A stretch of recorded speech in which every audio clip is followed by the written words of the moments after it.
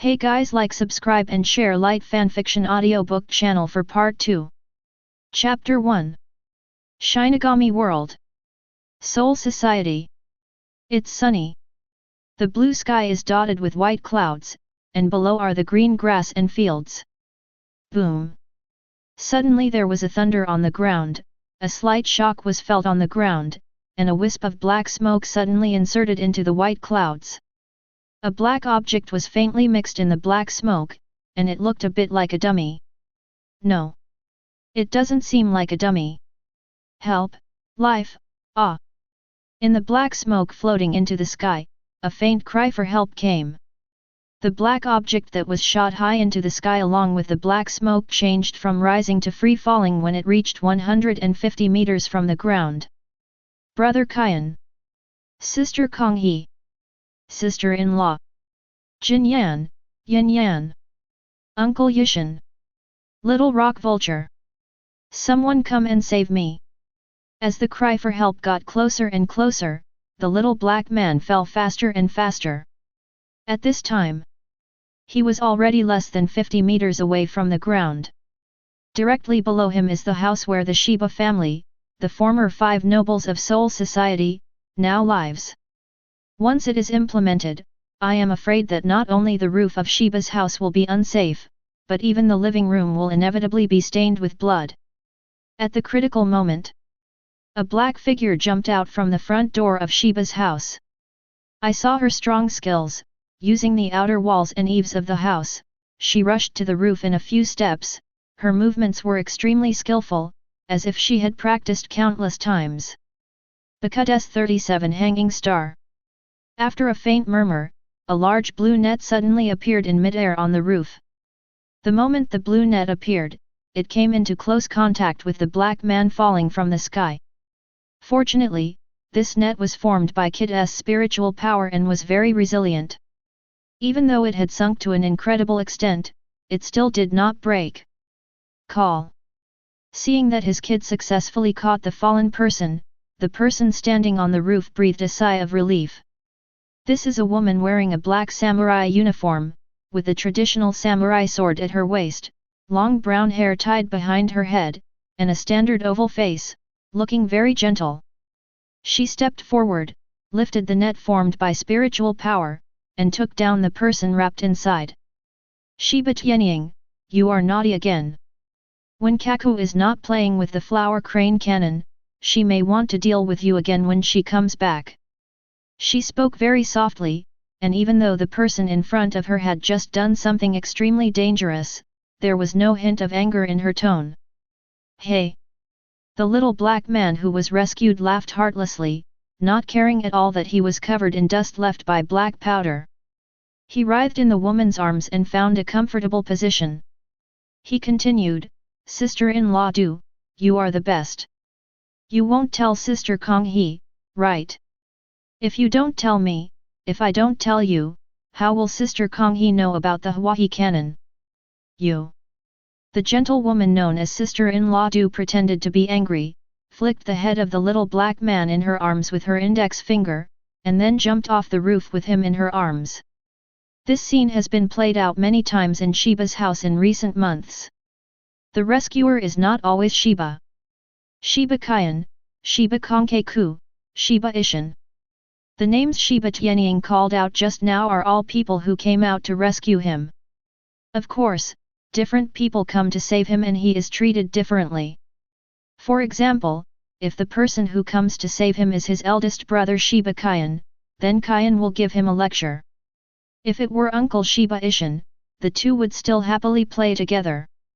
What Shiba Tianying is most afraid of is his eldest sister Shiba Kaku, because Kaku will beat him to death. After Shivata rescued Shiba Tianying, he took him back to the house. This room doesn't look big from the outside, covering an area of less than 80 square meters. No one would have thought that in such a small shabby house, the Shiba family, one of the 5 great nobles in Soul Society, lived. No. Strictly speaking, there are only 4 nobles left in Soul Society now. The Shiba family has been excluded from the noble system by the other 4 families. The little black man Tianying led Shiba to the door and pushed open the door. The first thing he saw was not the entrance hall, but a staircase made of long blue-grey bricks that led directly to the underground. The two of them didn't think the structure of the house was strange, so they just ran down holding hands. When going down the stairs, Shiba closed the door to block out the sunlight and prying eyes from the outside world. After all, no matter how declining aristocrat he is, he still has a noble background. And some people don't want the Shiba family to rise again through this. Passing through the nearly 20 meters of blue stone stairs, there is a corridor below. The living area of the Shiba family is the rooms on both sides. In other words, the real Shiba's house is not the house above, but the space underground. The person who has such fantastic ideas and makes the Shiba family so unique is not Kaien, the current head of the Shiba family, but his sister, Skyhawk's eldest sister, Shiba Kongzuru. Shiba led Tianying to the last room in the corridor, and gently pushed the wooden door open from both sides. Tianying dodged and rushed into the room ahead of Shiba, looking at a cradle in the corner of the room with bright eyes. "Little Juju, brother is here to see you, please let me hug you." While speaking, he had already spread his legs and was ready to rush to the cradle. "Just wait for me." Shiba covered his forehead with his left hand and sighed, then stretched out his right hand to grab Tianying's back collar and gently lifted him up.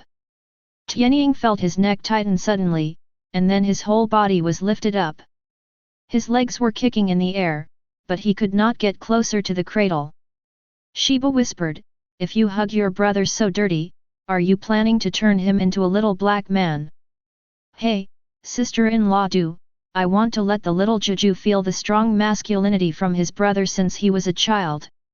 Then Kong-hee came back and smelled the scent of Rock Eagle, and immediately guessed that you were playing with her flower crane cannon again.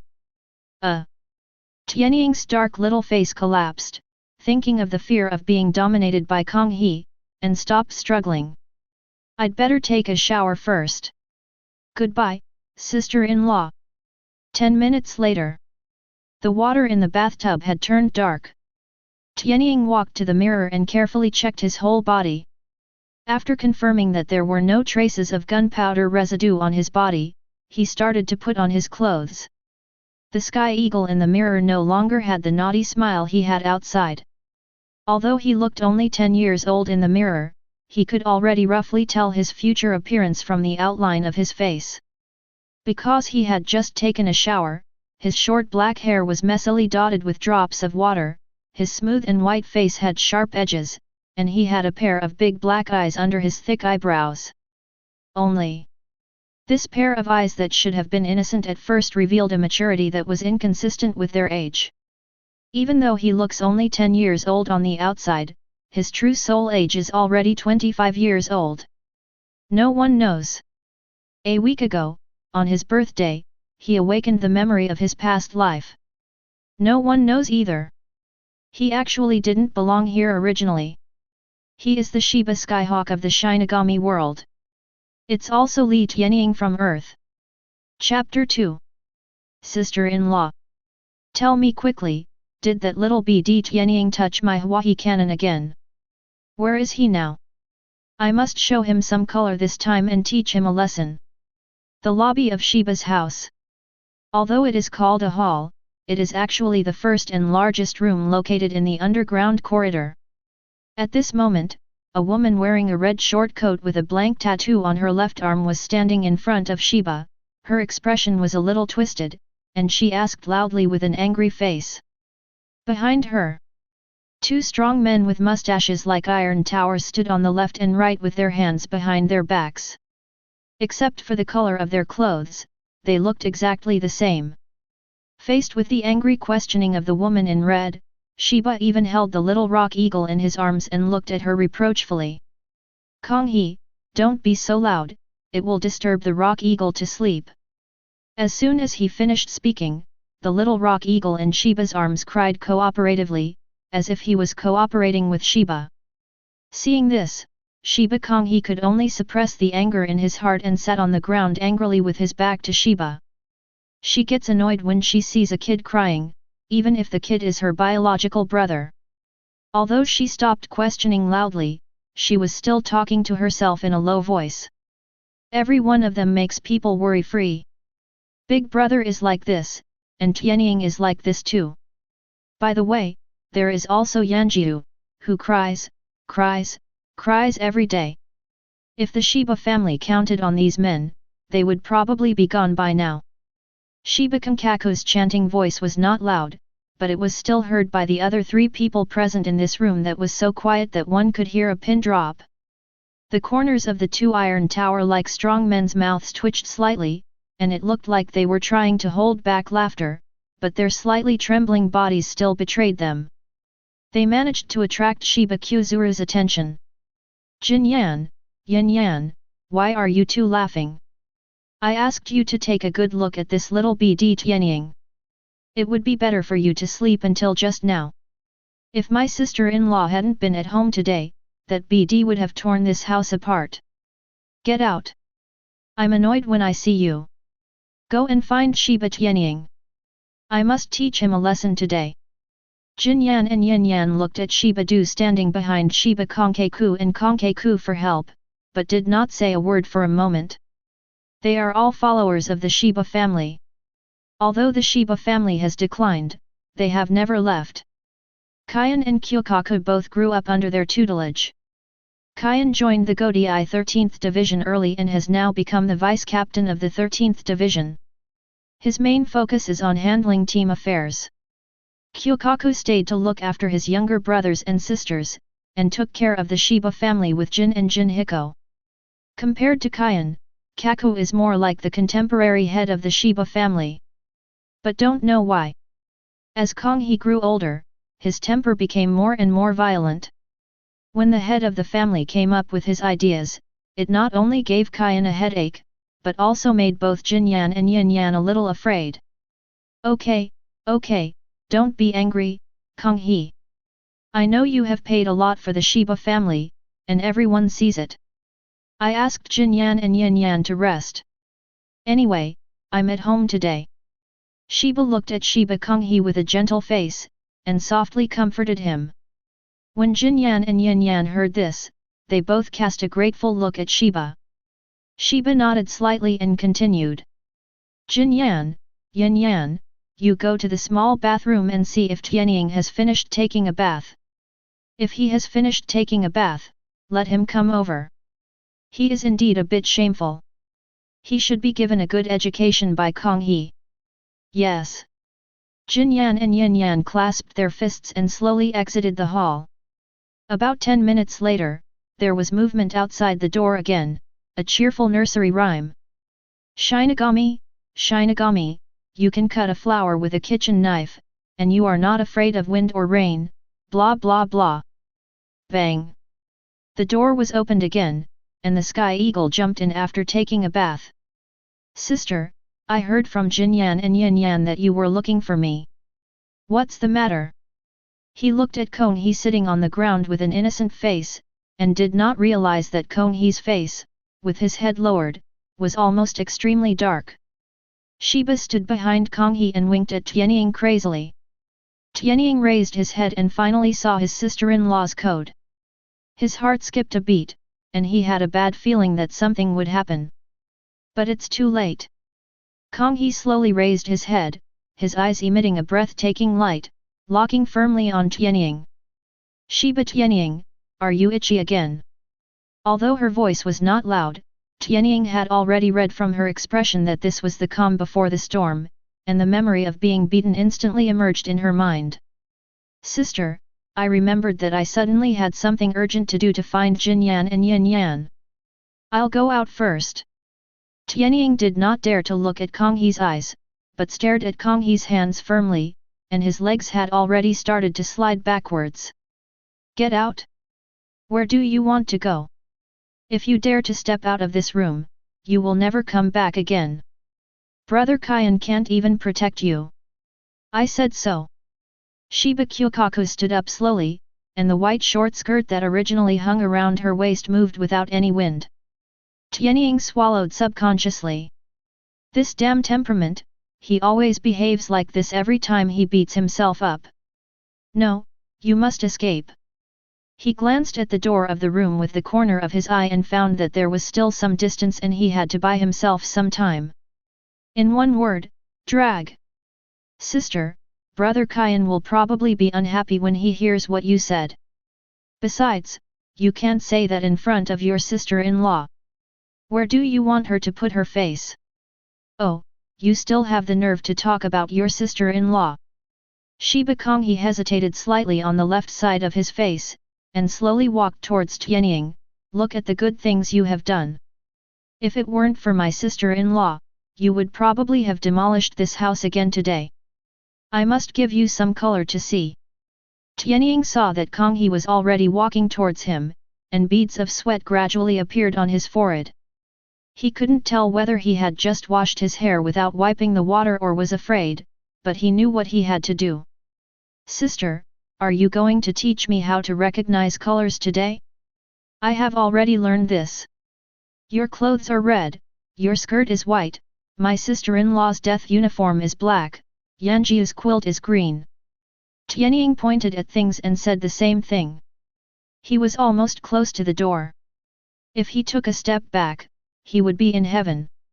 Turn around, sprint, and move in one go. Hey, sister, good thanks you. Kin Yan, Yin Yan. Kongzuru shouted with a sneer. Arrive. Two honest voices came from outside the door. Then, the door closed. Bang. Skyhawk successfully hit the door, dizzy. What greeted him next was a storm of women's singles. Ouch! Sister, don't slap me in the face. I'm so old, I can't be spanked. It's even worse there. If you break it, you won't be able to find your wife. Ah, sister-in-law, save me. Shut up. Chapter 3. A fat beating. Shiba helped Tianying back to the room. Hey, this kid Kongzuru is too ignorant to be so harsh. Seeing the skyhawk that had been beaten into a pig's head, Shiba's eyes were full of heartache. While Sky Eagle was being beaten, she left the hall and carried Rock Eagle back to her room. Unexpectedly, as soon as he came back, Tianying would be beaten by Kongzuru into a human shape, and his whole body would be bloated. Feeling distressed, Shiba helped Tianying take off his clothes, and Shiba took out the ointment for treating trauma from the medicine box beside him. She slowly placed Tianying on the bed and carefully applied the medicine to every wound. Hiss, it hurts. Shiba couldn't bear to hear Skyhawk's call, but she didn't stop her movements and continued to apply medicine to Skyhawk. After painting the front side, she turned Skyhawk over and let Skyhawk lie on the bed. Hey, Sky Eagle, when did you get such a weird tattoo on your back? Just as he was about to apply the medicine, Shiba noticed that there was an extra tattoo on Tianying's back. He asked curiously, who did the tattoo for you? Kyokaku? She is so lazy that she didn't even finish the tattoo for you. Skyhawk didn't respond. Still lying down. A long while. Snoring gradually sounded in the room. Hey, you little thing. Realizing that Tianying had fallen asleep, Shiba smiled bitterly. She did not wake up Tianying, but gently applied the medicine to Tianying while looking at Tianying's tattoo. Is this a scale? This tattoo looks like a steelyard. There is a circle in the tray on the left side of the scale with 3 hands of different lengths, like a clock. However, there are no numbers representing time in this clock, so we are not entirely sure what kind of object it is. The tray to the right of the scale was empty. This makes this scale look like it has not been tattooed, which is a bit weird. After looking at it for a while, Shiba no longer cared about the strange tattoo, but carefully applied the medicine to Tianying. 10 minutes later, after the medicine was applied, the snoring of the skyhawk had become evener, and it looked like he was sleeping soundly. Shiba chuckled and shook his head, gently helped Tianying pull up his clothes, and then found him a blanket to cover him. After doing all this, she sat next to Tianying and looked at Tianying with gentle eyes. But at this moment, there was a trace of fatigue between her brows. Little Skyhawk, don't blame Khe. Kaien and I both have Shinigami responsibilities. Khe is in charge of this household and outside. It's not easy for her either. I really hope you can become sensible soon. If one day Kaien and I are no longer here, what will you do to Kyokaku? The Shiba family will still have to rely on you men to support it. She stroked Sky Eagle's little head very gently and murmured to herself. When no one is paying attention, she will occasionally reveal the weak heart hidden under the strong appearance. Although she is already the third seat of the 13th division, she is only a woman after all. No one except Kaien and Konghe knows how much she has paid for this. She understood Konghe, just as Konghe felt sorry for her. After Shiba helped Tianying tidy up his hair, he walked to Yanjiu's crib and helped Yanjiu wrap the quilt tightly. After doing this, she quietly left the two brothers' room. It's getting dark. Tonight it was her turn to lead the team to prepare for duty, and she had to return to Jinglingting as soon as possible. Before going out, she told the two brothers Jin Yan and Yin Yan a few words, and then quickly left Shiba's house and rushed to Jinglingting. Shiba didn't even notice that the moment she walked out of the room and closed the door, the sleeping Aquila suddenly opened her eyes. The naughty look in Shiba Konghe's eyes when she was smacking her lips has disappeared, and maturity and wisdom have reappeared in these eyes. Sister-in-law, I know that big brother, you, Sister Konghe, and Uncle Ishin are all working hard, but the current situation is the best situation for the Shiba family. Tianying sat up on the tatami, crossed his legs and stared at the door and murmured. Although Uncle Ishin has become the captain, compared to other caring people, this weight is still not enough. The Shiba family has been in decline for too long. Even if Uncle Ishin cares about us, he cannot devote too much energy to us. It seems ruthless, but it is also a kind of protection. In order to revive the family, eldest brother Kaien put aside his originally proud talents and focused a lot of energy on handling team affairs of the 13th division. Although he was only the deputy captain, he had already accepted the job of Jushiro, the captain of the 13th division. There is nothing wrong with doing this, but it is a bit neglectful. Don't forget that in this world, strength is the foundation. The reason Captain Yamamoto has been able to suppress Soul Society for nearly 2,000 years is not relying on external objects, but his own strength. Sister-in-law, I understand what you are saying, but currently the Shiba family can only maintain this kind of life. Brother Kaien has stepped onto the stage. The Shiba family cannot have another talent like that. Otherwise, some people will not be happy.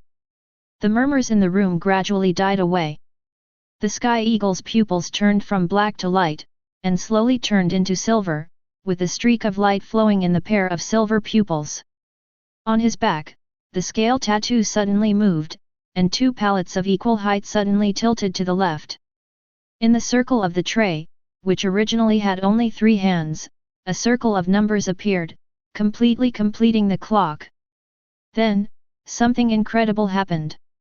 The red and swollen wounds on Tianying's body gradually disappeared. After a while, Tianying returned to the way he was before he entered the hall and was beaten. The injury completely improved. He stood up and moved his limbs, twisting his neck while walking towards the rock vulture's rocking bed, and pushed the rocking bed where the rock vulture was placed to the corner. Immediately afterwards, he began to exercise. 1, 2, 3, 500. Finished 500 push ups. He went on to do 500 squats, frog jumps, and other equipment-free exercises. Take a break. He started punching on the spot again. 1, 2. The young fist made a harsh sound in the room. Although it was just a simple straight punch, swing punch and uppercut, Tianying used all his strength in every blow. The same is done with 500 punches each, and then rest for a while. Then the legs. Upward whip kick, down whip kick, front kick, side kick. 499, 500. Call. Workout complete. Tianying sat cross-legged on the ground again, the silver light in his pupils gradually faded and returned to black again, and the scale on his back also changed to its original appearance. The bell pattern, the tattoo on his back, is the special ability he discovered after traveling through time. First, it can control the flow rate of time near the body, speeding up or slowing down the flow rate of time. The range of action is about a radius of 0.5 meters, and the maximum control flow rate is doubled.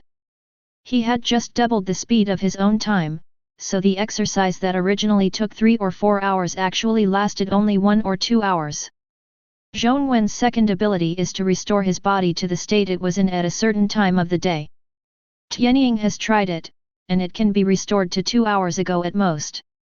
This ability can only be used once a day, and it is not known whether it can be used on other people. He used this ability to return his body to the state it was in an hour ago and clear away the injuries on his body. No one has entered the room after exercising for such a long time.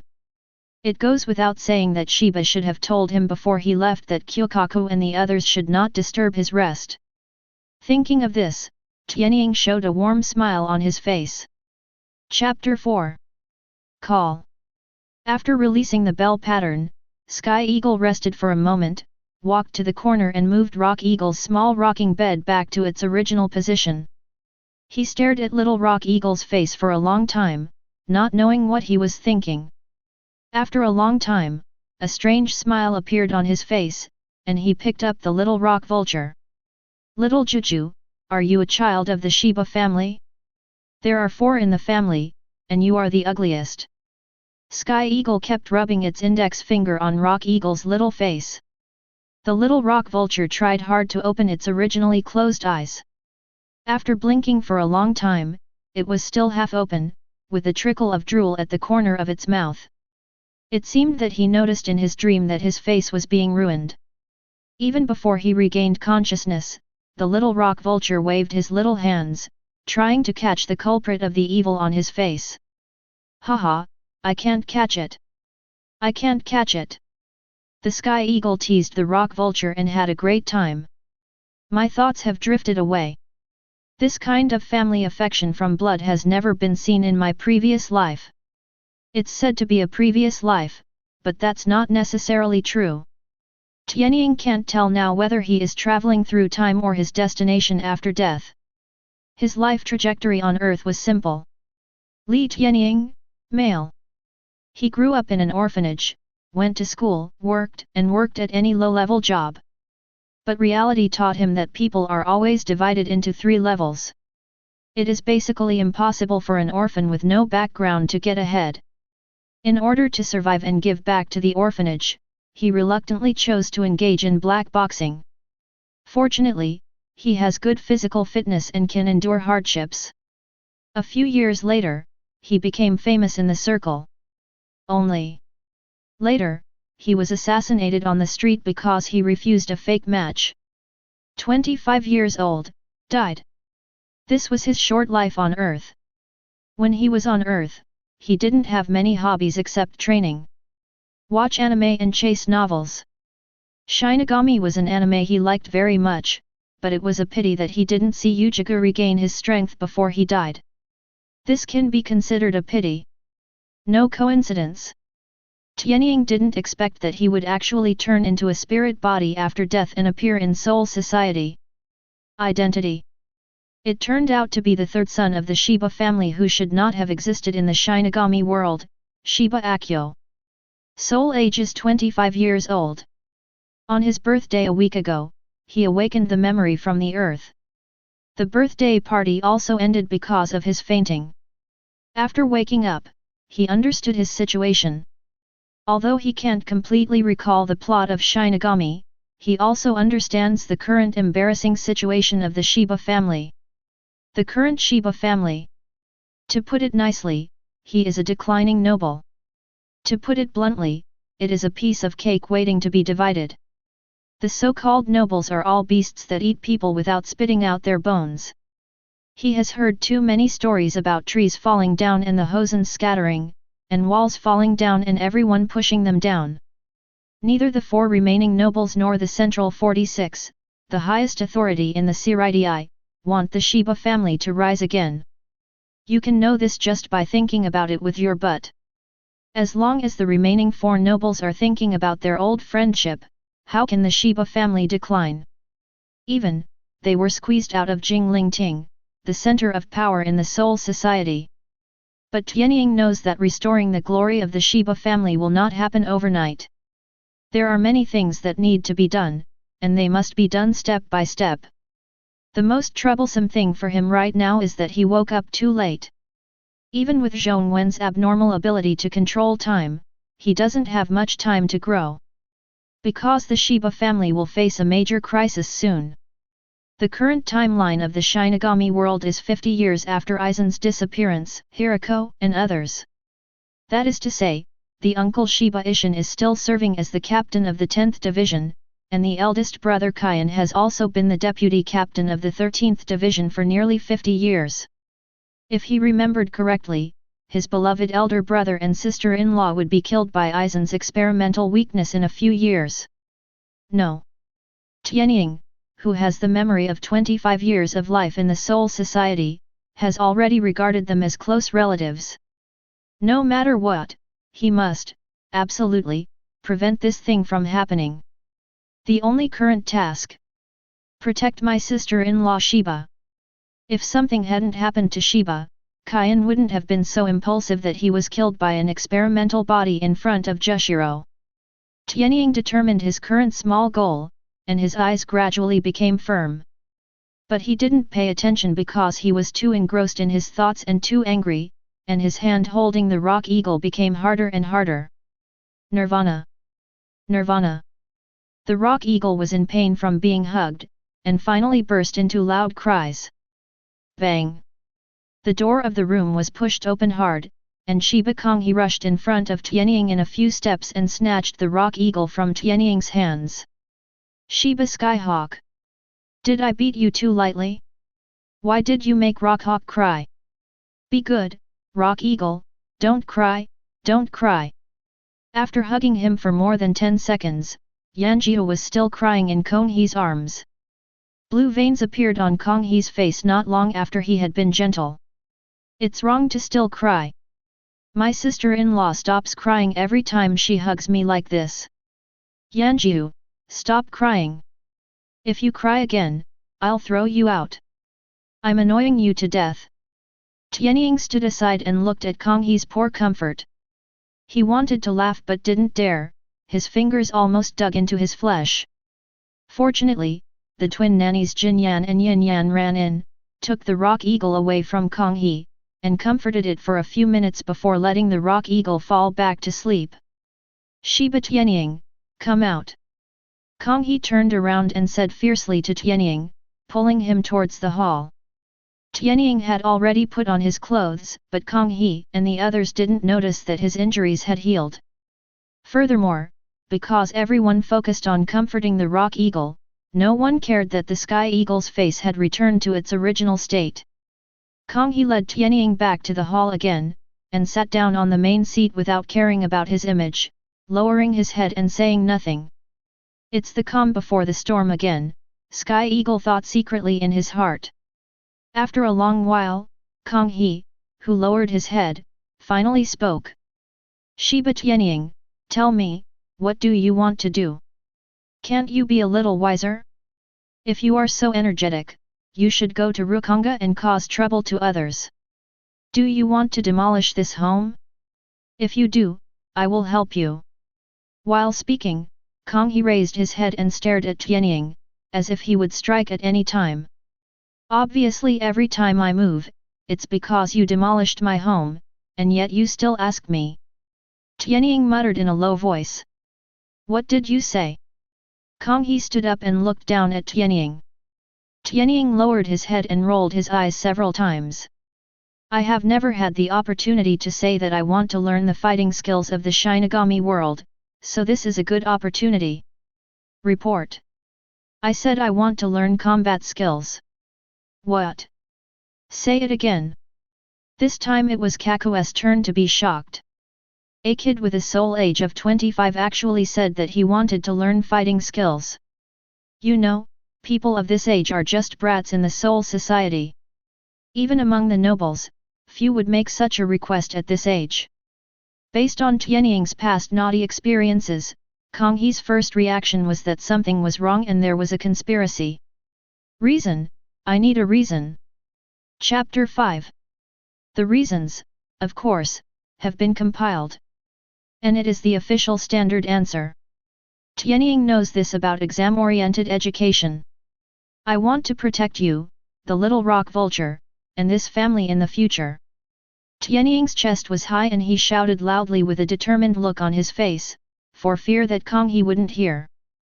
Kaku stretched out his right little finger and twisted his ear. Turn down. She slowly crossed her hands on her chest, rejecting Skyhawk's offer to learn combat skills. Why? Tianying was confused. He never expected that his perfect reasons would not convince Kong He. Kong He shook his head, his expression a little strange.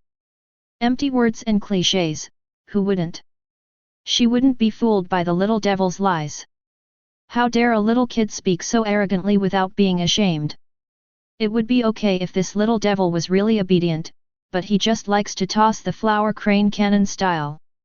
If he learned kid or something, then it would be okay? As the main force of the Shiba family's demolition, he alone is enough, and there is no need for a reserve team. But Kong He thought for a while and decided to give Tianying another chance to convince himself. This reason doesn't work. You are too naughty. I don't want to move anytime. Hey! Tianying's eyes widened and the corners of his mouth twitched slightly. Good guy. As expected of Kaku, he could say such things. If Tianying's memory is correct, the Shiba family has moved 16 times in the past 25 years. The first time, because Kong He was testing fireworks, he used too much gunpowder. The second time, it was because Kong He was testing fireworks and used too much gunpowder. 16 times, it was the same every time, the only difference was the type of fireworks. Tianying's chest rose and fell violently and he had to hold it back. For the sake of the rise of the Shiba family, we must endure it. There was a moment of silence. Tianying's mind was spinning rapidly, and he finally had a new reason. Sister, I heard that there is a branch in Kid called Kaid. I want to learn it so that I can heal myself after being beaten by you. After saying that, Tianying put on a pitiful and helpless expression. He knew that Kong He would take the easy way or not the hard way. And this reason is very good and fatal. Hit the nail on the head. Sure enough, when Kong He heard this, his face turned green and red. Qing was exposed because of violence. Red, because I really hit hard every time. She could only make a fist with her right hand and pretend to cough a few times to resolve her embarrassment. Ahem. Kong He pretended to think, took a few steps back and forth, and then stared at Tianying for a long time. Well, Kaid is a special kid. Not everyone has such a talent. I can't guarantee that you will be able to learn it. But I want to try. Tianying said firmly. He also knows that Kaid is not easy to learn, but only after learning can he find a way to explain his bell pattern's abilities. If the bell pattern can really be used on other people, then this reason must be used to explain it. Say it again. It would be nice to really learn Kaid. After all, Bellman's time retrieval has a limit on the number of times per day, and Kaid can always use it as long as he has spiritual power. Kong He saw the persistence in Tianying's eyes, and she did feel a little guilty. In the end, she agreed to Tianying's request. Okay, I'll ask for you. Tianying climbed up the pole and once again proposed to learn Shunpo. The reason was to save his life when encountering danger. Kong He thought for a while and agreed. Anyway, Shunpo didn't have any substantial attack power, so it would be good for Tianying to learn it. If you really encounter danger, you might be able to use it. Okay, that's it.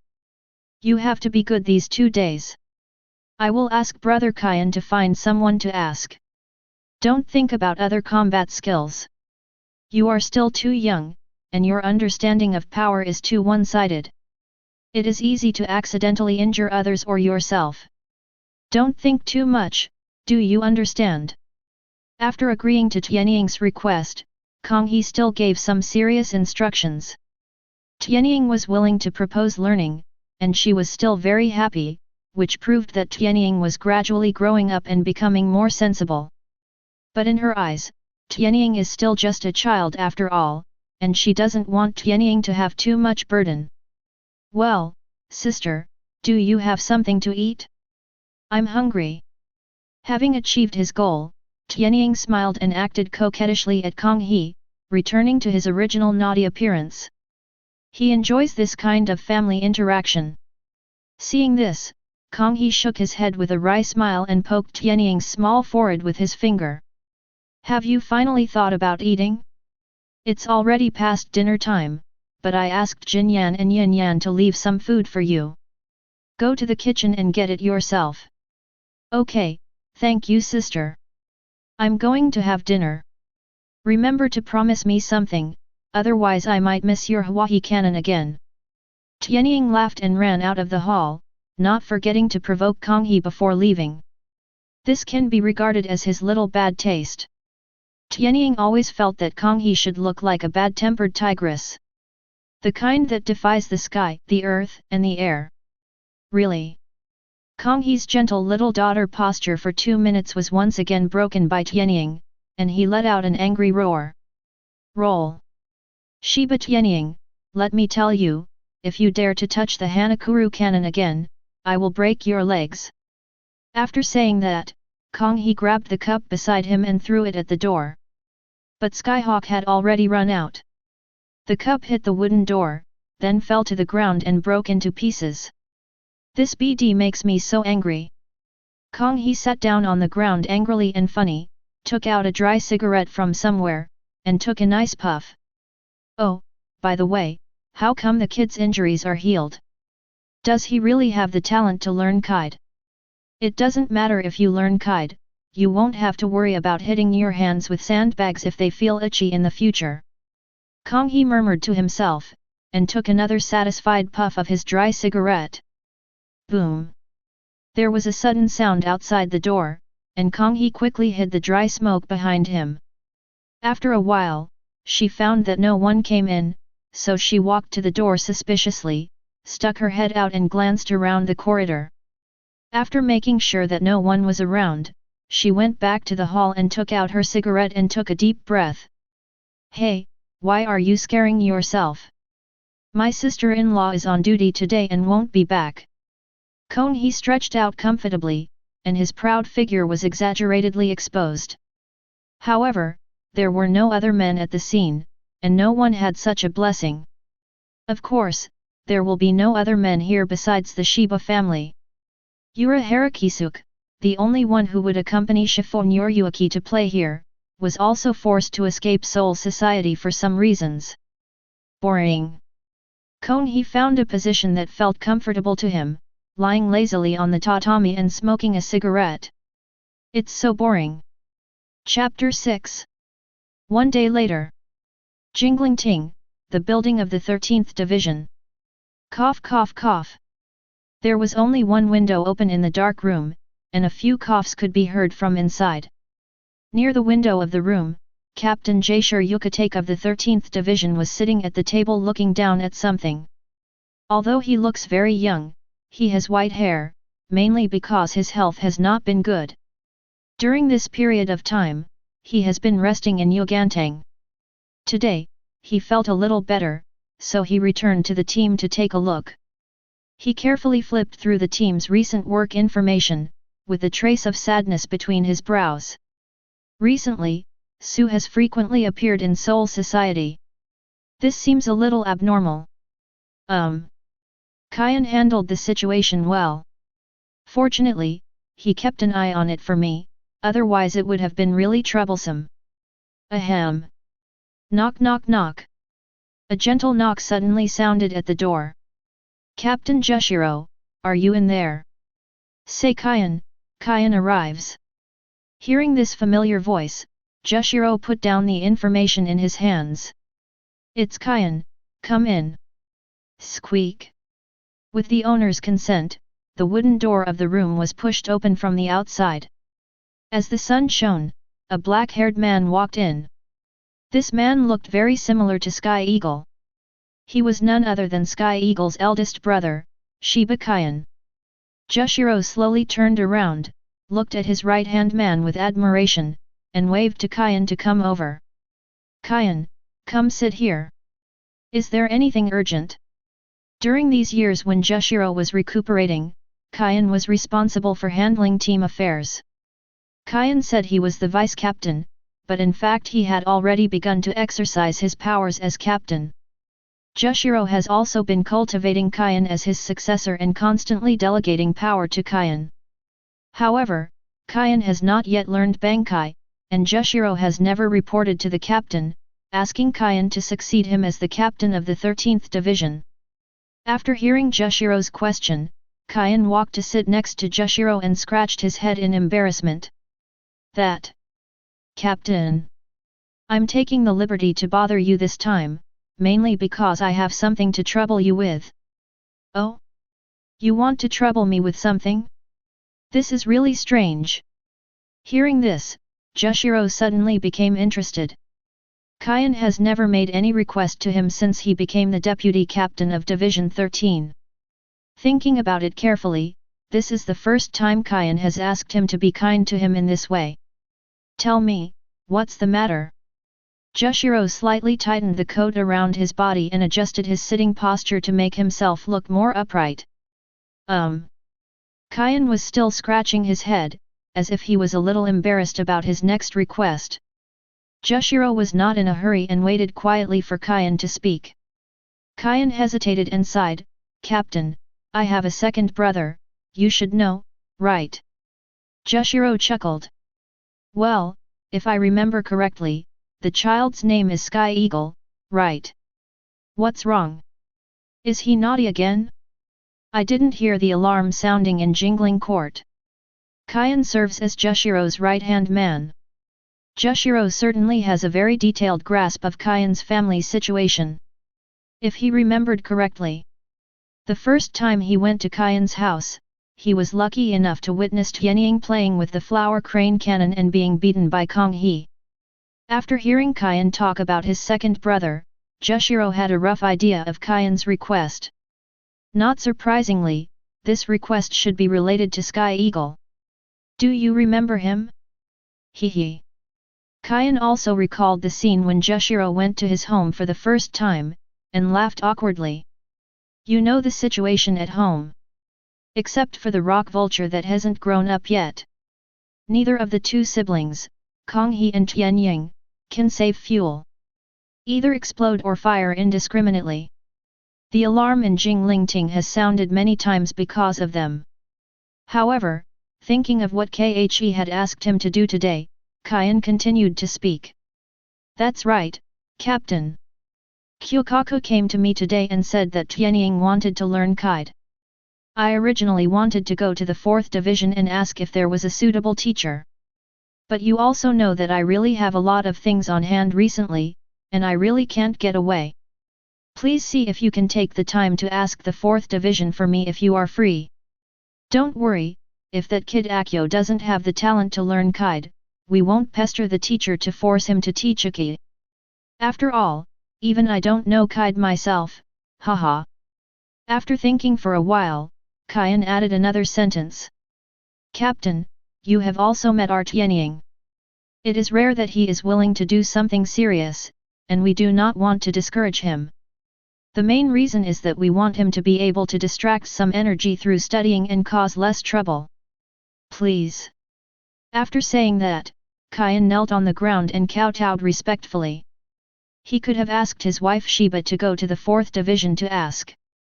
However, Shiba was assigned to perform a mission by him last night and has not come back yet.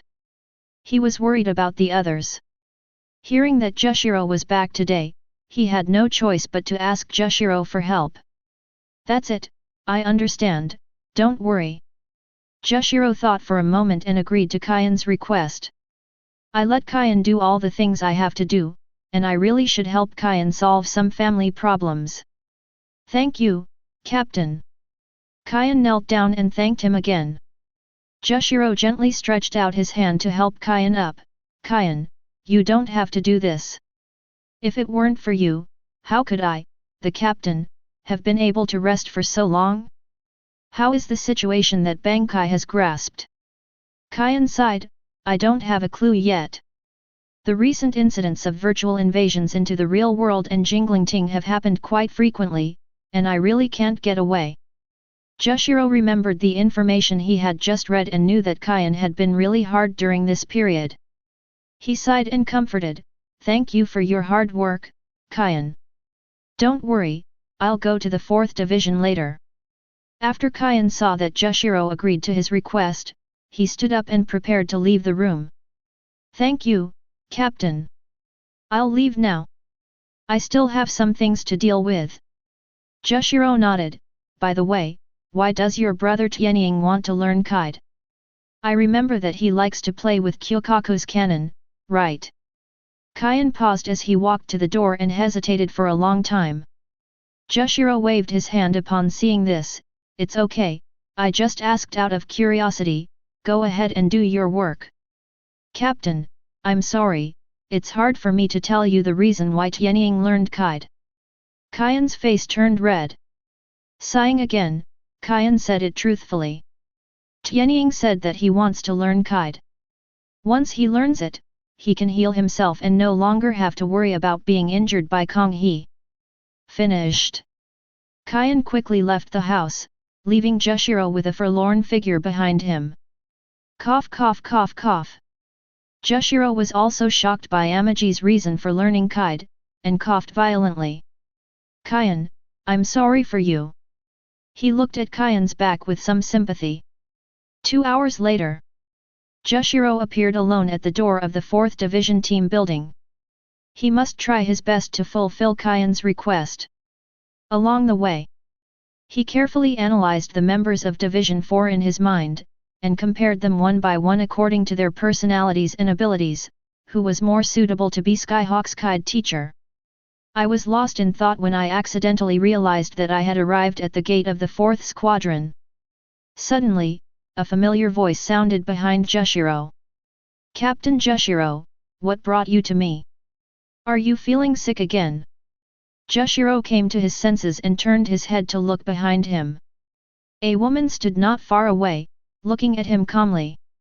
The voice just came from the woman's mouth. This woman was dressed in a snow-white Captain Haori, with a strange-looking zanpakut hanging on her waist. She had a friendly smile on her face, and her long black hair was tied into a braided petal and stood vertically in front of her. She was very warm. Wan. Ahem. Jushiro coughed lightly. I've met Captain Anohana. There was a hint of respect in his eyes as he looked at Anohana Retsu. Anohana Retsu nodded in response, then walked to Jushiro and stopped. Let's go. Now that you're here, let's go in and sit down.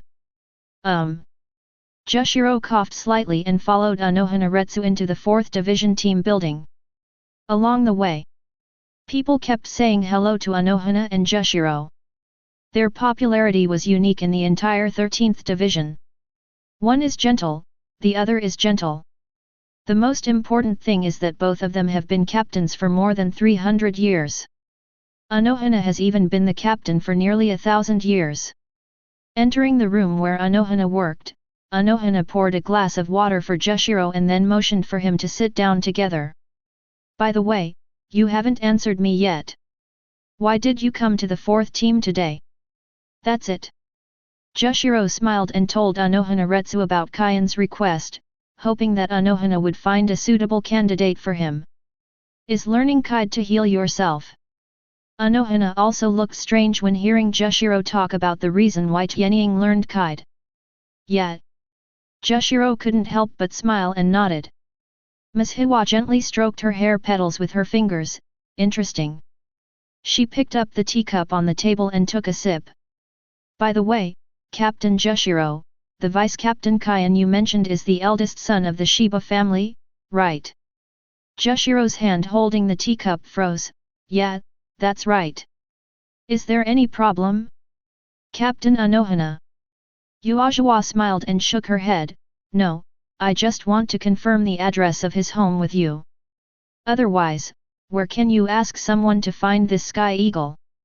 I will pay attention to what you said. Someone will go to Shiba's house before tomorrow, don't worry. By the way, your body is not suitable for exercising outside. If you have nothing to do, you should go back to Yugen Hall to rest." Agreeing to Jushiro's request, Anohana asked Jushiro to leave the 4th division, and told Jushiro that it was best to rest recently. After Jushiro left, Ms. Hiwa sat alone in the house, looking at the sky outside the window and thinking. After a long while, she whispered slowly, "Jushiro, are you ready to help the Shiba family? Or are you just doing this out of friendship between superiors and subordinates? The muddy waters of the Shiba family are not so easy to get into, not to mention you are the only disciple. When sensitivity and sensitiveness come together, some people may jump over the edge." Ms. Hiwa sighed. "Forget it, after all these years, I will just do that person a favor again." She seemed to have thought of something interesting, and there was a trace of curiosity in her eyes. "It just so happens that I also want to see if the kid with impure motives can learn to heal himself." Chapter 7. Next 2 days, Shiba Tianying stayed at home and tried to behave like a good baby. Apart from occasionally taking the gold and silver brothers around Rukanga, they never touched Konghe's cannon. Certainly, Shiba Tianying has not fallen behind in his daily training, but has even increased his training volume. Every day, he pushes himself to his physical limit. He knows that before he can learn Shinigami's fighting skills, he must improve his quality in all aspects. What's more, his profession on Earth is to do black boxing. His boxing and kicking skills are not weak. Amaji never thought that the fighting skills he learned through black boxing would be weaker than Shinigami's white hits. It's nothing more than differences in physical fitness, resulting in different powers. If he had Shinigami's quality in his previous life, he would have dominated the world boxing world long ago. The 4 basic skills of Shinigami are cutting, punching, ghosting and walking. He really wanted to learn only 3 things: killing, ghosting, and walking. On the 3rd day, Shiba's family finally received an uninvited guest. Outside the door, Shiba brought over the teacher Kaien hired for Tianying. This was a Shinigami she had never thought of, nor dared to think of. Kaien, Union, these are the 3 seats of the 4th team, the Anohana team. Sister, she is the teacher Kaien asked Captain Jushiro to find for Aquila. Sister Hawa, these are Jinyan and Yin-Yan. Shiba first introduced Anohana to Kanehiko and Jinhiko respectfully, and then introduced Anohana Retsu to the twin brothers. Before Anohana came, she specifically asked Shiba not to tell anyone her identity as captain, and asked Shiba to change her name. For this reason, she didn't even wear the captain yuji. Jinyan and Yin-Yan knew before that there would be a teacher to teach Tianying Kaide, but now they saw the teacher in person and hurriedly clasped their fists to say hello. Ms. Hiwa smiled and nodded, thus responding to the 2 of them. "Come in and sit down first, Sister Hawa." Shiba hurriedly stepped forward and pushed open the door of Shiba's house, inviting Anohana to enter. Jinyan and Yin-Yan followed behind them. It was the first time for Anohana to come to Shiba's house. The first thing she saw after entering the house was the long blue stone staircase, and she immediately felt very interesting. 3 Shiba seats, is this your home? The structure is really weird, haha. This was the first time she saw a house where she walked downstairs first. Immediately, she saw the lights dotted on the top of the corridor, and after thinking for a while, she seemed to have thought of something. This is Yinko. No wonder this corridor can be so bright underground. The people who designed this place have really unique ideas. Anohana is indeed a veteran Shinigami, and she recognized at a glance that the light source at the top of the corridor is the unique plant of Soul Society, Chrysanthemum. Shiba smiled and said, "Sister Hawa, everything in the house was designed and built by my sister Konghe, which makes you laugh." Ms. Hiwa nodded slightly. Shiba waved and called Jin Yan and Yin Yan to his side. Kaien Yan, Jin Yan, please hurry up and call Tianying to the hall. Tell him that the Kaide teacher invited by your elder brother is here and ask him to hurry up. Yes. The twin brothers clasped their fists at Anohana and Shiba, and then ran in first. Shiba looked back at Anohana Retsu apologetically. I really didn't expect that Kaien would go to the trouble of Captain Jushiro to invite you here. Please forgive me if there is any lack of hospitality later. Anohana waved her hand gently. It's okay, I happened to be free recently, and I heard Jushiro tell you the reason why your family is learning Kaide. I thought it was interesting, so I came over to take a look. Ah! Shiba's face turned red, and he suddenly felt a little embarrassed when he thought of Tianying's reason for learning Kaide. I'm really sorry, I'll bother you later. While chatting, the two quickly walked to the hall. Shiba turned slightly sideways and invited Anohana into the hall. Kyokaku happened to be away, so Shiba asked Anohana to sit down, and then hurriedly went to make a cup of tea. Please wait a moment, the Sky Eagle will be here soon. No problem. Ms. Hiwa took a sip of tea, sat quietly on her seat, and looked around curiously. Dong dong dong dong. A long while. Suddenly there was a rush of running sounds outside the door. Sister-in-law, sister-in-law, Jin Yan said that the teacher my eldest brother hired for me is here. Where is he? Is he a boy or a girl? Are you old? The cry of the eagle came from far away. Soon. A little head poked its way in from the door. He is very bored recently and can only train by himself every day. In terms of combat level, Jin Yan and Yin Yan were still a little behind in his opinion. When he heard that the teacher he dreamed of was coming, he hurried over to report before he could ask Jin and Yan who it was. Hey! Tianying swept his eyes around the hall. Shiba was standing right between Tianying and Anohana. Tianying did not notice the invited teacher at the first time. Sister-in-law, where is the teacher? Shiba frowned slightly and glanced at Tianying angrily. Tianying, there are guests here, you can't be so rude. Tianying stuck out his tongue and said, I'm sorry, sister-in-law, I'm also excited. Shiba smiled bitterly and shook his head. He turned sideways and lowered his head to apologize to Yuajiwa. I'm really sorry, Sister Hawa. Tianying is still young. Please don't take it to heart if there is anything wrong with what he said. Hoo, it's okay, he is very interesting. Anohana put down the teacup in her hand and covered her mouth to signal to Shiba that it didn't matter. At the moment when Shiba turned sideways, Tianying finally saw his teacher Kaide. In an instant, his pupils shrank into needle shapes. Sister Hawa. He murmured. In the quiet room, you could hear a pin drop. Although his shout was not loud, Anohana and Shiba could hear it very clearly. Akyo. You. Shiba was about to speak to educate Akyo, but was interrupted by Anohana. Little guy, do you know me? Usse showed a gentle smile and looked at Tianying curiously. Hearing this, Shiba also turned to look at Tianying. Tianying nodded, then shook his head hastily. At this time, his mind was blank.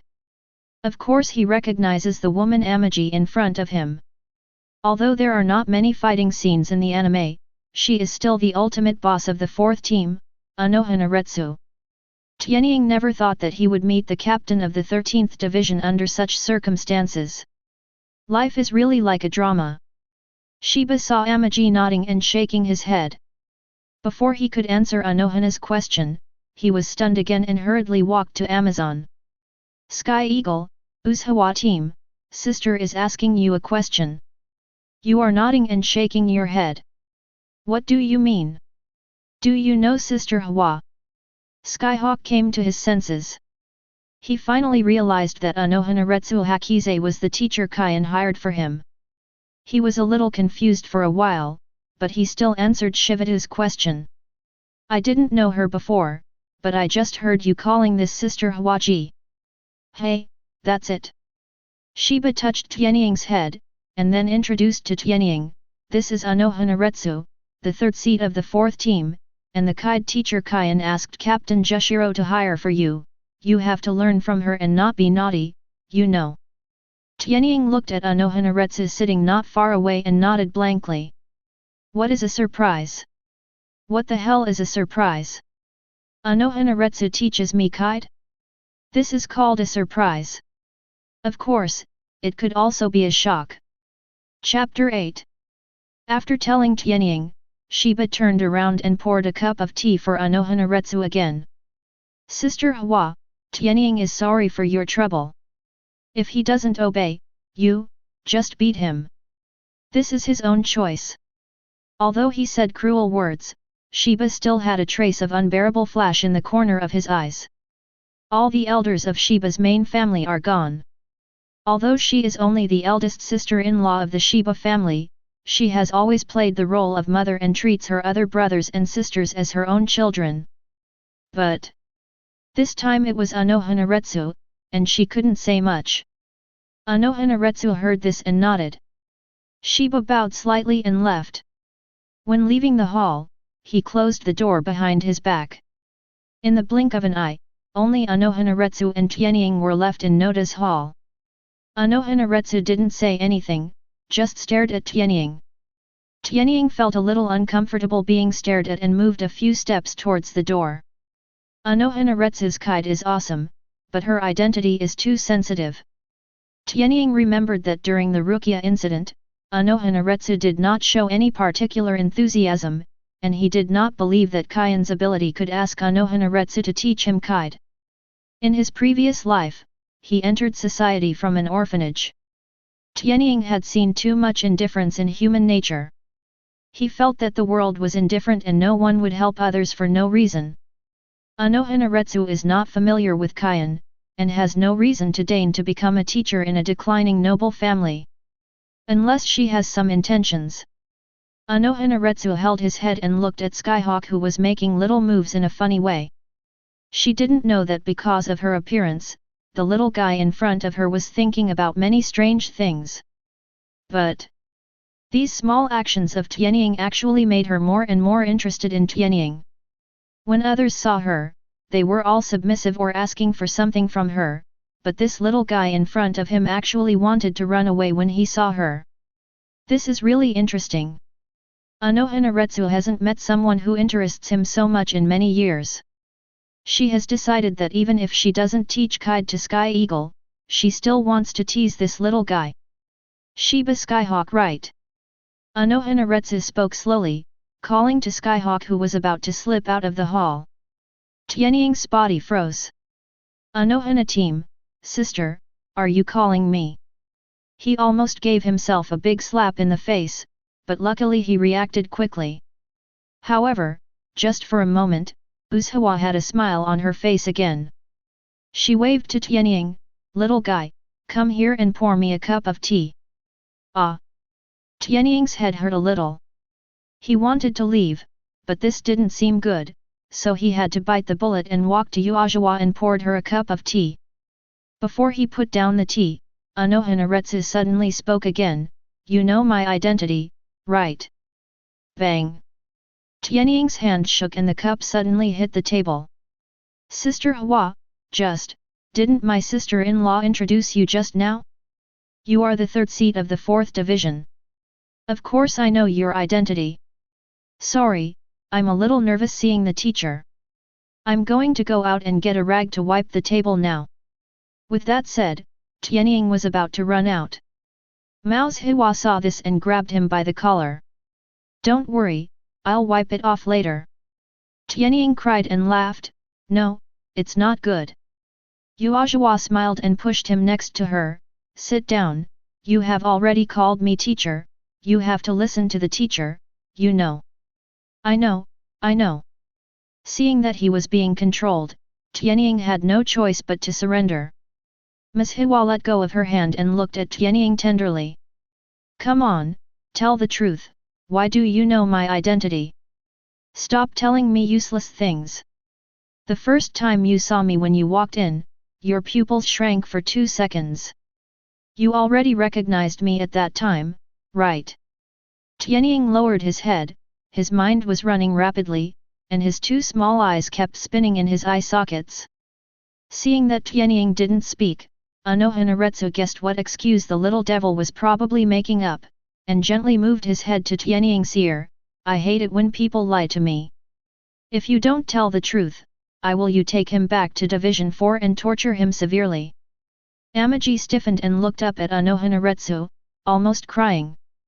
I'm not a bad person, why do you Shinigami arrest me? I want my brother to go to Central 46 to sue you. Anohanaretsu rubbed Aquila's head and ruffled his hair. She didn't know why she did this, but bullying this little devil seemed to make her feel good. Guess whether Central 46 will care about this matter? Don't forget, your brother is only the vice-captain, and I am the captain. But my Shiba family is one of the top 5 nobles, and Central 46 will not ignore it. Oh? I've only heard of the 4 nobles. When did there be 5 nobles? Anohanaretsu deliberately angered Tianying. We will return to the 5 nobles in the future. Tianying shouted loudly. So, you have been studying Jinglingting a long time ago, right? It seems that it is not just me, but you should also know about the other captains. Usse let go of Tianying, and a wise light flashed in his eyes. She continued, I heard from Shiba that your soul age is only 25. I didn't expect you to have such thoughts at such a young age. If I'm not wrong, all those ridiculous things you did before were probably just disguises, right? Tianying really wants to say, you have big fists and everything you say is right. But obviously saying this is of no use. He nodded silently. The excuse Anohanaretsu gave him was quite good. It also saved him from making up random things, so he might as well just go with Anohana. Little devil!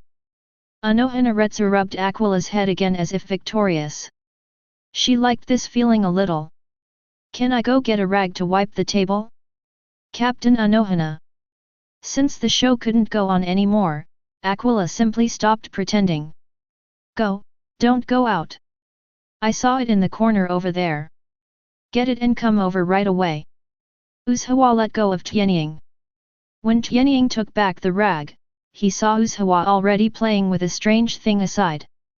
Looks a bit like barriers. After wiping the table, Aquila stood beside Anohanaretsu and looked at her curiously. After a while, Anohanaretsu was ready. This is a hexagon formed by 6 crystal stones, with some strange symbols carved in the middle. These symbols connect the crystal stones together. Uajua pointed to the middle of barriers, turned to Tianying and said, stand in. Hey! Skyhawk glanced around the hall, then pointed to his nose, me. Uajua rubbed Tianying's head again, nonsense, is there anyone else here besides you and me? Hurry in, don't you want to learn kite? Let me see your spiritual talent first. If your spiritual talent is not enough, let alone kite, you will not be able to be a Shinigami in the future, let alone bring the Shiba family back to the top 5 nobles. Hearing this, Tianying suddenly became nervous as he looked at the barriers painted by Anohana. Although he has bell marks, the current function of the bell marks can only be to treat or assist his cultivation.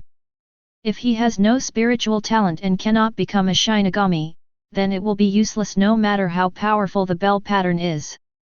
Just like Ms. Hiwa said, without spiritual talent, all his plans will be in vain. This is a world where ordinary people are like ants, and this is a world where strength is respected. Strength is fundamental. When you think about heaven, do you think about hell? Tianying took a deep breath, what should come will come sooner or later, what should be faced will eventually be faced. Without hesitation, Skyhawk stepped into barriers. Buzz! The light is dazzling. Chapter 9. As the Skyhawk walked into the barriers, the dazzling blue light instantly lit up the 6 crystals on the ground. Outside the barriers, the entire hall has turned into a blue ocean with walls, furniture, and floors all shrouded in dazzling blue light. 25 years of soul age, 6th level. Anohanaretsu looked at the crystals on the ground and muttered to himself, with a hint of shock in his eyes. But then, she shook her head again. No, maybe more than that. For ordinary tests, the crystals in barriers need to be activated by the tester's burst of spiritual pressure, and then the number of lit-up crystals determines the tester's spiritual talent. But she hasn't asked Sky Eagle to release her spiritual pressure yet, and she is also sure that Sky Eagle has not released her spiritual pressure at this moment. That is to say, Tianying's current state is just a state where spiritual pressure has not been activated. She was curious about what would happen once Skyhawk's spiritual pressure was released. But now there is no need to continue testing. The standards for the barriers she arranged were set based on the admission test to the Mao Spiritual Arts Academy, but Aquila's Ryutsu had clearly reached the standard to become a Shinigami. The Shiba family seems to be about to produce a great person. A smile appeared on Anohanaretsu's face. She didn't expect that because of this sudden idea, she actually met a genius who was rare in 100 years, no, 1,000 years. She already had a hunch that if Shiba Tianying could grow up smoothly, he might be able to bring the Shiba family back to the top 5 nobles. Thinking of this, Ms. Hiwa looked at Tianying with a different color in her eyes. She is a pure Shinigami, and she doesn't mind actually becoming Aquila's teacher as long as it is good for Soul Society. What's more, after seeing Amaji's talent, Anohanaretsu had an idea in his heart, the idea of defeating Yamamoto Motoyanagi. She has never beaten Captain Yamamoto, maybe she can win once with Skyhawk. As long as Tianying can be stronger than Kurako Shunsui and Jaishur Yukatake, doesn't it prove that she is better than the captain in teaching her disciples? Inside the barriers, Skyhawk looked around with a blank expression. Captain Anohana, how is my spiritual talent? Can I learn Kaid? He has never participated in a spiritual talent test, and he doesn't know what the current situation is. He thought he just walked in and activated the barriers. After all, he didn't do anything. He really just walked into the barriers. Tianying looked at Uajawa anxiously, waiting for Uajawa's next instructions. After hearing this, Ms. Hiwa came back to her senses and looked at Tianying, hiding the other emotions in her eyes. Okay, come out. Ah! I haven't done anything yet. Tianying's heart skipped a beat. After all, he thought it was over. He had not been recognized by Ms. Hiwa. Hiwa, sister, why don't you try again? Aquila grimaced and hesitated to get out of the barriers. He wanted Anohana to give him another chance. Pfft! Uajawa covered her mouth and laughed. Didn't you just want to avoid me? Why don't you stay here now? Tianying complained softly in a voice that only he could hear. Avoiding you and the spiritual talent test are two different things, okay? You should let me finish the test. Who is Ms. Hiwa?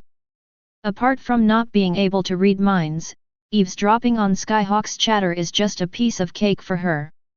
No, strictly speaking this is not eavesdropping, this is just above-board listening. Anohana waved to Tianying teasingly, come out, don't you want to learn Kaid? I have decided to be your teacher. Tianying realized that Ms. Hiwa meant that he was in trouble, and hurriedly ran out of the spiritual power test barriers. As Tianying stepped out of the barriers, the crystals that originally emitted blue light returned to normal again, and Anohana put away all the crystals with a wave of her hand. Captain Anohana, are you saying that my spiritual talent can be learned from Kid? Tianying ran to Uajawa and looked at Uajawa expectantly. Don't you just want to learn Kaid? Anohana reached out and ruffled Amaji's hair. Ah, yes, I was kidding. I wanted to ask if I could learn Kaid. Haha, what a cunning kid. Anohana chuckled, and then asked, it's not just Kaid that you want to learn, right? Do you want to learn Kendo, Kid, Shunpo, and White Hits? I do. But Sister Konghe doesn't seem to want me to come into contact with these things too early. Tianying told the truth. Anyway, in Anohanaretsu's eyes, he is already a cunning kid. Even if he says he doesn't want to, Anohanaretsu probably won't believe it. Ask me as your teacher, I can teach you all these things. Anohanaretsu said seriously. What? Tianying screamed. He didn't expect Anohanaretsu to come true. The traditional concept in the Shinigami world is very strong. The so-called king of heaven and earth, the master, and the master can be compared to the parents and elders. Moreover, asking Anohanaretsu to be a teacher and worshipping Anohanaretsu as a teacher are two different concepts. Becoming a disciple of Anohanaretsu means that he will become a direct disciple of Anohanaretsu. Then his relationship with Anohanaretsu is just like Kiriko Shunsui, Jaishur Yukatake, and the captain. Aquila lost her mischievousness in her eyes. Can you tell me why? Captain Anohana. As he said before, he didn't believe there was anything special about him that deserved Anohanaretsu to treat him this way. Shiba Ishin? Shiba Kaien? Shiba family? None of this is worthy of Anohanaretsu. Anohanaretsu walked back to his seat, then sat down, looking at Tianying, who rarely became serious, and smiled slightly. Because I think you are very interesting, have good talents, are very smart, and have a clean identity. Of course, the most important thing is that you are not afraid of me. Although you have been trying to avoid me since you entered the house, it is not because of fear, but because you are afraid of what I will think of your Shiba family, or you are worried that I will bring trouble to your Shiba family. Anohana looked like she had seen through Tianying, and then continued, you don't have to worry, there is nothing worthy of my attention in your Shiba family. If I insist on saying that there is, then you are one now. As for trouble, I don't believe anyone in this Serenity Court dares to trouble me, Anohanaretsu, not Captain Yamamoto, not the nobles, not Central 46. After saying that, Anohanaretsu looked proud and said, how about you, would you like to become my teacher? Amaji's expression gradually turned from doubtful to firm. Anohana was right. There was nothing worthy of her attention in the Shiba family. As for myself, before I can gain powerful power, I really need the guidance of a teacher. He didn't know what kind of confidence Ms. Hiwa had to say these domineering words, but it was undeniable that Ms. Hiwa's domineering power shocked him. Just like his spiritual talent shocked Ms. Hiwa. He slowly walked to the opposite side of Ms. Hiwa, knelt on the ground, and kowtowed 3 times solemnly. Student Tianying, I have met teacher Uajiwa. Tianying didn't know what kind of captain he had chosen as his teacher, nor did he know that Anohanaretsu's confidence in speaking came from his own strength. Anohanaretsu is the only Shinigami in the history of Soul Society who has served as captain for more than 1,000 years. The other one is none other than the captain of the Godei 13th Division, Yamamoto Genryusai Shigakuni. Chapter 10. Anohanaretsu nodded with satisfaction. Sky Eagle, you made a right choice, get up. Yes, teacher Uajiwa. Tianying stood up and bowed respectfully again. Apprenticing to Anohanaretsu reminded him of the old martial artist he once apprenticed to on Earth. The education of the old martial artist may not have greatly improved his fighting skills, but it made him understand what a warrior's spirit is and what a warrior's self-cultivation is. Not arrogant or impetuous. Be humble and cautious. We must always maintain respect for people and things. The most important thing is to always stick to your heart. This is what the old martial artist taught him. This is also the reason why the Skyhawks refuse to accept money to fight match fixing. Although he is reduced to a black boxer, he still has his own dignity. Just like the reason Anohanaretsu gave him to become a disciple, it also made him feel that he was respected. This moment is just like that moment. Ms. Hiwa looked with satisfaction at the disciple she had just accepted, and perhaps her only disciple in the future. She knew that the steady Sky Eagle at this moment was the real Sky Eagle after taking off the disguise. But she still prefers the naughty little guy. What kind of dark decoration should a child's home have? Knock knock knock. Anohanaretsu tapped her fingers on the table. Why, don't you need to serve tea to the teacher when you become a disciple? Oh, I forgot. Tianying covered her head and smiled sheepishly, then hurriedly ran to pour a cup of tea for Anohanaretsu. Teacher Uajiwa, please have tea. Anohana took the tea Amaji poured, took a sip, then thought about it, and suddenly asked, Amaji, what do you think is Shinigami? What is Shinigami? Skyhawk thought for a moment. If he were just a pure Shiba Akyo, he would answer without hesitation that Anohanaretsu Shinigami is the cornerstone for maintaining the stability of the three worlds of the real world, Hueco Mundo, and Soul Society, and is the guardian who protects the gratuitous spirits from being swallowed by the hollow. But he is not, he is Li Tianying, who has memories of part of the plot of the Shinigami world.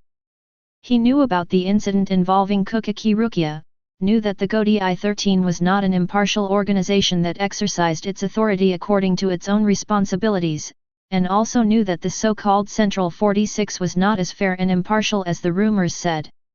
Shinigami, after all, is still subject to Central 46, a violent institution ruled by the aristocracy. Tianying sighed, and then slowly spoke. The so-called Shinigami are a group of guardians who came into being to maintain the operation of the three realms. They have extremely powerful strength, a strict system, and strict selection. They walk in the silent world all day long and fight against the virtual, protecting the safety of people and the whole world. They will also die, they will be afraid, and they will be confused. They are scavengers and excellent warriors.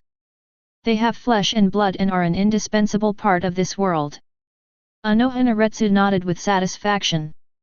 But Tianying hesitated for a moment, then continued, it is undeniable. The Shinigami are not pure guardians, and their actions are subject to too many restrictions. The nobles in room 46 are like a thorn stuck in the throat of the Godi I-13. They are always interfering with Shinigami's exercise of authority, and even use Shinigami's authority to achieve their own goals. To use an analogy, my Shiba family was once one of the so-called 5 nobles. I believe you, teacher Anohana, know why we have fallen into the situation we are in today. Hey, it's difficult to get to Shiba, but there's a reward to Shiba. We are so small that we haven't been exterminated. We really have to thank some people for showing mercy. Anohanaretsu slowly put down the teacup in her hand, and she realized that she still seemed to underestimate her disciple. Although he only has a soul age of 25, he can see things more clearly than his elder brother Kaien. As someone who has experienced thousands of years of changes in the Soul Society, she naturally understands why the Shiba family has fallen to this point. Just like Skyhawk said. The reason for the decline of the Shiba family. It was because some nobles united and used Central 46 to impose sanctions on the Shiba family, but the specific reason is unknown to Anohanaretsu. The so-called Central 46 is the highest judicial authority in Soul Society. It claims to be composed of 40 sages and 6 judges gathered from all over Soul Society, but it is actually just a gimmick. The real situation is that the Central 46 is a collective meeting composed of nobles and senators, and its greatest say is in the hands of the nobles.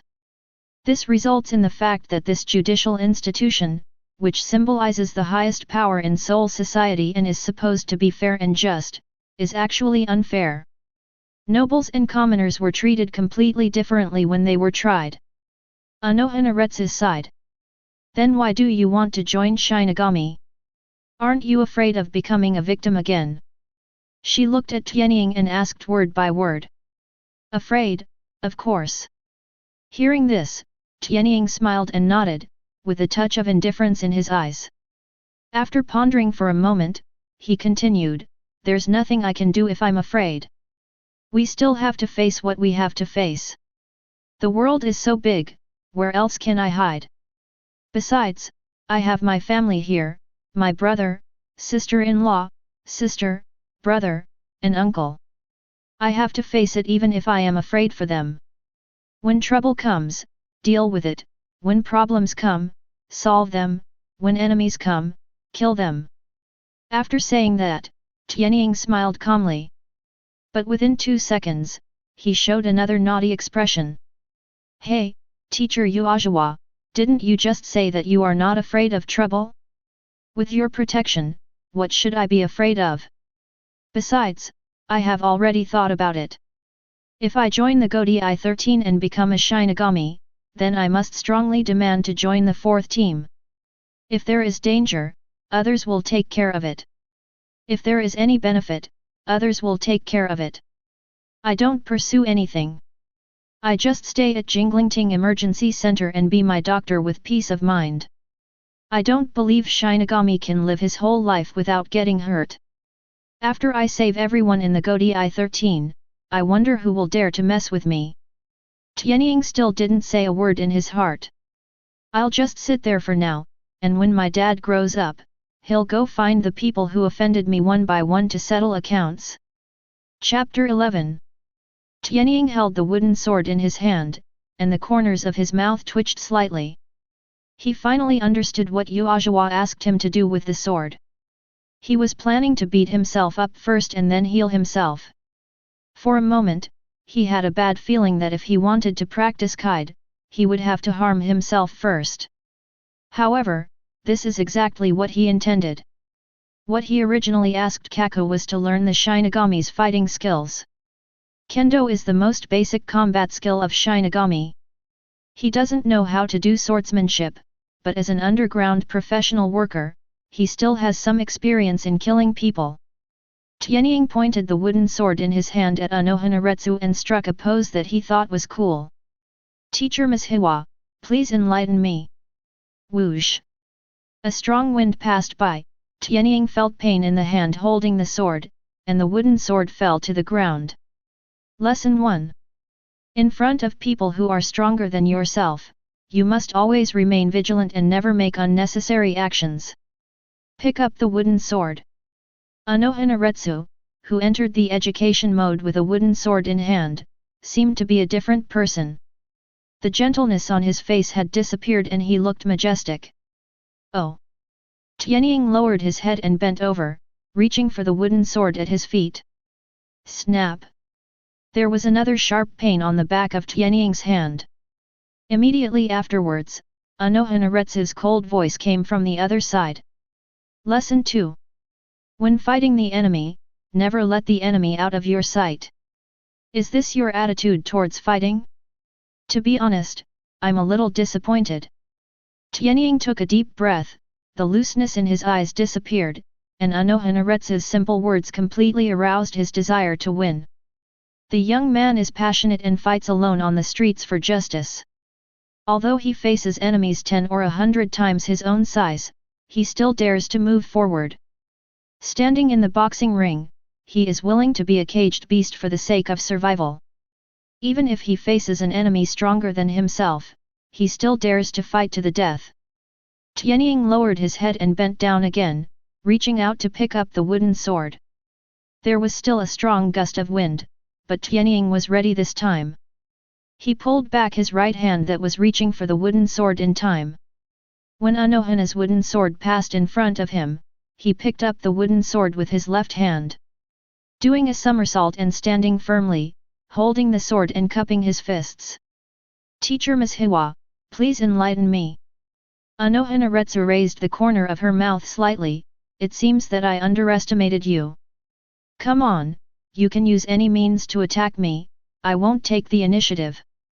Next, Tianying completely transformed into a street gangster with a wooden sword in his hand, performing random cuts with his cloak and sword skills in one go. Snap! Snap! The swordsmanship that once dominated the streets has completely stalled this time.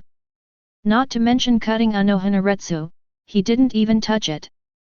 The wooden sword in Anohanaretsu's hand is like a precise instrument, always able to block Skyhawk's slashes in various ways and angles. Not only that, Uzawa was still defending with a wooden sword to hit Tianying from time to time. Back, arms, thighs, chest. Tianying felt that his whole body was burning with pain. The more he fought, the more unconvinced he became, feeling that the wooden sword in his hand restricted his performance. A few minutes later, he threw the wooden sword aside and used the fighting skills he had learned when he was a black boxer. Next, he completely turned into a fighting machine. His fists, elbows, knees, legs, and even his head all became his means of attack. However, it still failed. The wooden sword in Anohanaretsu's hand was like a copper wall and an iron wall, blocking Skyhawk's attacks again and again, making all his attacks in vain. If Anohanaretsu hadn't saved his life, Tianying would have been killed countless times. It was also the first time that Tianying felt the power of his teacher.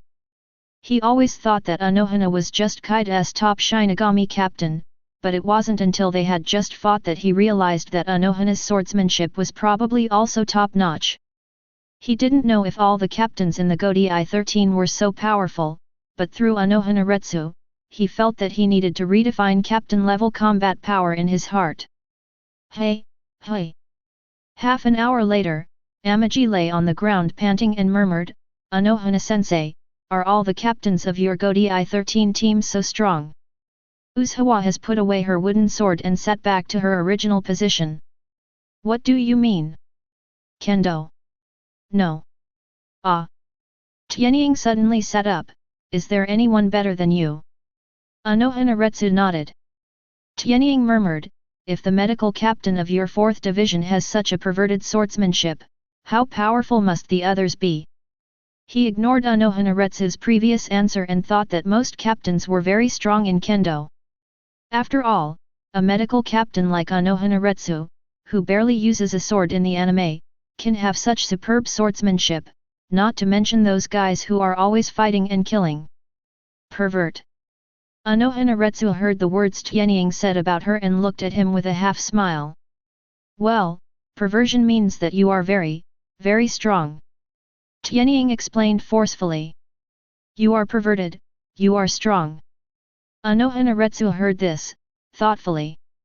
After a long while, she slowly walked towards Sky Eagle. Okay, it's time for you to experience Kaide, lie down. Amaji lay down obediently. He didn't know why he still had to lie down while being treated by Kaide, but he did whatever the teacher said. What's more, he remembered that Shinigami in the anime also lay down when receiving treatment. Ms. Hiwa covered the injured area of Tianying with her hands, and a green light appeared in her hands. She said slowly. There are 3 types of kid, had, bakud, and kaide. Although kaide, had, and bakud are both kid, it is slightly different. It does not require chanting or word spirit. It is not ranked by the Shinigami in order of power like had and bakud. The healing ability of kaide is based on Shinigami's own spiritual pressure. The stronger the spiritual pressure, the stronger the healing effect of kaide. To learn it, you must first feel the vitality attached to your own spiritual pressure. In other words, it is the healing power in your own body. You should know that the human body can heal after being traumatized, but the self-healing process will be slower. Feeling this healing power is to learn the kaide process well. To use kaide to heal others, you must first learn to use kaide to heal yourself. How's it going? Did you feel anything? Anohanaretsu looked at Skyhawk patiently, waiting for his answer. She knew it would be difficult to learn kaide in just one session. After all, Tianying has never even learned other basic had and bakud, so she is already prepared for a long-term education. But Sky Eagle's next answer shocked her. Well, teacher, I feel as if a strong vitality is introduced into my body through your hands, guiding the cells in my body to speed up metabolism. Do you feel the vitality? Well, I feel it. Chapter 12. Very good, your talent is not bad. Anohanaretsu's mouth twitched. If she remembered correctly, it took her a week to learn kaide from Kairanji Ten's hero. Sky Eagle is good, I used it once. By the way, teacher, I can feel that I can control this power to heal myself, but how can I use it to heal others? Tianying didn't pay attention to Anohanaretsu's expression, as if he was a curious child who discovered a novel toy. Asked. Anohanaretsu suppressed the shock on his face. If you want to use kaide to treat others, you must introduce your own spiritual pressure into other people's bodies. In other words, you must learn to release the spiritual pressure. Oh, then how to release the spiritual pressure? Anohanaretsu was about to speak, but thought of the scene during the spiritual talent test just now and held back. Tianying has already reached the 6th level before he releases his spiritual pressure. If he learns how to release his spiritual pressure, the first burst of spiritual pressure may be quickly sensed by Jinglingting. For the sake of safety, Uajiwa decided to wait until she was ready before teaching him. You have mastered enough today. I will teach you when you can use Kaid to heal yourself. Oh. Tianying responded softly, but soon asked again, is that so? As Tianying finished speaking, Ms. Hiwa was shocked to find that a green light suddenly appeared on the surface of Tianying's body. He's literally already using Kaid to heal his injuries. Anohanaretsu twitched the corner of his mouth again, pretended to be calm and stood up, patting the non-existent dust on his body. Well, that's it. I'm leaving now. I'll teach you how to release spiritual pressure tomorrow. She walked quickly to the door, and when she went out, she specifically said, remember, don't try to release your spiritual pressure before I come back. Tianying sat up and looked at the door and said oh. Jinglingting Division 12, Technology Development Bureau. The Office of Captain and Director Niri Yuri. In front of the desk, Niri Yuri, wearing a strange mask and wearing the Captain Hayori of the 12th Division, was reading the report. This is a report from the Technology Development Bureau on the detection of spiritual pressure in Soul Society. Recent. Some hollows with abnormal behavior and different abilities frequently appear in the Soul Society, posing a serious threat to the personal safety of the souls in the Soul Society. Therefore, the Commander-in-Chief Yamamoto Genryu Saishiji Kuni asked the Technology Development Bureau to strengthen the detection of surrounding spiritual pressure. What shall I just read was such a test report? Of course, he didn't care about the life and death of the civilians in Rukanga. The reason why he studied this report was to capture these virtual people. After all, these virtual beings are excellent experimental subjects. Different abilities and abnormal behavior? In Nirvana's eyes, studying and finding out the causes of these virtual changes is more interesting than rescuing those civilians. Knock knock knock. Nirvana was thinking, trying to find the rules of these virtual appearances from this report, when someone knocked on the door gently. Come in. Nishalai rubbed his head and looked up at the door. Master Yuli, Master Uajiwa of the 4th Division is outside. She has something to ask you. The door opened, and Nai Yunmen appeared outside with flat black bangs and the armband of the deputy captain of the 12th Division. Nai Yuli gently put down the report in his hand and looked up at his vice-captain Nai Yunmen in confusion. Oh? Anohanaretsu? What is she doing here? Nirvana and Nirvana didn't show much respect to Nirvana. The relationship between Nai Yuli and Nai Yunmen is not like the superior-subordinate relationship between the captains and deputy captains of other divisions. Because Nirvana is not a person in the strict sense. She is the artificial Shinigami Mleep No. 7 created by Niri Yuri through the essence of Yiskeleton technology and Yi Soul technology.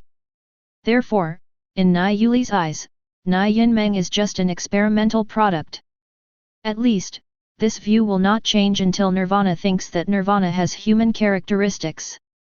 Nai Yunmen shook her head respectfully, I don't know. Mao's Hiwa only said that she had something to ask you for, but she didn't tell me the specific matter. Well. Nai Yuli looked at Nianmeng and tapped the table with her fingers, go and tell her that I'm not here. I don't have time to chat with her. Yes, Lord Yuli. Nian Yunmen turned around and left. Stop. Suddenly, Nai Yuli's voice came from behind Nai Yunmen again. After a while, Nai Shalai walked out of the office, with a trace of fear in his eyes. Forget it, let's go see this crazy woman. She doesn't come here often anyway. The main hall of Division 12. Ms. Hiwa sat quietly at the guest table, drinking the tea that Nianmen poured for her before she left. The two are both managers of the Female Shinigami Association, and they often see each other, so they are familiar with each other.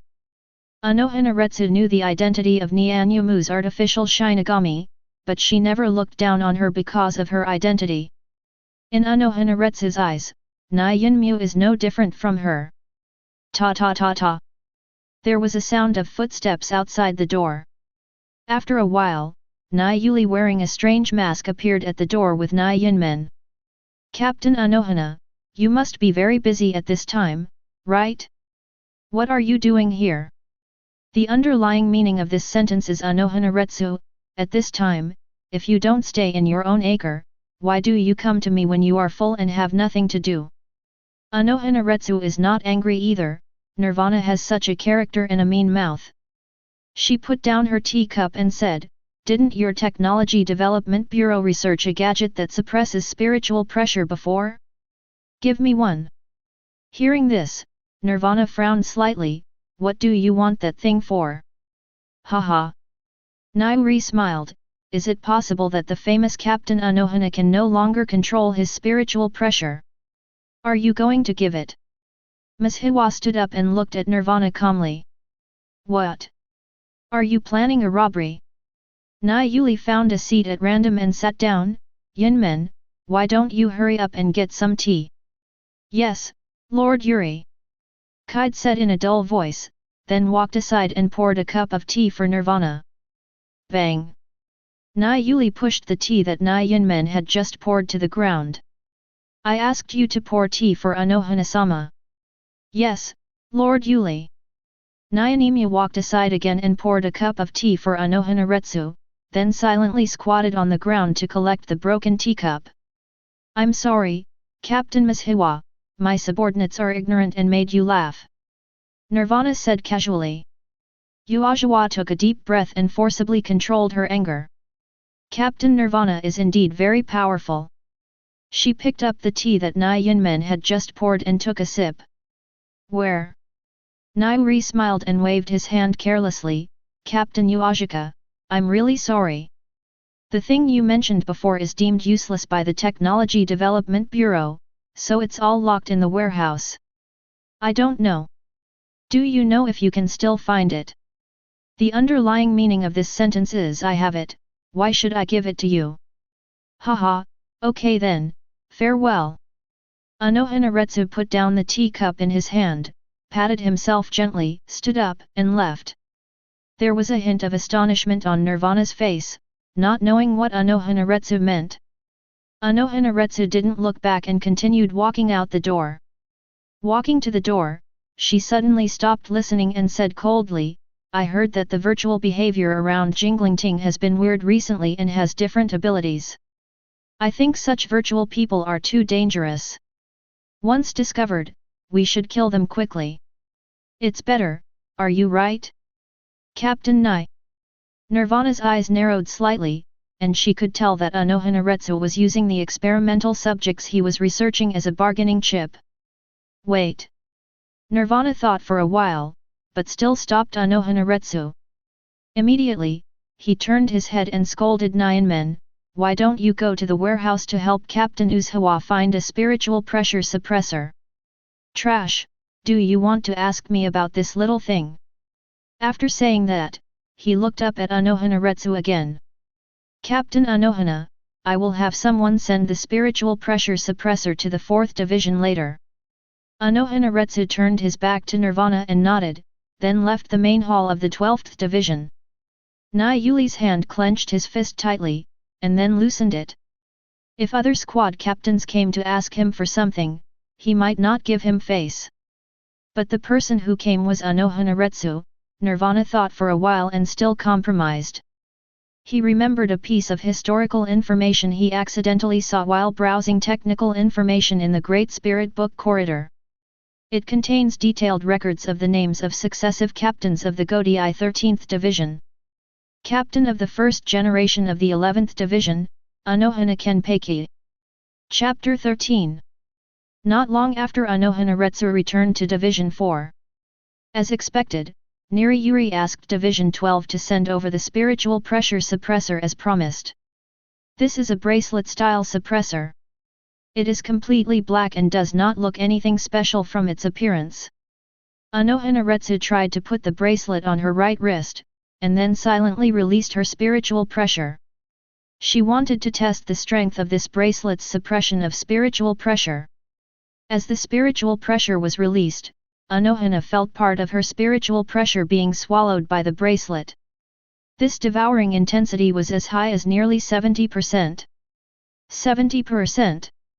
Ms. Hiwa once again increased the intensity of her spiritual pressure release, from 1% to 1/10. 1/10 may not seem like much. But don't forget, Ms. Hiwa is an antique level captain. Buzz. The furniture in the room gradually began to vibrate. A breathtaking and terrifying pressure instantly enveloped the surroundings. The captain's house of the 4th Division has a radius of 10 meters. 15 meters. 20 meters. 25 meters. The scope of this coercion is still expanding as the intensity of Anohanaretsu's spiritual pressure release increases. Within a moment, the entire 4th Division had noticed this spiritual pressure. Some team members turned their heads and looked in the direction of the captain's house in astonishment. At the same time, most of the division captains, vice captains, and stronger chief officers seemed to have noticed something, and looked in the direction of the 4th Division without knowing why. No wonder they were surprised. If this spiritual pressure came from other divisions, they might not care. But this spiritual pressure comes from the 4th team, which is a bit strange. In the eyes of most Shinigami, Division 4 Shinigami is the equivalent of a field doctor, and his combat power is approximately 0. He should be considered the weakest among all divisions. A sudden outbreak of riotsu among a group of doctors? What do they want to do? Don't you fight Kaid with bayonet? However, this attention did not last long. First, the intensity of the spiritual pressure burst by Anohanaretsu is not high. After being suppressed by the suppression bracelet, the actual spiritual pressure she unleashed was less than 3% of her own. Second, after confirming the effectiveness of the suppression bracelet, Anohanaretsu stopped the release of spiritual pressure. This burst of spiritual pressure did not last long. After this test, Anohanaretsu has basically confirmed the efficacy of this suppression bracelet. It can effectively suppress 70% of the spiritual pressure released by the wearer. This 70% is constant. In other words, no matter how much spiritual pressure is released while wearing it, it will suppress it by 70%. It is currently unknown whether there is an upper limit to this suppression effect, because it is impossible for Anohanaretsu to release all the spiritual pressure in the Silent Spirit Garden.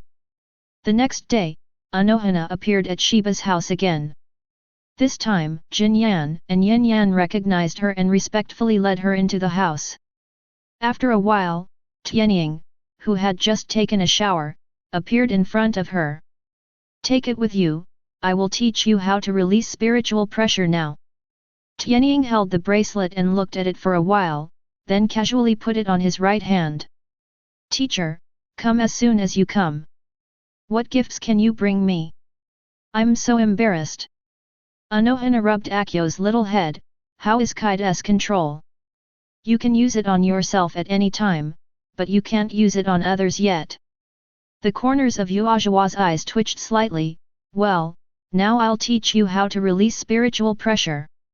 To learn to release spiritual pressure, you must first understand that spiritual pressure and spiritual power are two different concepts. Respiratory power refers to the power that Shinigami absorbs the spiritual energy particles existing in the world through practice and then stores it in the body. Ryutsu refers to the density of a person's soul. The level of spiritual pressure reflects the intensity of oppression. Of course, it does not mean that the higher the density of a person's soul, the stronger his spiritual power.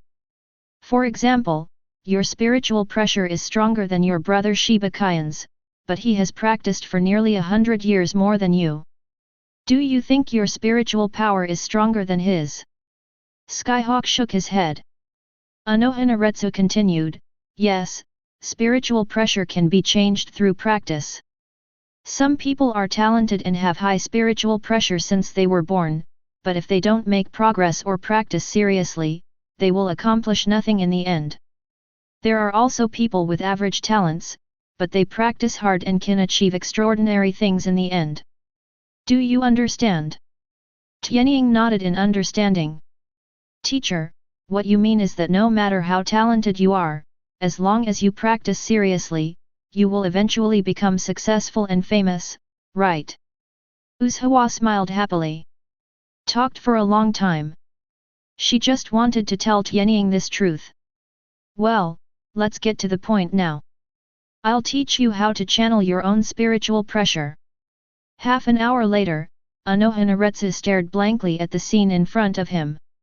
That's right. Tianying successfully released his spiritual pressure. His spiritual pressure is not strong, he is about the same as an ordinary Shinigami, and there is still a little gap between him and the vice-captain. Really just a little bit. Anohanaretsu glanced at Tianying's right hand with the corner of his eye, and there was indeed the suppression bracelet he gave him there. That bracelet that can suppress 70% of spiritual pressure. In other words, if Skyhawk took off the suppression bracelet, his spiritual pressure might have surpassed that of his elder brother Kaien.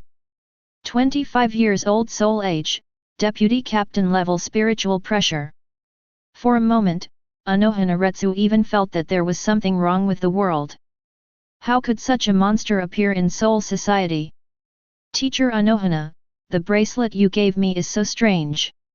I always feel like a lot of my spiritual pressure has been eaten away by it. Can I take it off? After releasing his spiritual pressure, Aquila could already feel the restraint effect of the bracelet. He shook the right hand with the bracelet on it, looked at Anohanaretsu in confusion, and wanted to take off the bracelet. No. Anohanaretsu hurriedly stopped Skyhawk's movements, and at the same time was grateful that he had given Skyhawk a restraining bracelet first. She knew that once Tianying's talent was discovered by the outside world, it would cause an uproar, and some people would be unable to sit still. As Tianying said, some people don't want to see the Shiba family rise. Shiba Ishin is already the captain of the 10th division, and Shiba Kaien is also designated by Jushiro as the captain of the 13th division. If Skyhawk has the potential to be a captain again, then these people will definitely strangle Skyhawk in the cradle. They would not allow 3 captains of the Godei 13 to appear in the Shiba family at the same time. Put away the spiritual pressure. Uajawa slowly said to Tianying. Oh. Tianying put away his spiritual pressure obediently. Ms. Hiwa looked at Tianying, with a mix of love and hate on her face. What she loves is Amaji's talent. If Amaji grows up, he might be able to defeat Kurako Shunsui and Jaishur Yukatake, allowing her to avenge her previous humiliation. What I hate is Amazon's background. If Amazon is not directly related to the Shiba family, even if he is a commoner in Rukanga, Anohana will not worry too much about Amazon's growth. This bracelet is for you to practice. You must not take it off unless your life is in danger. Mao's Hiwa decided to tell a lie, a white lie. At this moment, she finally realized how difficult it is to be a teacher. On the one hand, he is afraid that Tianying will waste his cultivation because of his talent, and on the other hand, he also has to think about how to ensure Tianying's safe growth. In fact, he didn't have to do this, because Tianying had already guessed what she was thinking. After releasing his spiritual pressure, Tianying has become aware of his talent. Although he has never seen other Shinigami release their spiritual pressure, don't forget that he has a vice-captain and a 3rd seat at home. He could feel that the spiritual pressure he had just released had exceeded Shivadu. Teacher, please teach me how to control this spiritual pressure first. I understand what you mean. I will not take off this bracelet easily. Tianying has been able to appreciate Anohanaretsu's good intentions, and respects Anohanaretsu more and more.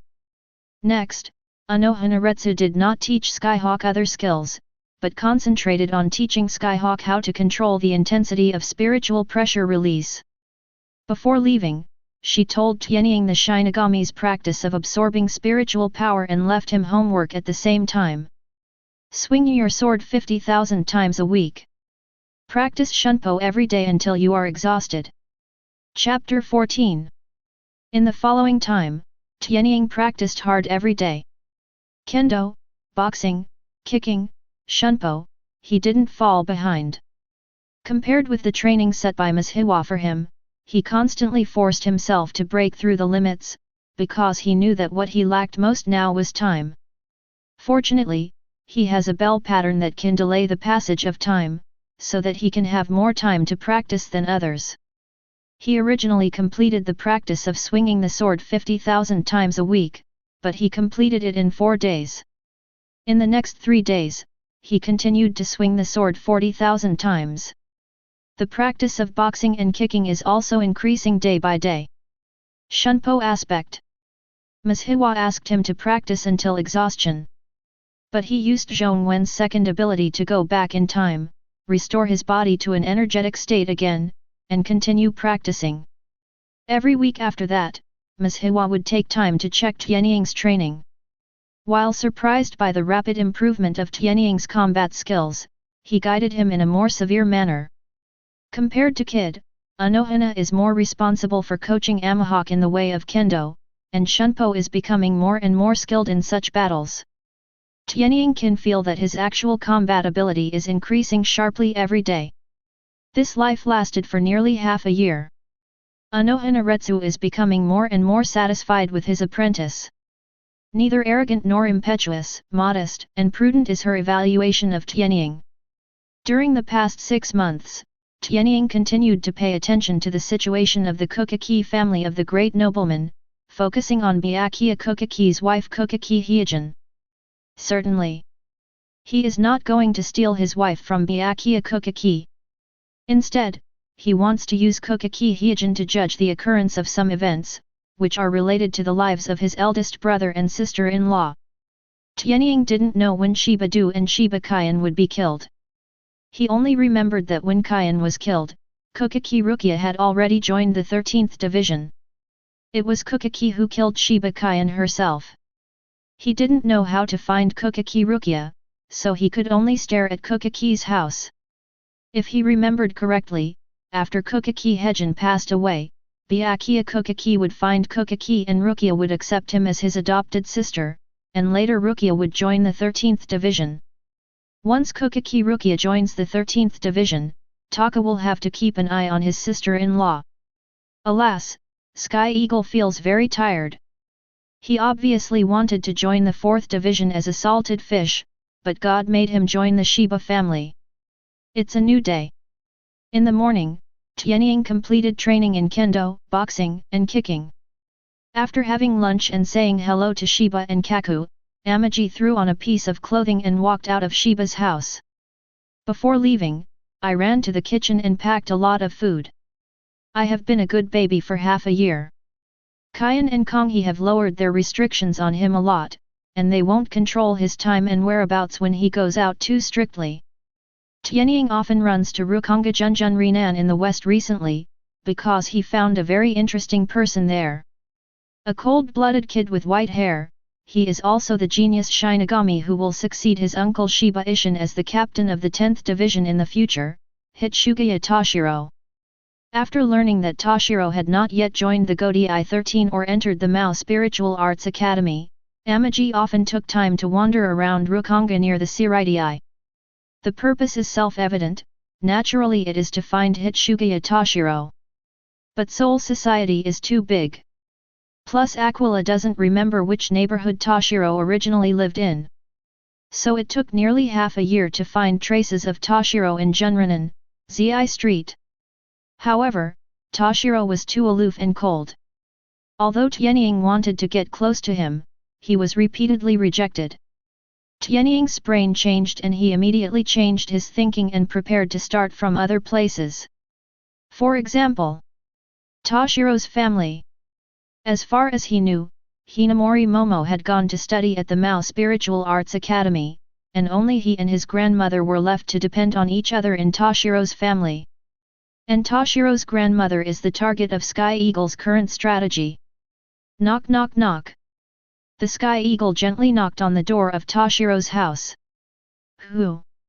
A cold and childish voice came from inside. Me. Gate of opening quickly. Squeak. The door opened a corner, revealing a small white head. With quick eyes and quick hands, Tianying quickly squeezed in through the crack in the door. In the room, two little guys, one with black hair and one with white hair, looked at each other. Toshiro's spirit age should be nearly 60, but he still looks like a child of about 10 years old. He had white hair and was wearing light blue linen clothes. He frowned and looked at the uninvited guests who crowded into his home, with an unkind look on his face. "Why is it you again? What do you want to do? Get out of the way, I'm not here to see you, I'm here to see Grandma." For a cold-blooded guy like Toshiro, Tianying has learned from experience that before he can't defeat him, it's okay to be a little more domineering than him.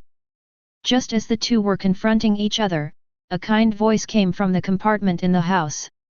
"Who is it, Toshiro?"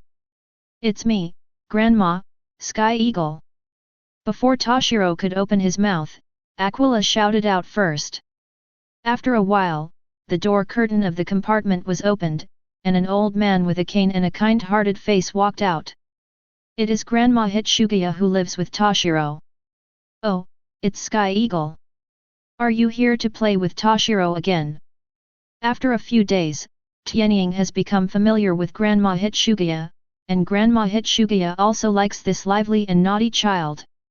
Of course, the most important thing is that she hopes Toshiro can have friends. Hearing what Grandma said, Tianying pushed Toshiro away, then quickly stepped forward to help Grandma Hitsugaya to the table. "No, what's the point of looking for this piece of wood? I came here specially to see you, and I even brought you delicious food." He put the food packed from home on the table, unpacking it one by one, and placing all the treasures in front of Grandma Hitsugaya, like a boy offering treasures. "This is fresh fish sashimi, this is chicken sushi, and by the way, the weather is so hot, I also brought you iced watermelon, please try it." Although the Shiba family has declined, the aristocratic heritage is still there. Moreover, both Shiba Kaien and Shiba serve in the 13th division, and Shiba Kyokaku is the first pyrotechnics master in Rukonga. He is not short of money, and the food at home has always been good. The aroma of the food immediately spread throughout the room. Toshiro stood aside and stared coldly, but he couldn't help but swallowed after seeing the ice watermelon. Grandma Hitsugaya was a little flattered when she saw the food on the table. There were some things she had never eaten before. But even though she had never eaten it, she knew it was expensive. "You're just here, why are you spending so much money on something? Children, don't spend money randomly, you know? You can take these things back and eat them yourself." After saying that, she wrapped the food and pushed it back to Sky Eagle. He had brought the Sky Eagle belt, but he was still willing to take it away, so he quickly pushed the food in front of Grandma Hitsugaya again. "Grandma, these things are all brought by my family. I think it would be a waste to throw them away, so I brought them here to honor you." "That's it." Grandma Hitsugaya heard this, thought for a moment, and then refused, "Thank you, Sky Eagle." Tianying hurriedly waved his hand, "Grandma, that's right. I have never seen my own grandma. When I see you, I think of her. I don't know if she is as kind as you." After saying that, Tianying sighed sadly. Although these words may seem false from the perspective of Sky Eagle's motives, they are actually spoken from the bottom of Sky Eagle's heart. Regarding elders, Tianying has always had a vague concept in his mind. The first time he met Grandma Hitsugaya, she reminded him of the old director of the orphanage, who was just as kind and kind. Aquila was an orphan when she was on Earth, which means she has no parents in the Shiba family. The old dean is the only impression of elders that Tianying has in his mind, so he unnaturally puts Grandma Hitsugaya into the role of the old dean. Grandma Hitsugaya heard Sky Eagle's heartfelt words and reached out her hand to touch Sky Eagle's head kindly. "Aquila, you and Toshiro are both good boys." Grandma's behavior aroused Toshiro's dissatisfaction. He felt that Grandma was his own grandmother, and Tianying was like a thief trying to steal Grandma's love for him. "Hey, if you show your courtesy for nothing, you are either RG or stealing," Toshiro muttered angrily. The sound was not loud, but it happened to be heard by the eagle. Tianying turned his head and stuck out his tongue at Toshiro. Hey, hey, hey, I want you to take care of it, but I won't steal your things. You. Toshiro trembled angrily, but he could only stand aside and stare. That's right, he can't beat Sky Eagle. Grandma watched the two brats bickering kindly. After Hinamori Tao left, the family had not been so warm for a long time. And Toshiro has not been so active for a long time.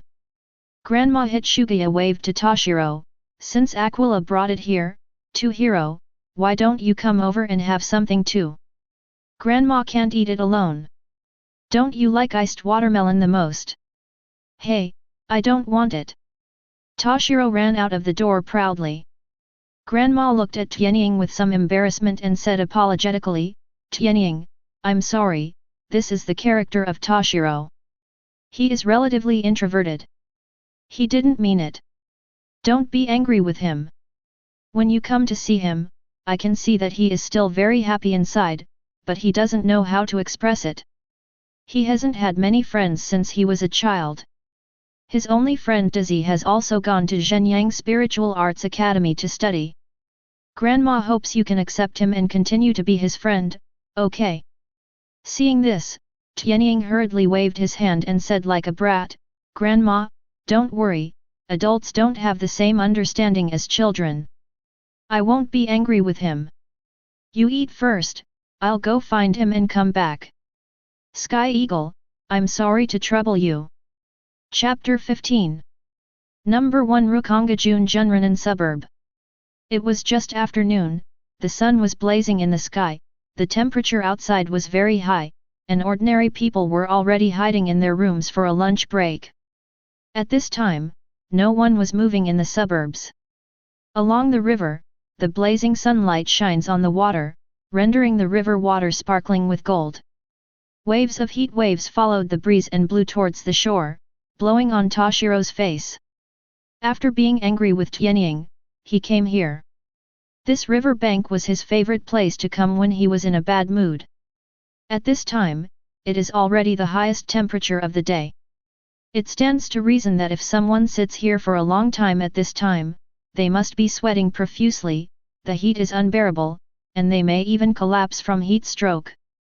But there were no beads of sweat on Toshiro's face sitting on the shore at this moment, nor was he suffering from heat stroke. He just frowned slightly to express his dissatisfaction with the surrounding temperature. He has been like this since he was a child. Although he doesn't like heat, he is very heat tolerant. He likes cold and ice, which is why he swallowed when he saw the iced watermelon brought by Sky Eagle. Ice is too luxurious for the common people of Rukonga. Toshiro doesn't like summer, he prefers winter. In fact, for the common people of Rukonga, winter is far more difficult than summer, and many people die in the brutal cold every year. But Toshiro didn't care about the severe cold. He is not afraid of the cold. Even if he is standing in the snow wearing only a thin linen garment in winter, he does not feel cold. This also made him an outlier since he was a child. In addition, he had grey hair at a young age, and no one of his own age was willing to play with him. Apart from his grandma, his only friend is Hinamori Momo. But just last year, Hinamori Momo went to Zhenyang Spiritual Arts Academy to study. Toshiro knew about Mao Spiritual Arts Academy because the common people in Rukonga yearned for that place. It is said that as long as you graduate from that place, you can become a high-ranking Shinigami-sama in the Seireitei, and say goodbye to the poor life of Rukonga from now on. Toshiro will never forget that scene last year. At that time, Momo Hinamori jumped up to him and told him happily that she, Momo Hinamori, passed the examination of Mao Spiritual Arts Academy and would become the Shinigami who protects Soul Society in the future. Shinigami, that is the pursuit of many common people. At that moment, Toshiro felt that he saw light in Hinamori Momo's eyes, which seemed to be the light of hope for a better future life. The light was so warm and dazzling that it reflected Hinamori Tao's entire face with radiance. Hinamori Momo has found her pursuit, and Toshiro is happy for her only friend from the bottom of his heart. But Toshiro was very confused, he didn't know what he was pursuing. To protect the peace of Soul Society? No. His ideals are not as lofty as Hinamori Momo. He just wants to protect his grandma, who is his only support. Thinking of his grandma, Toshiro's hateful face appeared in his mind. Damn Shiba Skyhawk! He angrily picked up a stone next to him and threw it into the river. Plop! There were high splashes on the river, and Toshiro felt much better. Toshiro is actually very conflicted about Sky Eagle. On the one hand he was delighted. After Hinamori Momo left, Toshiro longed for a new friend to appear in his life, and Akio appeared at the right time. Tianying opened the door of Toshiro's heart that was closed after Hinamori Momo left, and lit up his life again with a beam of light. But on the other hand, Toshiro was very angry. He was angry that Tianying would look like an elder looking at a junior from time to time. He was obviously older than that guy, so why? If he hadn't been unable to defeat him, Toshiro would have really wanted to repair the Sky Eagle. Hey, I wonder if that guy is gone. Toshiro put his head in his hands and stared at the river in a daze. Plop! There was another splash on the river. Toshiro woke up instantly. Who? He glanced left and right, trying to find the prankster. At this moment, a joking voice sounded behind him. Hey, little Shiro, it's not good for you to hide here secretly and say bad things about others. Hearing this, Toshiro quickly stood up and looked behind him. Shiba Tianying, what are you doing here? Isn't it enough to take over my home and my grandma? After saying that, Toshiro frowned and looked at Tianying arrogantly. He seemed to have forgotten what Tianying had just called him, Shiro. This was a name that only Hinamori Momo would call him. Tianying ignored Toshiro, walked to Toshiro's side and sat down on the grass. Ah! The scenery here is quite nice, but it's a bit hot. I wish I had a piece of iced watermelon to eat. After saying that, Tianying took out a piece of watermelon from the bag and gnawed it himself. He had given the watermelon to Hitsugaya's house before, leaving a few pieces for Hitsugaya's grandma to eat, and he brought out the rest. Ah, the ice watermelon is so delicious. After eating, Tianying threw the remaining watermelon rind in front of Toshiro. The watermelon rind drew a beautiful arc in the air, and fell into the river with a popping sound. What on earth do you want to do? Toshiro clenched his fists and couldn't help but tremble. He didn't notice that as his emotions became more excited, a trace of cold air surged out of his body. This scene was noticed by Tianying, who quietly took a few steps closer to Toshiro. What are you doing? Some people don't like to eat iced watermelon. I think it would be too wasteful to throw it away, so I can only find a place to eat the iced watermelon myself. Then you go eat somewhere else, not here. No, the scenery here is beautiful and the temperature is high, which is perfect for eating ice watermelon. Tianying smiled calmly and took out a piece of ice watermelon from the bag again. In fact, he didn't say anything, there is also free air conditioning here. Toshiro took a deep breath and didn't speak again. She knew she couldn't speak. He glanced at Tianying coldly, raised his feet and prepared to leave. Catch it! Aquila threw the watermelon he had just taken out of the bag at Toshiro. Toshiro subconsciously caught it with his hand. I don't. Seeing the ice watermelon brought by Sky Eagle, Toshiro was about to refuse, but was interrupted by Sky Eagle. If you don't eat it, you will throw it away. Remember, this watermelon was thrown from your hand. Hey, I will complain to Grandma when I get back. I want to tell her that you are wasting food outside. You. Toshiro was about to curse. With quick eyes and quick hands, Tianying pushed the watermelon into Toshiro's mouth. Eat what you have, some of them won't stop your mouth. Ice, sweet. This was Toshiro's first reaction. Goodoo. He subconsciously swallowed the watermelon in his mouth and looked at the Sky Eagle blankly. Hey, no thanks, go home, Grandma is still waiting for you. Tianying hugged Dong Shilang and pushed him back. Although the difference in soul age between the two is nearly 40 years, their heights are almost the same. River bank. Two people, one black and one white, walked through the willow trees blown by the breeze. The river breeze gently blew through their hair, revealing their equally handsome faces. The black-haired Aquila had a bright smile on his face and hugged the white-haired Toshiro. The white-haired Toshiro had an expressionless face and looked a little cool, but the watermelon juice at the corner of his mouth destroyed his cold temperament. One black and one white. One is cold and one is hot. The two figures' backs looked surprisingly harmonious on the path along the shore. Chapter 16. Little Shiro, is the watermelon delicious? Who allowed you to call me that? Grandma, he told me that your only friend used to call you that. Now that I have become your only friend, there is nothing wrong with calling you Little Shiro. Who are you friends with? Isn't it? Then spit out the watermelon you ate. Along the way, Sky Eagle and Toshiro chatted about each other. In most cases, Sky Eagle was talking and Toshiro was listening. Toshiro would occasionally argue a few words, but he was always resented and defeated by Aquila's sharp tongue, so in the end Toshiro simply stopped rebutting. Returning to number 1 Rukanga Junranen, the two of them walked straight to Hitsugaya's house.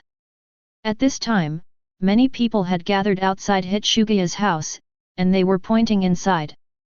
Tianying looked forward in surprise, and asked Toshiro with some doubts, "What's going on in front?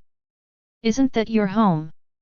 Toshiro seemed to have noticed something, and hurriedly pushed aside the crowd in front and squeezed in. At this time, Toshiro's body was already radiating a faint chill.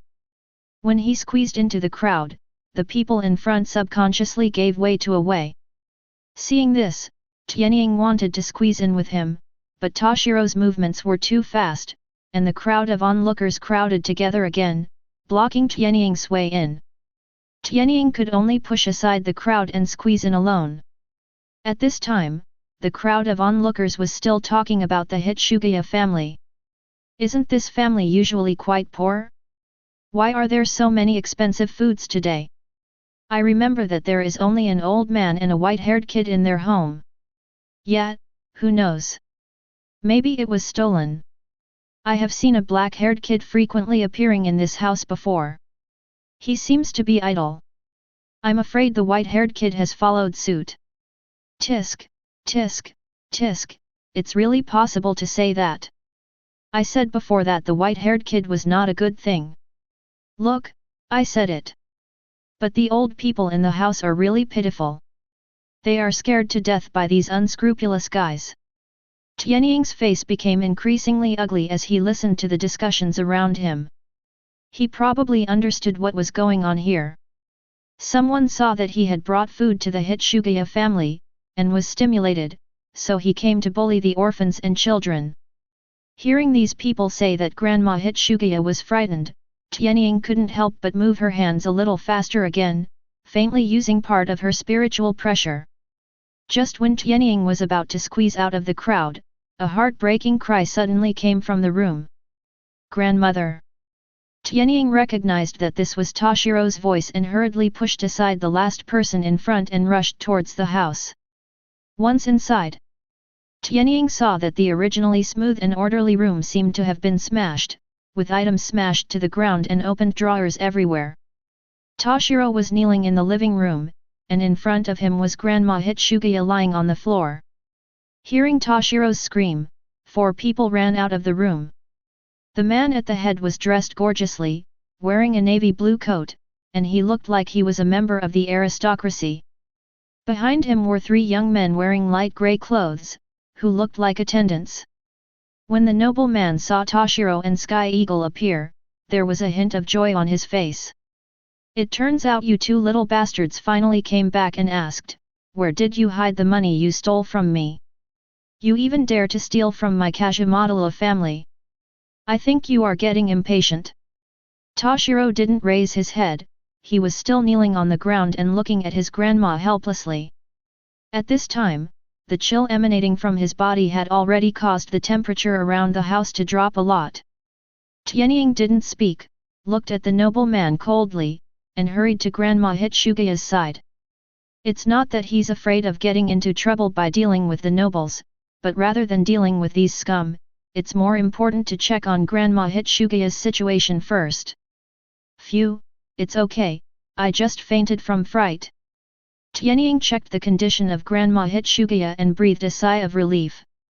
He looked at Toshiro with some guilt and said, "Little Shiro, Grandma is fine. I will treat her later and she will be fine." When Toshiro heard this, he raised his head and glanced at Sky Eagle, but the cold air released in his body did not decrease. Seeing this, Tianying narrowed his eyes slightly and secretly screamed something bad. He didn't expect that Toshiro would awaken his spiritual pressure in advance under this stimulation. This exuding cold air is Toshiro's ice-type spiritual pressure exuding. Obviously, Toshiro is now able to release his spiritual pressure unconsciously. Toshiro. Tianying stretched out his right hand, trying to wake Toshiro, but the moment his hand touched Toshiro's shoulder, a biting cold air spread along his right hand towards his body. White frost mist gradually covered his right hand, fingers, and palm. Tianying frowned and activated the spiritual pressure in his body, forcing the cold air out of his body. "Hi Chief!" Skyhawk murmured. "Toshiro is worthy of being the measuring unit for future geniuses. He has just awakened, and his spiritual pressure intensity is already comparable to that of the senior chief officers of the division. No wonder he rose rapidly in the following decades and became the captain of the 10th Division." Tianying was still thinking about how to wake up Toshiro.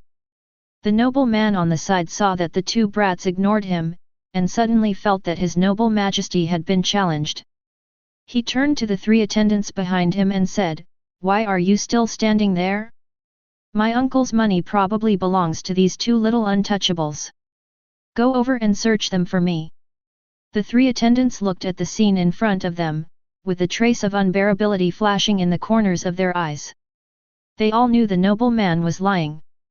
Because the three of them had been following this noble man, watching him gamble at Junrinen's gambling house and lose all his pocket money. As for why the Hitsugaya family appeared, it was purely because the man was in a bad mood after losing money. When he passed by Hitsugaya's house, he smelled the aroma of food and saw civilians eating expensive food, so he took the opportunity to come in and vent his anger. Due to the power of this man's family, the three attendants walked up slowly and touched Tianying and Toshiro. "What are you three doing so long? Come on, do it!" The noble man shouted at the door of the inner room. Tianying noticed the movement around him, glanced at the noble man coldly, and remembered the Kazumadaji family in his heart. Immediately, he stood up. He planned to leave here first and take Toshiro and Grandma to Shiba's house. At this moment, Grandma Shiba needs treatment, and Toshiro needs someone to help him suppress the spiritual pressure in his body, but this place is not suitable for doing these two things. When the three noble attendants saw Tianying making a move, one of them said, "Boy, don't even think about running away. Let the young master vent his anger and it's over. Otherwise, this matter will not be finished. What nonsense are you talking to him about? If you don't want to do it anymore, hurry up and hit me." The noble man finally couldn't help it and kicked the noble attendant in the middle. The three noble attendants gritted their teeth and faced Sky Eagle directly from three sides. "Get away!" Tianying shouted loudly, kicked the attendant in the middle away with a forward kick, then jumped on the spot, opened his legs in midair and hit the faces of the other two. He did not use Shinigami's fighting skills, but simply used unarmed combat to defend himself. Because of hesitation and carelessness, the three attendants were hit and flew back to the noble man. The attendant in the middle hit the noble man heavily. The aristocratic man struggled to stand up, but was pinned down by the attendant who knocked him down. He bounced a few times but failed. Tianying glanced at the four of them coldly, but he did not kill them. However, with his current physical condition, these three attendants would not be able to get up for a while. As for the noble, he was not in a hurry to teach him a lesson. The top priority is to treat Toshiro and Grandma Hitsugaya. As for this nobleman, there will be plenty of opportunities in the future.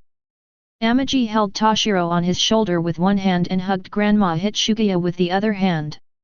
The moment Toshiro put his hands on his shoulders, Tianying felt that the cold air emanating from Toshiro's body was a little stronger. In order not to hurt Grandma Hitsugaya, Tianying silently controlled her spiritual pressure to block the cold air and prevent it from continuing to erode outwards.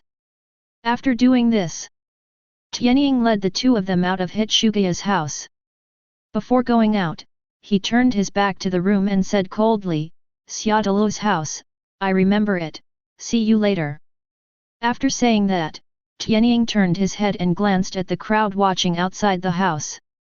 At this time, the place was completely silent, and everyone was looking at him fearfully. Tianying's expression was calm and he didn't care. He took Toshiro and the two of them and walked out silently. The moment he started, the crowded crowd seemed to have received an order and consciously cleared a path for him to move forward. Not being afraid of power is the backbone of young people, but it is not the backbone of these people whose blood has been wiped out by the system. For the first time, the boy understood the meaning of the word noble to soul society. It was also the first time to examine whether the idea of bringing the Shiba family back to the five nobles was correct. Maybe soul society would be more harmonious without nobles. Chapter 17. After leaving Rukanga, head straight to Shunpo from Sky Eagle. At this time, the benefits of normal gradual movements became apparent. Even after using Shunpo to move for nearly 20 minutes, Tianying did not feel tired. Skyhawk felt the breath of Grandma Hitsugaya along the way. She was just frightened and not hurt, so Skyhawk felt relieved a little. But Toshiro's situation was a bit outrageous. The ice spiritual pressure he released continued to increase, and it was almost reaching the standard of deputy captain. The Sky Eagle becomes wise in its desperation. He put the spiritual pressure suppression bracelet on his right hand and put it on Toshiro's hand to hide the spiritual pressure. Finally arriving at the door of Shiba's house, Tianying was a little lucky that Shiba's house was relatively remote, otherwise it would be hard to explain if others would catch him after seeing him like this. As soon as they arrived at the door of their home, Jin Yan and Yin Yan were greeted like two door gods. Seeing Tianying carrying an old man in one hand and a child on the other's shoulder, Jin Yan and Yin Yan ran over quickly. "Master Tianying, what are you doing again?" "Jin Yan, stop talking now and help me at the gate of opening. It's important to save people." "Oh." Jin Yan suppressed the words that just came to his mouth and quickly opened the door of Shiba's house. Tianying quickly passed through the stairs and corridors and brought Toshiro to a guest room. In the hall, Kyokaku and Shiba were sitting together and chatting. When they heard something moving outside, they looked toward the door and saw a figure running past. What was that just now? How could someone release spiritual pressure here? Konghe asked in confusion. The two stood up and walked to the door, ready to follow and take a look. It happened that Jin Yan and Yin Yan had just passed through the hall following Tianying. Konghe stopped Jin Yan, Kain Yan, who just passed by. How could someone use Shunpo at home? Is there anyone who dares to invade Shiba's house? No, it's Master Tianying. He brought two people back, an old man and a child. Jin Yan replied quickly. Old man, child? What does he want to do? Hearing this, Konghe hurriedly ran towards the corridor. She was afraid that Sky Eagle would become naughty again after learning some skills. Shiba even heard that Tianying had entered, and followed Konghe into the corridor. She was thoughtful all the way. She always thought that Skyhawk was learning Kaid, but she just discovered that Skyhawk's Shunpo was already so skilled, even stronger than her. Guest room. Amaji first put Grandma Hitsugaya on the bed, used Kaid to condition her for a while, and then turned towards Toshiro. It happened that Konghe walked in with Jin Yan and Yin Yan. Kyokaku found the unconscious Grandma Hitsugaya and Toshiro, and immediately thought of something bad. She thought they were injured by the Sky Eagle. Shiba Tianying, are you feeling itchy? I promised to find you a teacher, but you have been stable for half a year and you are looking for trouble for me, right? You are becoming more and more courageous. Now you dare to kidnap and traffic the elderly and children? What on earth do you want to do? Konghe asked in a bad tone. Tianying was still thinking about how to deal with Toshiro's matter, and did not hear Konghe's words. Konghe's expression became colder and colder, and she slowly walked towards Tianying, ready to teach him a lesson. Shiba walked in, noticed Konghe's movements, and stopped her first. Wait a minute, Konghe, let Tianying explain first. Tianying has been so good these days, he shouldn't do naughty things for no reason. Finished. Shiba all walked to Tianying and reached out to touch Tianying's head. Tianying, tell my sister-in-law who these two people are and why did you bring them home? Tianying was awakened by Shivatu's movements, and when he came back to his senses, he found that the room was already full of people. Hey, eldest sister, sister-in-law, why are you here? Konghe took a deep breath and was about to ask, but was stopped by Shiba's look. Shiba looked at Tianying tenderly, wiped the sweat from his head, and asked the question to Tianying again in a calm tone. Oh, sister-in-law, this is Grandma Hitsugaya, and this is Hitsugaya Toshiro. Toshiro is my new friend I recently met at Junranin. Skyhawk quickly recounted what had just happened. After listening to this, Konghe knew that he had misunderstood Tianying, and was a little lucky that Shiba stopped him and looked at her gratefully. Immediately, she thought of what Tianying had repeated, especially after thinking of what the noble Kazumatala family had done, she couldn't help but curse. Humph, the Kazumioji family? Damn nobles, scum among nobles, trash among trash. When she scolded, she forgot that she was also a noble. After all, the Shiba family had been excluded from the noble circle for many years. Shiba glanced at her angrily. Konghe, what did you say? Your elder brother will be unhappy if he hears this. He has always wanted to bring the Shiba family back to the status of the top 5 nobles. Konghe carelessly touched his head and smiled awkwardly. Shiba turned to look at Tianying and stretched out his hand to rub his head again. Akyo, you did a good job in this matter. We Shinigami must treat nobles and commoners equally. If it were the previous Sky Eagle, after hearing this sentence, he might have found several loopholes and argued with Shiba. But now he was preoccupied with dealing with Toshiro's spiritual pressure, and he didn't think carefully about Shivazu's words. Usuha did teach him how to control his spiritual pressure, but did not teach him how to deal with such emergencies, because his spiritual pressure was always under control. However, he was reminded by the word Shiba in Shiba's dialect. He vaguely remembered that Hitsugaya went to the Mao Spiritual Arts Academy to learn how to control his own spiritual pressure, and his sister-in-law was a Shinigami who graduated from the Mao Spiritual Arts Academy.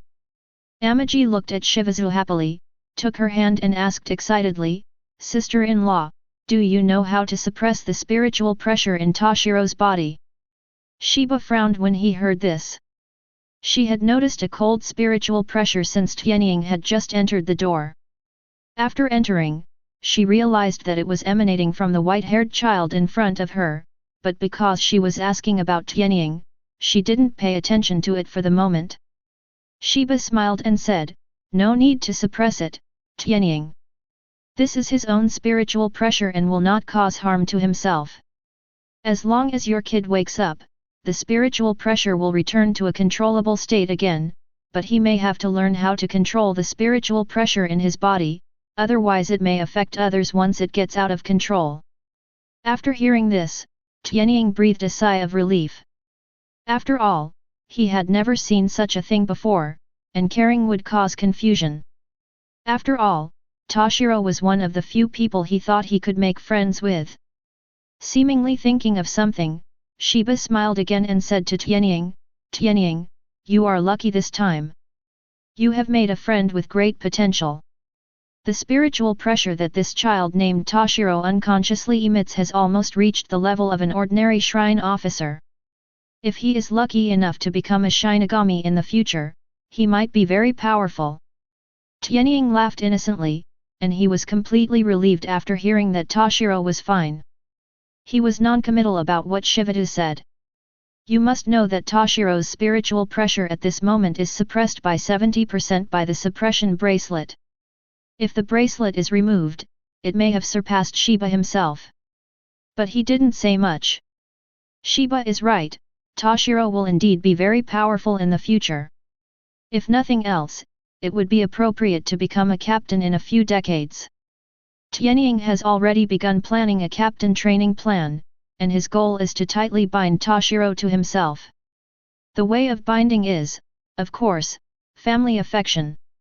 Chapter 18. Night. Grandma Hitsugaya woke up first than Toshiro. After learning what happened next, he kept saying thank you to Tianying. Skyhawk once again felt the simple quality from this old man, which was a virtue that was different from the other indifferent civilians in Rukanga. Grandma Hitsugaya did not blame Skyhawk for bringing the food, but instead kept thanking Skyhawk for saving her and Toshiro. Tianying finally understood why Toshiro still had the courage to sacrifice himself for the safety of Seoul society even though he lived in such an indifferent environment. Without him, I will teach you through words and deeds. This also strengthened Sky Eagle's idea to help Toshiro take care of the old man. He feels that good people should not be harmed by this indifferent society. Grandma Hitsugaya wanted to leave Shiba's house. She felt that living here was too disturbing, but Kaku and Shiba persuaded her to stay. First, it was getting late, and they were afraid that it would not be safe for the old man to go out. After all, the Seoul society has not been peaceful recently. The second is Tianying's strong request. After all, Dong Shilang still lives here, and the old man will be at home alone when he goes back. The chill emanating from Toshiro's body had calmed down at this time and did not increase any more. But Tianying did not take off the soul-suppressing bracelet on Toshiro's right hand, because he could feel the chill from the surroundings. At this time, Toshiro's spiritual pressure may have reached the level of deputy captain. Once the bracelet is removed, this spiritual pressure will be exposed. Fortunately, this house has a special structure that can block the release of spiritual pressure below the deputy captain, so Tianying is not very worried about being perceived by the outside world at this moment. Amazon placed Hitsugaya's grandma in another guest room, and then stayed in Toshiro's guest room to guard him. He was afraid that Toshiro-wan would lose control again if he found himself in a strange environment and his grandma was not around. With nothing to do, Tianying started doing push-ups again. This was a habit he had developed. He moved before going to bed so that he could sleep more soundly later. 623, 624, 625. Grandmother. He had just reached the 625th push-up mark when a scream suddenly came from behind Tianying. He turned his head and looked behind him, which was the bed where Toshiro was sleeping. At this time, Toshiro half sat up, as if he had just had a nightmare, with a hint of fear in his eyes. You're awake. Tianying got up from the ground, walked to the side and poured Toshiro a glass of water. Toshiro looked at the Sky Eagle in confusion, but did not take the water glass. Then, he carefully looked around and asked again, Shiba Tianying, where is my grandma? Tianying saw this and sat next to Toshiro. Grandma is fine. She is resting in the room next to her. She may have fallen asleep. No, I have to go see her.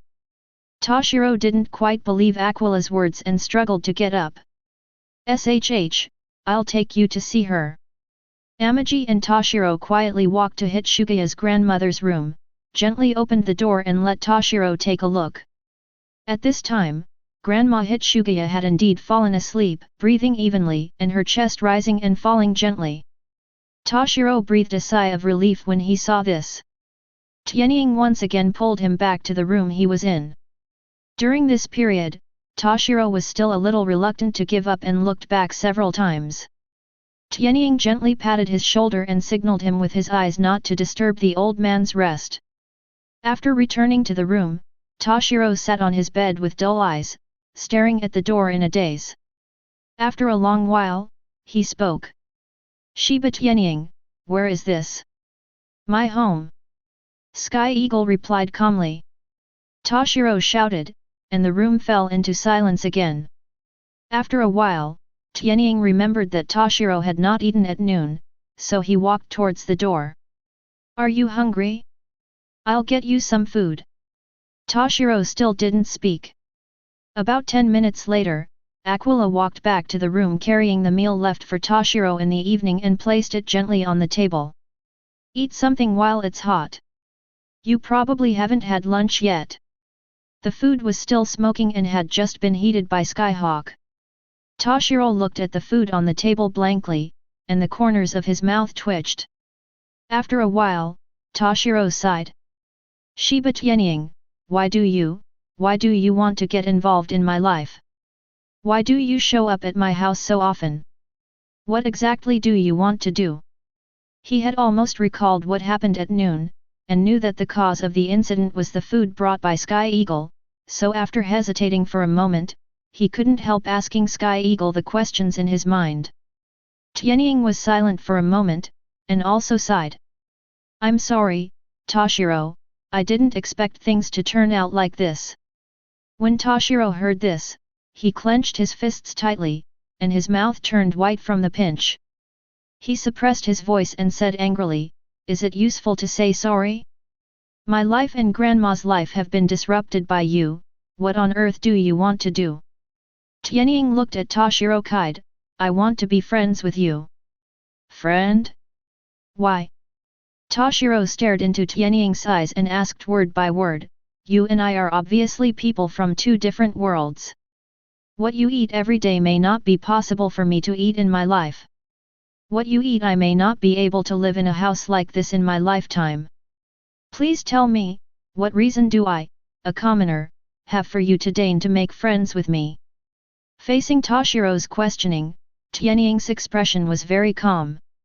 Do you need a reason to make friends? Don't you need it? Do you need it? Don't you need it? No need.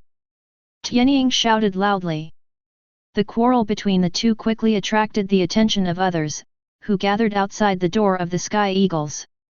Kaku, Hayashi Shivato, Kane Hiko, Jin Hiko, and even Grandma Hitsugaya also came to the door.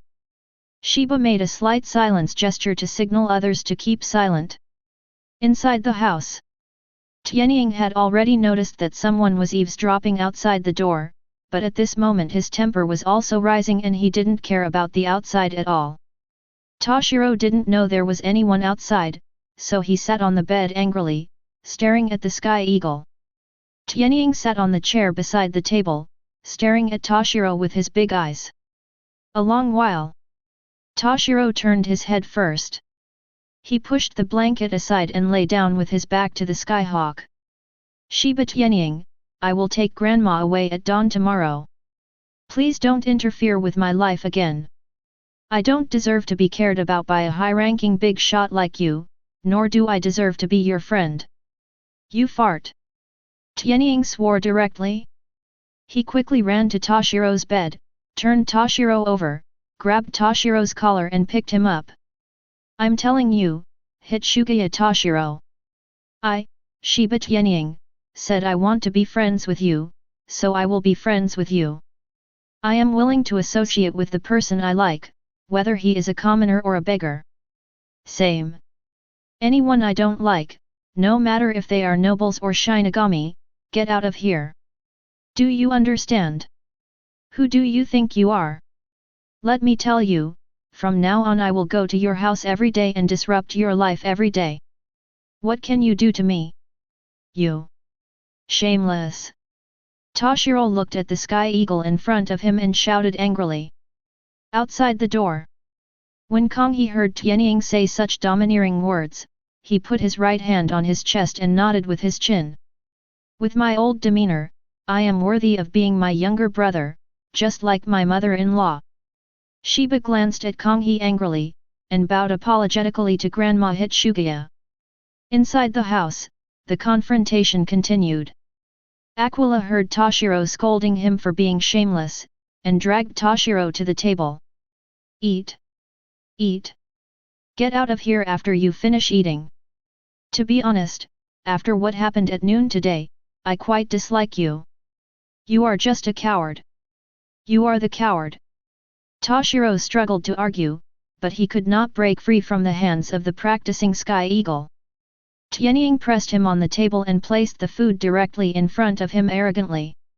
I'm a coward? I, a commoner, dare to hit a noble. Do you dare? My grandma was bullied and fell to the ground. What are you doing? Sitting on the ground in a daze. Howling and saying that you are not a coward. If I were you, I would go find a piece of tofu and kill him right now. I would save you the trouble of getting angry at the person who helped you. It's not scary to be weak. What's scary is that you don't even have the courage to punch when facing the enemy. That's really sad. Ah! Toshiro roared, trying to stand up with all his strength. What do you know? What will Grandma do if I do it?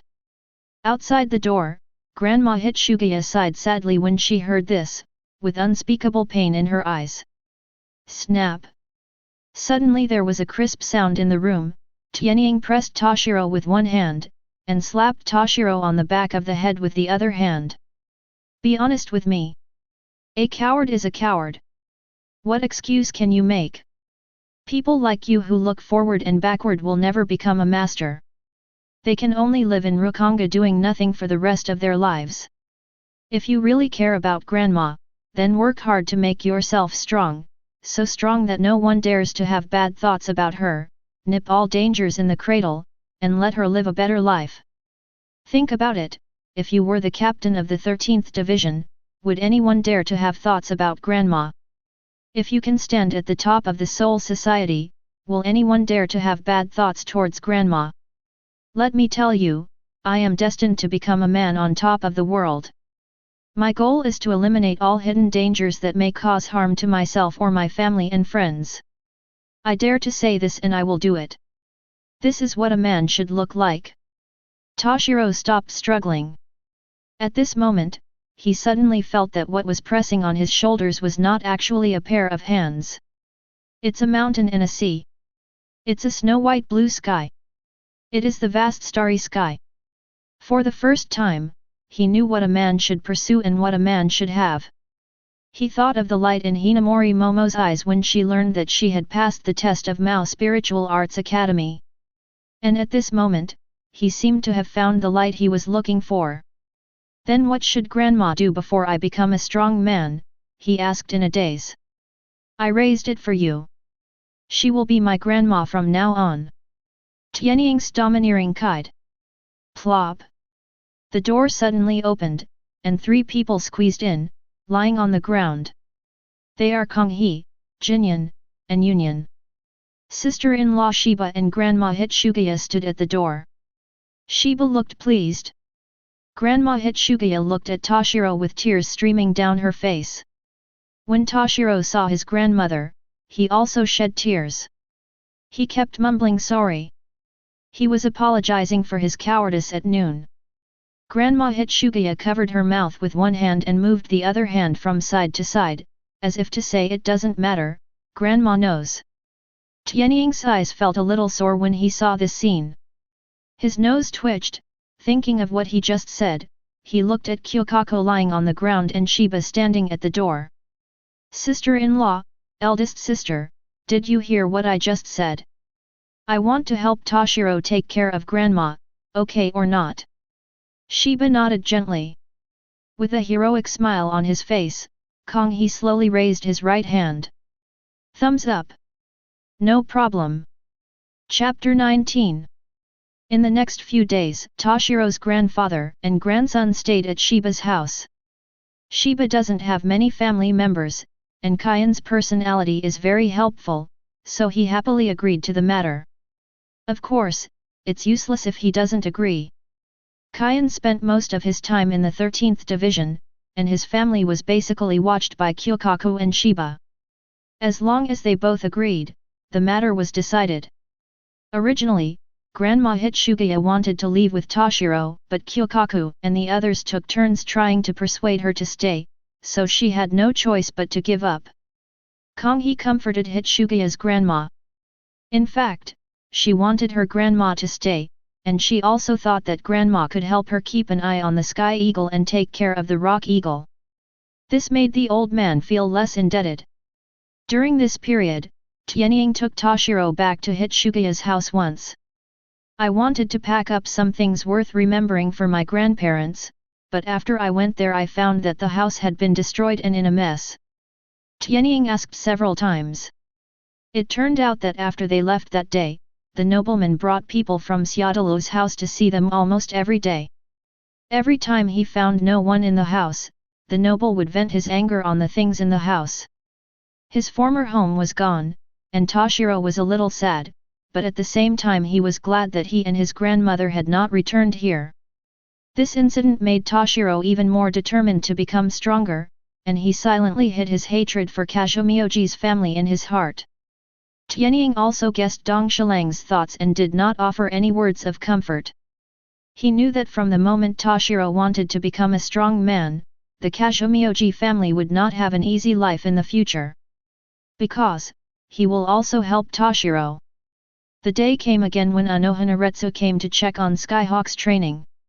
Early in the morning, after a little warm-up, Aquila sat in the training room waiting for Anohanaretsu, and Toshiro also sat beside him. During this time, Amaji taught Toshiro everything that Anohanaretsu taught him, and Toshiro practiced hard with him every day. In addition to their previous training, Amaji and Toshiro are already slowly learning Bakud in Kid. Now, Tianying can release Bakud with a sequence of less than 30. Toshiro is a little better than him and has mastered Bakud, which is around sequence 40. Why not learn Had? Had is an offensive skill, which cannot be used at home. It is too noisy, and if the house is broken down, it will be easily beaten by the Kaku woman. Originally, according to their spiritual power, it was enough to release about 60 Kid in sequence. But Kid's training is not that simple, otherwise it would not be listed as one of the 4 basic skills of Shinigami. Kid's cultivation also requires constant practice and continuous proficiency in the way spiritual pressure operates. Moreover, learning Had and Bakud is different from learning Kide. If you want to master it, you need to remember the words of the spirit. Just memorizing these lines of Bakud's words, which are under 30 years old, already makes Tianying's scalp numb, and he can't remember any more. I have to say, Toshiro was indeed better at memorizing these difficult words than he was. After learning Bakud, Tianying finally understood how much effort those strong men who could release Kid without the word spirit had put in to achieve the release of Kid without the word spirit. The first thing is to memorize the words and phrases of the words by heart, then continue to practice chanting silently, increase the speed, and finally replace the words and spirits with silent chanting. Around 9 o'clock, Anohanaretsu arrived at Shiba's house. Amaji respectfully invited Anohanaretsu into the training room. "Little Shiro, hurry up and pour a cup of tea for my beautiful and gentle teacher." As soon as he entered the door, Amaji ordered Toshiro to pour tea for Anohana, and also flattered Anohanaretsu. Anohanaretsu felt the spiritual pressure in Toshiro's body before entering the door. Amaji didn't introduce him, so she didn't ask. She knew that her disciple would tell her later. Really? After Toshiro poured tea for Anohana, Aquila began to introduce it.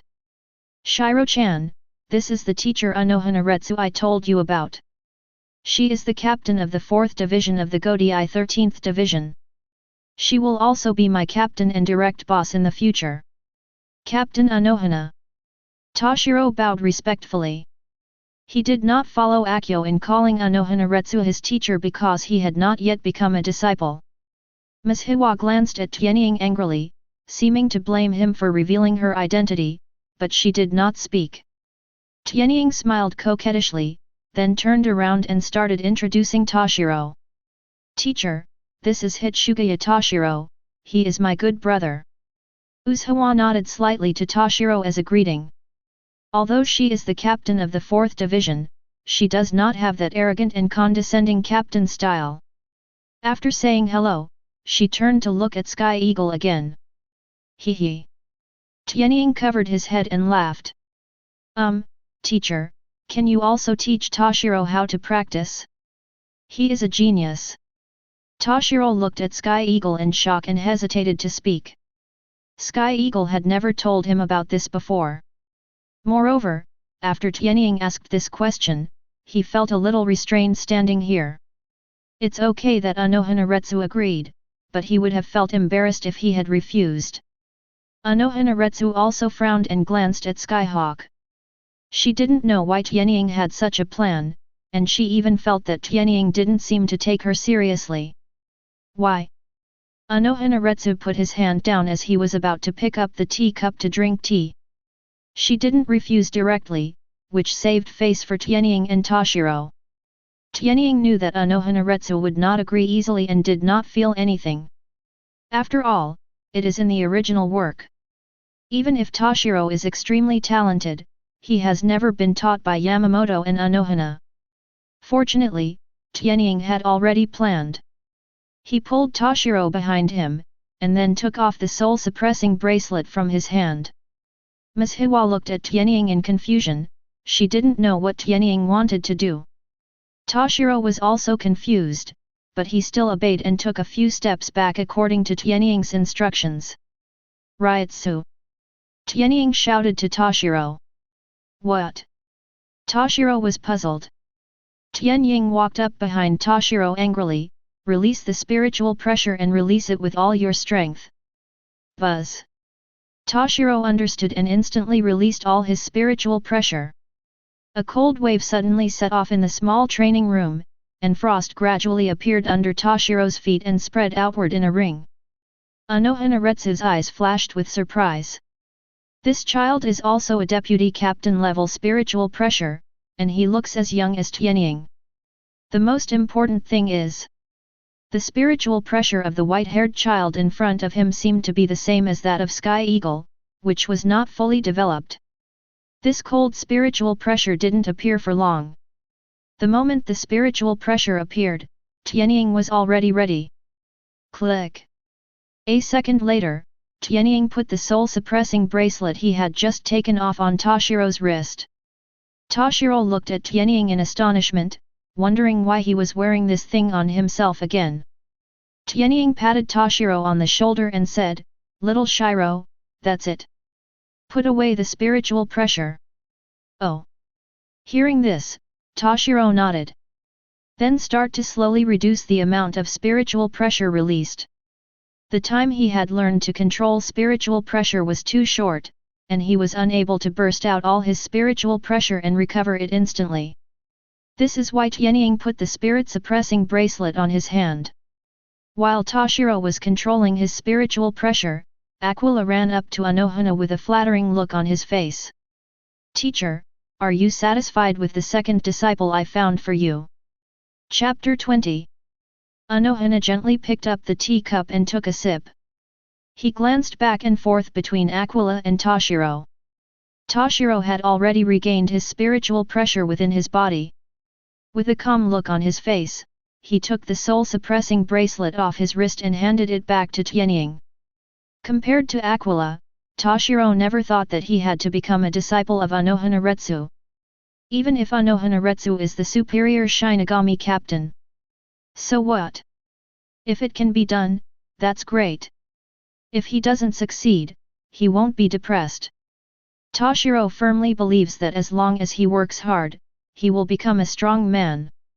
Then follow the Sky Eagle. After this period of time, Toshiro has realized that Tianying is really good to him and grandma. He secretly made a vow in his heart. Tianying takes care of his grandma for him, so he will repay Tianying's kindness with practical actions, follow him around, and remove all obstacles for him. Even in the face of mountains of swords and seas of fire, keep moving forward bravely. Of course, this oath was hidden deep in his heart. He did not tell anyone, not even his dearest grandma. After a while, Anohanaretsu put down the teacup and looked at the disciple who was almost frozen with laughter and was secretly amused. No. She shook her head. Toshiro was a little disappointed, but also relieved. He didn't want to owe Tianying too much anymore. Why? Tianying frowned, his face stretched. Usse spoke slowly, Toshiro's talent is indeed good. In my opinion, he may be a genius that is not seen in a century or even 1,000 years. Then, Tianying was about to ask, but was interrupted by Ms. Hiwa. But, this is not enough. Tianying looked at Ms. Hiwa in confusion. After a while, he seemed to have thought of something, and a smile appeared on his face again. Ms. Hiwa was a little relieved. She knew that Tianying knew her thoughts, so she continued to speak. To become a strong person, talent alone is not enough.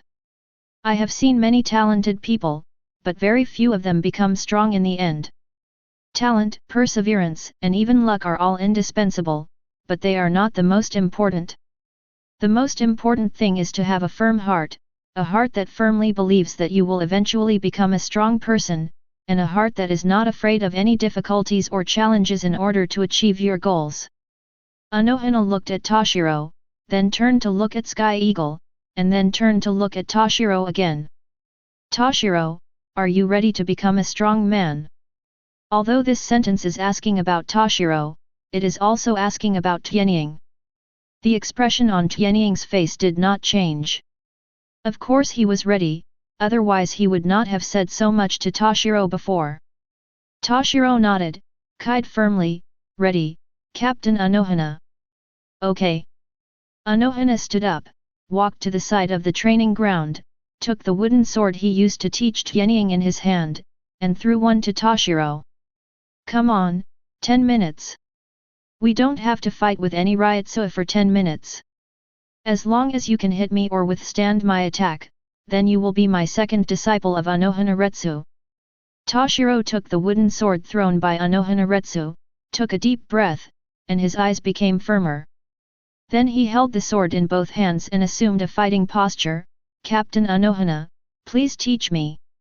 Tianying stood aside and vacated the space in the middle of the training ground. At this moment, he wanted to take out a cigarette and take a puff. Because he was not worried at all that Toshiro would fail the Anohana Retsu test. From the moment Toshiro had the courage to hold the sword and take a fighting stance against Anohana, the test had been passed.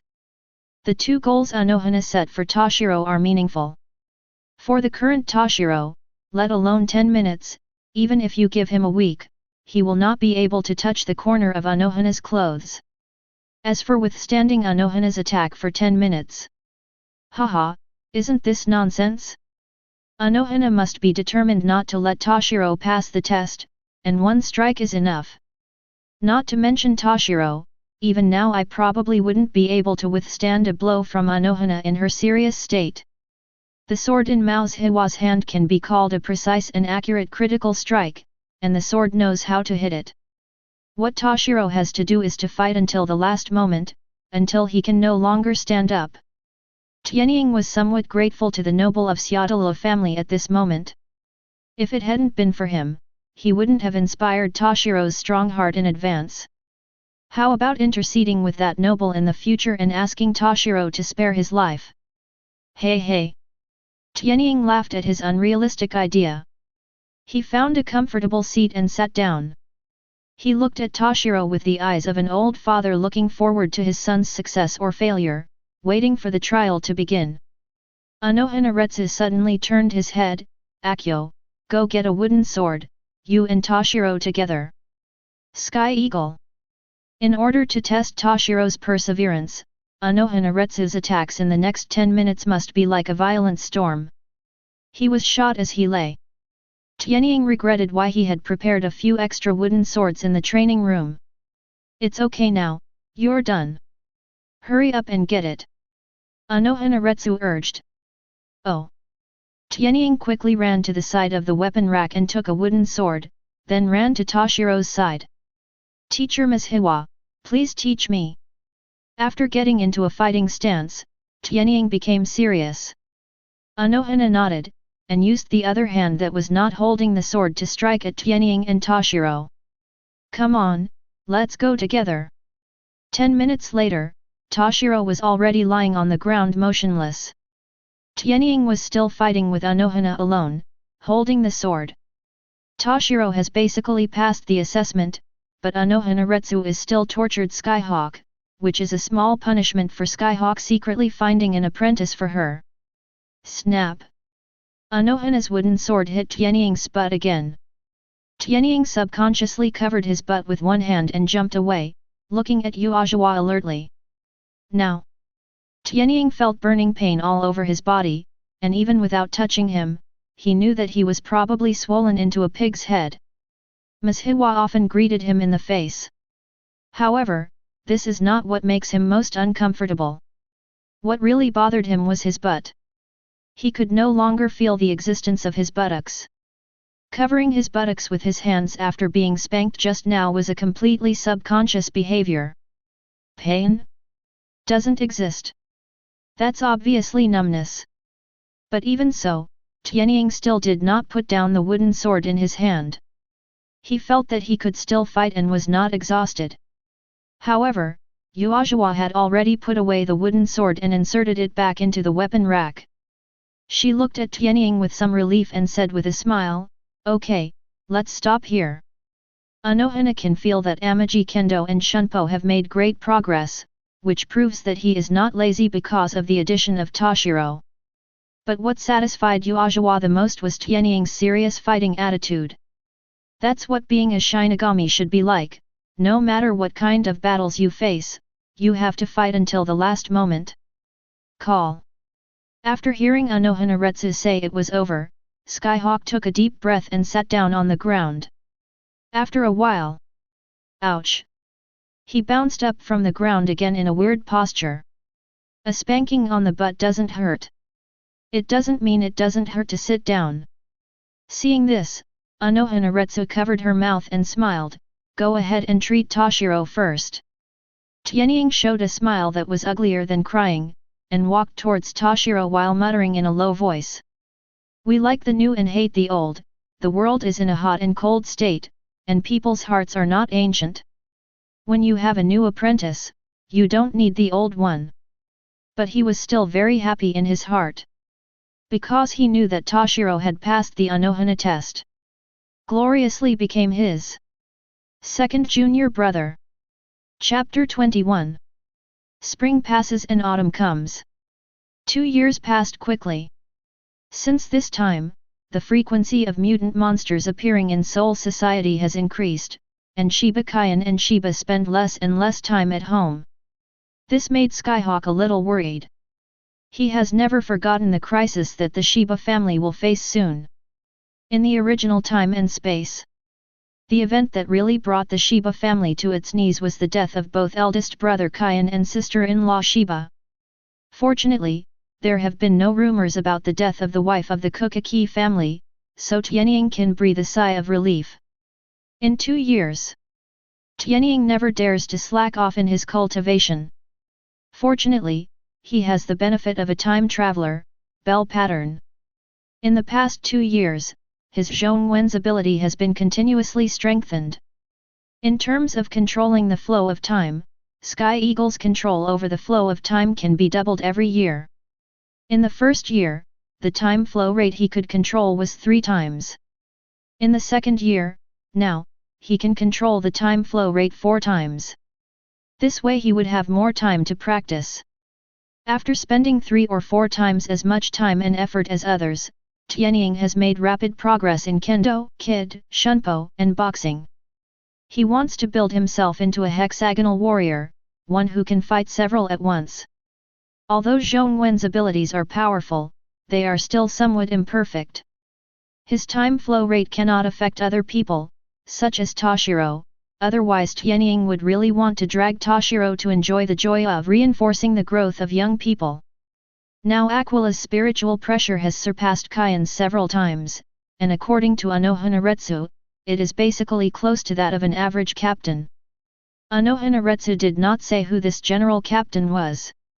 Tianying guessed that it was Sui Feng, Dongxian and others.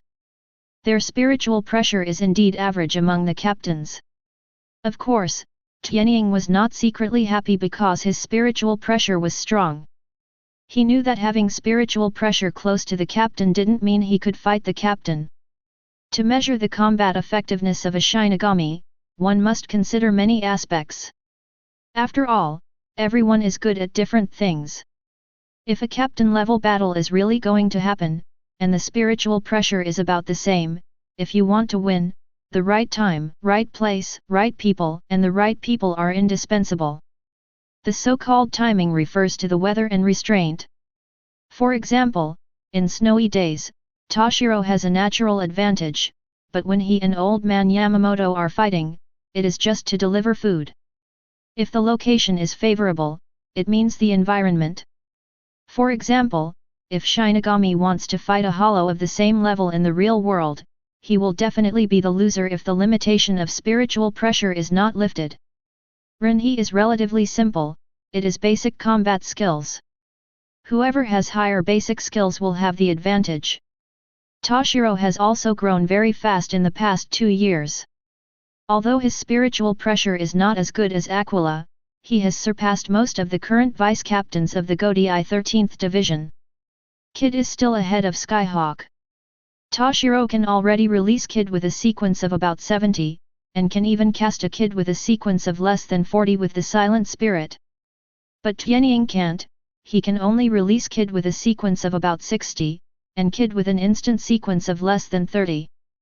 But even so, Tianying can still press Toshiro on the ground and rub him. After all, his kendo, shunpo and white hits are much higher than Toshiro's. When Kid failed to hit anyone, Toshiro was immediately turned into a sandbag when Aquila got close to him. Anohanaretsu is very satisfied with the growth of her 2 apprentices. She has seen 2 bright new stars thriving under her guidance. She believes that in the near future, the names Shiba and Hitsugaya will be heard throughout the Soul Society. But before that, she felt that her teaching to the 2 of them needed to come to an end. She has taught everything that needs to be taught, and now the only things Aquila and Toshiro lack are time and Zanpakut. To obtain the Zanpakut's original form, Aquila and Toshiro must attend the Mao Spiritual Arts Academy or join the Godai 13. Otherwise, even if she is the captain of the 4th Division, she will not be able to help them obtain the Zanpakut. Uajawa is planning to let Tianying and the 2 go to Zhenyang Spiritual Arts Academy this year. She did not set a mandatory goal for the 2 of them to graduate in a few years. In her opinion, the current Godai 13 team does not lack high-end combat capabilities, and the 2 Skyhawks should learn something systematically. For example, Shinigami's requirements, Shinigami's taboos, and some missions that Shinigami must bear. 1 week before admission to Zhenyang Spiritual Arts Academy. In the morning, Mao's Hiwa went through his weekly teaching routine and beat up 2 disciples. Then we stayed at Shiba's house for lunch. After meal. The lobby of Shiba's house. Anohana, Kaku, Shiba Miyako, Hitsugaya's grandma, Aquila, Toshiro, and the gold and silver twins were sitting on both sides. The rock vulture is already babbling, and Shiba is holding him in his arms. Uzawa said there was something she wanted to discuss with everyone, so everyone didn't leave after eating. Ahem. Just after finishing the meal, Anohana cleared her throat. Seeing everyone looking at her, she squinted her eyes and smiled softly. Just this smile almost scared Sky Eagle and Toshiro to their feet. They lowered their heads and trembled, thinking carefully about whether they had done anything to make Uajawa angry. It's not their fault either. 2 years, being beaten every week made them understand a truth. The teacher smiled, but the outcome was unpredictable. If the teacher is angry, there will be consequences at your own risk. Seeing her 2 disciples shaking for no reason, Uzawa gave them a strange look. She thought these 2 guys already knew her plan, and she was so excited that she couldn't control her body. Shaking her head, Uajawa picked up the tea that Jinyan brothers poured after the meal and took a sip. Grandma Toshiro, Tioyu, Kaku, I have something I want to discuss with you. Sister Hawa, please tell me. After being in contact with each other for such a long time, both Shiba and Kaku were used to calling Anohana sister Hawa. Kyokaku and Grandma Hitsugaya also looked at the Anohana, quietly waiting for the next step. It's like this. In a week, I want Tianying and Toshiro to go to Zhenyang Spiritual Arts Academy to study. I hope you agree. Hearing this, Aquila and Toshiro both raised their heads and looked at Anohana. They wanted to go to Mao Spiritual Arts Academy last year because there was a Zanpakuta there. However, Anohana did not agree with their idea at the time. The two Tianyings thought that this matter would be shelved for a few years, but they didn't expect that Usawa actually brought it up this time. Toshiro was very happy and raised the corners of his mouth slightly. On the one hand, I can finally get the Zanpakuto's primary form to fight, and on the other hand, I can finally meet my childhood sweetheart, bedwetting Momoko, who I haven't seen for a long time. He knew that Hinamori Momo had not graduated yet. As long as he went to Zhenyang Spiritual Arts Academy to study, he could see Hinamori Momo often again. Bah! Tianying pouted at Toshiro, little Shiro, put away that ugly face of yours. I can guess with my butt that you are thinking about Hinamori Momo. Then he stood up and said, Teacher Anohana, I want to report Toshiro's impure motives for enrolling in the school. Look, he has a smile on his face even before he enters school. I suspect that his mind has been corrupted. Once he enters school, he will be drunk in the gentle land of his childhood sweethearts and needs to be reinvented. Shiba Tianying, you fart. Toshiro stood up equally angrily. Teacher, Grandma, sister-in-law, and eldest sister, you see, Toshiro was so angry that I was right. He has no brother now, and he even said bad words to me. You are younger than me, I am the older brother. Toshiro shouted. Tianying said, Bah! If you want to call me senior brother, I am the elder brother and you are the younger brother. Toshiro said, Bah! I'm older than you, so I'm the older brother and you are the younger brother. Tianying said again, Bah! I am the senior brother and you are the junior brother. Toshiro said again, I am the eldest brother and you are the younger brother. Tianying rolled up his sleeves and wanted to go up and beat Toshiro. What a Toshiro you are! You actually want me to be your little brother. You really should be called White-Eyed Wolf. You black-feathered chicken is my little brother. Toshiro also rolled up his sleeves, not to be outdone. The black-haired sky eagle is the black-feathered chicken. Eagle equals chicken. The atmosphere was tense. Fortunately, the two of them were not sitting together, and there was an aisle between them. Otherwise, they would have probably struggled together. Everyone present was speechless. The two guys, Aquila and Toshiro, share joys and sorrows 1 second, and the friendship boat capsizes at the next second. Usawa's face turned blue, and she stood up with a frown. What are you doing? Pretend I don't exist. Look at what you look like now. Are you still educated? Do you want others to laugh at me Anohanaretsu for not being able to teach well? When the two Tianyings saw this, they both became angry, like cocks that had lost a fight. The teacher gets angry at your own risk. I will come over again at noon tomorrow. Before I come, you should copy all of Kid's words and spirits 1,000 times. If you haven't finished copying them, don't even want to go to the Mao Spiritual Arts Academy. After saying that, Anohana walked out of Shiba's house angrily. She felt that the normalcy she had cultivated over the years was about to burst. In the past 2 years, the two Sky Eagles have rubbed back and forth on the verge of being beaten countless times. Although Tianying was the main instigator, he couldn't do it with just one slap. To these two disciples, Mao's Hiwa's tenderness and anger only lasted for a moment. Just like the friendship boat between the two skyhawks. Just turn it over. Chapter 22. Since the afternoon, the Shiba training room has been quiet. There was no sound of the fierce fighting in the past, only the sound of brushes and paper being sanded. In order to complete the mission of Ms. Shiba Tianying and Toshiro are both writing furiously. It would take a lot of time for both of them to copy all of Kid's chants 1,000 times. Especially the Skyhawk. He didn't like doing homework when he was studying on Earth, let alone copying and memorizing books. I copied it all afternoon, but I only completed it 500 times. Toshiro is a little better than Aquila because he is much more familiar with Kid chants than Aquila, otherwise he would not have mastered 10 more sequences of Kid. He has copied it 600 times, 100 times more than Tianying. At this moment, the sun is almost setting. Tianying stretched, shook his sore wrists, twisted his neck and stood up. Toshiro raised his head slightly and glanced at him from the corner of his eye, then lowered his head and continued writing. Tianying walked around the house twice and moved around a little. After sitting all afternoon, he felt that his waist was almost stiff. Tianying wandered to the tea table in the corner and poured himself a large glass of water. Gurgling. After finishing the drink, he let out a sigh of satisfaction. Then he turned his head and glanced at Toshiro, and found that Toshiro was still writing with his head down. After thinking about it, he poured another glass for Toshiro.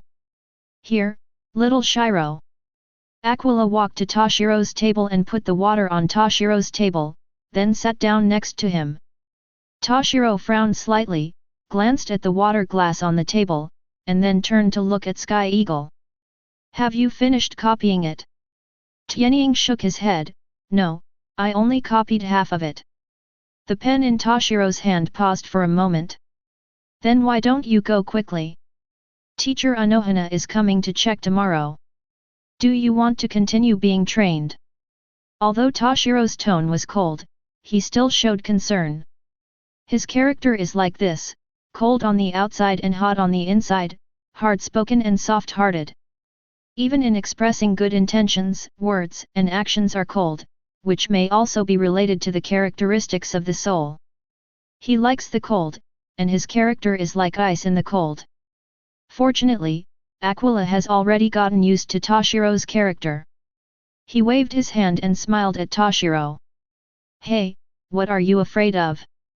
At worst, I won't sleep at night. If young people don't stay up late, what's the difference between them and salted fish?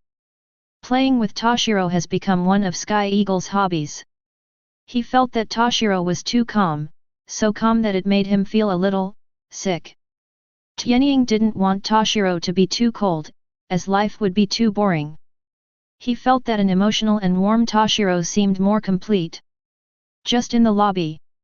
Tianying actually just wanted to tease Toshiro, but he didn't expect Toshiro to react so strongly this time. But when I look back and think about it carefully, it becomes clear.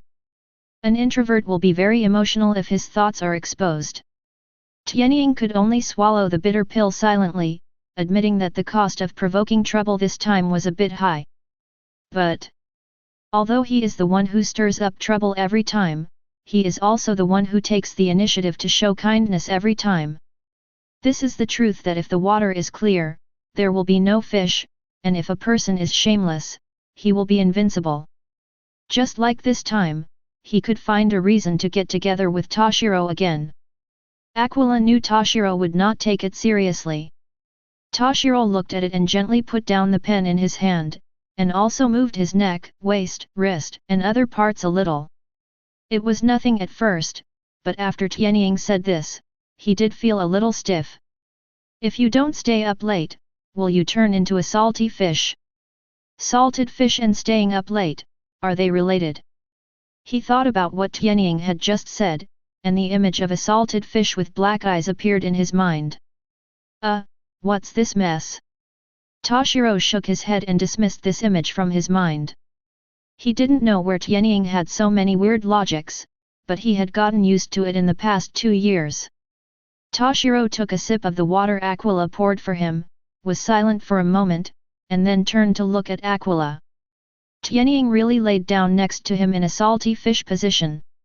Toshiro smiled bitterly and sighed. Tianying, don't you want to go to Zhenyang Spiritual Arts Academy to study? Hey! Tianying slowly opened his squinted eyes and stared at the ceiling blankly. Okay, isn't it just to get a Zanpakutt there? I don't have any childhood sweethearts there, so I don't have any other thoughts about that place. Shiba Skyhawk. Toshiro called Skyhawk, put the teacup on the table, and then spoke. Don't talk nonsense, Hinamori Momo and I are just friends, not childhood sweethearts. Tianying glanced at Toshiro. Hey, don't let your ears get red. Do you want to fight again? Toshiro stood up slowly and looked down at the salted fish Sky Eagle. Hey, why can't you take a joke? You're so boring. Tianying sat up, sighed, and then pulled Toshiro's sleeve and pulled him back to his seat. Toshiro shook his head twice, then thought about it and sat down. But this time he didn't care about Tianying anymore, but picked up the pen and continued to complete the tasks assigned by Ms. Hiwa. For a long while, he spoke calmly without raising his head. If you don't want to go to Zhenyang Spiritual Arts Academy, then we won't go. Anyway, we already have a teacher now. He thought Tianying didn't want to go to Zhenyang Spiritual Arts Academy, so he didn't want to go either. After all, to become a strong person, one does not necessarily have to graduate from Zhenyang Spiritual Arts Academy. Hearing this, Tianying felt a little moved. He could tell that Toshiro wanted to study in the academy, but he still chose to give up for him, which proved that his status in Toshiro's heart was already very high. Amaji stood up slowly and asked with a slight smile, Toshiro, if you don't go to the Mao Spiritual Arts Academy, you won't be able to get a shallow attack. If you don't get a shallow attack, you won't be able to become a member of the Godai 13th Division team leader. Oh. Toshiro replied coldly. Then he said something that made Tianying's scalp tingle. There are so many Shinigami killed in the battle outside, I don't believe that all the Zanpakutt have been recovered. If we really can't find it, then next time there is a fight between a Shinigami and a hollow, we will go to the scene and keep an eye on it. Once the Shinigami dies, we will take the knife and run away. Tianying raised his eyebrows, and a trace of astonishment flashed in his eyes. But thinking about it carefully, he understood why Toshiro said this. Original. Toshiro entered Mao Spiritual Arts Academy under the guidance of Matsumoto Rangiku, the deputy captain of the 10th Division. And Matsumoto Rangiku helped him save his grandmother, so Toshiro is grateful to Matsumoto Rangiku. I am also naturally grateful to Shinigami. But now, the trajectory of Toshiro's contact with the Shinigami changed under his own influence. Matsumoto Rangiku did not enter his life. The only Shinigami he knows are teachers Anohanaretsu, Shiba Kaien, and Shivadu. At most, there will be one Hinamori Momo who has not yet graduated. Although Kaien and Kaien both take care of Toshiro and Grandma, this care is based on Tianying's help. Compared to Shinigami, he is more grateful to Skyhawk. Thinking of this, the corner of Tianying's mouth slightly raised. There is a joy of harvesting fruits. Who doesn't want to be rewarded for his or her efforts? Even if a saint has done good deeds, he still wants to be recognized. Tianying helped Toshiro pour a glass of water again, and then walked back to his seat. Little Shiro, we will definitely go to Zhenyang Spiritual Arts Academy next week. Since the teacher has spoken, it means that she has already made this plan. Don't worry, you will be able to play with Dizzy soon. Bang! This is not over yet, is it? Chapter 23. The next day, early in the morning. Yes, the handwriting is correct. Anohana held the kid words copied by Tianying and the others in her hands. She carefully turned over the pages and put them down after confirming that they were copied by the two. In 6 days' time, it will be the registration day for Zhenyang Spiritual Arts Academy. You should prepare during this period, and don't forget it when the time comes. Yes, Teacher Anohana. Tianying and Toshiro said in unison. Uze nodded, I'm not worried about your entrance test, so I won't go and watch it. Yes, Teacher Uajawa. Ms. Hiwa was very satisfied with the attitude of the two today. After thinking about it, she started to give them some relevant instructions. By the way, don't say you two are my disciples after you go to Zhenyang Spiritual Arts Academy. I don't want the teachers at Zhenyang Spiritual Arts Academy to give you special treatment. You are here to learn, not to enjoy. And don't take off that soul-suppressing bracelet easily. Although I know you can already control your own power, you are still young after all. Although your current strength may have surpassed that of your classmates and even your seniors who have not yet graduated, I hope you can always maintain a diligent and studious attitude. Shortly after accepting Toshiro as his disciple, Anohana went to the Technology Development Bureau again to ask Niriyuri for a spirit-suppressing bracelet, with the purpose of helping him control his spiritual pressure. Yes, Teacher Uajawa. The two Sky Eagles were like robots, nodding and repeating this sentence. It was repaired by Uzawa yesterday, and they don't want to do it again today. Especially the Skyhawk. He had been copying the spiritual poems until midnight yesterday, and now he was very sleepy. He just hoped that Mao's Hiwa would leave as soon as possible after finishing the examination, and then he could catch up on his sleep.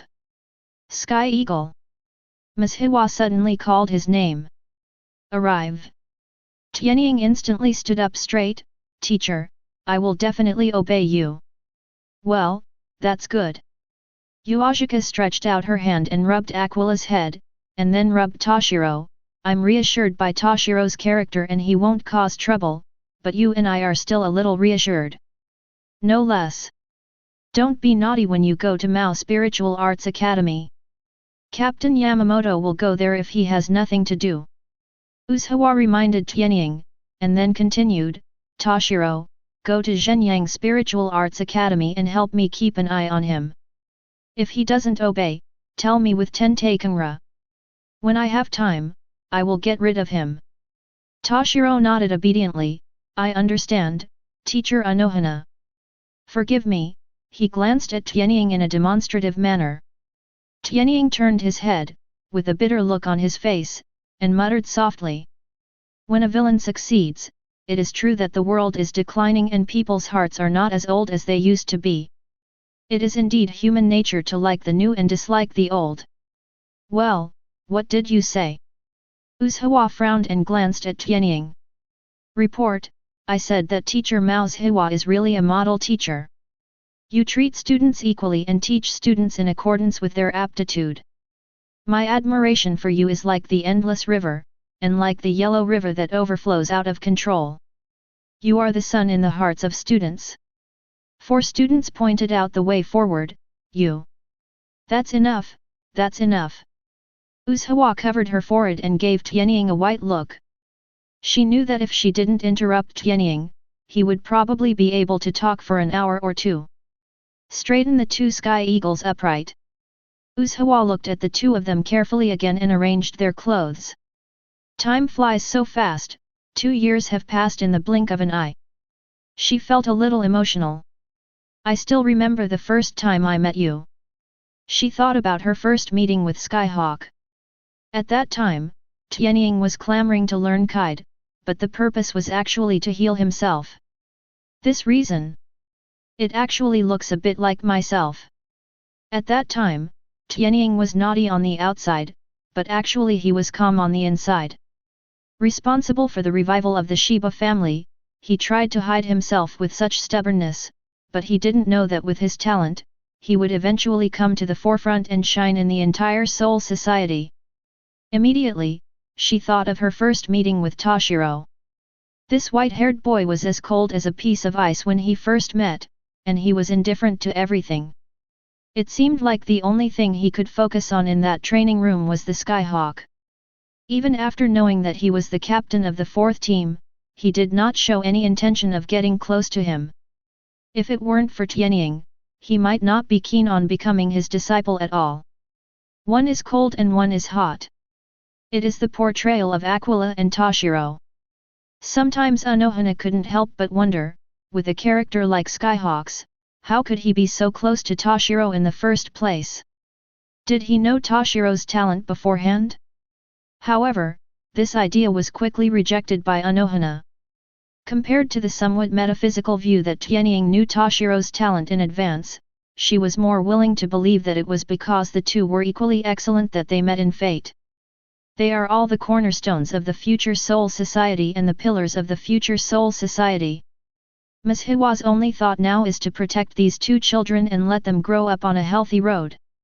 It was considered as compensation for the sins he had committed. After a while, Uajawa stood up and prepared to leave.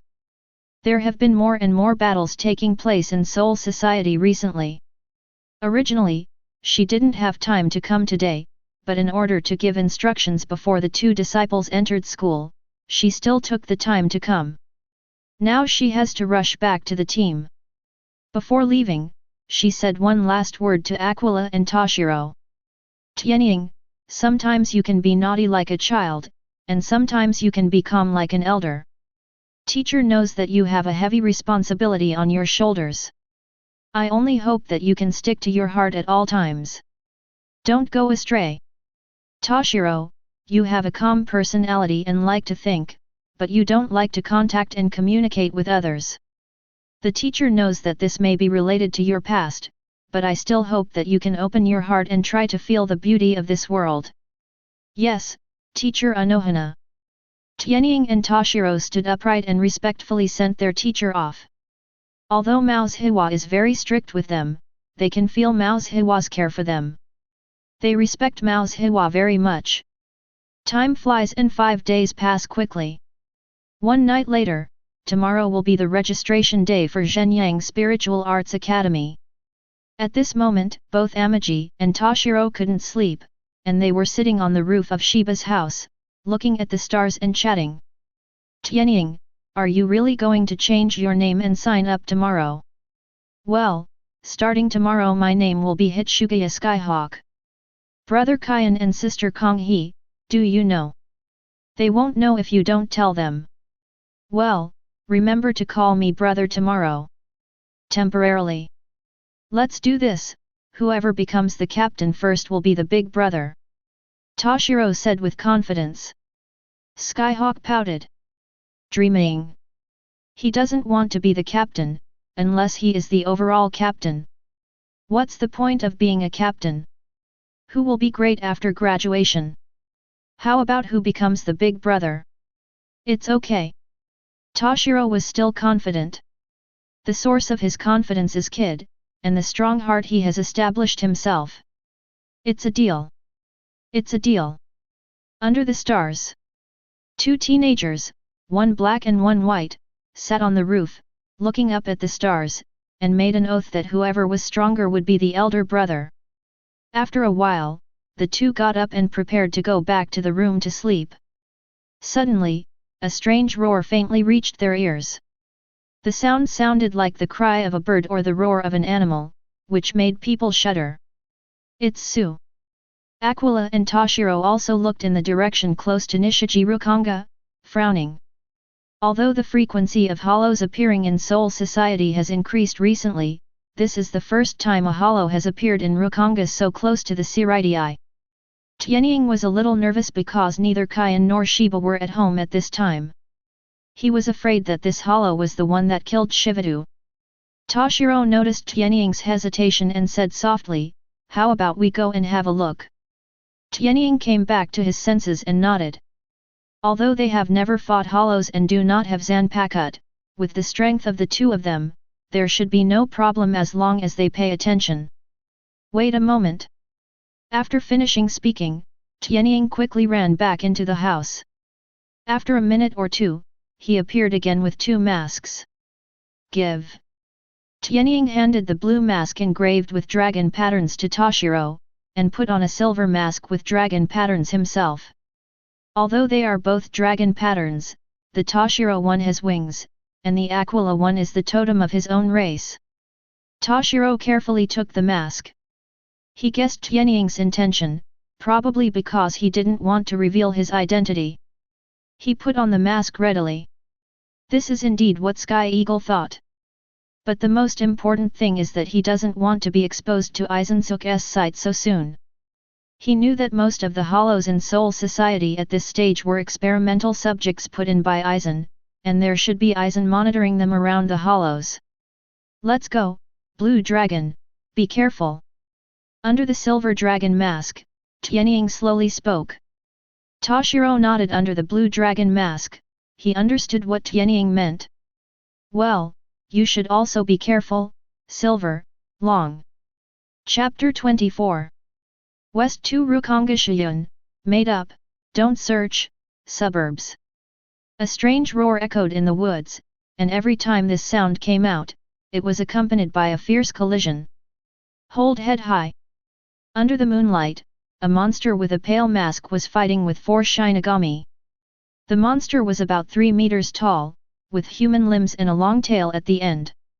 It looked like an orangutan.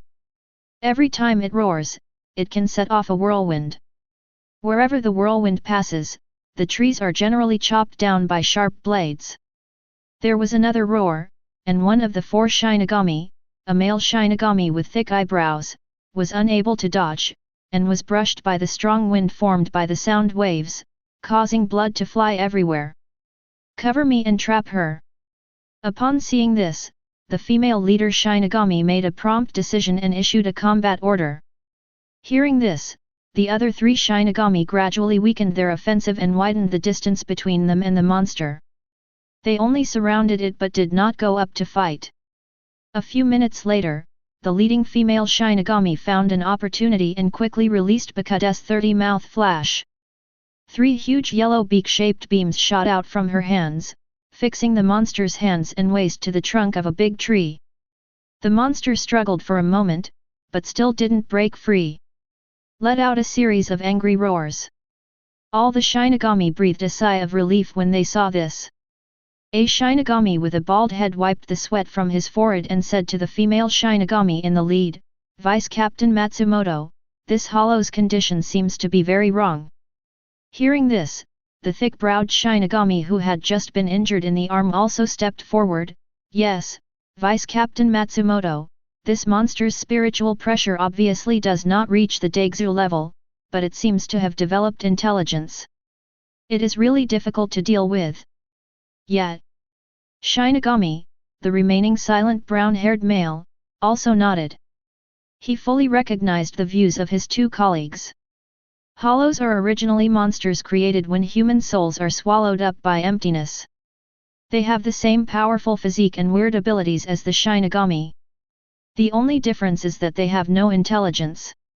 It is precisely because of this that Shinigami, who is at a numerical disadvantage, can maintain a balance in the battle with Hollow. I know that the situation of this virtual bird is the same as the information in the recent report. It should be a mutant virus. The one who replied was the female Shinigami leader Vice Captain Matsumoto. She has short wavy orange hair, a peach scarf, and a mole on her lip. She is wearing a somewhat sexy death costume, and a pair of big white rabbits are about to appear. A wooden armband hung on her right arm, with a daffodil pattern engraved on it and a cross written in the middle. If Tianying were here, he would probably be able to recognize this person at a glance based on the above obvious characteristics. It was none other than Matsumoto Rangiku, the deputy captain of his uncle Shiba Ishin, the deputy captain of the 10th Division. At this moment, Matsumoto Rangiku's expression was a little serious, and her brows were furrowed. As the other 3 Shinigami said, this kind of hollow with spiritual intelligence is difficult to deal with, even if it only has a little intelligence. This kind of virtual has its own ideas in battle and can make some unexpected actions. Once there are too many, it will break the balance between Shinigami and virtual. The most important thing is that this kind of void may have the potential to become a high-level void. Matsumoto Rangiku has been the vice captain for many years.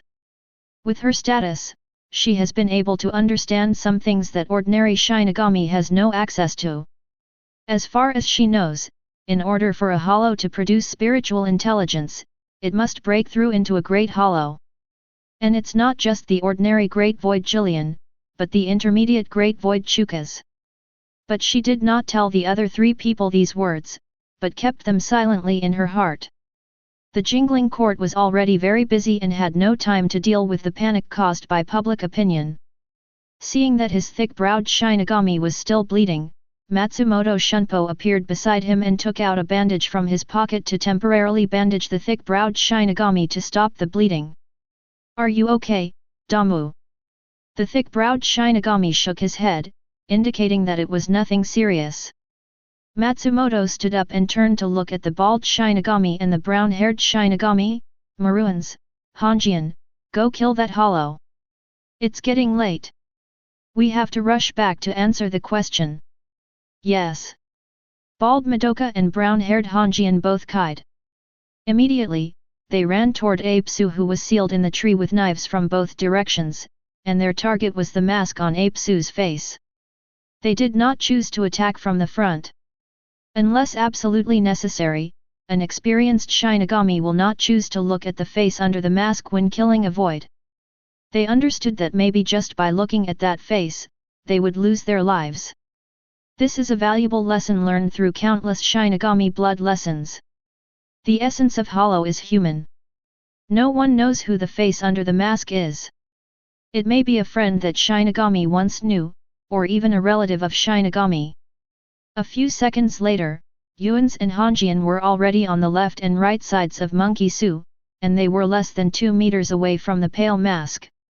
Taking off and swinging the knife, the two men's actions seemed to have been rehearsed countless times. The two Zanpakuto roared and made a sound of breaking through the air, cutting straight into the head of the monkey. Suddenly, Matsumoto Ranjaku's pupils contracted. "No, go back!" she yelled. Yuans and Honjian on the left and right didn't know what happened, and looked at Matsumoto in confusion. From their position, they couldn't see the face of the monkey, but Matsumoto could see it clearly from the front. The pale mask of the ape seemed to be smiling. "Hold head high!" The ape struggled violently and burst out with a shocking roar. As it moved, the tree that sealed it let out a squeaking cry. Bang! Yuan Haox's two hands instantly broke free of the seal. Matsumoto had already reacted at this moment. "Croon, Grey Cat!" As her voice fell, the initial form of the Zanpakuto in her hand changed instantly, and the blade turned into smoke and floated towards the monkey. But she was still a step too late. Yuan Haoxu opened his palms and slapped the red rock on the right. At the same time, its head turned 180 degrees in an incredible state, facing Yuan's on the left. Snap! Hold head high! Both palms fell, and the sound and wind struck. Yuan's and Honjian were hit almost at the same time and fell from mid-air. Yuan's, who was hit by the sound wind, was covered with wounds, as if he had been chopped by dozens of knives. Honjian's limbs were twisted and he felt like his bones had been smashed into pieces. "Maruzawa! Honjian!" Matsumoto let out an angry cry. "I want you to die! Cat Rondo!" At this moment, she felt extremely regretful. She should have killed the virtual creature herself. Because of her carelessness, the life and death of two of her subordinates are now uncertain.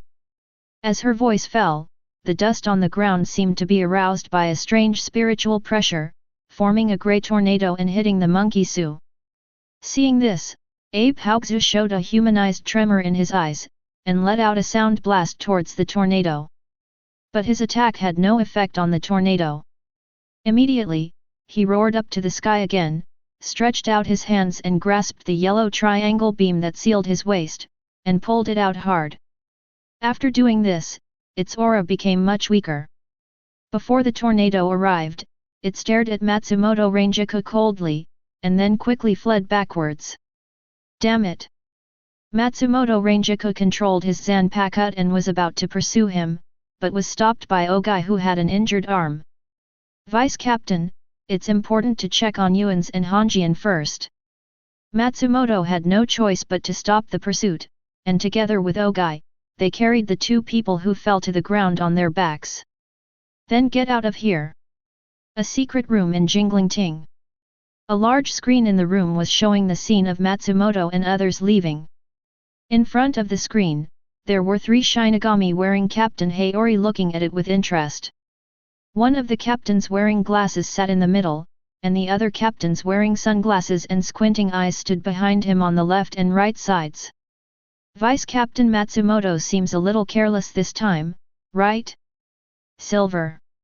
The captain sitting in the middle with glasses suddenly spoke. Kide, the captain on the right with squinted eyes, said, "Haha, I think the hollow you're studying, Captain Aizen, is very interesting. It seems to have become different." Aizen nodded. "Dongxian, pay close attention to that Su. I think it has great experimental value." "Yes. Aizen-sama." The captain wearing sunglasses lowered his head. Kide. Immediately, he glanced at a certain red dot on the map, and then quickly left the secret room. Shiba's house is in the forest on the side of Rukongashiyun near Nishiji. Two teenagers wearing silver and blue dragon-patterned masks were galloping. For a while, they seemed to feel something and looked at each other. "Here he comes, ready to fight." Under the silver dragon mask, Tianying slowly spoke. Chapter 25. Clear. Toshiro, who was wearing a blue dragon mask, nodded slowly. He also noticed something unusual, that strange and chaotic spiritual pressure was approaching. Toshiro glanced around, selected a big tree about 10 meters to his right, and then used Shunpo to appear on the branch of that tree. The location of this tree is very good, not too far or too close, which can maximize the power of Kid. The most important thing is that the field of vision is also wide, so you can pay attention to the situation of the Skyhawk at any time. After arriving at the location, Toshiro made an OK gesture towards Sky Eagle. He learned this from Tianying, and he thought it was very practical in battle. 26 of Bakud Bent Light. Toshiro recited Yanling silently in his heart. After a moment, the light in the space where he stood seemed to be distorted, and Toshiro's body also began to distort. A moment of trance. Toshiro disappeared completely. This is the effect of Bakud 26 Bent Light. Its function is to use the refraction of light to cover an area, thereby achieving the effect of hiding objects. Toshiro uses this effect to hide himself. After Tianying saw Toshiro disappear, he sensed the direction in which the previous hollow was heading. After he determined that his location was the virtual path, he also used bent light to become invisible on the spot. One front and one side. This was the tactic Aquila and Toshiro had just discussed on the way here. It was said that they were discussing, but in fact they just exchanged glances with each other. In 2 years. Although Tianying and Toshiro have never experienced actual combat, under Anohana's training, their cooperation has long been extremely proficient. One is near, one is far, one is on one side. This position of attack is exactly the position that the two Sky Eagles often use when training against Anohana. From the front, the Skyhawk has strong melee capabilities. Use bent light to sneak attack first, and if it fails, fight head-on. From the side, Toshiro Kid is stronger. He uses long-range attacks to cover the Aquila for close combat, and can fight in close combat at any time when necessary. As for mentality, the two Sky Eagles have long been prepared to fight Su at any time. Tianying was originally engaged in the black boxing profession, and his psychological endurance has long been far beyond that of ordinary people. Even if he knew that he was about to face a monster that looked like a human but not a human, he didn't have a trace of fear. Instead, he felt a little excited in his heart. Toshiro has a cold personality, and it is difficult for anything to affect his emotions, especially worthless emotions like fear, which may have been frozen before they enter his mind. Time passed by minute. The strange and chaotic spiritual pressure just now became looming after leaving the battle with Shinigami. Although the Skyhawk could feel it approaching, it was difficult to accurately determine its distance. He had already guessed that this Kyun came from Aizen's hands. The reason is simple. At this time, except for the experimental hollow created by Aizen, it is impossible for any hollow to be able to escape the pursuit of Shinigami so close to the Siritii. This is not to say that the hollow created by Aizen is very strong, but because the hollow he created has some strange abilities. For example, a virtual person with the ability to devour and fuse, another example, a virtual person with the ability to transform into a camouflage, etc. Especially the two abilities mentioned above, they have extremely impressive kill records. Tianying didn't know what the coming hollow was capable of. He could only try to control his spiritual pressure and calm down his emotions to avoid being sensed by the coming hollow. Su-su. Su-su. A sound of grinding ground came from far to near. After a while, a huge black shadow appeared in the direction Tianying was facing. It was the monkey hollow who had just escaped from the hands of Matsumoto Ranjaku and the others. Coming. Tianying frowned and held the katana-imitated Zanpakuto tightly in his hand. 50 meters. 40 meters. 10 meters. This disgusting spiritual pressure made Tianying slightly uncomfortable. After all, it was the first time for him to be in such close contact with a creature like Hollow. Through the cold moonlight, Sky Eagle could already see the spit flying in the mouth of this virtual creature and the hole in its chest. Tianying's eyes narrowed slightly, and he saw that the Su was injured. Its waist seemed to have been penetrated and it was still bleeding. This is good news. Tianying guessed that the wound on this virtual waist was caused by the Shinigami team just now. Seeing that the distance between Su and Tianying was getting closer and closer, Toshiro took the lead. Had S-31 red cannon. Had 33, blue fire pendant.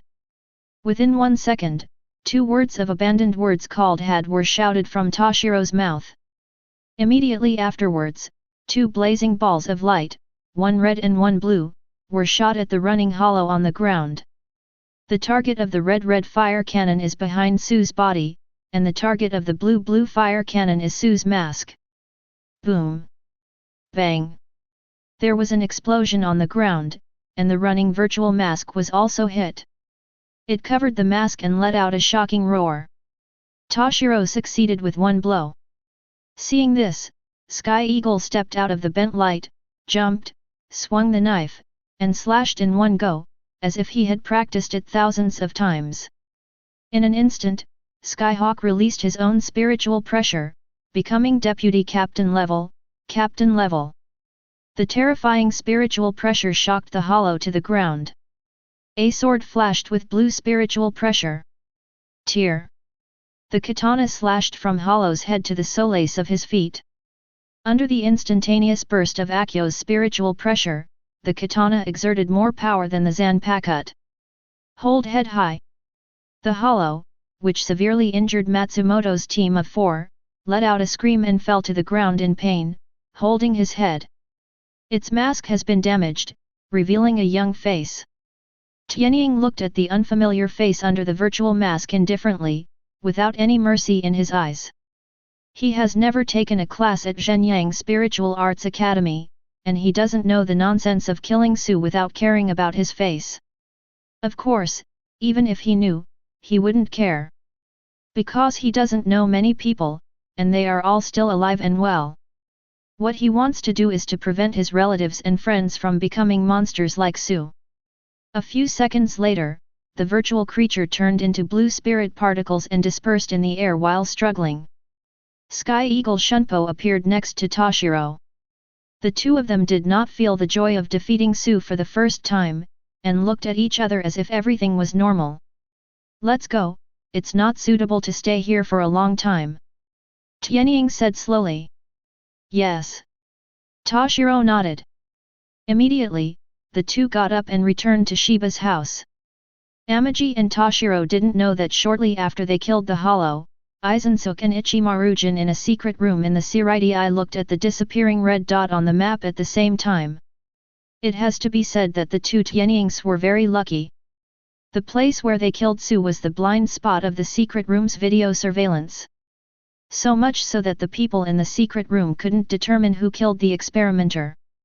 The corners of Izan's mouth raised slightly. With an interesting look on his face, he pushed up his glasses with his hand, as if he had discovered something interesting.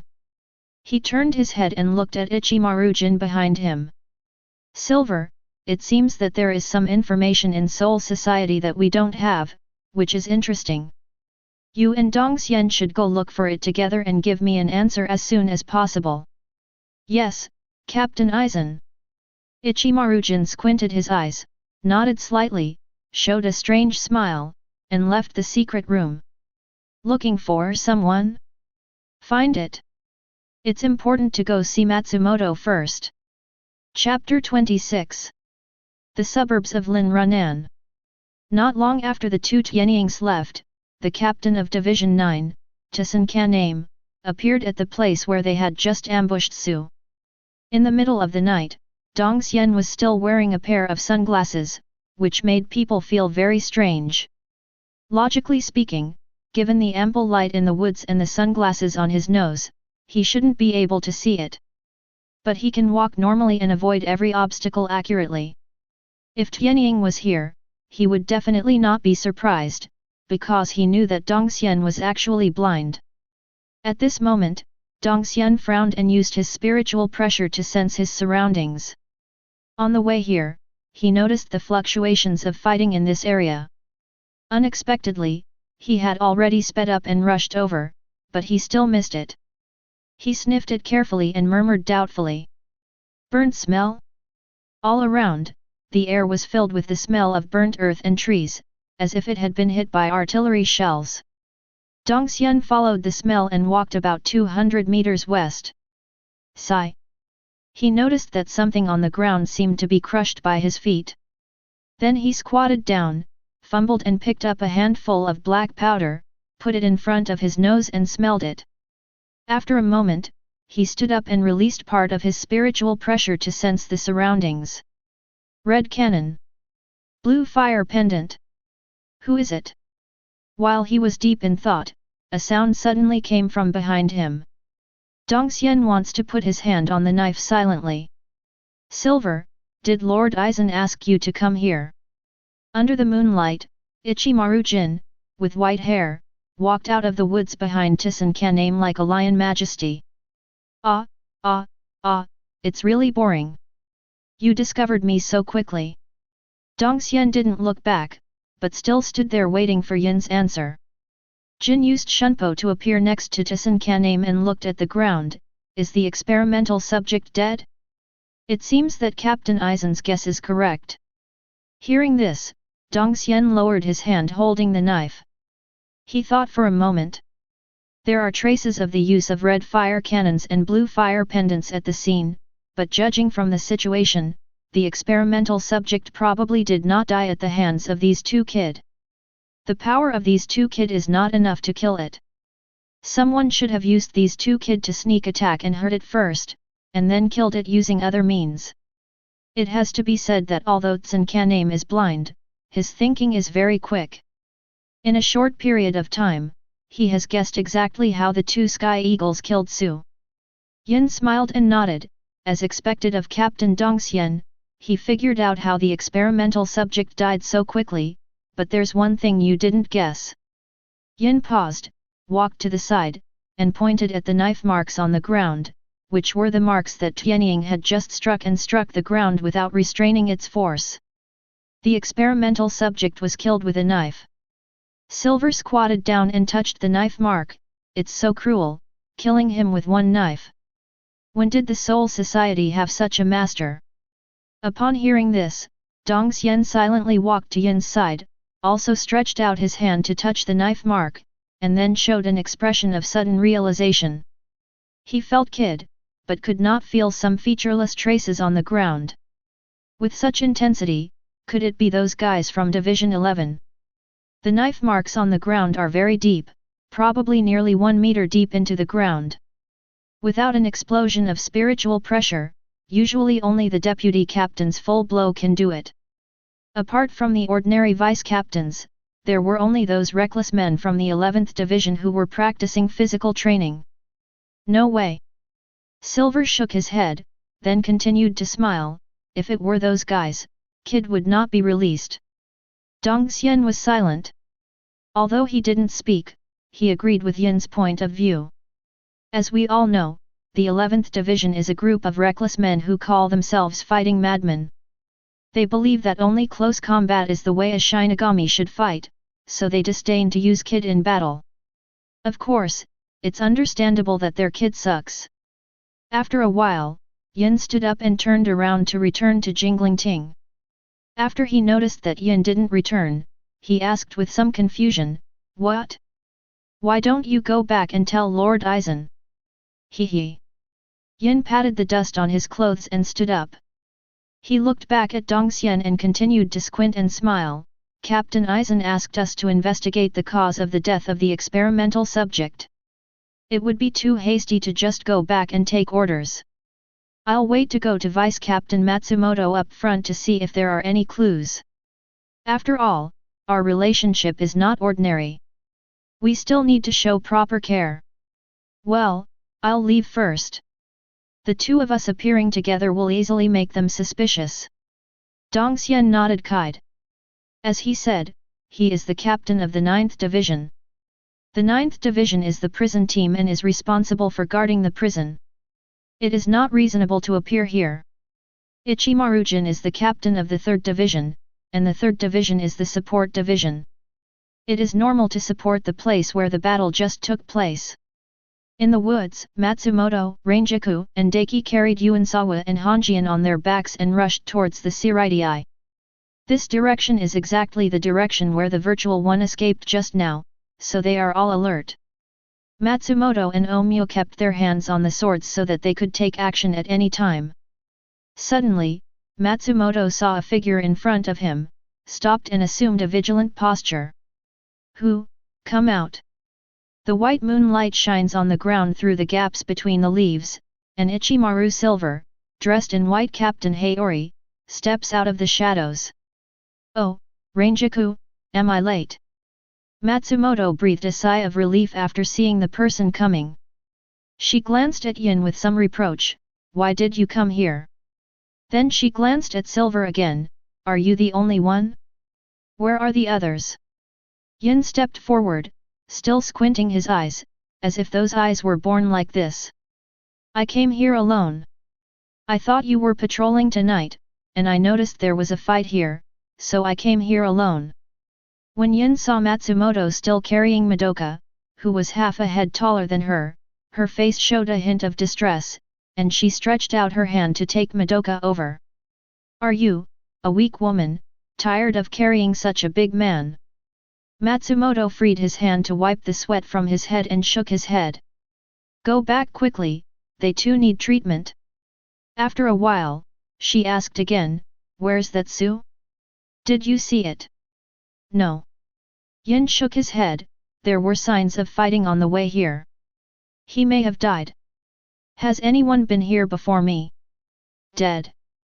Matsumoto frowned slightly, then shook his head, "Except for you, I didn't see anyone else supporting him."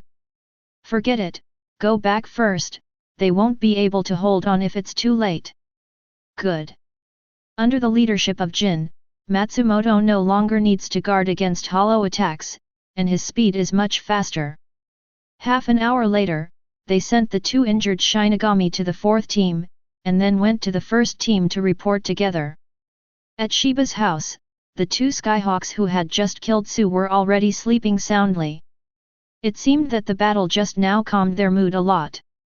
Next, they waited for dawn and then went to Zhenyang Spiritual Arts Academy to take the entrance test. A new life is about to begin. Chapter 27. Early the next morning, the Skyhawk was still sleeping. He had an incredible dream, dreaming that he was floating in the vast starry sky of the universe. The stars in the sky are as small as sand, and only a scale emitting golden light firmly occupies the sky. The scale looked familiar, similar to the scale on his back, except that there was a clock missing from the tray on the left. Although the left palette of this scale is empty, a black spot can be vaguely seen in the right palette. Bathed in the golden light emitted by the scale, this black spot looked extremely weird, as if even light could not change its nature. Tianying tried to reach out and touch the golden scale, but a strange feeling came to his heart. He and the scale seemed very close, but he could not touch it. It was like there was a chasm between the two of them, so close to each other. All night long the Skyhawk struggled to overcome this obstacle. Unfortunately, they all came back in vain. Just when he gave up, a pale mask suddenly appeared in front of his eyes, with a big mouth trying to bite him. The style of this mask instantly reminded Tianying of the hollow he killed with Toshiro. That hollow mask is exactly the same as this mask. Tianying subconsciously punched out, trying to repel the false mask that suddenly appeared in the starry sky. Just when his fist was about to hit the mask of the void, golden light flashed, and the scales suddenly shone brightly. Under this light, this false mask gradually turned into black spirit seeds. Immediately afterwards, as if being attracted by gravity, the spirit child turned into a black torrent and rushed towards the black spot on the right side of the scale. After a while, it disappeared. Tianying lowered his head and breathed a sigh of relief, but soon discovered something was wrong. In his sight, his body turned out to be the same as the false mask, slowly transforming into spirits starting from the soles of his feet. A burst of gravity came and he woke up. Tianying jumped up from the bed, beads of sweat falling from his forehead, and his clothes were already soaked. Knock knock knock. There was a knock on the door. Toshiro's voice came from outside the door. Sky Eagle, hurry up and eat. We have to go to White Way Gate to register. I heard there will be a lot of people there today. Hearing this, Tianying got down from the bed. But instead of gate of opening, he faced Kite at the door. You go and eat first, I'll take a shower and then go out. Then hurry up. Toshiro's footsteps outside the door gradually faded away. Skyhawk took off his clothes and walked to the bathroom. He felt that his dream last night was related to the tattoo on his back, so he decided to take a closer look after taking a shower. After a few minutes, Skyhawk walked out of the bathroom with a frown on his face. As he expected, his scale tattoo did undergo a slight change. There was a black spot in the empty tray on the right side, which was exactly the same as the black spot he saw in his dream. A black hole. Skyhawk murmured and put on his clothes, then pushed the gate of opening and walked out of the room. During breakfast, Tianying behaved a little strangely and was very silent. This makes Konghe and others a little strange. Shiba asked with concern, Tianying, what's wrong? Didn't you sleep last night? Konghe laughed loudly. I think he is afraid that he will fail the test at the Mao Spiritual Arts Academy and suffer from insomnia. Toshiro was silent and looked at Tianying worriedly. Only the two of them knew about the killing of Su last night. He thought that Tianying was too stressed by killing Su for the first time. Toshiro stood up and walked to Sky Eagle, gently patted Sky Eagle on the shoulder. Are you okay? Sky Eagle. Tianying came back to his senses. He was still thinking about the Libra tattoo just now, so he didn't hear what a few people said. What's wrong? I've finished eating and can go. After saying that, he stood up silently and walked out the door first. Seeing this, Toshiro turned around and said goodbye to Konghe and others, then quickly followed Tianying. The two walked out of Shiba's house side by side and embarked on the road to take the entrance exam for Mao Spirituality Academy. Along the way, Toshiro turned his head and looked at the silent Sky Eagle with concern from time to time. Tianying, were you okay last night? Ah! Tianying was interrupted from thinking, what did you say? Toshiro asked again. Tianying smiled and waved his hand, it's okay. Maybe it's the first time you kill that thing and you're not used to it. It'll be fine later. After saying that, he looked up at Lin Runan's entrance, where there was already a sea of people. Come on, Toshiro, there are so many people. Tianying gave up thinking about the tattoo for the time being and pulled Dongshalang and ran towards Lin Runan's street. Seeing that Tianying returned to normal, Toshiro breathed a sigh of relief. The two trotted all the way and soon appeared on the side of Lin Runan near Jinglingting.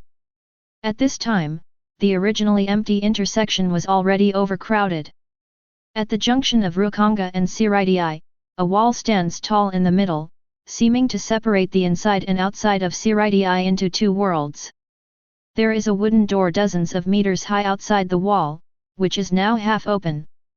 At the door, a huge man was maintaining order. Hey, hey, stand in line. Do you guys from the countryside know the rules? When you sign up, you have to come one by one like a battle. If you don't obey me again, don't blame one of my 4 heroes, Si Danfang, for taking action. At this time, a man in yellow seemed unconvinced. He walked towards Saidanfang with his head held high. Hey, you're not a Shinigami. What kind of hero are you? Don't stop here. Laozi wants to go in and sign up. After saying that, he was about to jump in line. After Si Danfang heard his words, several black lines appeared on his forehead. Stretch out your right hand and pick up the man in yellow with your index finger and thumb, just like picking up a mouse. Go, go, don't make trouble here. If you make trouble again, don't blame Mr. Saidanfang for being rude. He threw the man onto the road on Lin Runan's side. The man hit Tianying right at his feet. Si Danfang took one look at him and ignored him. At this time, a strong spiritual pressure suddenly came from the entrance of White Way Gate. Everyone, line up for me. Didn't you hear what Saidanfang just said? Anyone who is thrown out by Saidanfang later will be disqualified from applying. The person who spoke was a Shinigami, and the scene suddenly became much quieter after he spoke. He is a teacher at Zhenyang Spiritual Arts Academy and is responsible for registration here today. His words were obviously more shocking than Si Danfang's simple threats. Soon, a long queue formed outside White Way Gate, and the scene became orderly. The man in yellow who fell in front of Tianying also struggled to get up. Although he was still complaining, he honestly joined the queue. Skyhawk smiled. Then he said to Toshiro next to him, have you seen it? That's Si Danfang. He looks fierce, but he's actually hard-spoken and soft-hearted. He's just a big, naive guy. Jidanfang has a good relationship with the Shiba family, so Tianying knows him. Toshiro nodded. He saw it too. Si Danfang's seemingly rude and embarrassing move just now actually didn't use much force. While talking, Si Danfang happened to glance over here. He seemed to have spotted Tianying and waved with a smile. Aquila and Toshiro both smiled and nodded in response. Tianying even raised his right index finger to his mouth and made a hissing gesture. Queuing is boring. The 2 Sky Eagles stood in the queue one behind the other and waited quietly. Toshiro closed his eyes and rested his mind. Tianying was observing the surroundings, wanting to see if anyone he knew would show up. Chapter 28. 3 hours later. In front of White Way Gate. The Shinigami in charge of registration was already a little impatient. He shouted to the crowd who were still queuing behind him. Let me tell you again, Zhenyang Spiritual Arts Academy only recruits people with a soul age of less than 100, and only those with a soul age of less than 100 can take the spiritual power test. For the rest of you, if your soul age is over 100, please stop queuing and waste everyone's time. Also, don't try to falsely report your soul age. We have professional testing tools. If I find someone with a soul age of more than 100 coming to sign up later, I will let Saidanfang teach him a lesson. Si Danfang nodded cooperatively, and then shouted loudly, those with a soul age of more than 100, leave quickly, otherwise don't blame the axe in the hand of Si Danfang for being rude. After saying that, he took off an axe from his waist. Boom! The axe struck the ground, kicking up a cloud of dust. This axe is extremely huge, its height alone has exceeded 5 meters, and it looks particularly scary. Many people silently exited the queue, and the queue became a lot thinner for a while. Si Danfang nodded with satisfaction, then leaned against the wall and closed his eyes to rest. Soon, there were less than 10 people in front of the 2 Tianyings. They finally saw the specific registration process. First of all, applicants must go to the registration teacher to test their soul age. The thing used to test the age of the soul is a strange instrument with a stone placed in the middle of the instrument. The applicant reaches out and touches the stone, and the instrument will make a sound to inform the applicant of his soul age. It looks a bit advanced. Tianying pendulum should be made by the Technology Development Bureau. After the soul age test, the applicants walked to the middle of the White Way Gate to participate in the spiritual power test. This is the same as the spiritual power test that Uzuki Flower put on the two of them. Applicants walk into a barriers made of 6 crystal stones and use all their strength to unleash their spiritual pressure. Those whose soul age does not exceed 100, as long as one of the crystals lights up, they will be eligible for admission. The more crystals that light up, the stronger the applicant's talent is. Sky Eagle's eldest brother Kaien made 6 crystals light up at the same time when he signed up, and Kaien completed 6 years of study at Zhenyang Spiritual Arts Academy in 1 year. Yes, Mao Spiritual Arts Academy has a 6-year system. After all, it is not easy to train a Shinigami who can fight hollows. When registering, the teacher of applicants with more than 4 crystals lit up will make a special note, and then select the best candidates to join a class, which is the top class. Tianying deeply hates this evil class classification mechanism, which reminds him of the days when he served as the right protector next to the podium. Whispering sound. Obviously they are all students, so there are no grades. Drink, Tui. Next. Soon, it was Toshiro's turn to sign up. Name. Hitsugaya Toshiro. Yes. The admissions exam silently wrote Toshiro's name on the paper. Reach out and touch the crystal on the machine. Oh. Toshiro followed the teacher's instructions and stretched out his right hand to touch the stone in the machine. Soul age, 73. The admissions teacher nodded, go to the barriers over there and release the spiritual pressure. Toshiro looked back at Tianying, and then touched the black bracelet on his right hand. Skyhawk smiled and nodded at him. Toshiro's eyes gradually became firmer and he walked directly towards the spiritual power test barriers. Buzz. In an instant, 6 crystals lit up at the same time.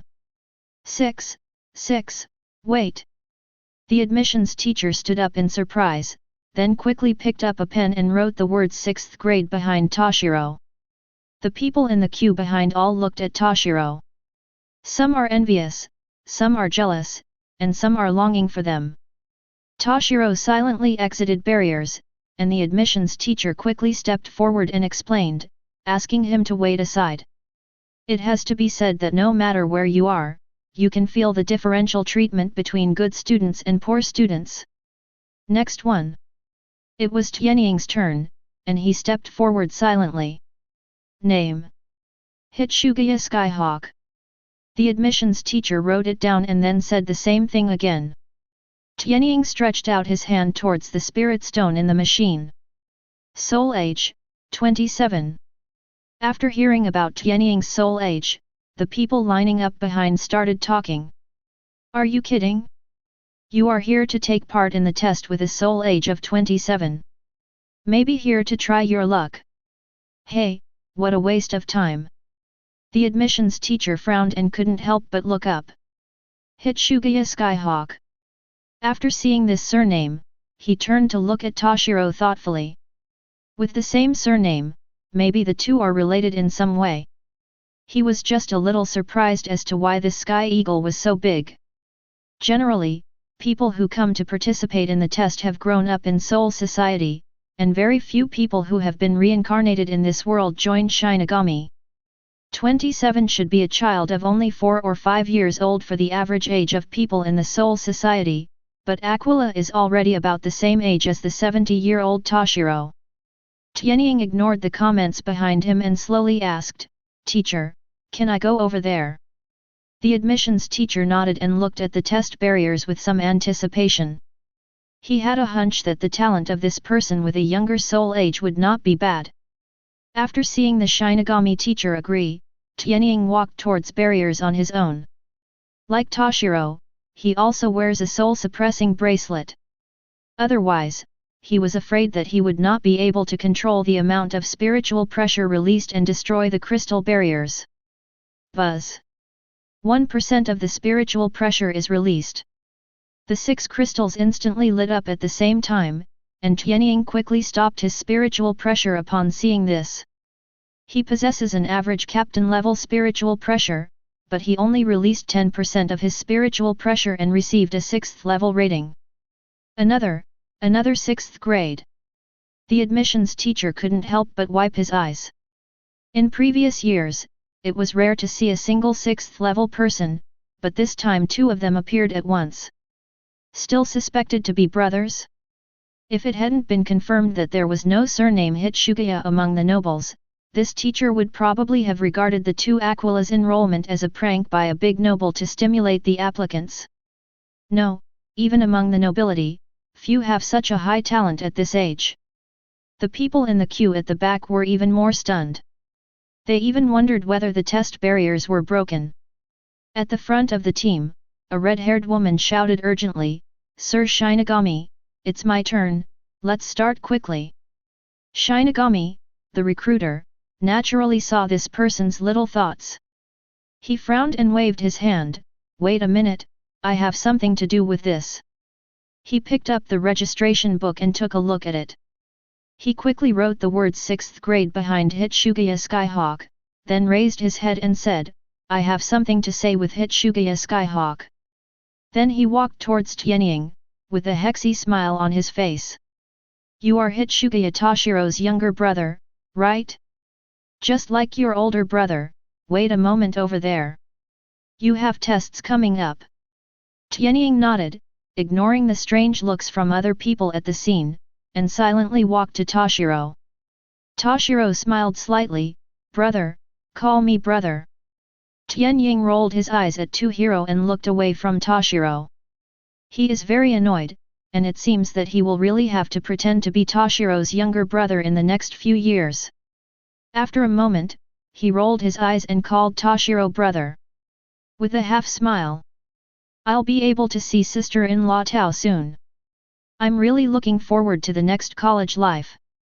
His words sent a chill down Toshiro's back, as if he had a very bad premonition.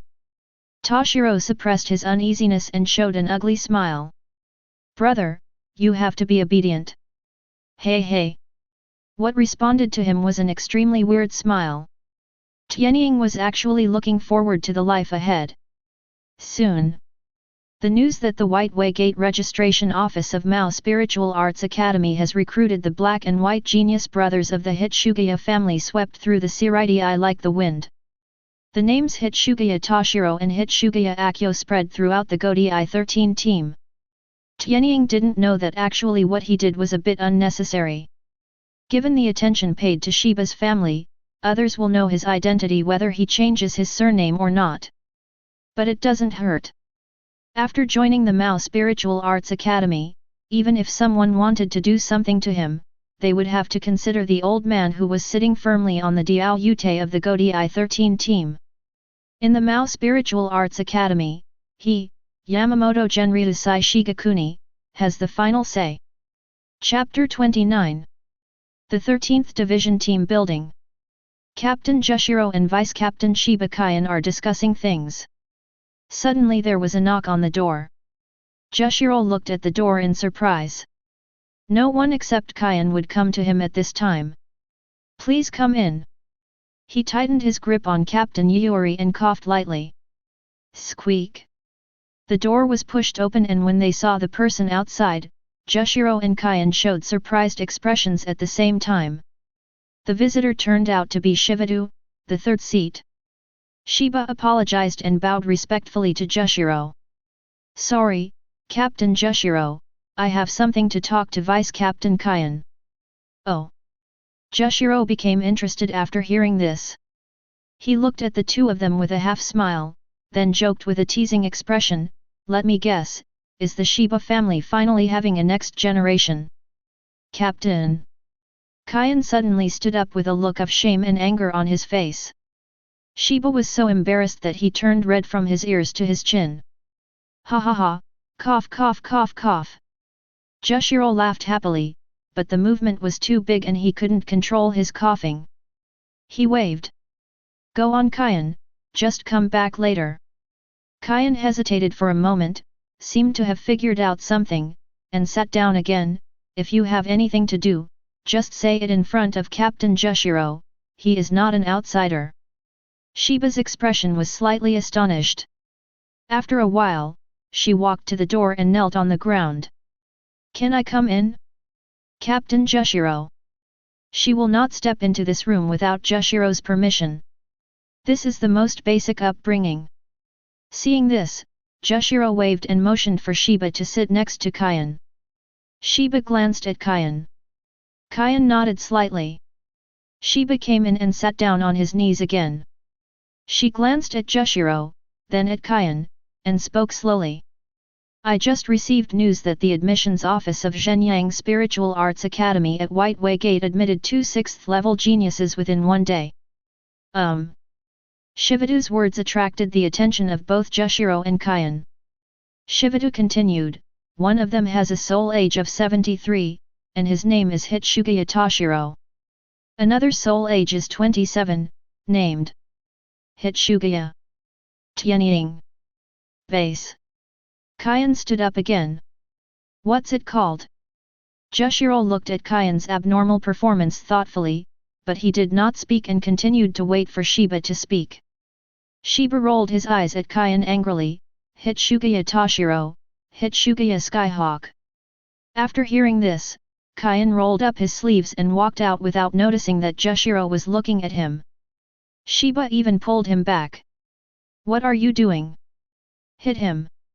Kaien shouted angrily, I'm going to beat up this little BD Hitsugaya and ask him what he's thinking. What makes him dislike my Shiba family? He even changed his last name. This BD didn't even discuss such a big matter with us. What does he want to do? Betray the family. Sit down. Shiba suddenly shouted loudly. Then he blushed and gave Jushiro an apologetic look. Jushiro looked at the two couples with interest, a gentle smile on his face. He probably understood. Kaien's younger brother Shiba Tianying changed his name to Hitsugaya Tianying and took the test of Mao Spiritual Arts Academy and was admitted with 6th level spiritual talent. Sit down, Kaien. Jushiro spoke. Kaien sat back down in his original position angrily, but his face was still filled with anger. Kaien, who shoulders the responsibility of reviving the Shiba family, has always valued the glory of the Shiba family more than life.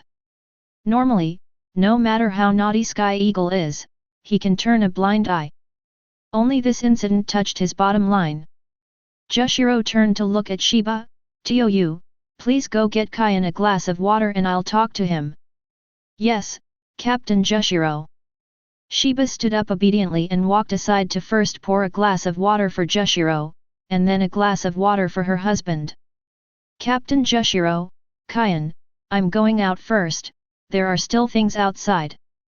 She bowed and exited the room, leaving the space inside to Jushiro and Kaien.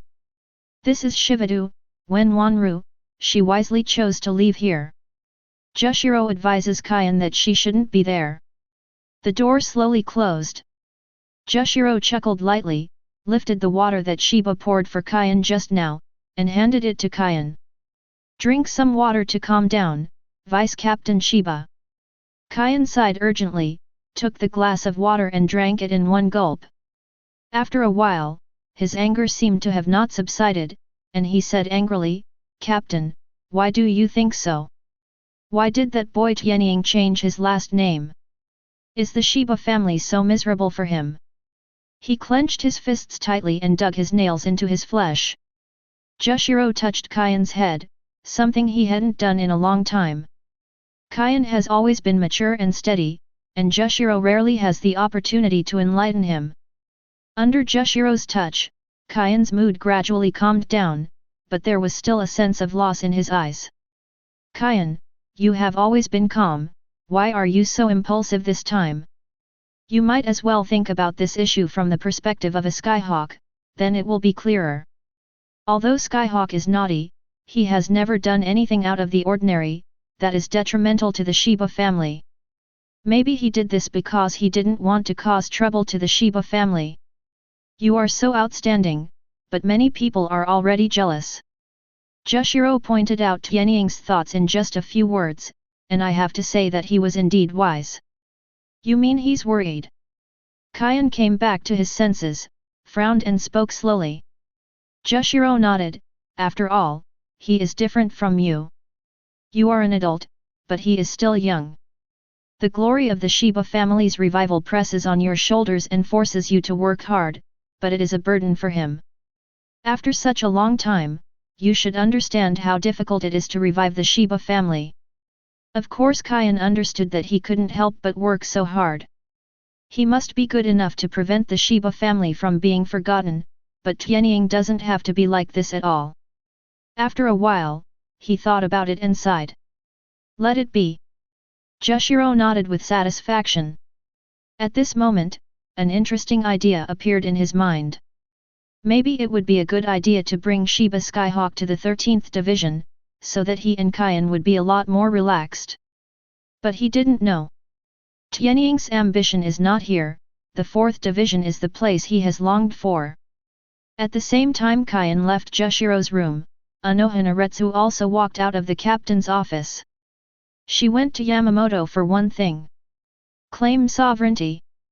She didn't want the 2 cabbages she had just cultivated to be missed by thieves. Not even if this thief is the captain. Don't be afraid of thieves stealing, just be afraid of thieves missing you. Chapter 30. Noon. The registration office outside the White Way Gate entered the lunch break, and Amaji and Toshiro were brought into the Shirai in advance by Shinigami, the man in charge of admissions. All the way west. Soon, they finally saw the gate of Shenyang Spiritual Arts Academy. It has to be said that Mao Spiritual Arts Academy is indeed the only vocational school in Shirai that trains Shinigami. The door alone is very grand and unique. The door is made of wooden boards and is completely black, the same color as the Death Lord. It is nearly 10 meters high and has Shinigami's unique symbol, the Zanpakut, hanging on the top. There is a plaque underneath the Zanpakut logo. Someone wrote the characters Shenyang Spiritual Arts Academy in vigorous calligraphy on the plaque. I don't know if it looks good or not. Anyway, the characters for this country look weird. There are also a few small words in the lower right corner of the plaque, Yamamoto Genryu Saishige's national certificate. Tianying's first reaction was that this plaque must be very valuable, and it would 100% ward off evil spirits. Gate. Shinigami, a black-haired woman with round hair, stood at the door, as if waiting for them. Really? The male admissions teacher waved to her, and then walked over with the 2 Tianyings. Teacher Yuluo, I will leave these 2 children to you. I have to rush back.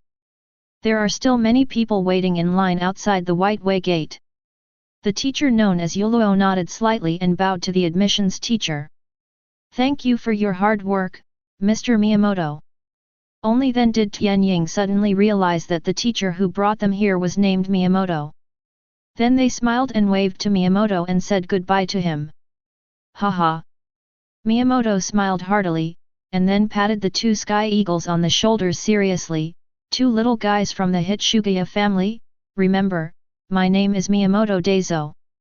See you in the academy later. After saying that, he smiled and waved to Asuka. Goodbye, Teacher Yuluo. After watching Miyamoto Daizang leave, Yuluo looked at the 2 Tianyings with interest and spoke slowly. Are you 2 the talented freshmen recruited this year? It is really rare for 2 students with 6th level spiritual talents to enroll in 1 year. I heard that your surname is Hitsugaya. Are you brothers? Toshiro nodded. Hello, Teacher Yuluo, I am my elder brother, Hitsugaya Toshiro, and this is my younger brother, Hitsugaya Tianying. Just before Miyamoto left, he called the female Shinigami in front of him Yuluo, and Toshiro also called her Yuluo teacher. He eagerly spoke first for this kind of answer that could make him a Sky Eagle brother in vain. Hey! Tianying saw Toshiro's little thoughts and rolled his eyes at him. Adults are very steady, only children can rush to answer. Yuluo pursed her lips and smiled. She thought these 2 brothers were very interesting. It seemed that the academy would add a lot of vitality in the future. Let's go, let me show you around our Zhenyang Spiritual Arts Academy first. If nothing unexpected happens, freshmen with 6th level talents like this will graduate early and join the Godi 13 as chief officers. The teachers in the school are also happy to have a good relationship with them. This world is like this, good talent means strong strength in the future. Being strong is the foundation of a person. Yuluo first raised his hand and pointed to the top of the gate of Zhenyang Spiritual Arts Academy and began to introduce the gate of the academy. The logo on the gate is our Shinigami's unique Zanpakuto, but this is only a superficial state. After entering the academy, you will all get your own Zanpakuto. Also, in the future, when you become stronger and master Shikai or Bankai, the Zanpakuto will undergo unexpected changes. Did you see the plaque below the Zanpakuto logo? The words on it were hand-engraved by His Excellency Yamamoto Genryon Agasai Jokuni, the principal of our Mao Spiritual Arts Academy and the current captain of the Godi 13. He values students like you very much. Yuluo blinked, as if there was something in his words. Hearing this, the two sky eagles looked up at the plaque again. A trace of longing flashed in Toshiro's eyes. But it was quickly hidden by him. His eyes became determined again. He believed that he would eventually become such a strong man in the future. Tianying stared at the plaque for a long time, observing the words on it. Every stroke has the unique sharpness of the Zanpakuto. He seemed to see an old man carving words on the plaque with his Zanpakuto, each stroke showing his sharpness. If he remembered correctly, Yamamoto, who is known as the strongest Shinigami in the history of Soul Society, seems to be also a top swordsman. Thinking of this, Tianying suddenly had a strange idea in his mind. He was curious. Who is the stronger swordsman between his teacher Anohanaretsu and Captain Yamamoto? After a while, he laughed. The answer is unquestionable. According to common sense, Captain Yamamoto must be stronger in swordsmanship.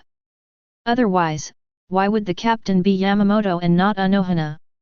I heard laughter coming from behind me. Yuluo suddenly turned around. When she saw Tianying looking at the plaque and snickering, her eyes suddenly froze. What are you laughing at?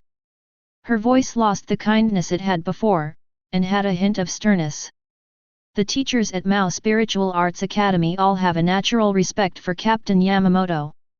In their eyes, it was Captain Yamamoto who gave them the status they deserved. So they will never allow anyone to disrespect Captain Yamamoto in any way. Even if this person is a student with extremely high talent. Even if this student just disrespected the plaque written by Captain Yamamoto. Absolutely not. Toshiro pulled Sky Eagle's sleeve and looked at Sky Eagle worriedly.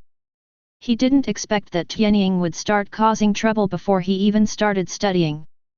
But his worries were unnecessary. The most powerful thing about Tianying's body is its mouth. He noticed the unkindness in Yuluo's eyes, rolled his eyes, and then sighed in frustration. Hey, Teacher Yuluo, I think the words on this plaque are really beautiful.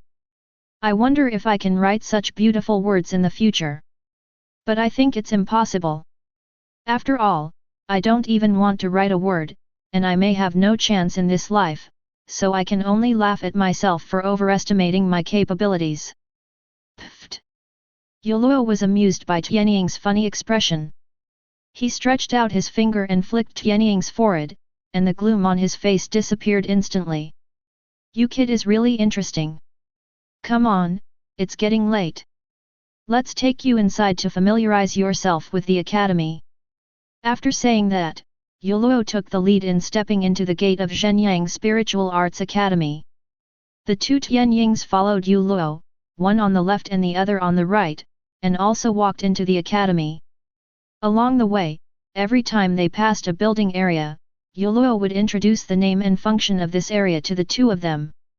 With such detailed explanations, the two Tianyings finally had a general understanding of the various areas of Zhenyang Spiritual Arts Academy. The entire college is divided into 4 blocks according to functions. They are the teaching area in the northwest, the training area in the northeast, the student dormitory area in the southwest and the teacher's rest area in the southeast. The teaching area is actually composed of classrooms, where teachers give theoretical lessons to students, mainly teaching them the history of Seoul society and instilling their loyalty to the Shirai. In short, it is brainwashing.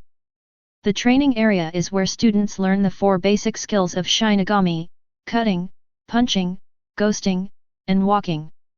Compared with the teaching area, this area is wider and covers the largest area among the 4 areas. As the name suggests, the student dormitory area is a place for students to rest. Shenyang Spiritual Arts Academy adopts a dormitory system, and students can only go home once a year for 20 days at a time.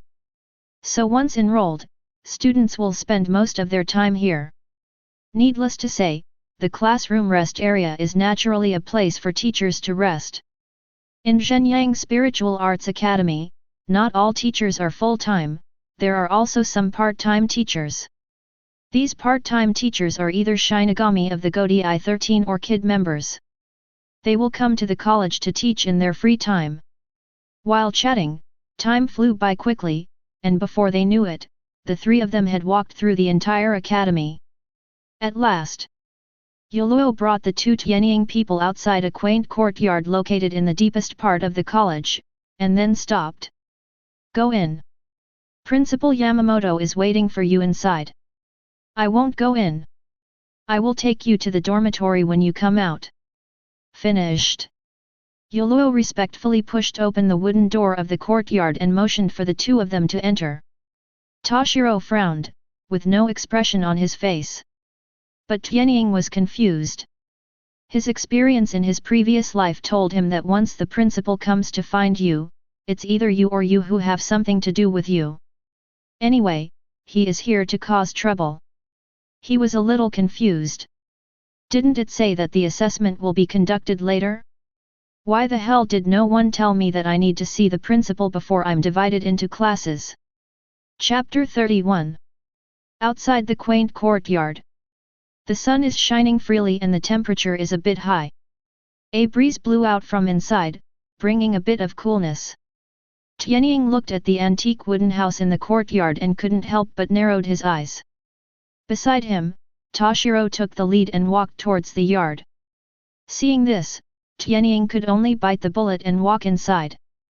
Perhaps because he already knew the identity of the person in the wooden house, Tianying became a little restrained. After all, unlike Toshiro, he already had a rough idea of how terrifying this principal was. Before the 2 of them got close to the wooden house, the door of the wooden house suddenly opened. It seemed that the owner of the house knew that someone was coming and greeted them in advance. The sun was a bit dazzling, making Tianying unable to see the scenery inside the house. But now that he has come here, Tianying has calmed down. What are you afraid of? It's just meeting the principal and you haven't caused any trouble. Tianying followed Toshiro and slowly stepped into the open wooden door. Entering the wooden house, a scent of ink first wafted into the sky eagle's nose. Because the picture in front was blocked by Toshiro, Tianying looked around curiously. The wooden house is not big, about 40 square meters. Because the doors and windows are open, it is very bright inside and you can clearly see the scene inside. There is a tea cabinet on the left side of the door, with tea sets and a kettle on it.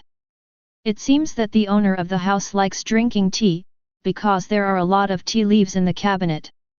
A traditional samurai sword hangs against the wall on the right, similar in style to the zanpakut at the top of the academy gate. Apart from these, the skyhawk saw nothing else. He took a step to the right and looked up at the place where the ink fragrance came from. Upon entering, a bald old man in a black death suit stood behind a wooden table with a writing brush, lowering his head and writing attentively. The fragrance of ink came from the inkstone placed on his table.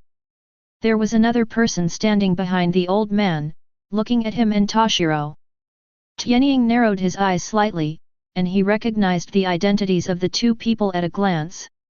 The old man writing with the pen is the strongest Shinigami in the Seoul society, the principal of Mao Spiritual Arts Academy, the captain of the Godei 13th Division and the captain of the 1st Division, Yamamoto Genryon Agasai Jokuni. The person standing at the table looking at the two of them was his deputy, the deputy captain of the first team, Takubio Kojiro. Yamamoto holds the brush and writes very slowly, and you can see that he is very serious about every stroke. Kojiro raised his right index finger to his mouth, making a silencing gesture. Upon seeing this, the two Tianying stood respectfully at the door without making a sound. Time passed by minute by minute. I don't know how long it took, but Yamamoto finally finished writing. He gently picked up the rice paper on the table, blew on the words he had just written with a brush on it, and then put it aside with satisfaction. A long while. He finally turned to look at the two sky eagles. Although Yamamoto's eyes were not wide open, there seemed to be two rays of light shooting out of them. For a moment, the two sky eagles felt like their hairs were exploding, as if they were being targeted by an unknown giant. Especially Tianying, under Yamamoto's gaze, he felt like he was being seen through. Hitsugaya Toshiro, Hitsugaya Skyhawk, Shiba Skyhawk. Interesting. Yamamoto whispered their names in a low voice, with a sense of vicissitudes after countless years of accumulation. From the moment the name was spoken, Tianying knew that he seemed to have done something superfluous. That's a name change. He thought that his identity could not be traced through Seoul Society's household registration system. But he didn't know that with the attraction of his Shiba family, it would be in vain for him to do so. But now he feels a little calmer, since he can no longer hide the little tricks. If you simply stop hiding it, you will be called your parents, or you will drop out of school. Tianying smiled and bowed to Yamamoto. I have met Principal Yamamoto and Vice Captain Sasakaibe. Toshiro also bowed. Yamamoto was not surprised that Tianying could recognize his identity. He knew that someone must have introduced him to him on the way here. As for Sasakaibe, it's hard for people not to recognize the shoulder badge of the vice captain with such a big shoulder. Sasakaibe nodded slightly towards Yamamoto, then turned and walked out. Before going out, he glanced at the two skyhawks with admiration in his eyes. Squeak! The door closed, and only Yamamoto, Aquila, and Toshiro were left in the room. Yamamoto coughed lightly. The Aquila moved, and under the stunned eyes of Yamamoto and Toshiro's shocked eyes, he moved.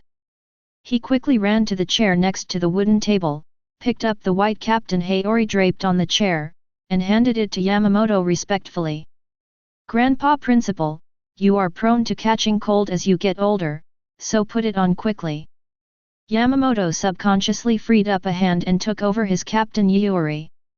Tianying turned around and moved the chair next to the table behind Yamamoto. Because Yamamoto had just been writing calligraphy, the chair was moved to one side next to the table. He had to move a bit if he wanted to sit down. Grandpa Principal, please sit down quickly. Don't stand for a long time at such an old age. Looking at Tianying's somewhat flattering face, Yamamoto raised his white eyebrows that drooped to his mouth. 2,000 years. In the past 2,000 years, since he founded Yuanzi School and then changed its name to Zhenyang Spiritual Arts Academy, he has never seen such a student. Others were respectful to him, but the child in front of him was completely flattering to him. It has to be said that Skyhawk's operation disrupted Yamamoto's plan. According to the previous plan, Yamamoto should give a lecture to the two Skyhawks next. However, Yamamoto was at a loss for words to avoid hitting the smiling man. Toshiro stood motionless, but his slightly twitching cheek still exposed his inner activities. He was too familiar with Tianying's routine. Every time Ms. Hiwa gets angry, Skyhawk will assume this posture, and then Skyhawk will be punished lightly. Tried and tested.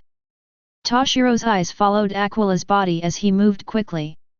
After seeing Yamamoto sit down, Tianying quickly ran to the tea cabinet at the door and made tea by himself. Gulu gulu. A cup of tea was quickly prepared by him. Looking at the skilled Skyhawk, Yamamoto suddenly had the illusion that he was not the owner of this room. But he soon realized something was wrong. The problem is not that his movements are skillful, but that this kid is spoiling his tea leaves. Get a cup, pour tea, boil water? Is this good? According to Tianying's tea drinking habit, this is no problem. But in Yamamoto's eyes, tea art is also noble and requires a sense of ritual. Moreover, your own tea leaves are very precious. The most irritating thing is that the boy in front of me actually picked the most expensive tea that he put in the tea cabinet and wasted it. Dong dong dong! Hitsugaya Toshiro, come here. Who gave you permission to mess with things in my office? Yamamoto hit the ground heavily with the wooden pole in his hand several times, and then shouted loudly. His heart ached a little. Toshiro looked at a loss, but he still walked up to Yamamoto obediently. Principal Yamamoto, did you call me? I didn't move. Chapter 32. Tianying slowly walked over with the freshly brewed tea and placed it gently on the wooden table in front of Yamamoto. Grandpa, Principal. Have a sip of tea to calm down your anger. Did Toshiro make you angry? I'll teach him a lesson later. He glanced at Toshiro reproachfully, as if blaming him for being ignorant. Toshiro was innocent and had a look of helplessness on his face. He rolled his eyes at Skyhawk. Principal Yamamoto was clearly blaming Tianying for touching things in the room, but he was just scolding the wrong person and made himself take the blame. But he couldn't refute, after all, the old man's face had to be taken care of. Yamamoto raised his hand and pointed toward the center of the room. You, Shiba Tianying, stand there for me. From now on, you are not allowed to touch anything in the house without my permission. Oh! Tianying took a few steps back angrily. Yamamoto nodded slightly, and then he asked Toshiro to stand next to Tianying again, but this time his tone was much better. After the two sky eagles stood still, Yamamoto inadvertently glanced at the teacup on the table with the corner of his eye, his cheek twitching slightly. Pain. Feeling distressed.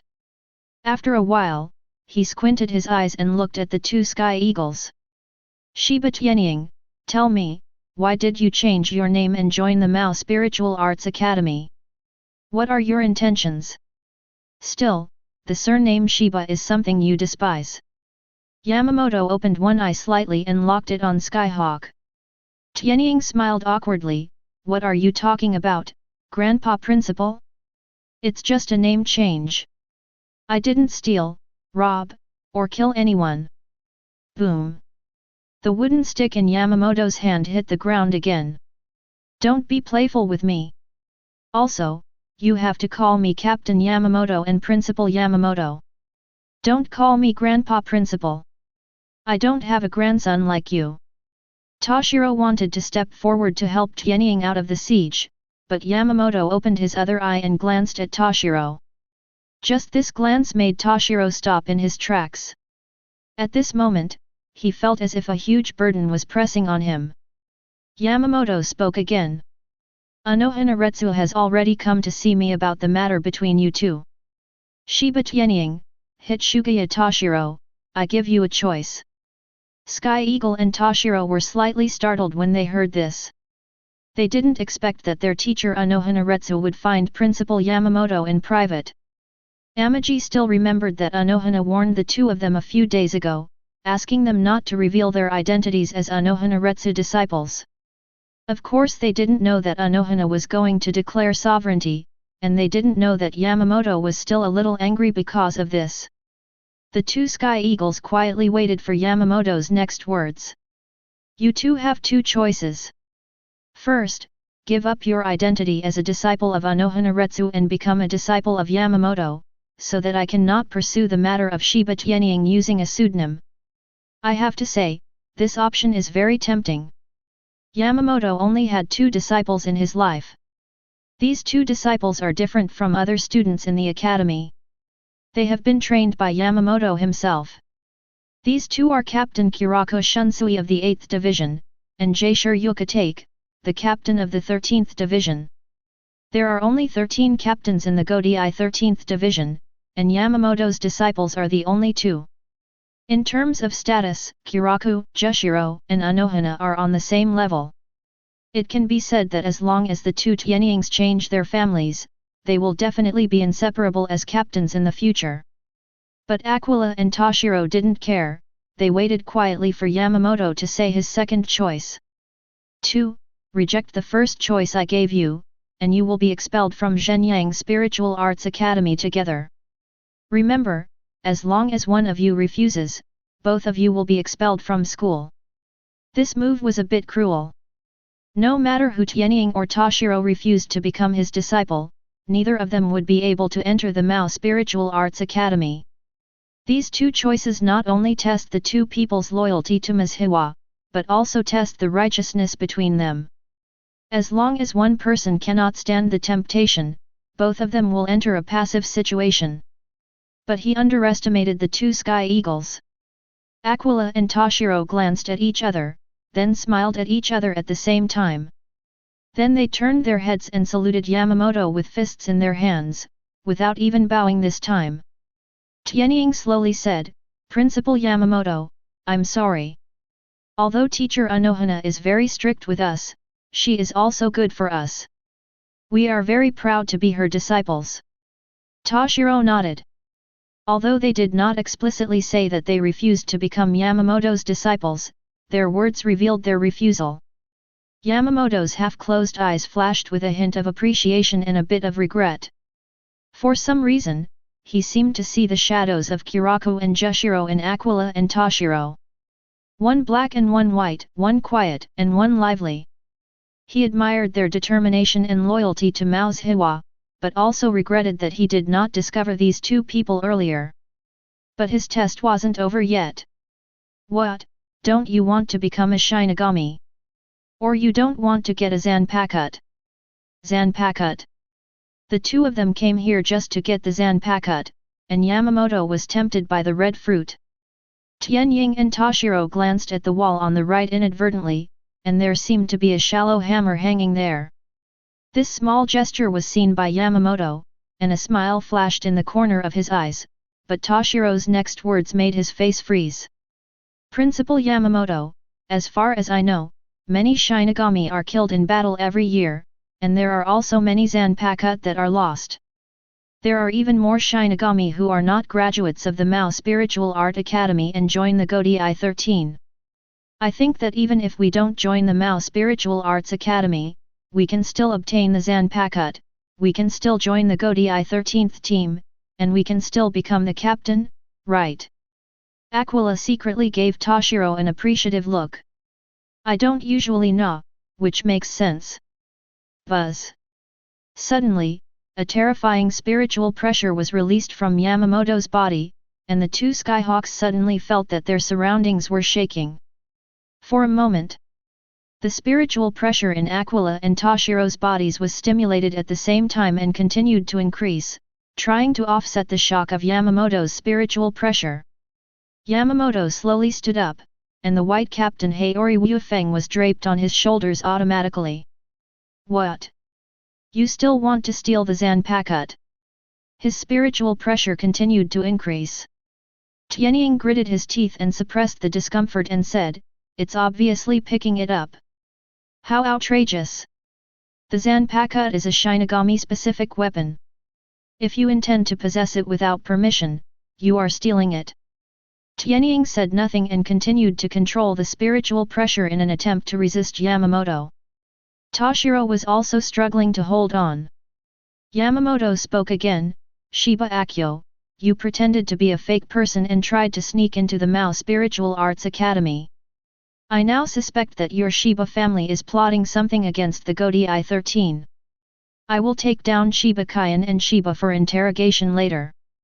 As soon as these words came out, Tianying's back scale was touched. The reason why he had been practicing so hard was to protect his relatives. If you want to incriminate yourself, why bother? Click. The soul-suppressing bracelet Tianying wore on his right wrist suddenly shattered.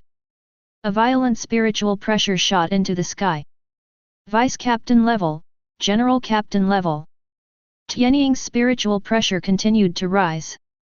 A trace of astonishment flashed in the corner of Yamamoto's eyes. His house was destroyed. At the same time, all the Shinigami in the Seireii raised their heads and looked in the direction of the Mao Spiritual Arts Academy. Above the school, the clouds seemed to be torn open, like a whirlpool pouring in. Chapter 33. 2 days later in the morning. Shenyang Spiritual Arts Academy Student Dormitory. This is a two-person dormitory, divided into 2 rooms, inside and outside. The one inside is a bathroom and toilet. The one outside is the bedroom. The bedroom is a bit simple, with only 2 beds, 2 desks, and 2 cabinets, but the items are placed neatly and orderly.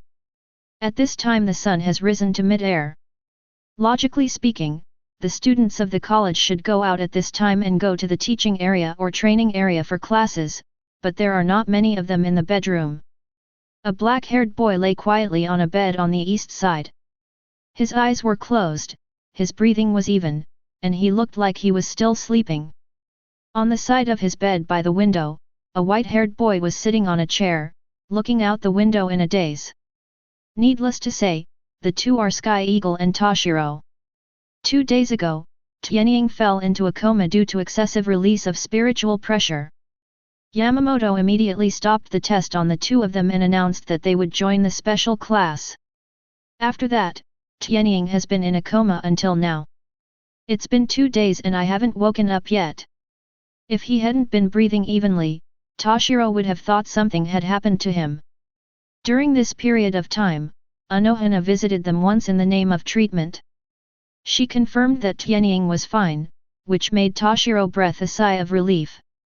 However, Toshiro went to Principal Yamamoto after hearing that Anohana left here. Help Principal Yamamoto clean up the courtyard that was just cleaned up again. Toshiro was a little relieved, but at the same time he was worried about Anohana. After all, she and Yamamoto have always had a superior-subordinate relationship. The matter has become so big that it has completely deviated from the original intention of Uzawa's previous attempt to hide the master's identity. It also made everyone know Sky Eagle's true name. Hitsugaya Toshiro and Shiba Akio are currently the most popular names in Mao Spiritual Arts Academy. Fortunately, no news came out about what happened in the house that day. Yamamoto found an excuse to hide the situation. He said that he and Sasaki were sparring inside that day and accidentally released too much ryotsu. This excuse can be regarded as ending the rumors about this matter in Jingling Court.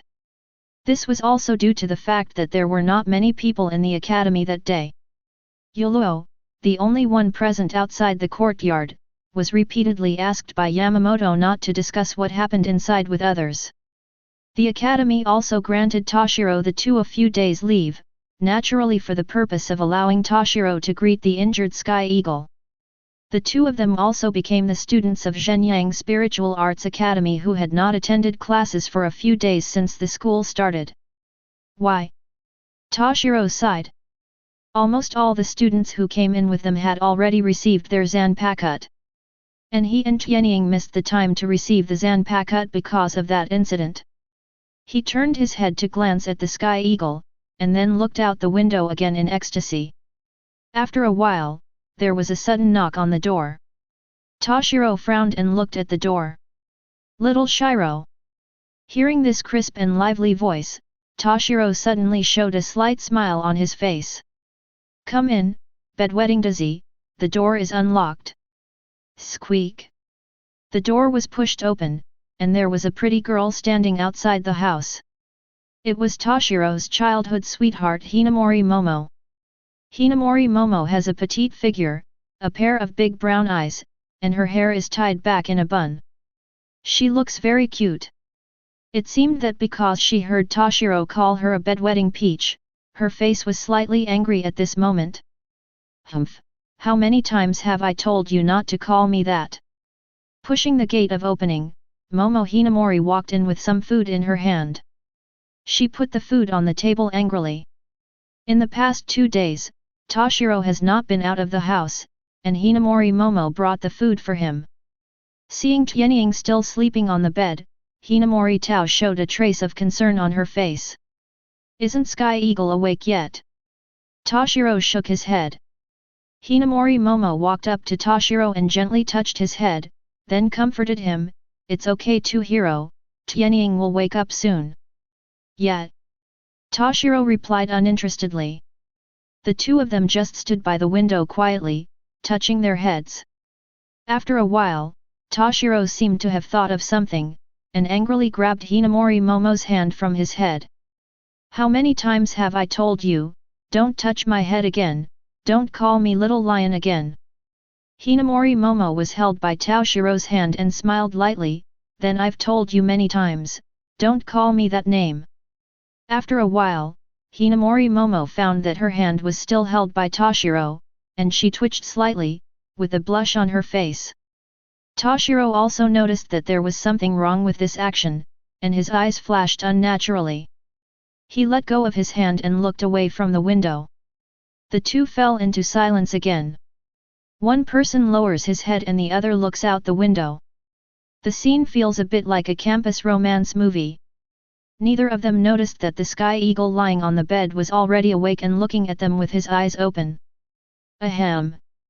Tianying thought about it, but felt that it would be unethical for him to destroy such an atmosphere, so he could only cough lightly. Hearing the noise coming from the side, Toshiro and Hinamori Momo looked at Aquila lying on the bed and said in unison, "Are you awake?"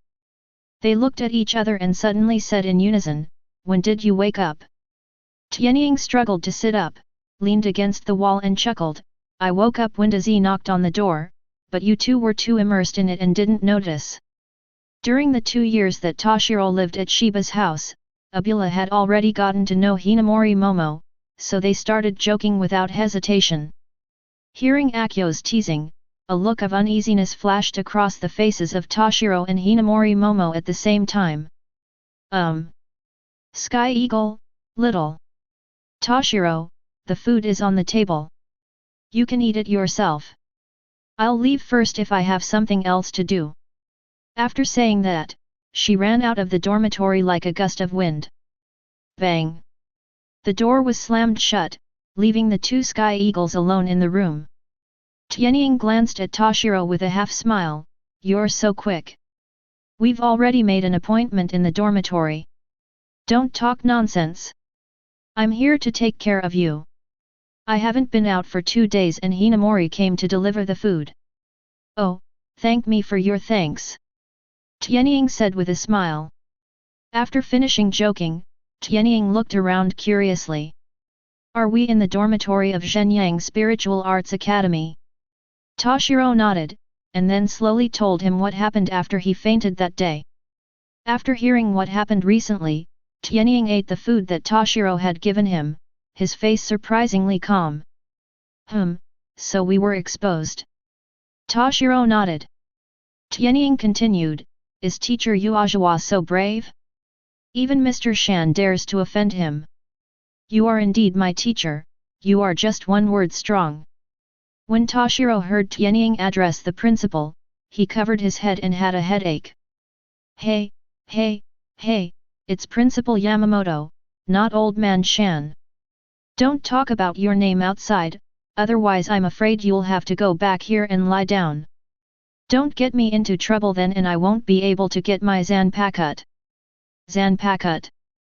Tianying heard that the Zanpakut became interested. He put down the food and climbed up from the bed, "Can I get the Zanpakut? Where is my sword? Where is my Zanpakut? They came here just to get the Zanpakut. Cut, punch, ghost, walk. Except for cutting. The other 3 basic Shinigami combat skills, Aquila, have both reached the level of graduation. Because there is no Zanpakut. Anohana never taught them the practice of Zanpakut, only the way of the sword. But Kendo is the foundation. Shikai and Bankai who have learned Zanpakut are the most intuitive way to measure the strength of a Shinigami's combat power. To become a captain, you must learn Bankai. This is an iron rule. In Akio's memory, except for the perverted fighting maniac Zaraki Kenpeki, no Shinigami can become the captain without learning Bankai. Therefore, the Zanpakuto is currently what the two Skyhawks hope to obtain most. Not 1. Chapter 34. What? You said everyone else got the Zanpakuto but we didn't. Hearing that Toshiro hadn't brought the Zanpakuto yet, Aquila suddenly felt that the food didn't taste good.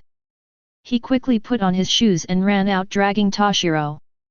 Toshiro, tell me about you. When will you be as shameless as me? Who stipulates that you have to be present to collect the money? Isn't it possible to collect it on behalf of others? Is it okay to sign and draw a deposit? You took care of me when I was in a coma? This is no excuse. Teacher Uazawa has already come to see me. She said I'm fine. Why are you watching over me? Knife, Zanpakuto. Wouldn't it be nice if you brought the Zanpakuto first and let it sleep with me for 2 days?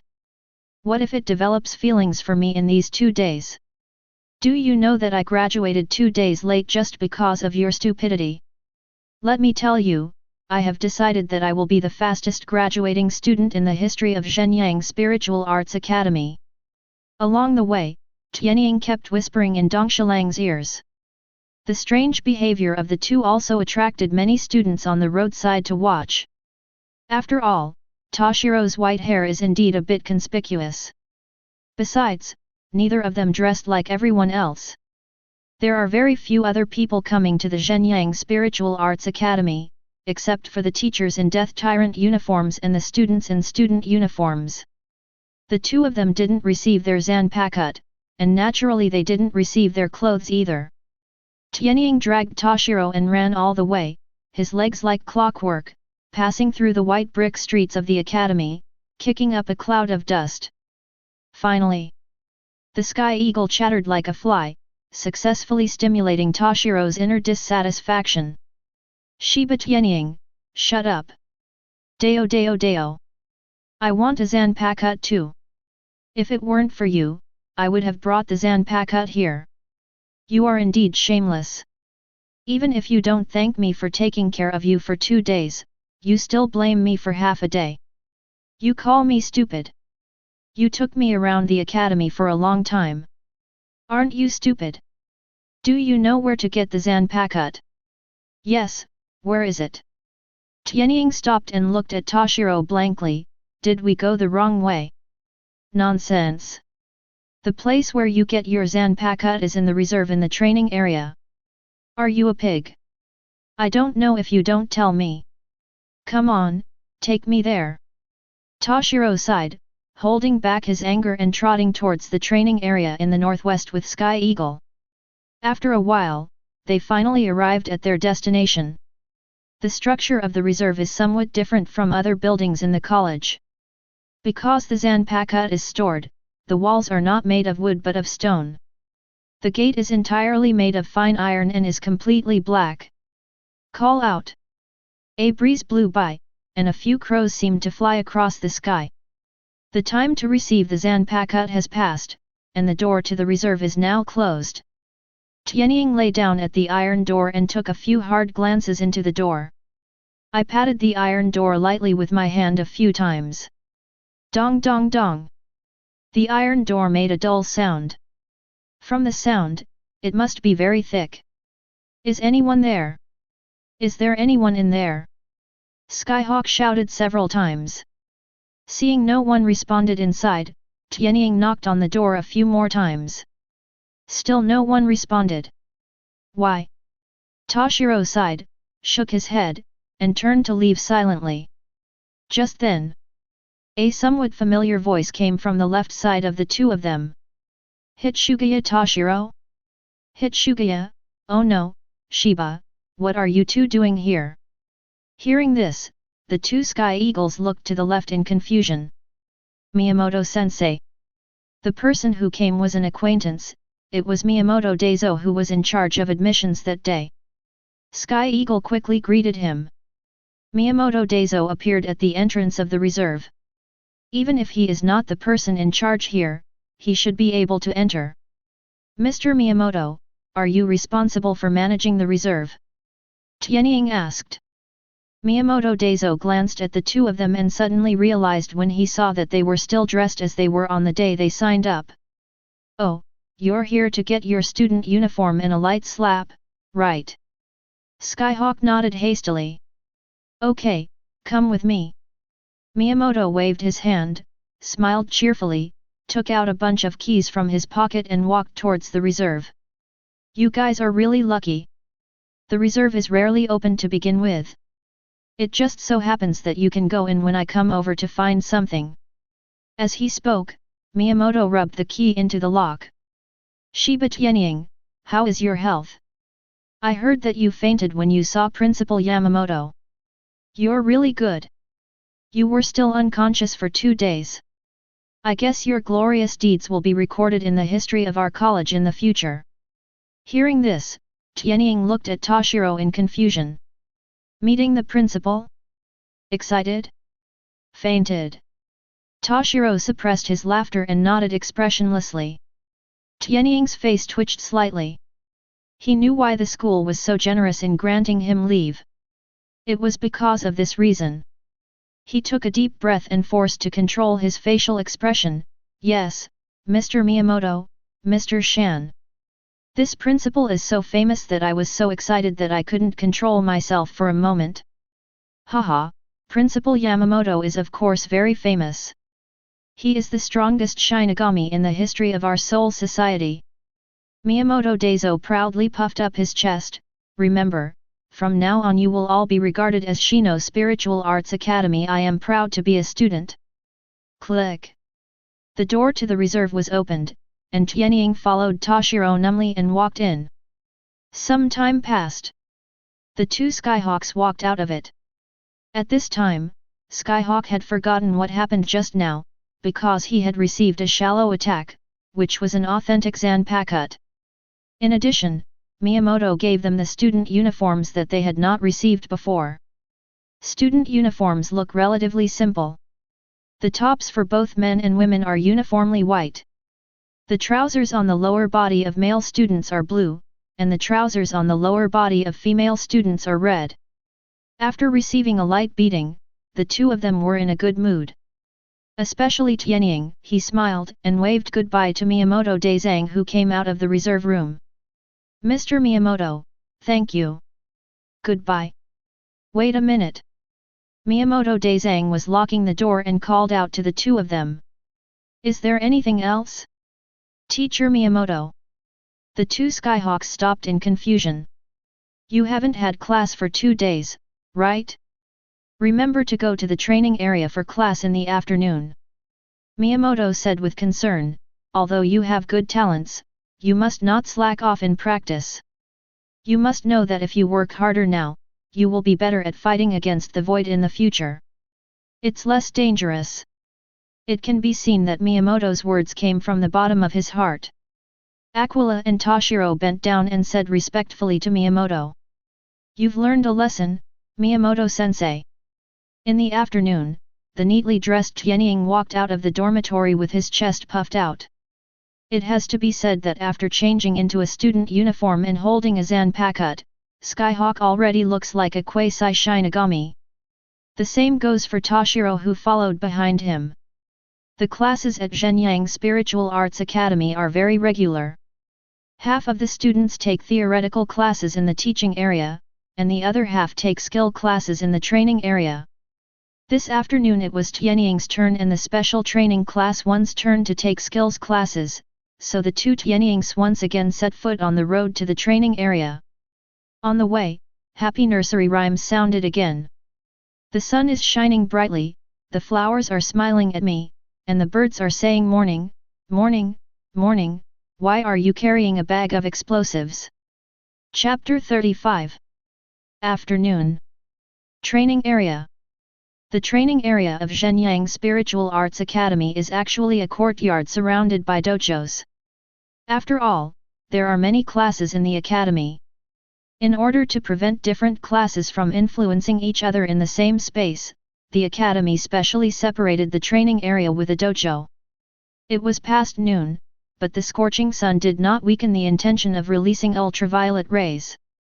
The blazing sunshine shines on the training area, and the breeze blows across the ground, setting off a billowing heat wave. Dojo number 2. The students from class 3 formed a circle and sat on the ground. In the middle of the circle, a red-haired boy and a yellow-haired boy were fighting with wooden swords in their hands. The two were fighting inextricably, which attracted cheers from many onlookers. The red-haired one is Abarai Renji, and the yellow-haired one is Kira Izuru. They are the two strongest swordsmen in the 3rd grade. Kukaki Kurikawa, the kendo teacher in today's class, asked the two of them to compete, and he also served as his assistant. Kukaki Kurikawa stood aside, commenting on the battle between the two to the watching students from time to time. On the field, Abarai and Kira were fighting back and forth, and wooden swords kept making clashing sounds around them. There was another confrontation. Kira Izuru suddenly bowed, and the wooden sword he held changed from a sweeping sweep to an upward swing, and the target was Abarai Renji's sword-holding right hand. The corners of his mouth were slightly raised, as if he had seen the wooden sword in Abarai's hand being knocked away. When Abarai saw this, a strange smile appeared at the corner of his mouth, and then he turned sideways with his left foot as the axis and retracted his right hand. A strong wind blew in front of him, and Kira Izuru's wooden sword touched his forehead against the tip of his nose. At the same time, two voices sounded in the yard at the same time. Kira lost. The one with yellow hair lost. Really? As soon as he finished speaking, Abarai took advantage of the fact that Kira and Izuru had no time to retract the sword and quickly stabbed Kira in the throat with the wooden sword. The wooden sword stopped steadily less than a centimeter away from Kira Izuru's throat. Haha, Kira, if you want to defeat me, you have to work harder. After saying that, Abarai put the wooden sword back, and then looked at the teacher Kukaki Kurikawa. At this time, Kukaki Kurikawa's attention was not on the Abarai too. He was looking at the door in confusion. He remembered that another voice had just said that Kira had lost at the same time as him, and the voice came from the doorway of the dojo. Hey!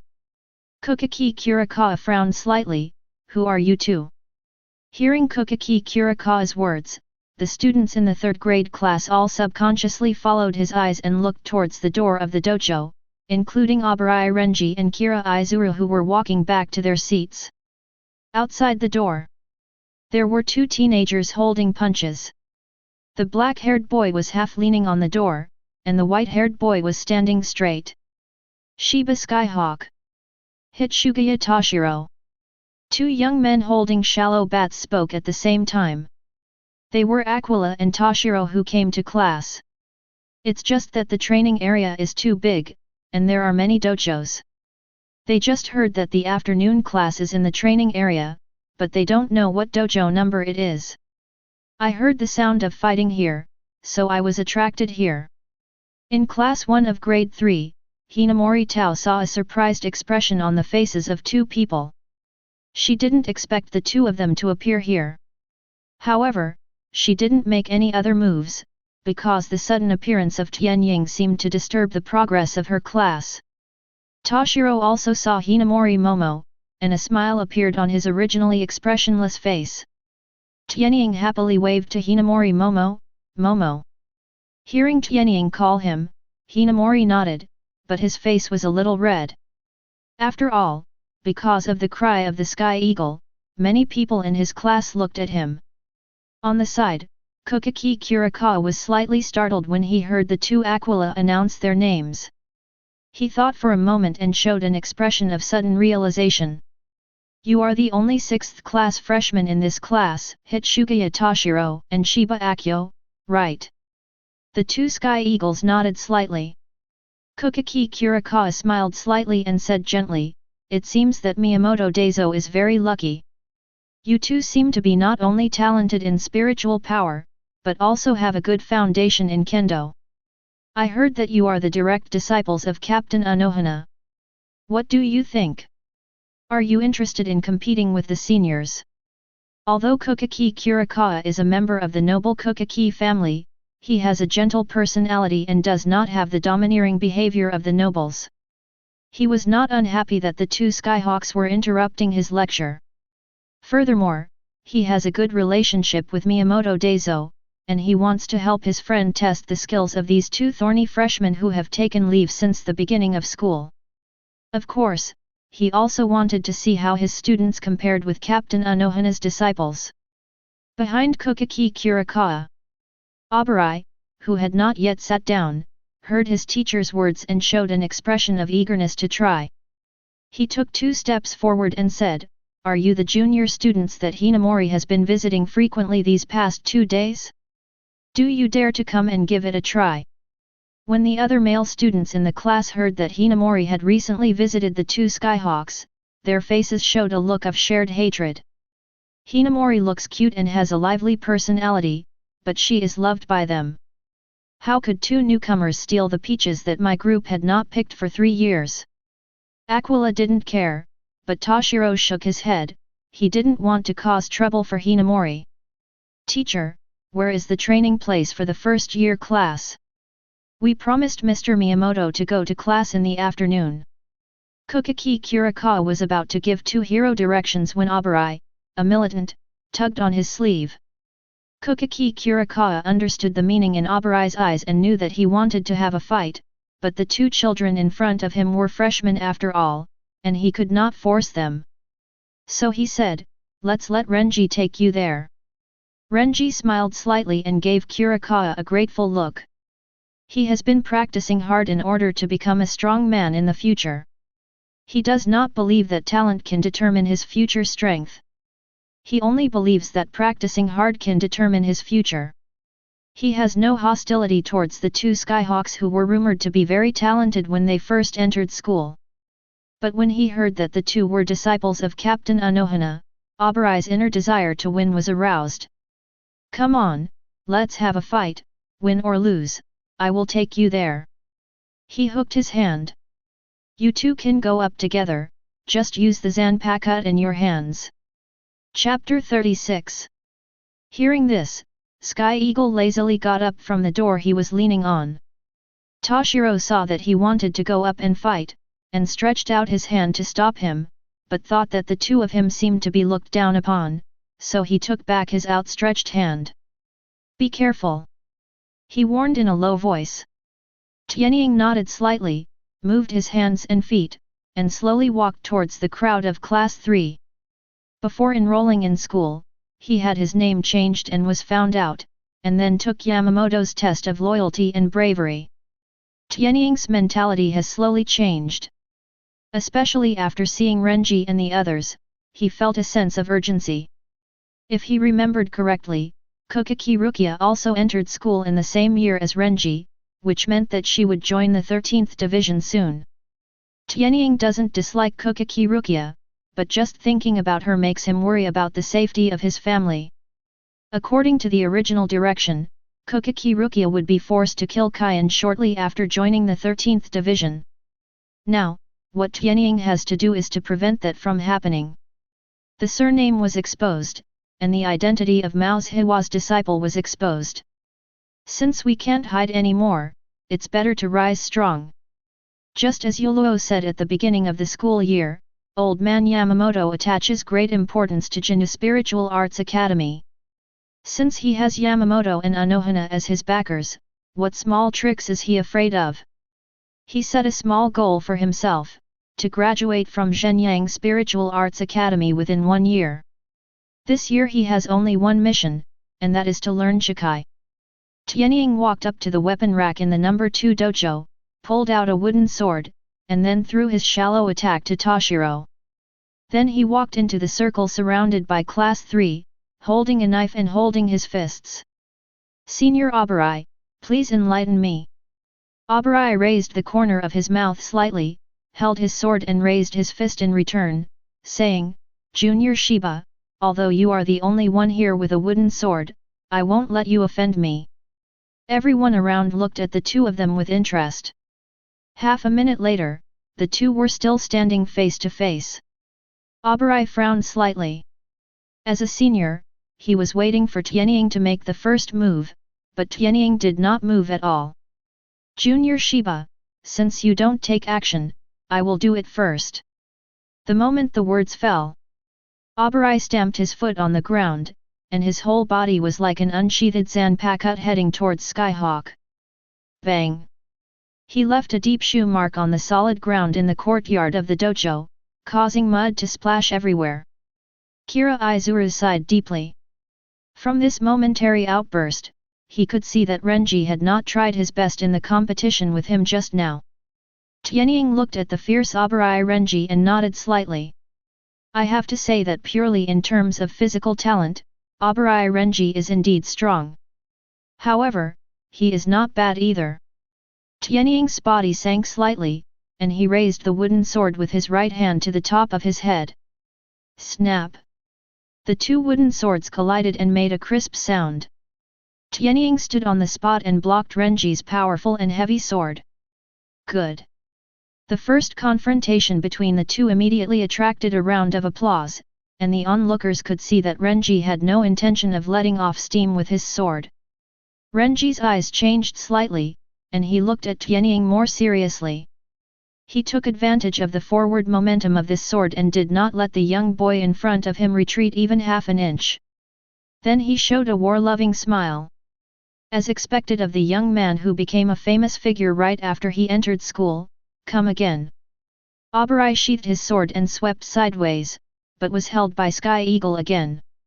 Next, the sounds of clashing wooden swords and cheers continued to be heard in the dojo. Each of Abarai's sword swings made a strong sound of breaking through the air. Skyhawk was also intrigued by Abarai's passionate fighting style, and gradually turned from defense to offense. The two wooden swords were swung faster and faster, and the expression on Tianying's face became more and more serious. 20 minutes later, the two separated after a confrontation. Hey, hey, hey! At this moment, Abarai was out of breath. His hair and clothes were much messy than before. Drops of sweat were falling from his jaw. Soon after they landed on the ground, they were evaporated by the blazing heat. His hand holding the wooden sword was trembling slightly. After a short battle, he felt as if his hand was tied to a huge boulder, and even holding the sword was difficult. Recalling the battle with Sky Eagle just now, Abarai felt a little sad. Every time he resisted Sky Eagle's slashing blow, he felt that the muscles of his entire arm were shaking. In the last few minutes, he felt several times that his hand could no longer hold the wooden sword. Abarai looked at the black-haired junior in front of him with somewhat complicated eyes. He had a feeling that this junior didn't try his best. Compared with him, Aquila opposite him was neither blushing nor out of breath, and his jumpsuit kakuzu was not messy. Although he didn't want to admit it, he lost. Tianying also noticed Abarai's situation, sheathed her sword and clasped her fists with a smile. Senior Abarai has superb swordsmanship, but the junior is still in a hurry to go to class, so why not stop here? Abarai also put away his wooden sword and waved his hand. You don't have to be like this, Shiba. If you lose, you lose. I, Abarai, am not someone who cannot afford to lose. Then, he looked at Kurikawa and bowed deeply. Teacher Kurikawa, I'm sorry for living up to your 3 years of teaching. On the side, Kokaki Kurikawa nodded slightly. Get up Renji, I'm very satisfied with your performance. No matter you win or lose, you must behave like a Shinigami. If you lose, you will have to work harder in your future cultivation, do you understand? Yes, Mr. Kurikawa, I will definitely practice harder in the future, and I also ask you to know me better. Kokaki Kurikawa is very satisfied with Abarai Renji's attitude. Being strong is not a temporary struggle. Only those who are not arrogant in victory and not discouraged in defeat can become more courageous with every setback and eventually join the ranks of the strong in Seoul society. Then Kokaki Kurikawa looked at Tianying again, his eyes full of admiration. He has a degree of advance and retreat, is experienced in dealing with things, and has great potential as his evaluation of Tianying. Okay, let's stop here. Captain Anohana really has a unique vision. Let's go, let Renji take a rest, I'll take you to your class's dojo. Hearing this, the circle formed by the 3-year class naturally separated a road, allowing Kokaki Kurikawa and Tianying to go out. Before leaving, Tianying made a naughty face to Hinamori. Then he pointed at her and Toshiro teasingly. It made Hinamori blush. In the number 3 dojo, Miyamoto Daizo was wearing sunglasses, and his posture was completely different from when he met Tianying and the two at noon. He sat on the recliner comfortably holding a whip, squinting at the 28 students below holding their zanpakuto and fighting postures. Comment from time to time. Hey, that red-haired female student, your name is Matsui-sana, right? Don't shake your hands. At your age, I can stand still for a whole day holding a sword. Who else is that? Tsuruta, right? Aren't there just a few rocks hanging down there? Why are you shaking? You're still not a man. The corners of Matsui-sana's eyes twitched slightly when her name was called. She wanted to speak out and refute Miyamoto. There are many other reasons to object. But she didn't dare. Tsuruta, who was the last one to challenge Miyamoto's authority, now had 5 rocks as big as human heads hanging under his zanpakuto. He was shaking worse than himself. Suddenly, a burst of noisy cheers came from the nearby dojo. This sound immediately affected the students in Class 1, causing their bodies to swing wider and wider. Miyamoto saw that the students were not focused. His brows furrowed slightly. If he remembered correctly, next door should be the training dojo for Class 1 of the 3rd grade. Okay, let's take a rest. After receiving his instruction, the students in the first-year class all collapsed on the ground. They had been standing here for almost an hour. The scorching sun and the combination of holding the sword made their mouths dry, and their hands and legs were also sore. After all, this is the Serenity Garden, and the concentration of spirit seeds is much higher than that of Rukanga. After 2 days, they are still a little uncomfortable with it. Seeing his students' actions, Miyamoto looked a little ugly. Stand up, what do you all look like? How can you hold a zanpakuto and fight against hollows like this? Once we Shinigami fight against hollow, will it be over in a short time? The strongest class? The weakest class is almost the same. While he was reprimanding the students, the door of the dojo was gently pushed open. Kokaki Kurikawa appeared at the door. Chapter 37. I saw the teacher from the dojo next door appear in my dojo. Miyamoto Ozo was slightly startled. But he rushed forward quickly.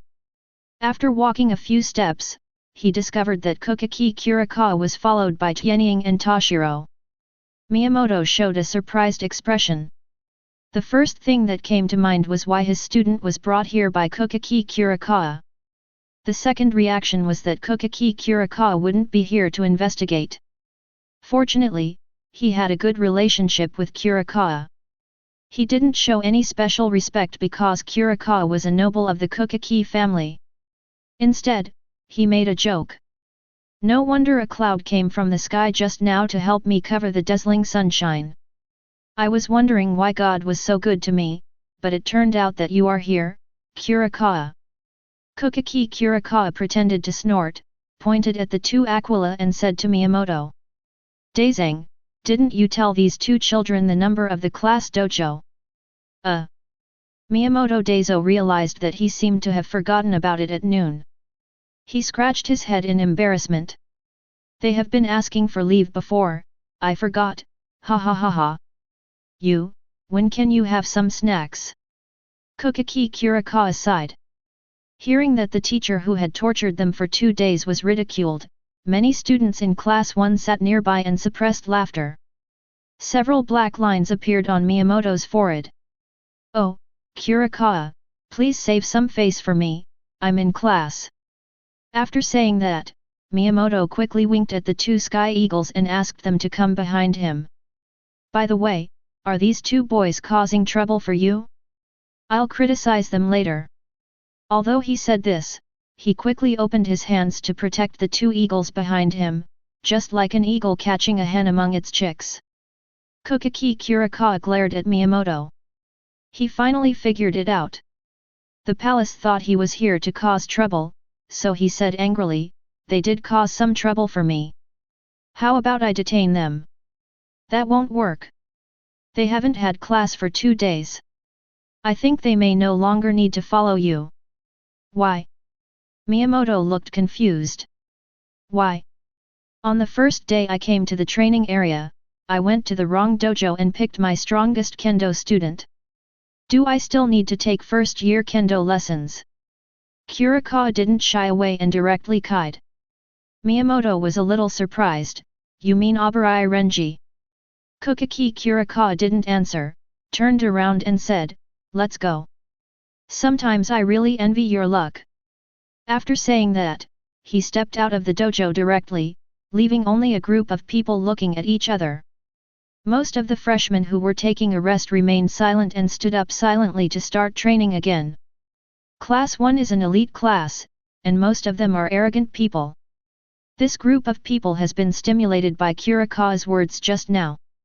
I was still holding my sword and posing, and the 2 guys who were late in front of me ran to the 3rd grade to cause trouble. Can you bear it? Can't bear it. Seeing his students training spontaneously, Miyamoto's face gradually revealed the news. He circled around the 2 sky eagles and looked at them from top to bottom. Immediately, he patted his forehead. A perfect teaching plan appeared in his mind. "Hitsugaya Toshiro, Shiba Tianying, you 2 go to the team and hold the sword like them and put on alert." The 2 Tianyings looked at each other. Although they felt a little bored, they didn't say anything. Under the strange gazes of all the classmates, the 2 of them stood at the end of the team. Miyamoto clapped his hands to attract everyone's attention. "What are you looking at? Give me training and hold your sword on guard for 2 hours." His words did not elicit a big reaction. When the other students heard that the 2 Tianyings had joined the training, they all felt a sense of comparison. "Well, this looks good." Miyamoto nodded with satisfaction. While the students had already started training, Miyamoto walked around the dojo courtyard a few times. After a while, he walked up to the 2 sky eagles holding 2 large rocks half as tall as a man. "You 2 were late on the first day of class and ran to the wrong dojo. The rocks are my punishment for you. You stood there with the rocks hanging for 3 hours. Any comments?" The 2 Tianyings shook their heads. This set of training methods was not used on them last year. The students in Class 1 looked at the stones that Miyamoto had moved, and their pupils shrank.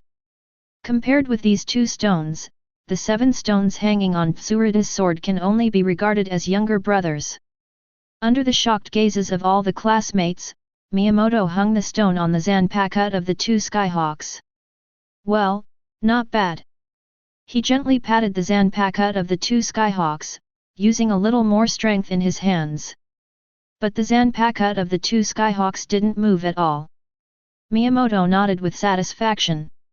Immediately, he turned around and walked to the steps of the dojo and cleared his throat. "Okay, now that everyone is here, and you have all received the light attack, while you are free, I will talk to you about what a zanpakut is and how to practice it." A piece of zanpakuto history attracted the attention of all the students present. Compared with boring theoretical brainwashing, this kind of story-based teaching is obviously more acceptable. Before I knew it, 2 hours had passed. Except for the 2 Tianyings, the other students had fallen to the ground. They could no longer hold their zanpakut, but they were still listening to the lecture attentively.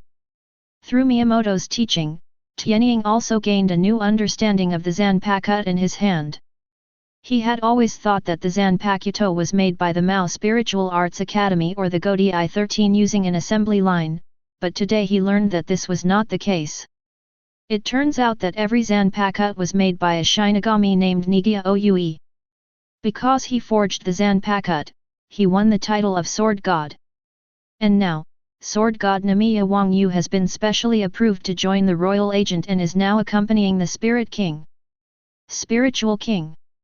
Hearing this title, Tianying thought of Aizen, the man who intended to replace the Soul King.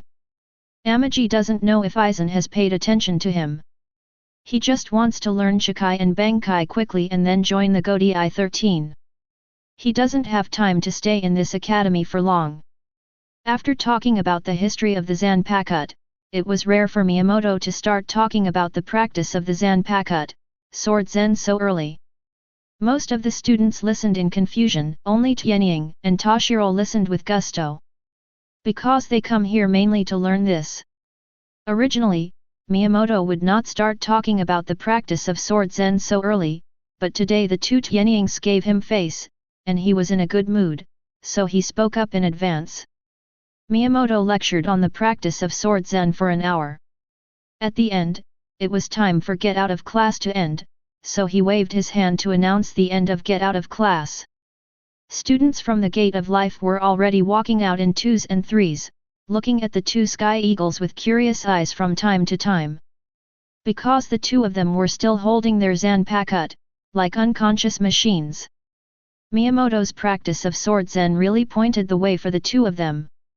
Toshiro thought of the dream he entered when he fainted. In that dream of ice and snow, there is always a voice calling its name. He didn't know if that was the artistic conception of Zanpakuto.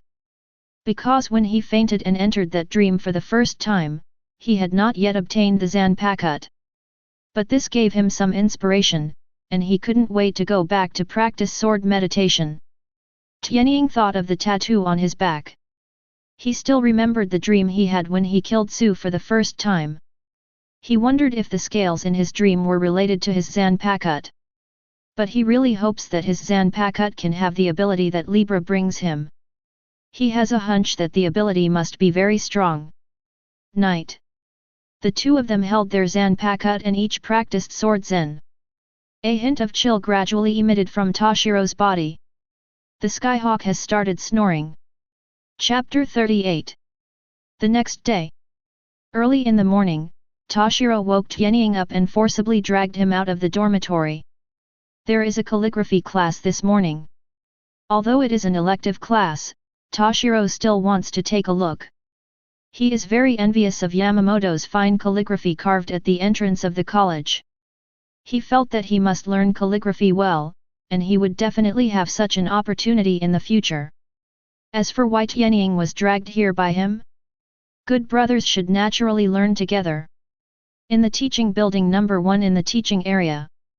Tianying was drowsy with dark circles under his eyes. He really didn't want to come. He always felt that calligraphy in this place was similar to painting, and there was nothing to learn, but he couldn't resist Toshiro and he forced him to follow him.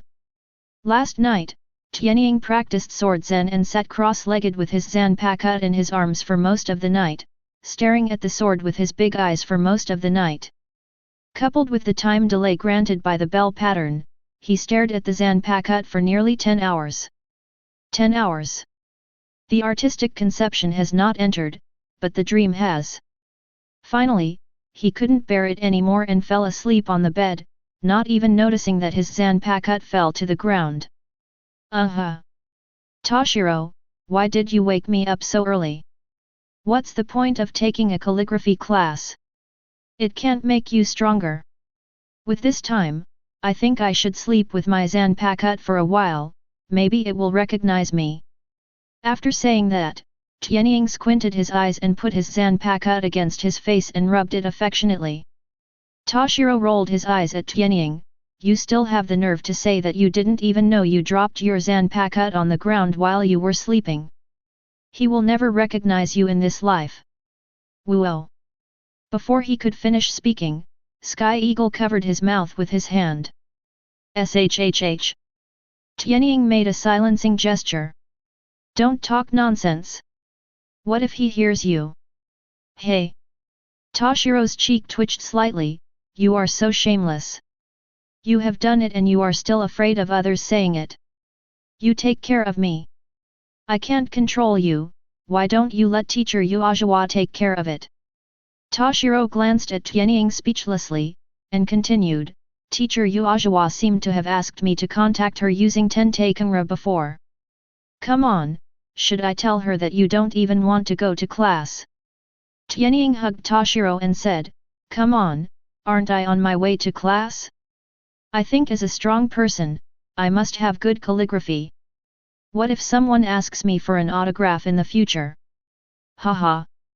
Toshiro sneered, and then said mysteriously, I heard that our calligraphy teacher is also the captain of the Godai 13th team.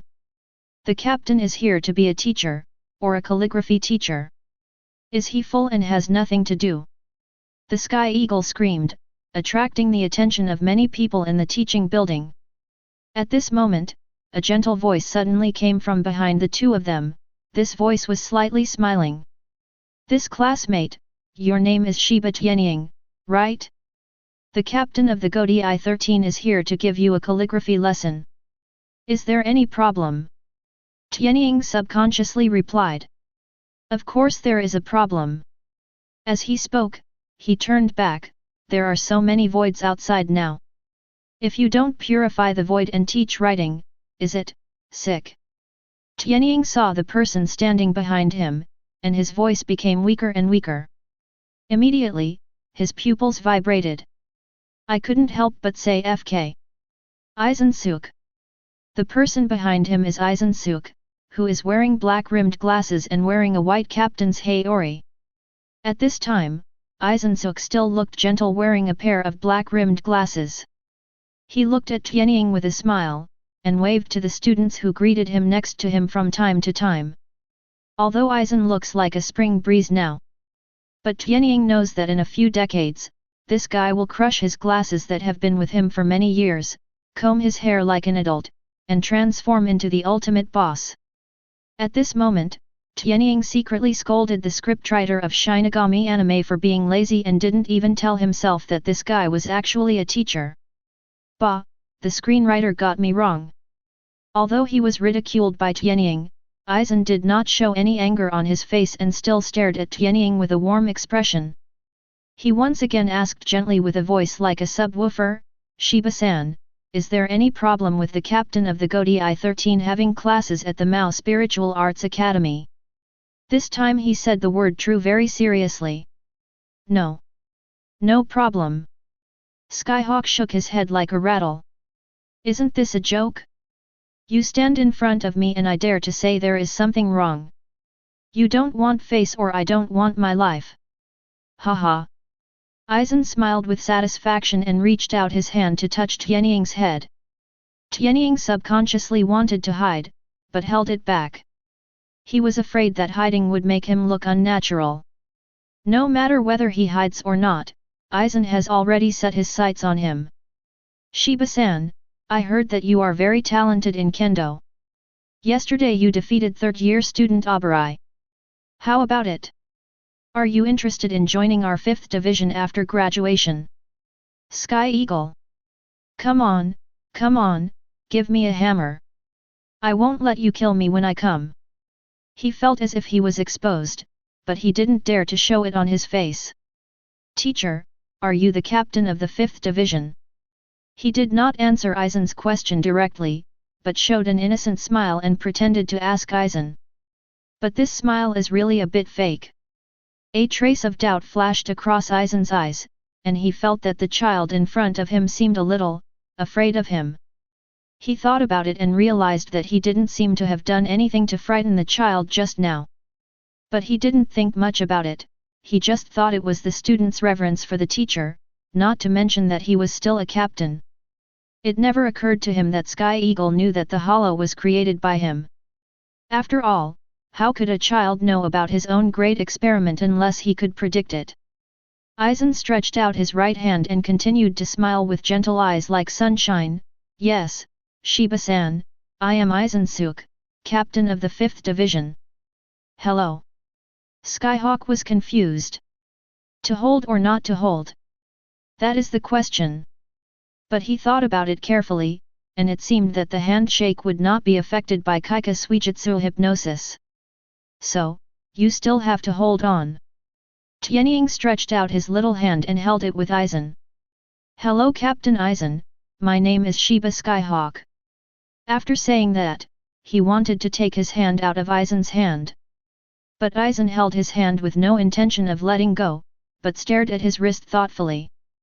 There was the soul-suppressing bracelet that Ms. Hiwa had brought to him again.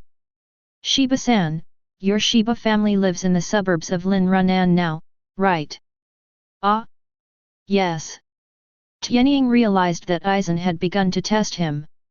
Not surprisingly, he probably suspected that he had killed the hollow. But he couldn't lie about this question, and he couldn't lie. The Shiba family had been there for a while, and Aizen could definitely investigate it. For the first time, Tianying blamed Konghe for not demolishing his home, otherwise he could have moved to another place. Hearing that Amaji was not lying, Aizen let go of his hand, inadvertently glanced at Toshiro's wrist from the corner of his eye, and then spoke again. It's not very safe outside Jingling Court recently. Did you encounter any dangerous things before school started? Although he was not worried about his conspiracy being exposed, Aizen became more and more suspicious that his experimental subject was killed by the Skyhawk. No. Skyhawk shook his head like a rattle again.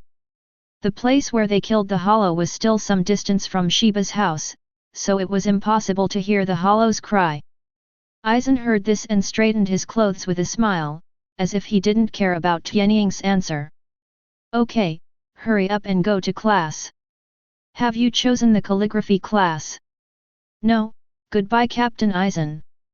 When Tianying heard Aizen asking them to leave, he quickly dragged the confused Toshiro into a random classroom. But he didn't see a sign hanging on the open door of the classroom, calligraphy classroom. Chapter 39. After a class, Tianying was in a very unhappy mood. Cause? Of course it's because of Aizen. 1 second he said he didn't sign up for the calligraphy elective course, and the next minute he was caught by Aizen in the calligraphy classroom. Looking at Aizen's half-smiling eyes, Tianying regretted not giving himself a few big words. If I had known earlier, I might as well have just confessed. If you don't just skip class, the worst thing you can do is be sued by Toshiro to Anohana. It was better than being noticed by Aizen. During class, Tianying felt that Aizen's eyes basically never left her. At most, he occasionally glanced at Toshiro. With just these few glances, Toshiro thought that the teacher was paying attention to him because he was listening carefully. The body is still sitting upright. Tianying wanted to tell him. Ziobai, please grow some sweets. If you don't take good care of your peaches, Aizen will come and steal them. But he knew that saying this would be of no use. Toshiro wouldn't believe it, and neither would anyone else. Based on Aizen's current performance in Soul Society, no one would believe it. Besides, what if a small number of people believe it? Aizen also holds Kaika Suijutsu. To him, the fact is nothing more than an image that can be tampered with. You know, even Urahara Kisuke, the most powerful brain, was forced away by Aizen's design. Aquila doesn't think he is smarter than Urahara Kisuke and can fight Aizen. So he had to endure it first. Just like Aizen now. At the beginning, Urahara was in the light and Aizen was in the dark. Urahara was forced to leave. Now, Aizen is in the light and he is in the dark. He wants to force himself to be stubborn. The only thing Tianying wants to do now is to protect his elder brother and sister-in-law first. He believed that as long as he did not commit suicide, Aizen would not attack him. At most, it's just a game of chess with him. But Skyhawk didn't know that. He was wrong about this. Aizen did have plans to use him as a pawn, just like Aburai, Hinamori Momo, and Kira Izuru. But after careful consideration, Aizen gave up the idea. After all, Tianying's identity is different from that of Aburai. The Skyhawk has a background. The identity of the Shiba family is too sensitive and can easily attract attention from the outside world. Once something happens, if someone else finds out the clues, it might lead to fire. Of course, this is not the most important thing. The most critical thing. Amaji has a teacher, her name is Anohana Retsu. Aizen is one of the few people in Soul Society who knows the past of Anohana Retsu. Therefore, he does not want to provoke this terrible woman Anohana Retsu. After class, Tianying smiled and respectfully watched Aizen leave the classroom. After waiting for a few minutes, his face almost froze with laughter. Once he was sure that Aizen should have gone far, he immediately pulled Toshiro up and ran out. He didn't want to listen to the next class. The classes in the teaching area are all theoretical classes. It's nothing more than the history of Soul Society. It's Shinigami's responsibility. The operation of soul burial and so on. He didn't want to hear any of this. He doesn't care about history, he only cares about the future. As for Shinigami's responsibilities, he is not Shinigami now, so he does not need to abide by Shinigami's responsibilities. As for the operation of soul burial, Tianying's personal opinion. As a Shinigami, as long as you beat Su to death, it can be regarded as a soul burial. It is better to give Su a funeral than to give oneself a funeral. The two Sky Eagles had just rushed out of the classroom, and before they had even run a few steps, a slightly angry shout sounded from behind them. Stop! The white-haired kid and the black-haired kid in front of you. Tianying originally didn't want to look back, after all, the black-haired kid might not be called him by so many people. But there were many black-haired brats, and Toshiro was the only white-haired brat. Toshiro grabbed hold of Sky Eagle. Tianying had no choice but to stop. He turned back to look in the direction of the sound. Not far away from the door of the classroom, 4 male students happened to be standing staring at the two of them. Among them, the one on the far left has eyes blazing and full of hostility. Tianying was a little confused. He didn't even know who these 4 people were. However, he always felt that the hostile guy looked familiar, and he seemed to have seen it somewhere. Tianying recalled it in his mind. After thinking about it for a long time, he didn't expect where he had seen this face before, so he wondered. Who are you? As soon as he finished speaking, Tianying suddenly noticed that the temperature around him was dropping rapidly. He quickly turned his head to look in the direction of Toshiro, and was shocked to find that Toshiro was also looking at him with an angry face at this moment. Immediately, a picture flashed through Tianying's mind, Hitsugaya's house 2 years ago. Immediately afterwards, the two faces slowly overlapped in Tianying's mind. One is the face of the hostile guy opposite at the moment. The other one is the face of the Hitsugaya family member who claimed to be a noble of the Kazumioji family. The next moment, the words of the man opposite confirmed his thoughts. UBD, you beat me in Lin Runan 2 years ago and you don't remember it now. If I hadn't suddenly seen this white-haired kid next to you today, I really wouldn't have been able to find you. You are really unlucky. You didn't expect to meet me here. Tell you, I have to give you a good repair today. No, as long as you are in this academy from now on, I will beat you every time I see you. I'll beat you until you drop out of school.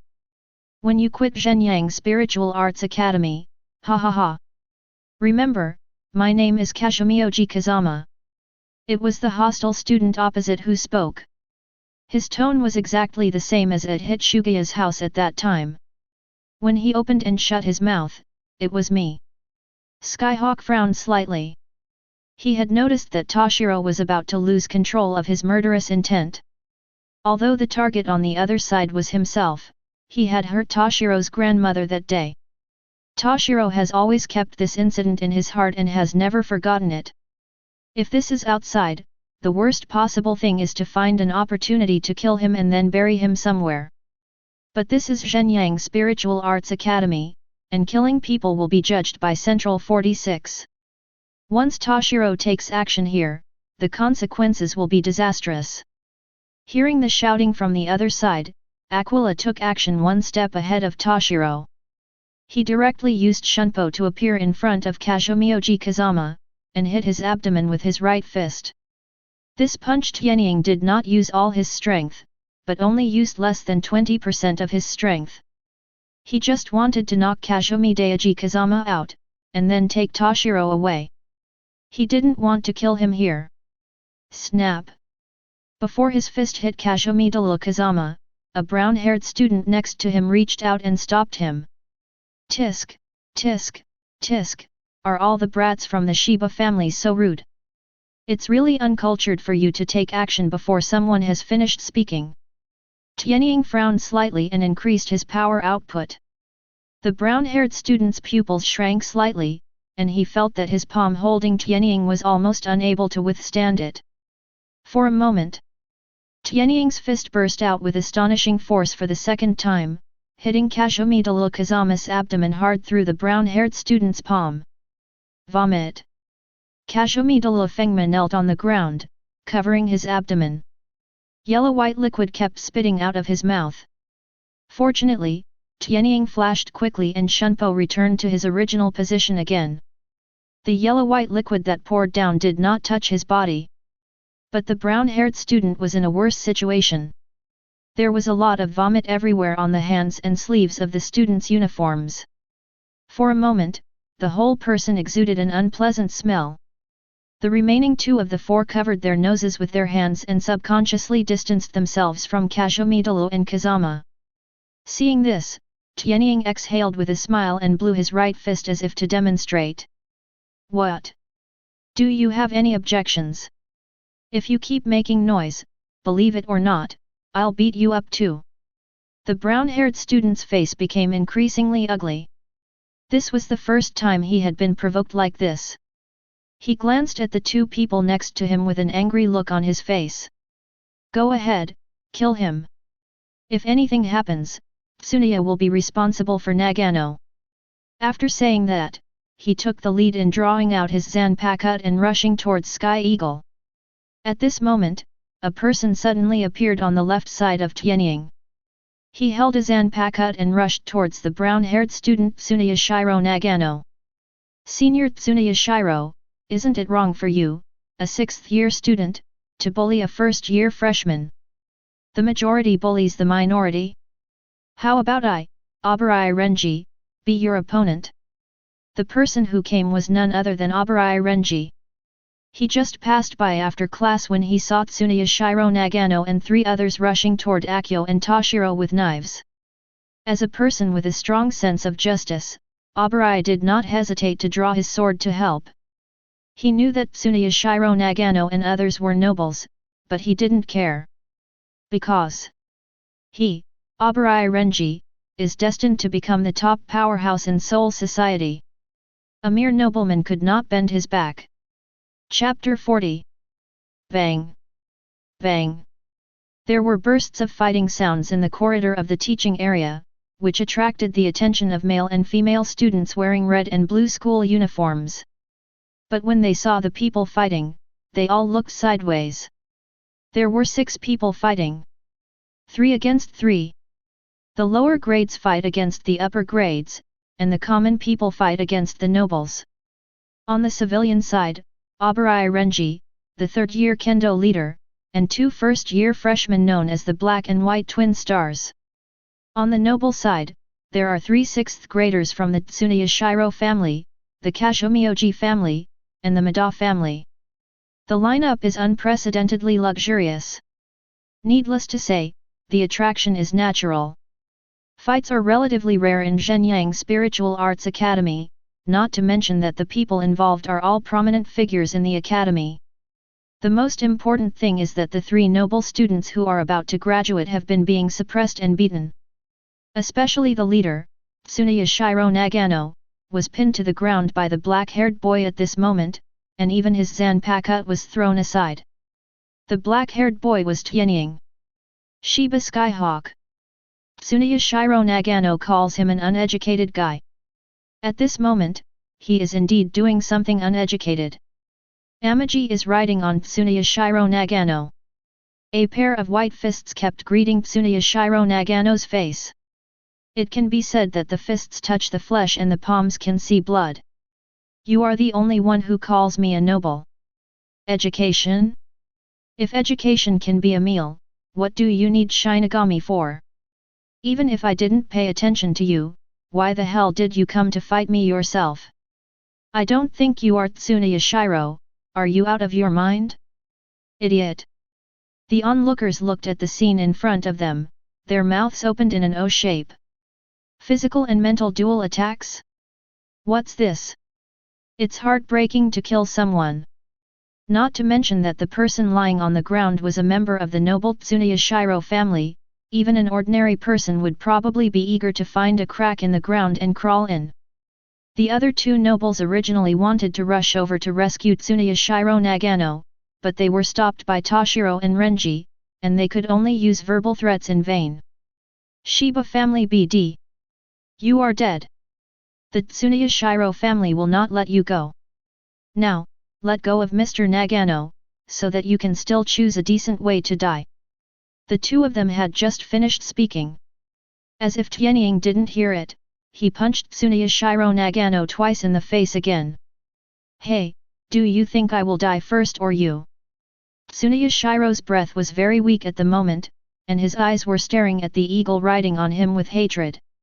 He knew that his future in the family was over, and now his only thought was to kill the hateful kid in front of him. He, if you dare, kill me now, otherwise what else can you do to me? Tsuneyashiro Nagano's voice was very hoarse, and his words were a little leaky.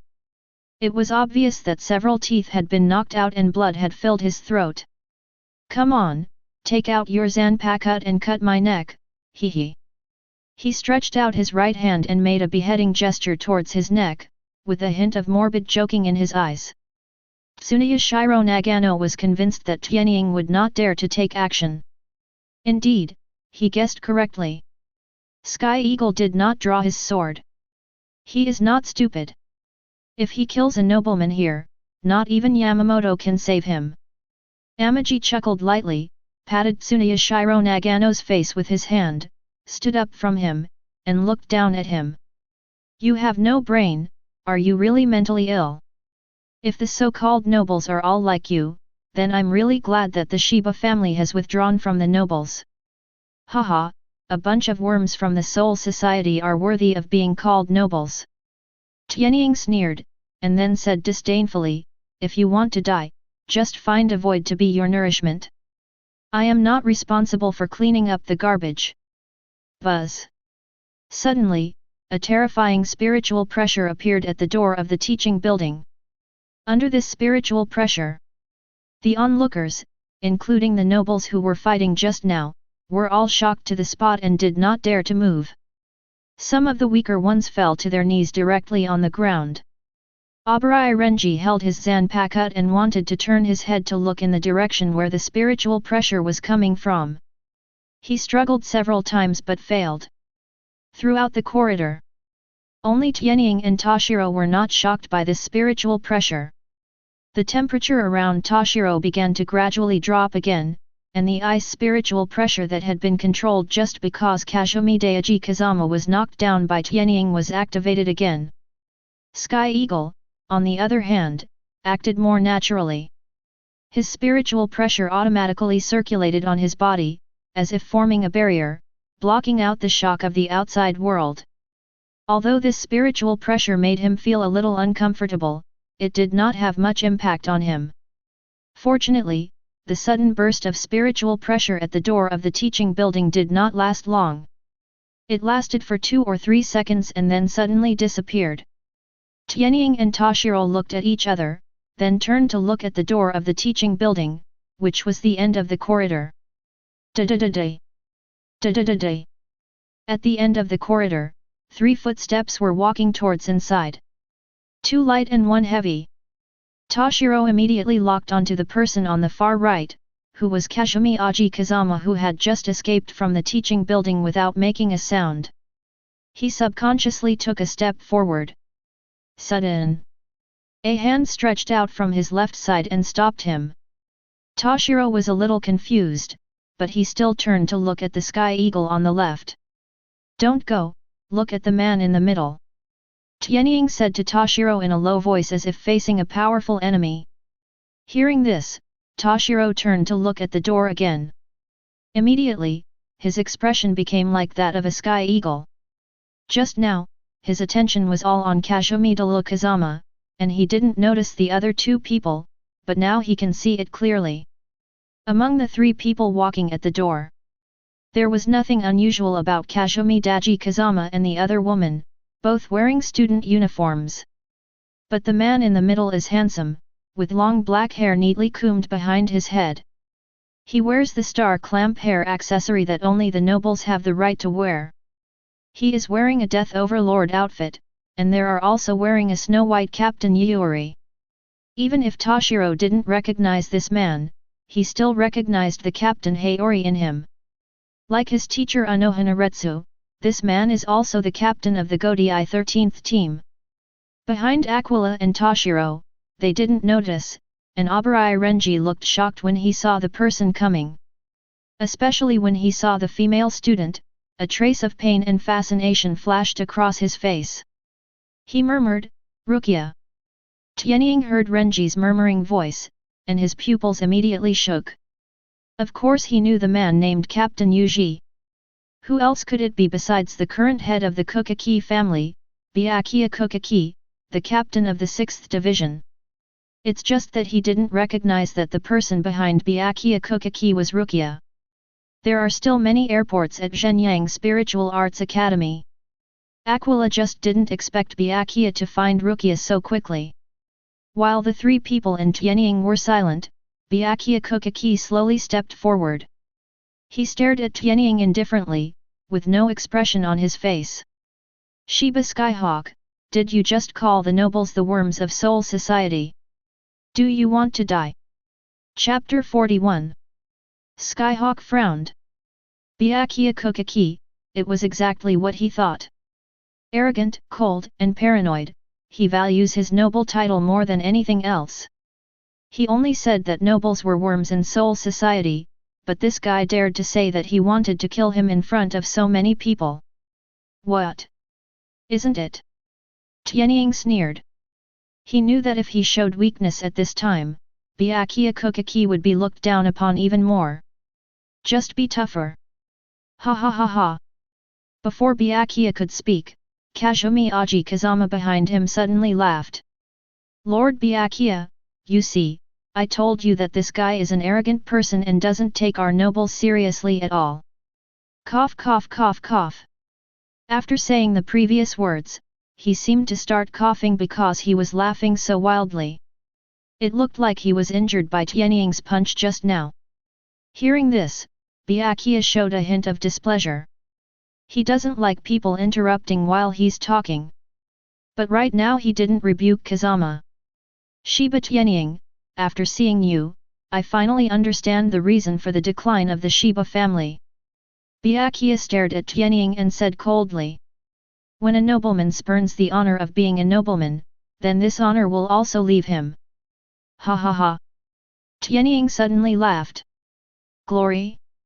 What you nobles call glory is nothing more than putting on a superior face and taking everything from the common people."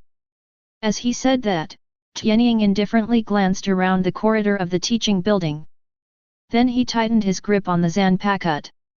"Right. Substance. Resource. Even life. What do commoners mean to you nobles? They are just objects that can be exploited and exploited without limit. Why don't you ask Kazumi Aji Kazama behind you what he did in Rukanga before? Also, do you know what the guy under my feet did without his head? He openly drew a knife and attacked his classmates in the teaching building. In Rukanga you nobles ignored the law. In this academy you nobles still ignore the law. Hee hee. The glory of the nobility? Isn't it just that twisted sense of superiority?" Every time Tianying said something, the faces of the troublemaking nobles became darker, and Byakuya Kokaki's eyes turned colder when he glanced at them. Byakuya values his honor as a noble, but that does not mean that he can accept some evil behaviors. But at this moment, he still represents the aristocracy as a whole. "Shiba Skyhawk, that's enough," Byakuya said coldly. "No matter what you say, it can't change the fact that you insulted the nobles. I will investigate and report all the things you said to Central 46, but you must also be responsible for your behavior of insulting and beating the nobles." After saying that, Byakuya turned around and walked towards the door of the teaching building. "Come on, I'll wait for you outside. As long as you can kill me, I'll let you go." While Byakuya was still there, the two noble students who were confronting Abarai and Toshiro quickly picked up Tsuneyashiro Nagano, who was on the ground, and ran out with Byakuya. Kazumioji Kazama turned around and sneered, and then followed Byakuya out. Before Rukia left, she looked back at Renji and gently shook her head to signal him not to get involved. But Renji didn't take it into heart. In fact, his move this time was also related to Lucia. Last night, Rukia tells Renji that Byakuya Kokaki intends to adopt her as her adopted sister. She was confused and wanted to seek Renji's opinion. Of course Renji didn't want her to go. But Renji understands that only by joining the Kokaki family can Lucia have a better life in the future. Therefore, Renji encouraged Rukia to join the Kokaki family. He personally gave away the last softness in his heart. Gave it to the great nobles. It was also from that moment on that Renji decided that he would no longer be cowardly or fearful. He is single and has no worries. He vowed to use the Zanpakuto in his hand to fight for a future for himself. A future worthy of Rukia. Renji held his Zanpakuto tightly and walked to Skyhawk's side. "Let's go, I'll go with you." Toshiro didn't say anything, and walked directly to Tianying, making his position clear with actions. Tianying felt a little warm in his heart. Needless to say, Toshiro, he just didn't expect that Abarai Renji would be able to stand firmly with him this time. "No need, just watch from the sidelines." Tianying chuckled. "What if that guy can't kill me with one knife and you find excuses to kill me with 2 more blows?" After saying that, he walked towards the door with a fearless expression. It was just one sword. He didn't believe Byakuya Kokaki could be stronger than Anohanaretsu. Renji wanted to say something, but Toshiro stopped him. Toshiro shook his head at him and said softly, "It's okay, trust him." Toshiro was a little more analytical than Aquila. He knew that Byakuya would definitely not be able to use his full strength against a student. And he knew Tianying's swordsmanship, and it was only stronger than him. Not to mention spiritual pressure. Anohana has said before that Aquila's spiritual pressure is almost the same as that of an ordinary captain, but he doesn't know Shikai and Bankai. 5 minutes later, on the white stone road outside the teaching building, Aquila and Byakuya stood opposite each other.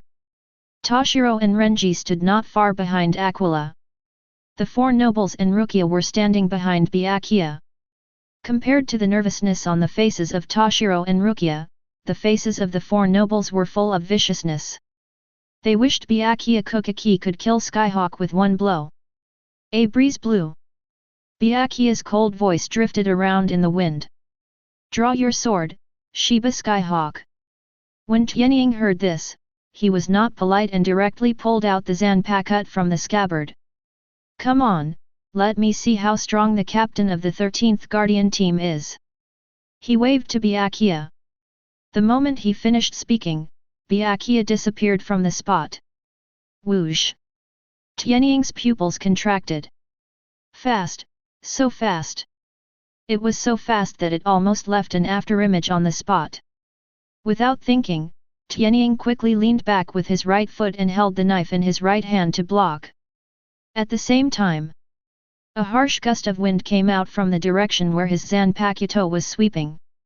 Hearing where the strong wind appeared, a smile gradually appeared on Tianying's face. Really? He was right. Byakuya really used flash flower for this sword. This move was originally the move Byakuya saw used by Ichigo for the first time. Unexpectedly, he used it on his cousin Ichigo decades earlier. Fortunately, I was prepared. Clang! The blade of the Skyhawk Zanpakuto blocked the tip of the Byakuya Zanpakuto, making a harsh sound. There was a flash of surprise in Byakuya's eyes.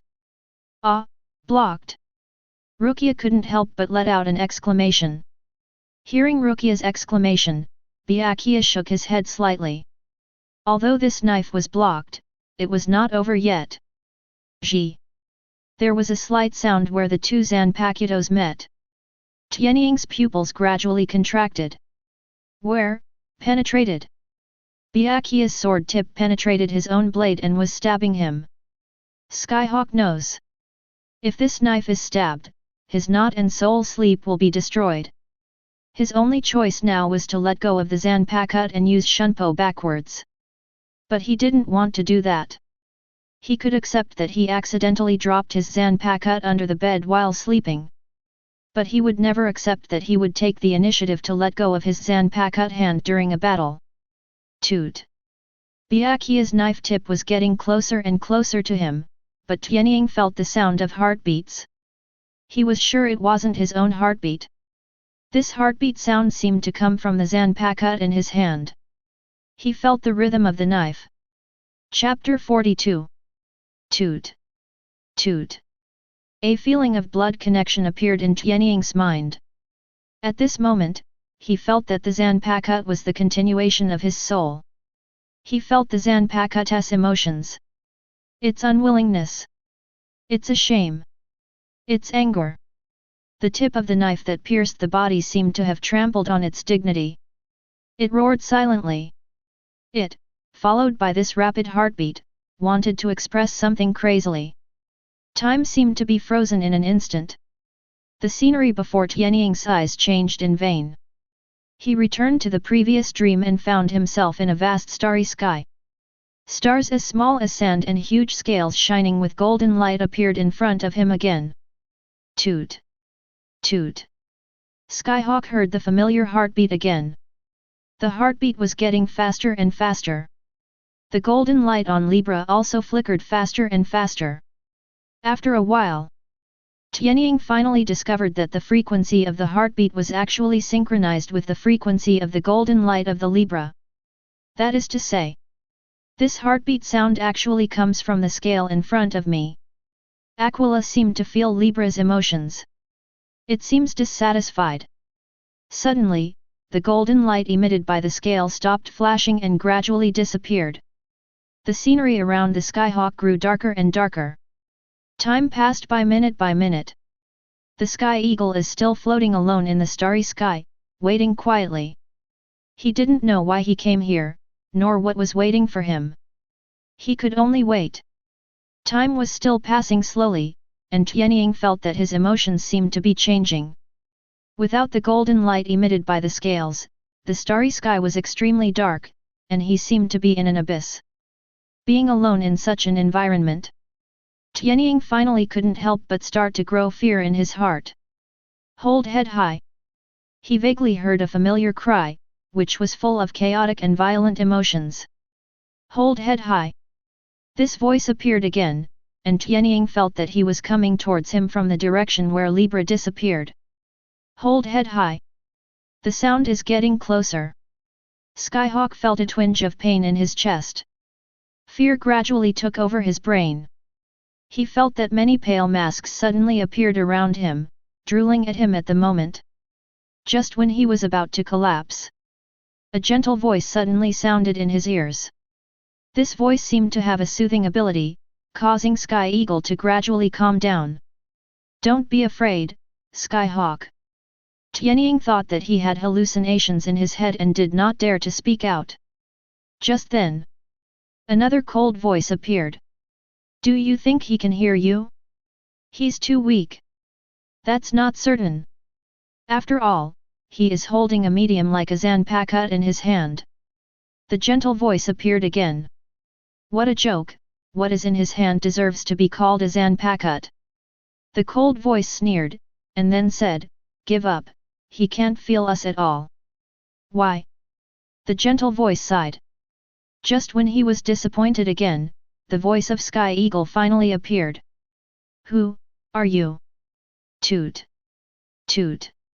As Tianying finished speaking, Libra, which had been completely silent, once again let out 2 heartbeats.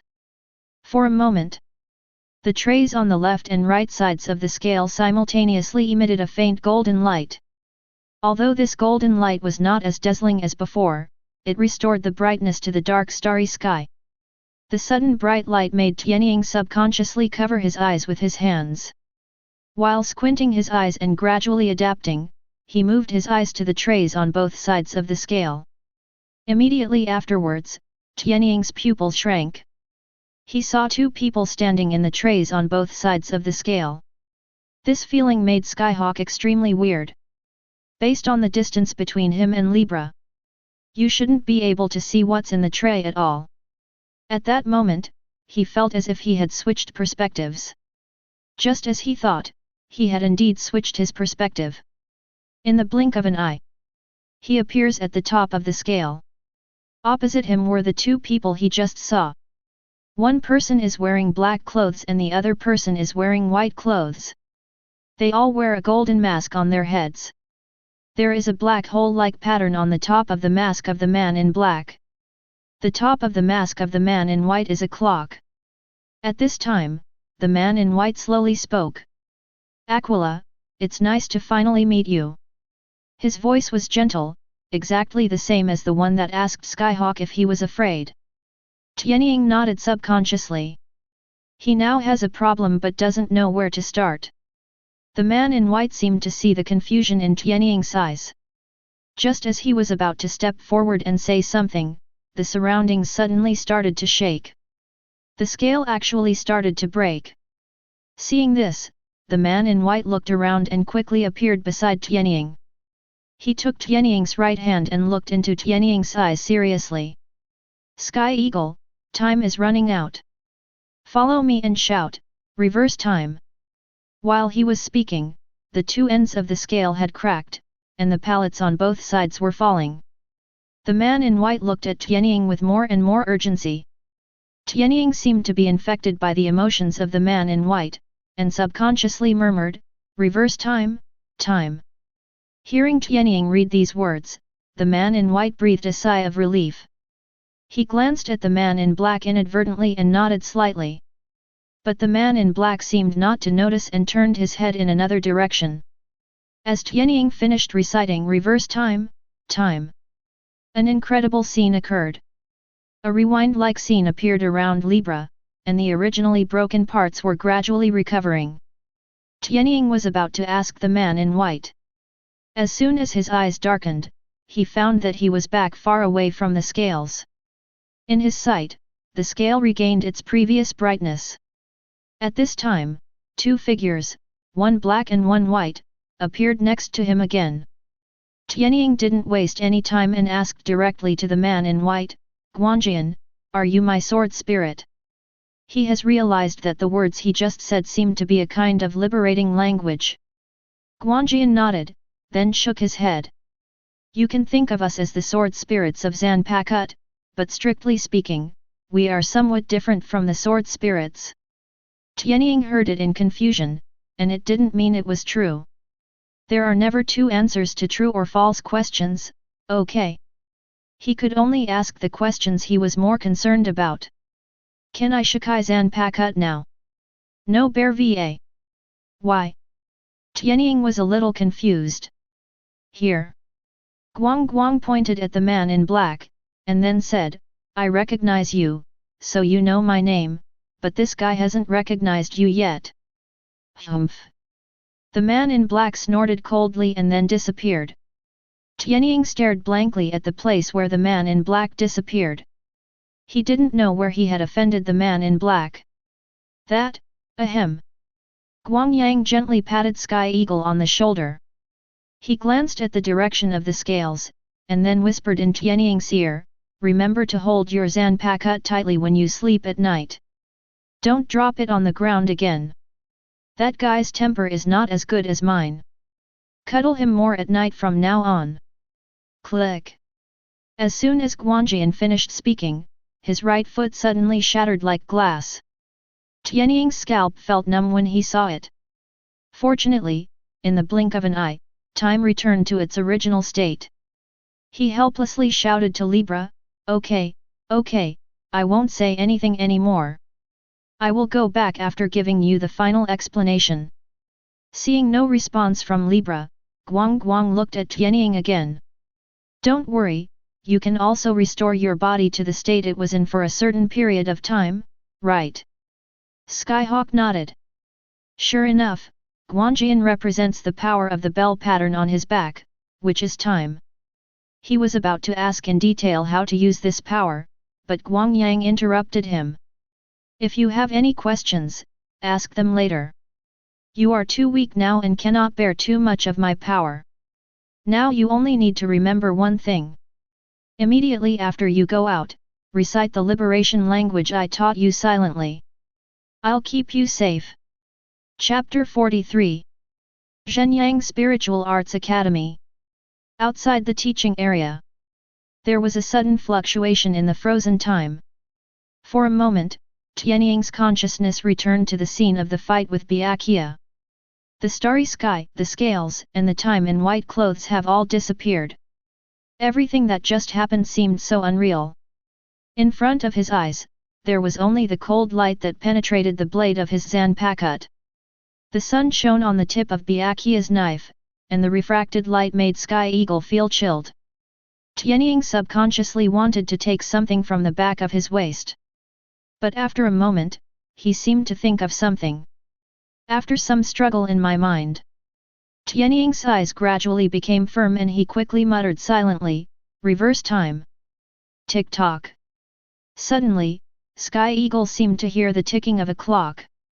Immediately afterwards, an indescribable force spread from the zanpakut in his hand like a dark pattern and penetrated towards his body. The next second, pfft! Byakuya's knife tip penetrated straight into Tianying's body, stabbing him to the core. Tianying looked confused. He lowered his head and looked at his chest in disbelief. The blade that had already been halfway into his body seemed to be mocking his ignorance. The knife stabbed in. Careless. Regret. Trusting strangers. No, it doesn't hurt at all. His own spiritual pressure didn't seem to be affected either. Aquila's first reaction was that Byakuya had stuck in the wrong place. But this knife did enter his body. Just when you are busy, Tianying. Byakuya coldly drew his zanpakut. The moment the zanpakuto was pulled out from Akio's chest, a large amount of blood came out. A trace of regret flashed in the corner of Byakuya's eyes. After all, not many people can see through their own flashes in the student stage. He put his zanpakuto senbonzakura back into its scabbard, turned around and walked away from the crowd. Although he felt a little sorry for Tianying, it was just a matter of regret. As the head of the Kokaki family and the captain of the noble squad, it is his unshirkable responsibility to maintain the dignity of the nobles. He admired Tianying's courage and vision, but the difference in spiritual pressure could not be made up by skill alone. But he hasn't taken a few steps yet. He found waves of exclamations suddenly coming from all around. Immediately afterwards, a slightly joking voice appeared behind him again. "Hey, you've finished cutting, is it my turn?" Byakuya Kokaki stopped and turned to look at the boy who had just been hit by his own flash flower. Byakuya's indifferent eyes showed slight fluctuations, but he quickly hid them. The black-haired boy's white clothes were stained with blood, but there was a hint of, in his eyes. Joy. Joy? Byakuya wonders why the boy in front of him doesn't pretend to be dead. Is he really not afraid of killing himself? Or maybe he thought he didn't dare. Doesn't he know that with his own status, he doesn't have to bear anything even if he kills him, not to mention that he beats and insults the nobles first. What puzzled Byakuya the most was the joy in the eyes of the young man in front of him. Why joy? It was indeed worthy of joy to survive being stabbed by himself, but why did he still stand up? Byakuya turned his attention to the boy's pierced student uniform, where there was indeed a trace of a knife piercing it. With that stab blow just now, Byakuya was sure that he hit the target. Logically speaking, this young man should have been severely injured. Although he didn't kill him, he was sure that the boy would never stand up again. Immediately, Byakuya looked at the zanpakut in the boy's hand and narrowed his eyes slightly. The gap in the blade. No more. Self-healing.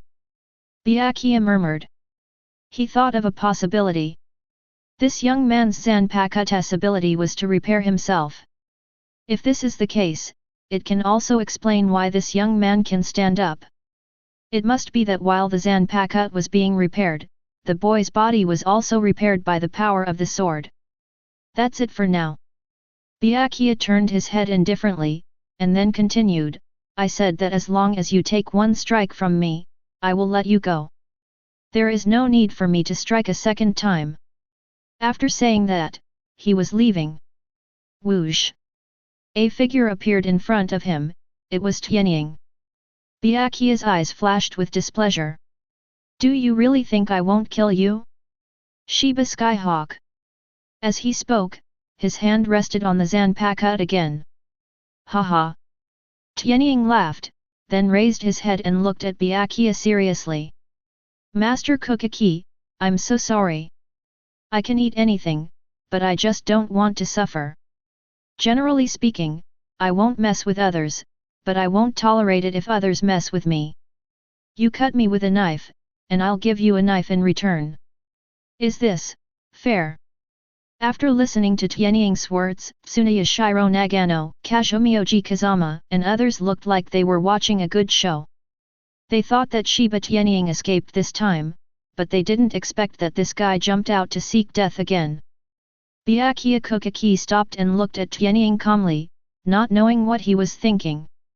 Just then, the eagle moved. Whoosh! Whoosh!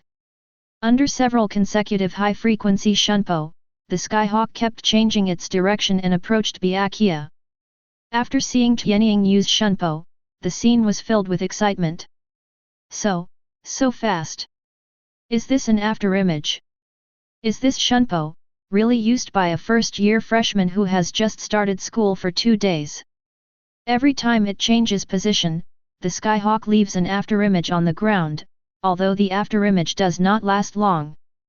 But the appearance of afterimages is an effect that can only be achieved after shunpo reaches Xiaocheng. They compared the shunpo they had mastered, and instantly felt that they had learned in vain in the past few years. After Byakuya Kokaki saw Tianying use shunpo, his indifferent eyes finally showed a hint of solemnity. Soul age 27, shunpo is a small success, no, this is a big success. As a shunpo master, Byakuya could tell at a glance that Tianying's shunpo was not a small success, but a great success. Although Xiaocheng's shunpo can also leave afterimages, it cannot change its phase during movement and can only move in one direction. Dachen's shunpo can already leave afterimages when moving in disguise, as is the case with the young shunpo in front of him. Byakuya seemed to have thought of something, and there was a hint of horror in his eyes. He quickly drew his Zanpakuto and turned around to block. When the tip and blade of the knife collided together again, making a harsh sound, but this time the positions of the knife holders were swapped. The scene fell into a brief silence, and then quickly boiled over. Many people have noticed it. This sword of Tianying. It was obviously a copy of the move Byakuya had just used on him. He is really one sword for one sword. Chapter 44. Skyhawk was not angry when he saw that his attack was blocked by Byakuya. Just use shunpo to get away from Byakuya. He walked decisively without any hesitation. A knife is a knife. This sword was blocked and that was the end of it. He is not Byakuya Kokaki, who can take advantage of his Ryutsuo and pierce other people's blades with the tip of his sword. Tianying didn't know if anyone could do such a thing to Byakuya, but he couldn't do it anyway. Seeing Akio leave in front of him, Byakuya looked at him calmly and slowly put his Zanpakuto back into its sheath. He didn't plan to take action again. He had said before that as long as the young man in front of him could take his sword, that would be it. Although Byakuya doesn't intend to pursue Skyhawk for attacking him with a knife.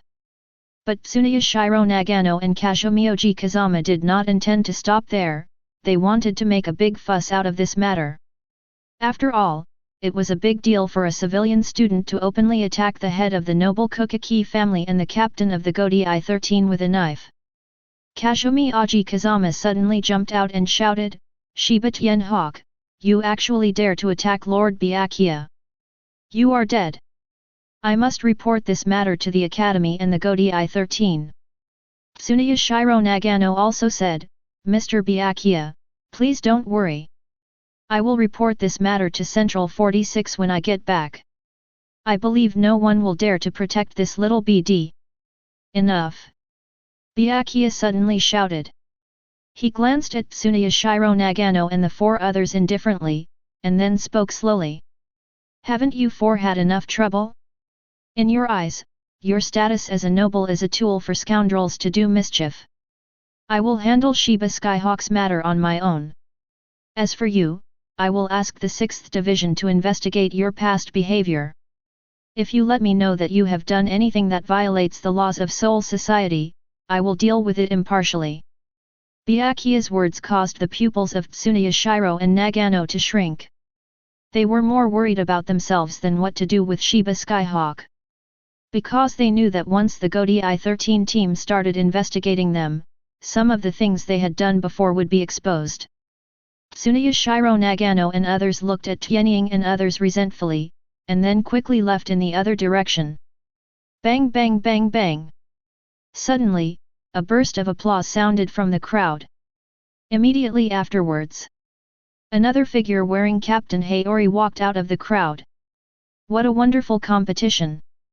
Captain of the Godai 13th team and a student of the Mao Spiritual Arts Academy. Such a scene is really rare. The speaker gently pushed the glasses on the bridge of his nose with his right hand, with a gentle smile on his face.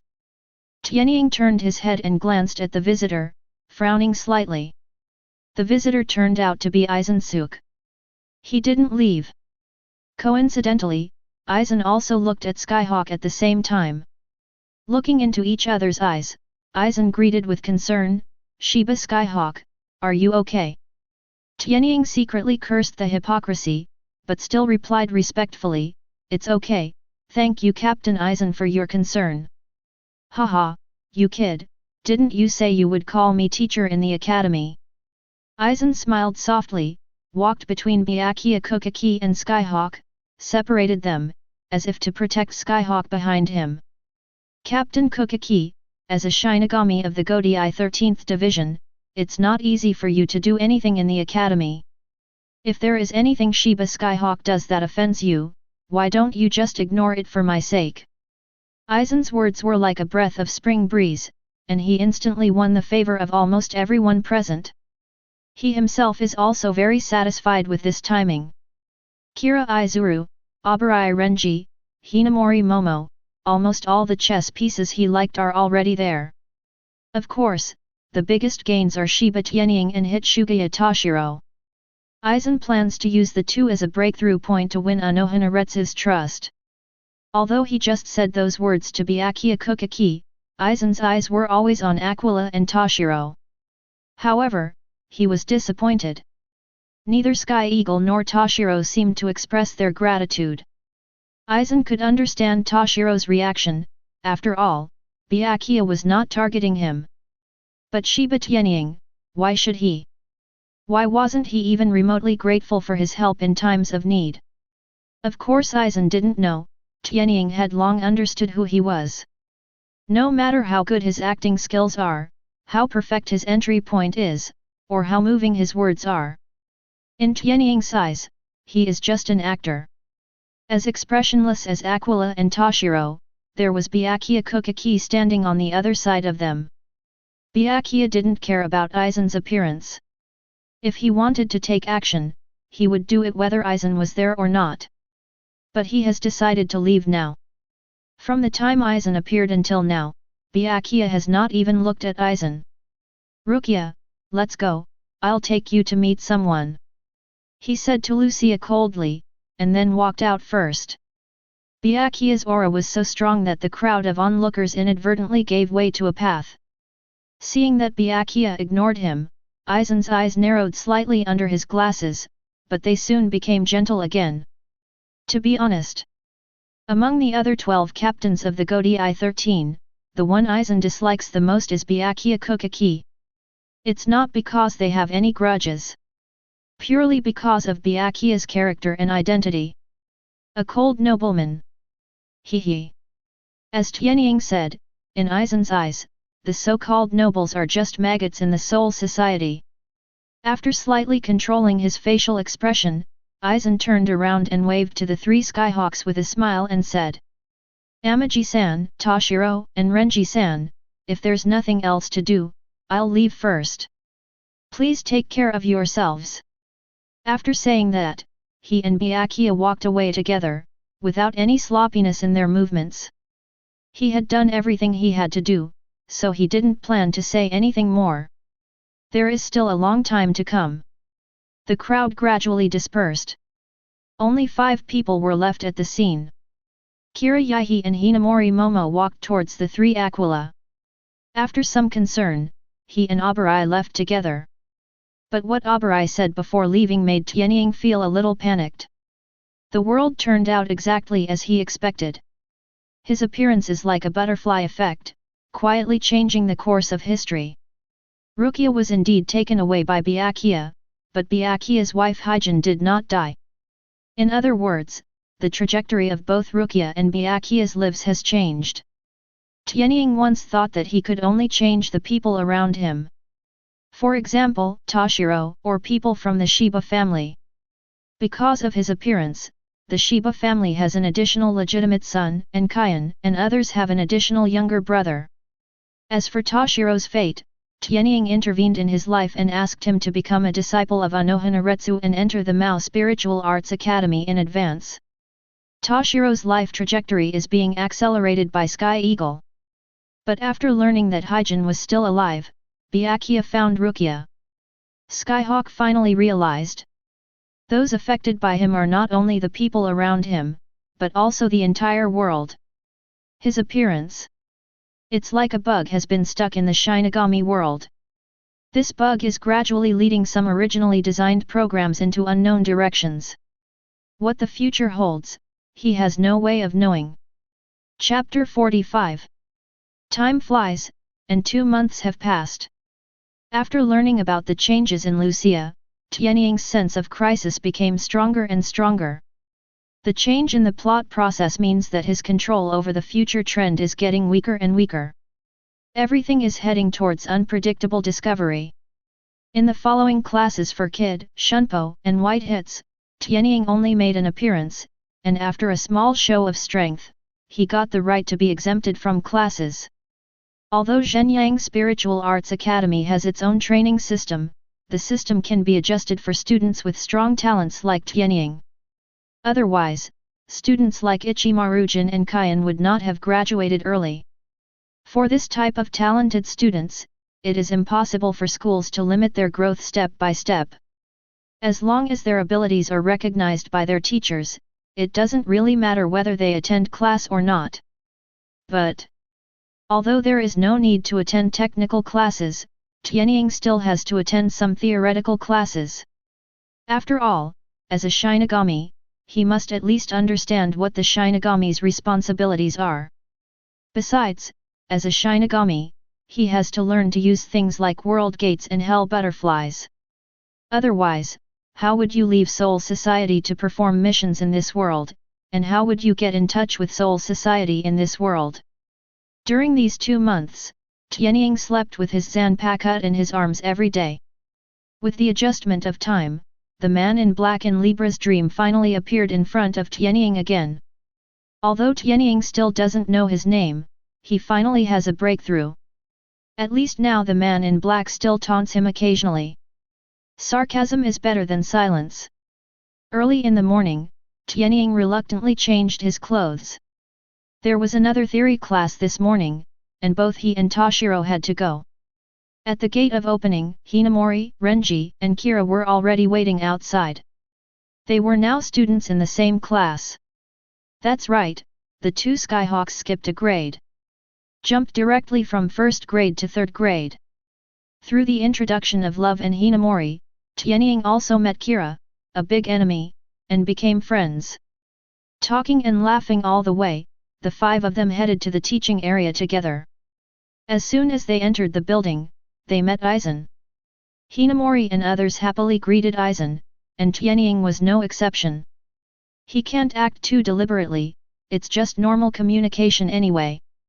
Aizen still had that warm smile, and he came to the academy significantly more often during this period. Tianying knew that he was observing the students in the academy, and the purpose was of course to find chess pieces that could be used. There were 3 of them standing next to him. Looking at the expressions of Hinamori, Kira, and Renji, Tianying knew that they had basically fallen. Once they graduated and participated in the soul burial trial, they would probably be captured by Aizen.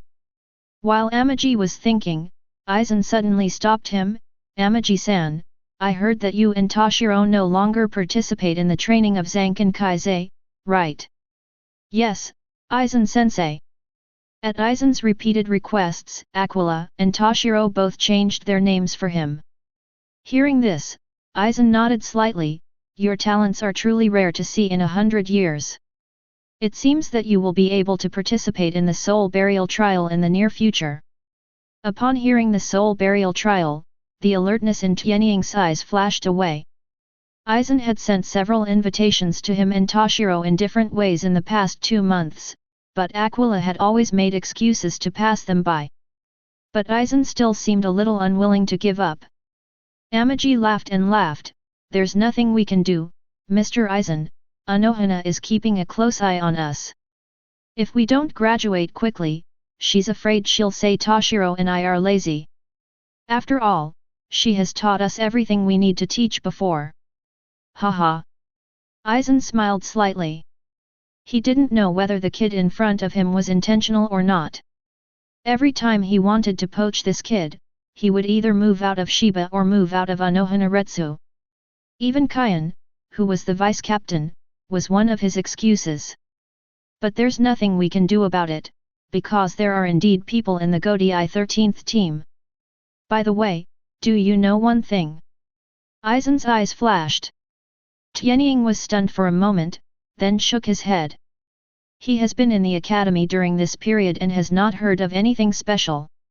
I heard that your sister-in-law, Shiba, was injured by Su during a mission, and she is still being treated by the 4th Division. Aizen's words shocked Skyhawk. Even Toshiro beside him couldn't help but frown. Tianying hurriedly walked to Aizen. When did it happen? How is my sister-in-law injured? Looking at the anxious look on Tianying's face, a trace of imperceptible satisfaction flashed in Aizen's eyes. He glanced at Tianying calmly. Didn't Captain Anohana and the others tell you such an important thing? As he spoke, he showed an annoyed expression. Did I say too much? Maybe they don't want to delay your studies. Aquila's eyes were almost on fire, and he knew that 90% of the phantom was made by Aizen. He took a deep breath and forced himself to control his emotions. He knew he couldn't show hostility to Aizen now. Tianying lowered his head and bowed to Aizen, hiding the anger in his eyes. Thank you, Mr. Aizen, for telling me this. I have something else to do, so I'll leave first. After saying that, he ran out of the teaching building without looking back. He is going to ask for leave. Seeing this, Toshiro glanced at Aizen with a frown, and then left after Tianying. Over the past 2 years, Shiba's meticulous greetings have made Toshiro recognize this gentle elder sister from the bottom of his heart. He was also very anxious when he heard that Shiba was injured. Watching the 2 leave, Aizen showed a satisfied look. Since you can't persuade these 2 brats, then get rid of them and don't let them affect the other 3 seats you like. Let's go, Hinamari-san, Kira-san, and Abarai-san, aren't you going to class? Aizen turned back to Hinamori and smiled. Although Hinamori and others are also very concerned about the situation of Tianying's family, they are not familiar with Shiba after all, so they can only follow Aizen into the classroom. Faculty building. In an office, 2 teachers dressed in death-defying uniforms were sitting leisurely drinking tea. It was Kukaki Kurikawa and Miyamoto Daizo. None of them had classes today, so they gathered together to chat, and naturally the people they chatted with were Tianying and Toshiro. The 2 Amaji have jumped from Miyamoto's class to Kurikawa's class, and now Kurikawa is their teacher. In addition to teaching Zanpakuto training, he is also responsible for the daily life of the 2. I have to say that the Kukaki family still has the demeanor of a great noble.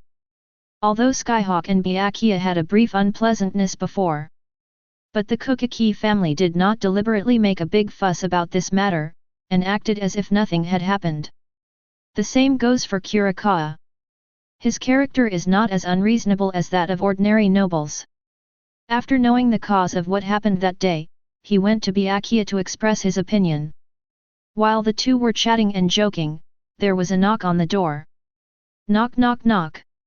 Knock knock knock. The sound was urgent. Kukaki Kurikawa and Miyamoto Daizu glanced at the door suspiciously. They didn't know who would come to them at this point. Teacher Kurikawa, are you there? Skyhawk's familiar voice sounded from outside the door. Really talking about the Sky Eagle, the Sky Eagle has arrived. Miyamoto Ozo made a joke. Kukaki Kurikawa also showed a smile. Come in, the door is unlocked. Squeak. The door was pushed open. Tianying and Toshiro ran in anxiously. Miyamoto looked at the two reckless Aquila with confusion on his face. It's no wonder he has this expression. 2 months after entering school, he had never seen these two students in a hurry. Even though they had beaten up the nobles of the Tsuneyashiro and Kazumioji families before, the two of them still looked calm and calm. What's wrong with you two? Kurikawa said gently. I want to ask for leave. Tianying quickly cried. Ask for leave. Kurikawa put down the teacup in his hand. Did something happen? They are school teachers and do not know what is happening outside. Moreover, Shiba was injured last night, and Kurikawa did not receive the news. My sister-in-law is injured and is currently being treated in the 4th division. I want to see her. I hope teacher Kurikawa will approve it. Your sister-in-law? Shivadu. Kurikawa frowned. Right. Okay, I'll write you a note. With that said, Kurikawa walked to the table aside and picked up paper and pen and started writing. Do you want Toshiro to go too? While writing, Kurikawa suddenly raised his head and looked at Toshiro. After seeing Toshiro nodding, he added Toshiro's name. Here, take it. Go early and come back early. Tianying took the certificate from Kurikawa and bowed gratefully. The same goes for Toshiro. Go quickly and be back before dark. Kurikawa waved his hand, signaling the two of them to leave. Students of the Mao Spiritual Arts Academy are not allowed to move around in the Jingriadii outside the academy at night, otherwise they will be taken away for investigation if discovered by the patrolling Shinigami. Clear. After saying goodbye, the two Tianyings quickly left the teaching building and ran towards the door. Chapter 46. After leaving the college gate, Tianying and Toshiro glanced at the Palace of Confession, the tallest building in the Serenity Court, and then hurried towards the Palace of Confession. They didn't know where the 4th Division was, but they knew that the buildings of the Godii 13th Division were located deep in the Siraidii, so they could just go inside. On the way, the two met Shinigami who were patrolling several times. These Shinigami were quite enthusiastic. After hearing what Tianying said, they patiently showed him the way. Half an hour later, Aquila and Toshiro finally appeared at the door of Division 4. At this time, the door to the 4th Division team building was open, and Shinigami were coming in and out one after another. Most Shinigami carry a white luggage on their backs, with a 4-letter word written on it, so that people can tell at a glance which division they belong to. As the only rescue team among the Godii 13th team, the members of the 4th team are actually equivalent to field doctors. This white luggage is the symbol of the 4th division, and it contains medical supplies.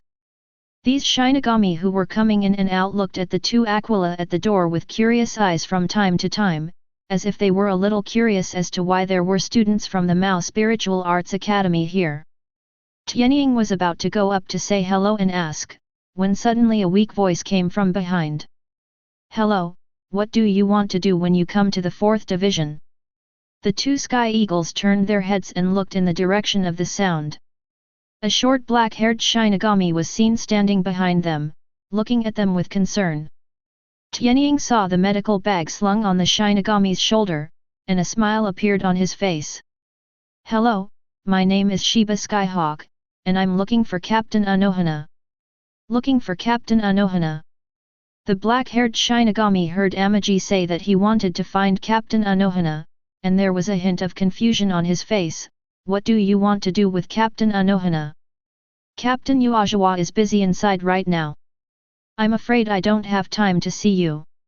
Okay, let me go in first and ask. You guys wait a moment. After saying that, he ran in enthusiastically. Tianying frowned and looked at the gate of Division 4, where the black-haired Shinigami entered, with a slight worry on his face. Toshiro came over and patted his shoulder gently with his hand, comforting him.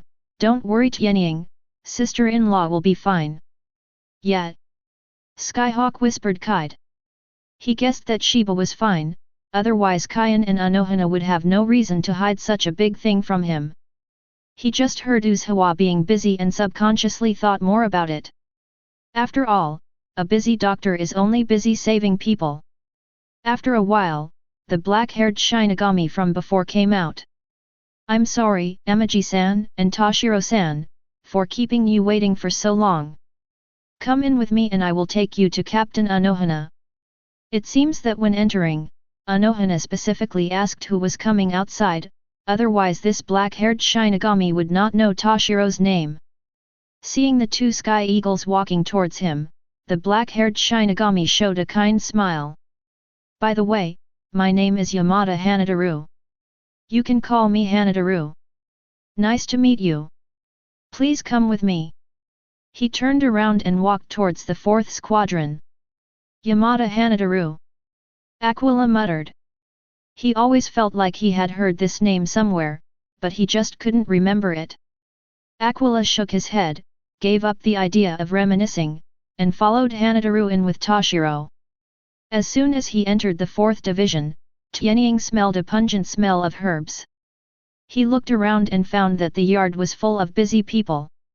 Some were reciting prescriptions, some were boiling medicine in the yard, and others were running into the house with the boiled medicine. The scene in front of him caused Skyhawk's imagination of the Godai 13 team building to deviate.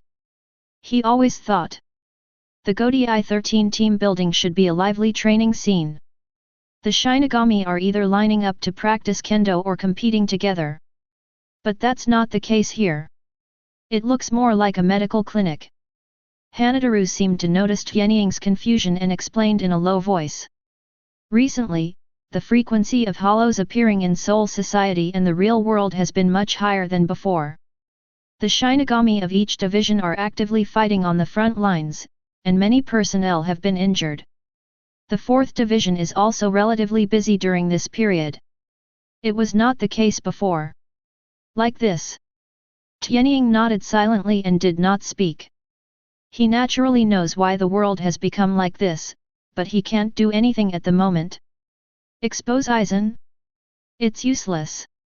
As a trainee Shinigami from a lonely noble family, to sue the captain of the Godai 13 without any basis or evidence, that is not bravery, it is seeking death.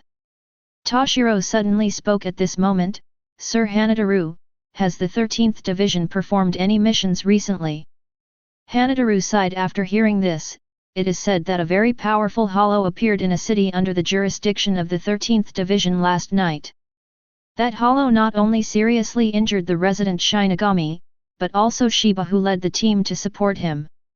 The 3 seats are fighting. In order to protect other team members, Shiba Duzengzi unfortunately had his arm bitten off by Su. What did you say? Tianying shouted, and he quickly stepped forward and stretched out his hands to grab Hanatero's death armor, with blood almost pouring from his face. He was so angry that his whole body was shaking, and he gritted his teeth and asked, Shiba's arm was bitten off. Hanadaru was frightened by Tianying's reckless behavior and was too timid to speak, but he still nodded. Buzz! A terrifying spiritual pressure burst out from Tianying's body. This spiritual pressure was full of violent aura and instantly enveloped the 4th team. The Shinigami who were busy all around were startled by this spiritual pressure, and looked at the 3 Aquila in the middle of the yard in shock. For a time, the entire courtyard of the 4th Division team building fell into a deathly silence. At this moment, Anohanaretsu walked out of the largest room directly opposite the courtyard. Shiba Tianying. Put away your ryotsu, what do you want to do? Majualao. Don't call me teacher.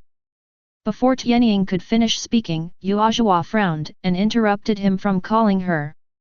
Who allowed you to leave Zhenyang Spiritual Arts Academy without permission? Who allowed you to release spiritual pressure in Division 4? You have learned this after studying in the academy for 2 months. Anohana's rebuke shocked all the members of the 4th team, and they didn't dare to speak out.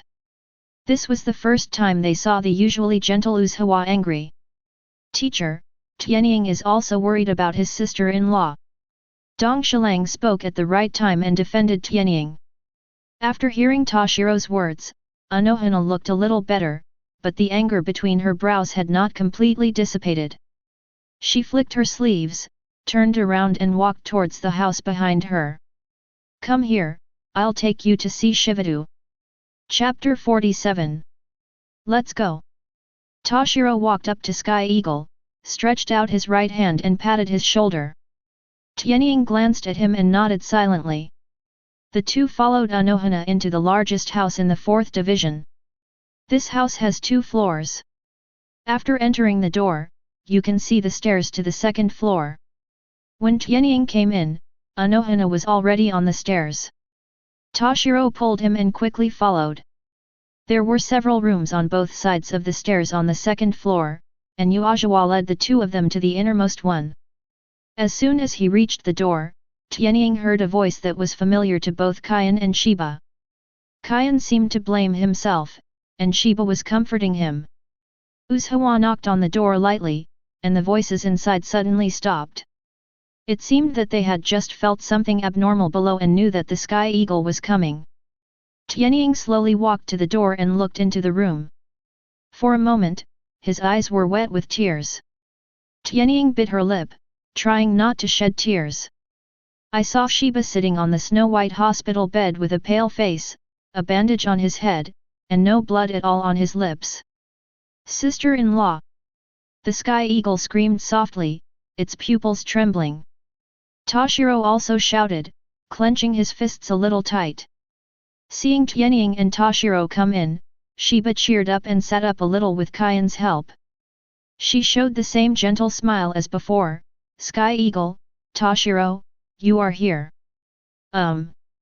Seeing the weak Shiba still forcing a smile on his face, Aquila and Toshiro's noses felt sore, and they walked to the bedside one after another.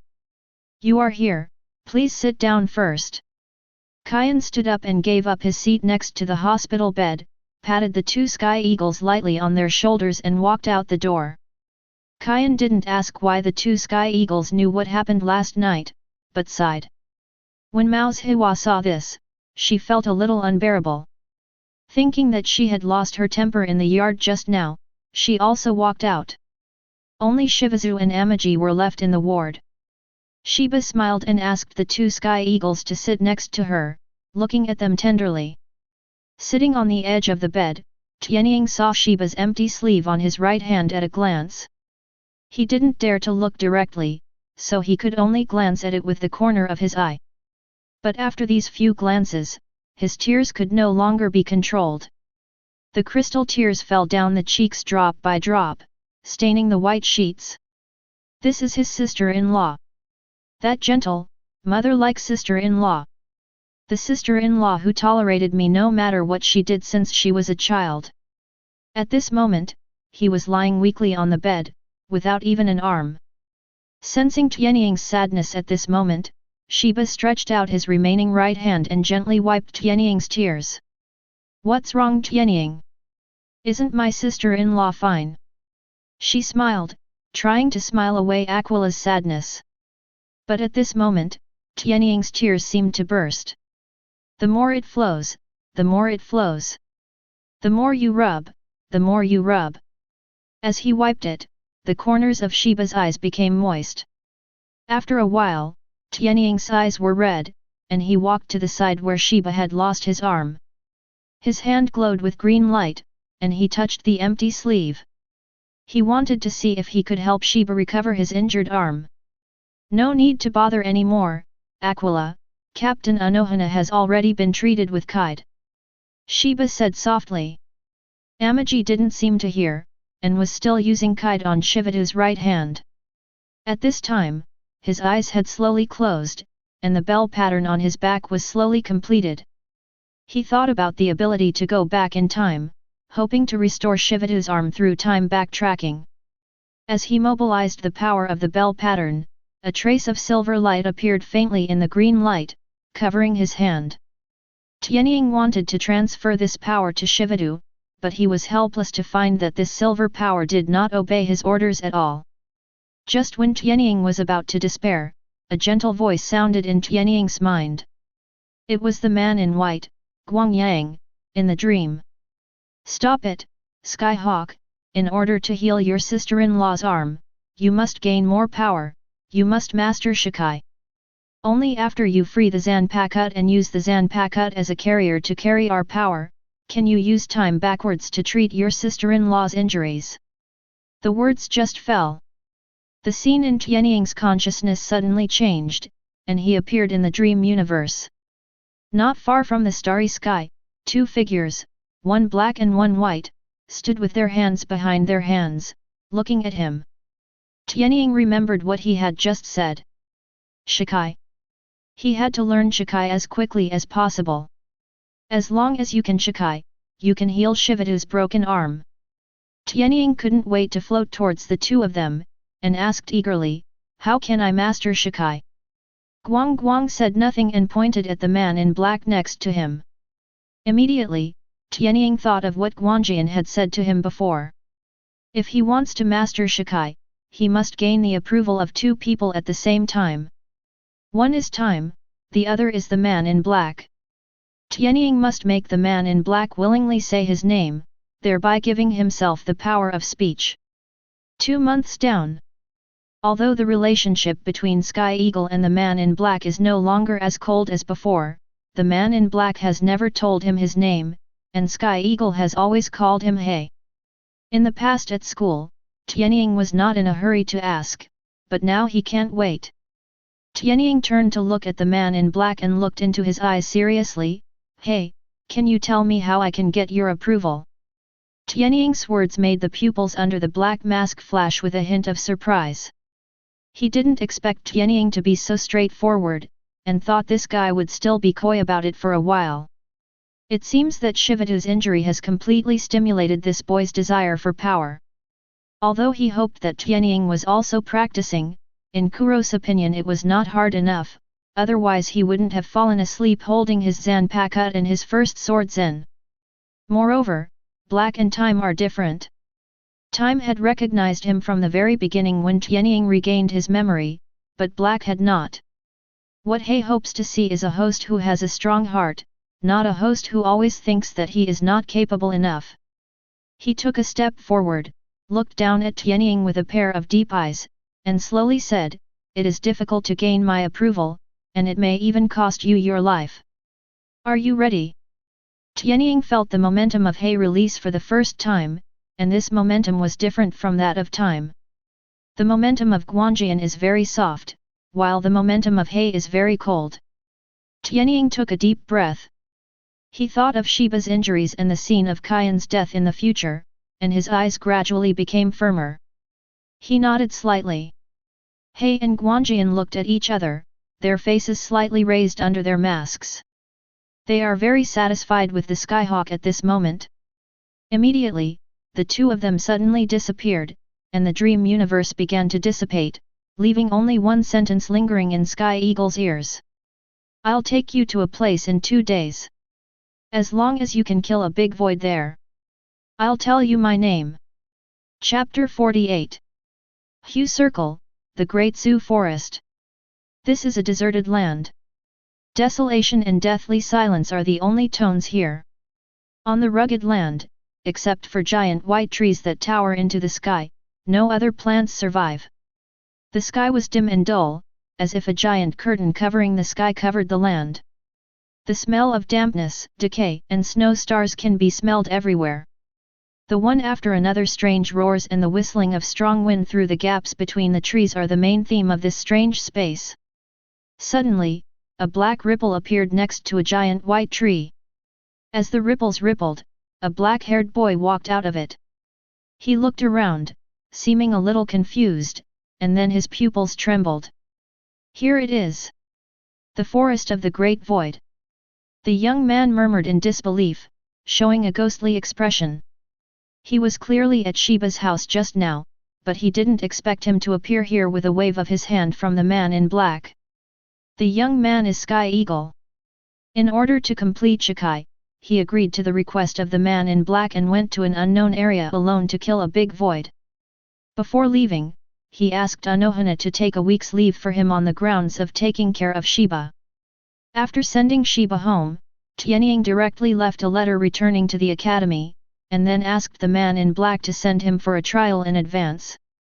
He had guessed many places for the trials, and even thought that the man in black would create a void for him to fight in a certain space.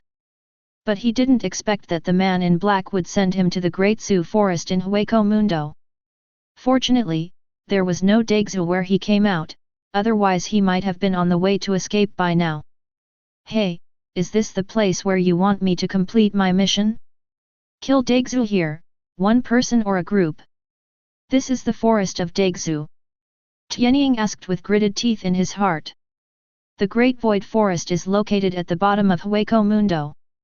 It is a space under the desert on the surface of Hueco Mundo. It contains more than 80% of the Great Void Jillian in Hueco Mundo. It can be said to be the most dangerous place besides the Sui Palace on the yellow sand. No. Even in some aspects, the level of danger here is higher than that of Sui Palace. Because there are much more Su than Suya Palace here. If you want to kill a Daegzu here, you probably have to be prepared to face the siege of a group of Daegzu. The cold voice of the man in black spoke in his mind. Kide, I gave you a choice before you came here. You chose the path yourself, I didn't force you to choose it. By the way, I forgot to tell you, if you don't kill a big void, I don't have enough spiritual power to send you back to Soul Society. After saying that, the man in black fell silent. Tianying's heart sank. He understood what the man in black meant. If he doesn't kill a big Su, he can't even think about going back. Not to mention that his vacation is only 1 week, it would be better if he could go back within a week. If he cannot complete the trial, he will have no choice but to stay here, just like the legendary Asido. Just when Tianying was distressed, Guanjian's gentle voice sounded in Tianying's mind. Sky Eagle, don't be depressed. If you want to gain great power, you must pay the same price. I believe you have guessed that guy's ability. The harder this trial is, doesn't it mean the guy's ability is stronger? Believe in yourself, you can do it. Whether it is your future or the future of your family, it is all in your own hands. Guanjian's words once again soothed Tianying's restless heart. My family and my future are all waiting for me to fight hard. He only saw the difficult side, but not the rewarding side. Crisis must bring opportunities. Guanjian's words reminded Tianying that he had a vague guess about the ability of the man in black. His ability must be related to space. Tianying remembered that the man in black just waved his hand and teleported from Soul Society to the Great Void Forest. This spans 2 worlds. No matter what, I have to complete Shikai myself. After coming back to his senses, Tianying finally recognized the reality. He looked around, then took his Zanpakut and carved a mark on a giant white tree. He planned to use this place as a temporary place to stay, and then conduct a survey of the surrounding area. After finishing the carving, Tianying walked cautiously in the direction he was facing. There was no reference here, so he couldn't tell the north, south, east, or west at all. He could only leave marks every few trees to prevent him from getting lost. There were constant roars coming from all around, making Sky Eagle look a little nervous and move more cautiously. After a while, Sky Eagle stopped under a white tree to rest. He was a little tired from sensing his surroundings with spiritual pressure for a long time. He walked very slowly along the way.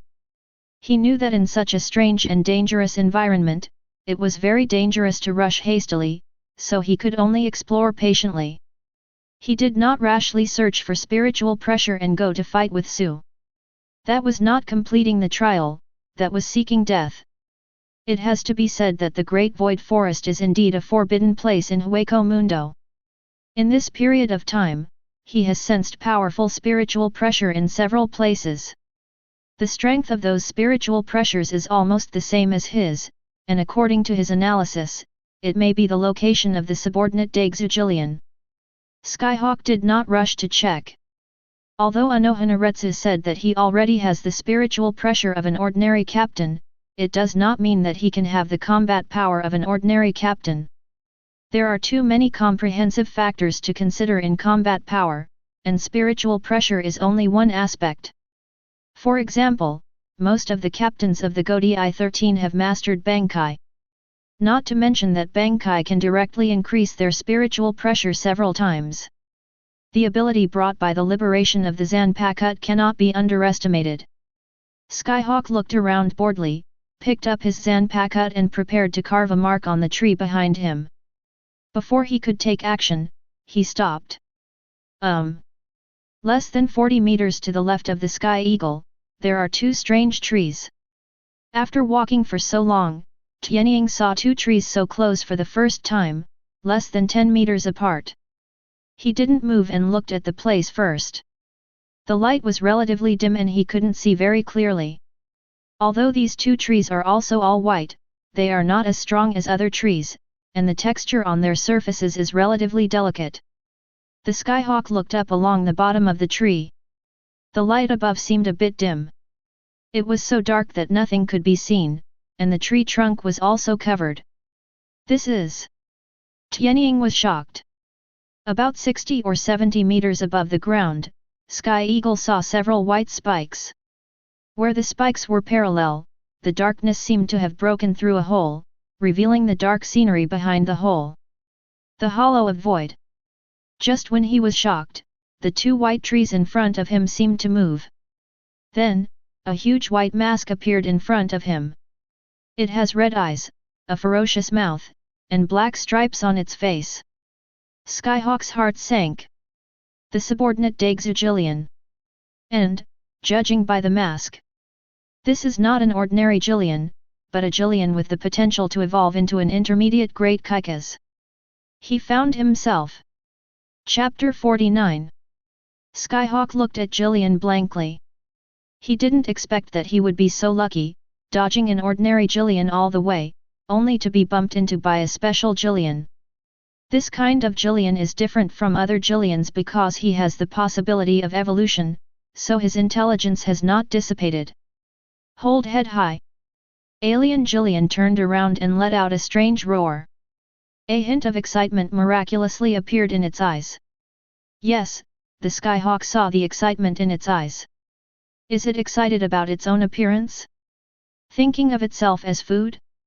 Tianying tightened the Zanpakut in his hand, feeling a very absurd feeling. He clearly came to hunt Jillian, but he was actually treated as prey.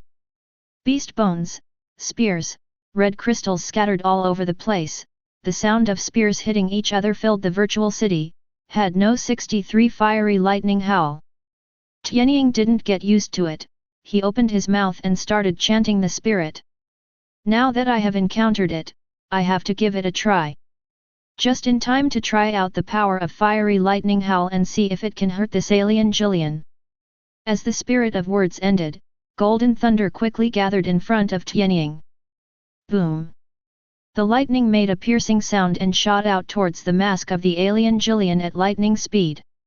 There was a hint of mockery in Jillian's eyes, and she just moved her head slightly to the left to avoid fiery lightning howl. Tianying couldn't help but cursed inwardly. What the hell is this? Do you want to be so good at playing? Isn't it true that Jillian is a fool? Avoid your sister. If my roles were reversed, I would definitely let you know why the Zanpakut is so sharp. But that's if. Without thinking, Tianying spread his legs and ran back. He really wanted to go up and teach this shameless Jillian a lesson, but reality did not allow him to do so. Judging from the spiritual pressure of this alien Jillian, it has already surpassed the ordinary Jillian by a lot.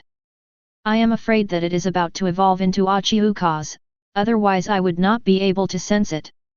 Moreover, this guy has intelligence. Once he fights hard, it will probably be difficult to resolve the battle in a short time. Of course, the most likely possibility is that he is facing the same situation as Ujigu and has to think about how to go up and chop off this guy's head.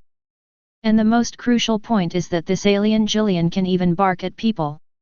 After it roared, at least 5 Jillians were already rushing over. Moreover, he also sent a marker round to guide its reinforcements. Not running? Are you surrounded and waiting to die? Seeing the prey start to run away, the alien Jillian roared again and followed the sky eagle with huge strides. A pair of white boots stepped on the ground, making a rumble, and Tianying felt that the ground was shaking. I have to say that Tianying is still too young and was tricked by this strange Jillian. His fiery lightning howl not only pointed the direction for the 5 supporting Jillians, but also attracted the attention of all virtual beings within a radius of nearly 10 kilometers. At this moment, this piece of the great void forest seemed to come alive, and the void roar shook the sky. As Tianying ran, he quickly thought about how to get out of this predicament. Although the alien Jillian is still chasing after him, he is getting further and further away at the speed of his full burst, so don't worry about it for the time being. Now there was another very difficult problem before him. In his spiritual pressure perception, there were dozens of hollows coming towards him from all directions. Moreover, there are still virtual objects entering his range of perception. Now the Skyhawk has 2 options. The first option is to quickly find an ordinary Jillian in the encirclement and suppression, kill it, and then ask the man in black to send him back to Soul Society. This choice is a bit risky. If he fails to kill Jillian quickly and is delayed instead, he will have a narrow escape. The second option is to find a breakthrough from the encirclement. His advantage lies in his spiritual pressure perception, so he can completely avoid places where Jillian is. This choice is safer and can temporarily prevent him from being surrounded. But there is also a drawback. This is the forest of the Great Void. He doesn't know how many voids are coming outside, and he doesn't know how many voids are coming to support him. Even if he runs out of here, where should he hide? Skyhawk looked back at the alien Jillian and made a decision after a moment. First get away from the pursuit of this alien Jillian, and then find an opportunity to fight a big void. After making the decision, Tianying quickly adjusted his escape route, avoiding the place where Jillian was, and hurried in the direction of the subordinate Su. Less than 10 kilometers away from where Sky Eagle escaped, a strange man pulled out the Zanpakut from the body of a hollow, and in an instant, the hollow turned into a series of spiritual beings and dissipated. This weirdo is dressed a little strangely. He wears a virtual mask with an antelope skull on his head, a black death suit, a cloak with 5 skulls hanging on it, brown fur on his shoulders, and a piece of leather hanging on his back. Huge shield. He had just killed a hollow when he heard roars one after another around him. Kid. The weirdo stared blankly in one direction and murmured. After a moment, he held the Zanpakut in his hand and quickly rushed towards the direction he was just looking at. An hour later, the Skyhawk was still running away, followed by 3 Jillians still chasing him. His student uniform was torn in many places, and there were wounds all over his body. In this hour, he couldn't remember how many subordinates he had killed. Fortunately, he has been practicing kendo, fighting, and shunpo very hard in the past 2 years, so that he can fight his way out of the constant siege. He didn't dare to let go of Kid who was attacking in a large area. He had vaguely realized that these voids were attracted by the fiery lightning howl, so he could only use some small power Kid to assist in close attacks.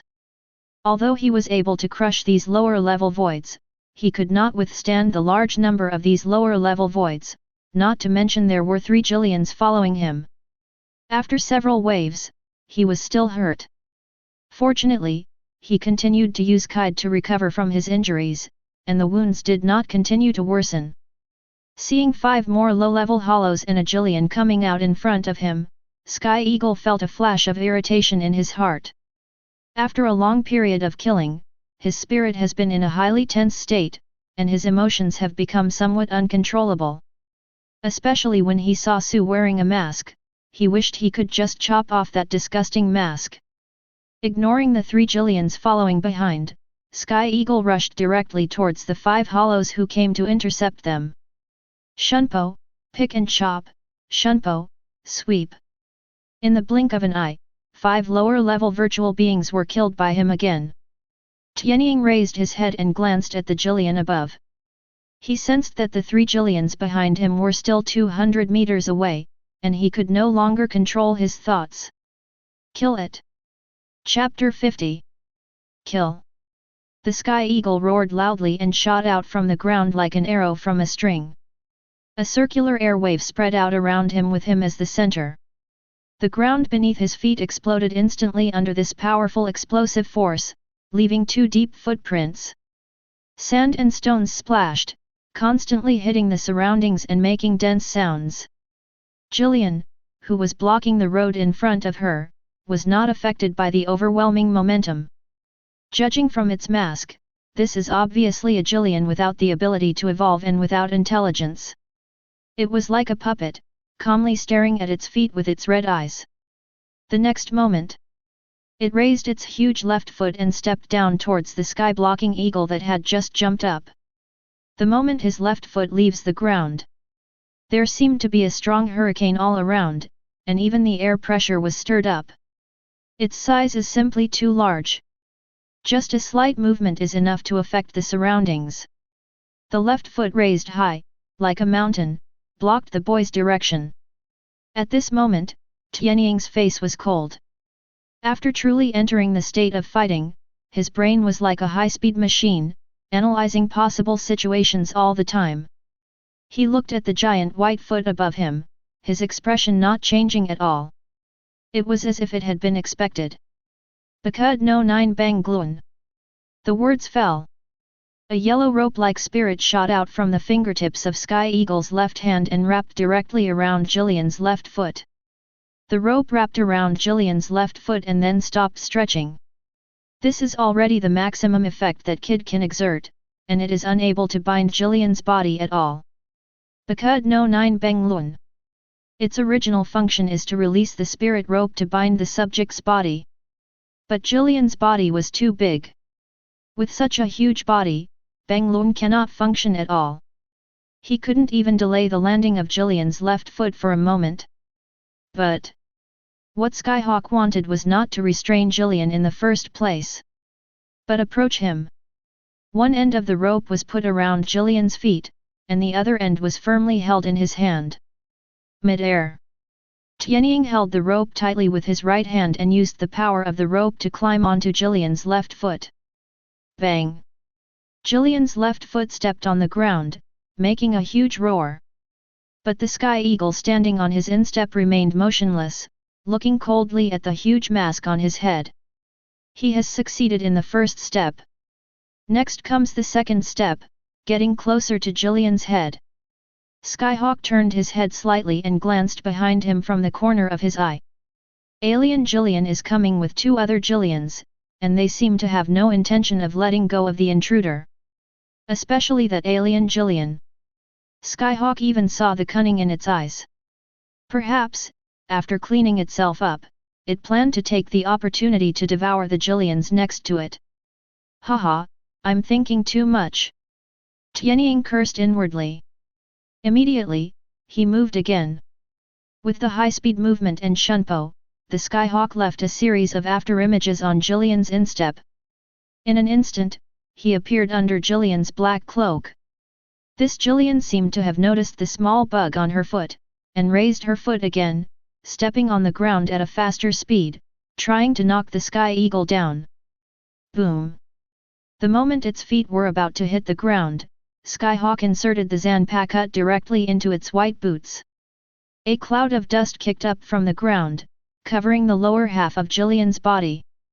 In the dust, Tianying half crouched on Jillian's feet, holding the Zanpakut tightly with both hands.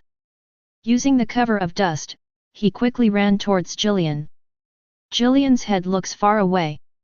In fact, it was only a few dozen meters away from him. If this was on flat ground, it would only take a second or two for Tianying. In an instant, the Sky Eagle rushed out of the dust on the ground. When he appeared again, he was already at Jillian's waist. He forcibly used Shunpo to step on Jillian's black cloak, and swam upstream in an incredible way. But before he could run a few more steps, a bad premonition came to mind. Immediately afterwards, he felt the black cloak under his feet shaking violently. Whoosh! The strong early warning made Tianying subconsciously use Shunpo to move a few meters to the right. Immediately afterwards, his pupils shrank. Under the black cloak, two giant pale hands stretched out and slapped them together heavily. If he hadn't been able to dodge quickly, he would have been patted into pieces with that blow just now. I have to say, Jillian's look is indeed very deceiving. The black windbreaker wrapped the body so tightly that the movement of the hands could not be seen at all. No. Strictly speaking, Tianying simply forgot that this big guy had hands. Fortunately, there was no danger.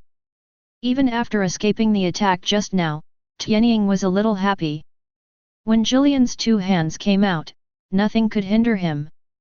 While paying attention to Jillian's two palms clasped together, Skyhawk continued to sprint upward. 50 meters. 40 meters. 20 meters. He could already feel the disgusting taste of the drink in Jillian's mouth. At this moment, Jillian's right hand struck him again. This time, Sky Eagle did not dodge. He stepped on Jillian's black spirit cloak with his feet, jumped hard, and jumped directly on the back of Jillian's hand. Immediately, he jumped again. It landed firmly on Jillian's right shoulder. Eye to eye, Skyhawk stood in front of Jillian's huge mask. Jillian opened her mouth subconsciously. Buzz! Red light flashed, and the violent spirits around him were forcibly gathered in front of Jillian's mouth. Virtual flash! Tianying showed a sneer. Although a big void like Jillian can already use virtual flash, it takes too long to condense the virtual flash. With his current position, he can kill at the moment the virtual flash is released. Whoosh! Without any hesitation, Skyhawk used Shunpo to appear above Jillian. He raised his Zanpakut with both hands. He slashed hard at the mask of Jillian in front of him. Kill it and you can get out of your current predicament. But right now, Tianying suddenly trembled in his heart, and an unprecedented sense of crisis appeared in his mind.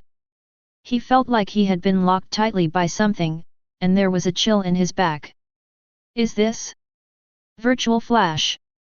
A ray of red light gradually illuminated the pale mask of Jillian in front of him, turning its mask red.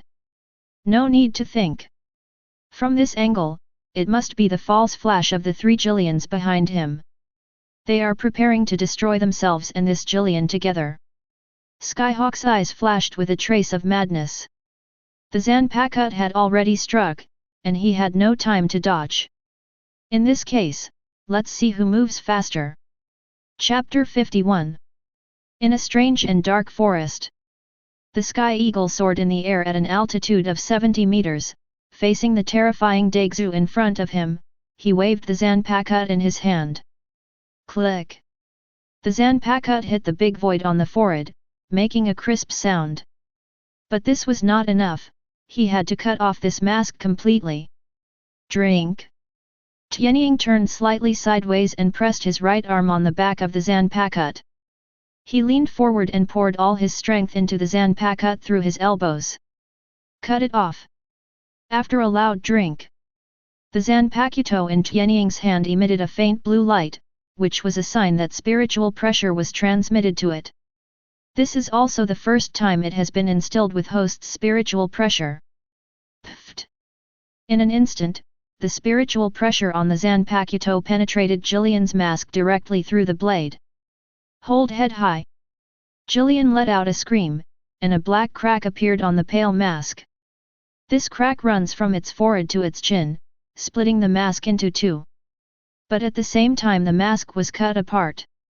3 crimson flashes behind Sky Eagle followed closely behind, swallowing it up instantly with a power that penetrated everything. Also swallowed up was the mask that he had just penetrated. Before the virtual flash arrived, Aquila turned around sharply to protect his Zanpakuta in front of him, and tried his best to release his spiritual pressure. The red flash continued. A strange red light illuminated the originally dark and desolate forest. In the red light pillar, 2 figures stood in the sky.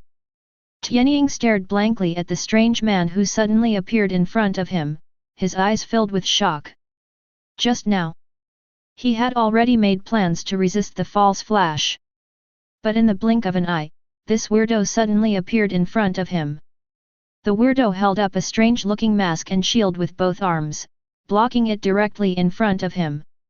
But just such a shield as tall as a person actually separated all the powerful virtual flashes, leaving a vacuum in the middle. A figure suddenly appeared in Tianying's mind, constantly overlapping with the strange man in front of him. Asido. Skyhawk murmured in a voice that only he could hear. He didn't expect that. This Shinigami, which only appeared in a few clips in the anime, actually exists. Although Asido's appearance in the anime is very short, it does not prevent Skyhawk from liking this character. The reason why Tianying remembers Asido is precisely because of his love for this character. In Aquila's eyes, only Asido is a pure Shinigami. You know, after all his teammates were wiped out, Asido fought alone in this dark forest with Su for hundreds of years. He could obviously return to Soul Society and enjoy treatment like a hero, but he was willing to endure loneliness and death here. All this is not to show his strength, but to keep the promise with his dead teammates. Just when Tianying was stunned, Asido slowly spoke. Follow me. Okay.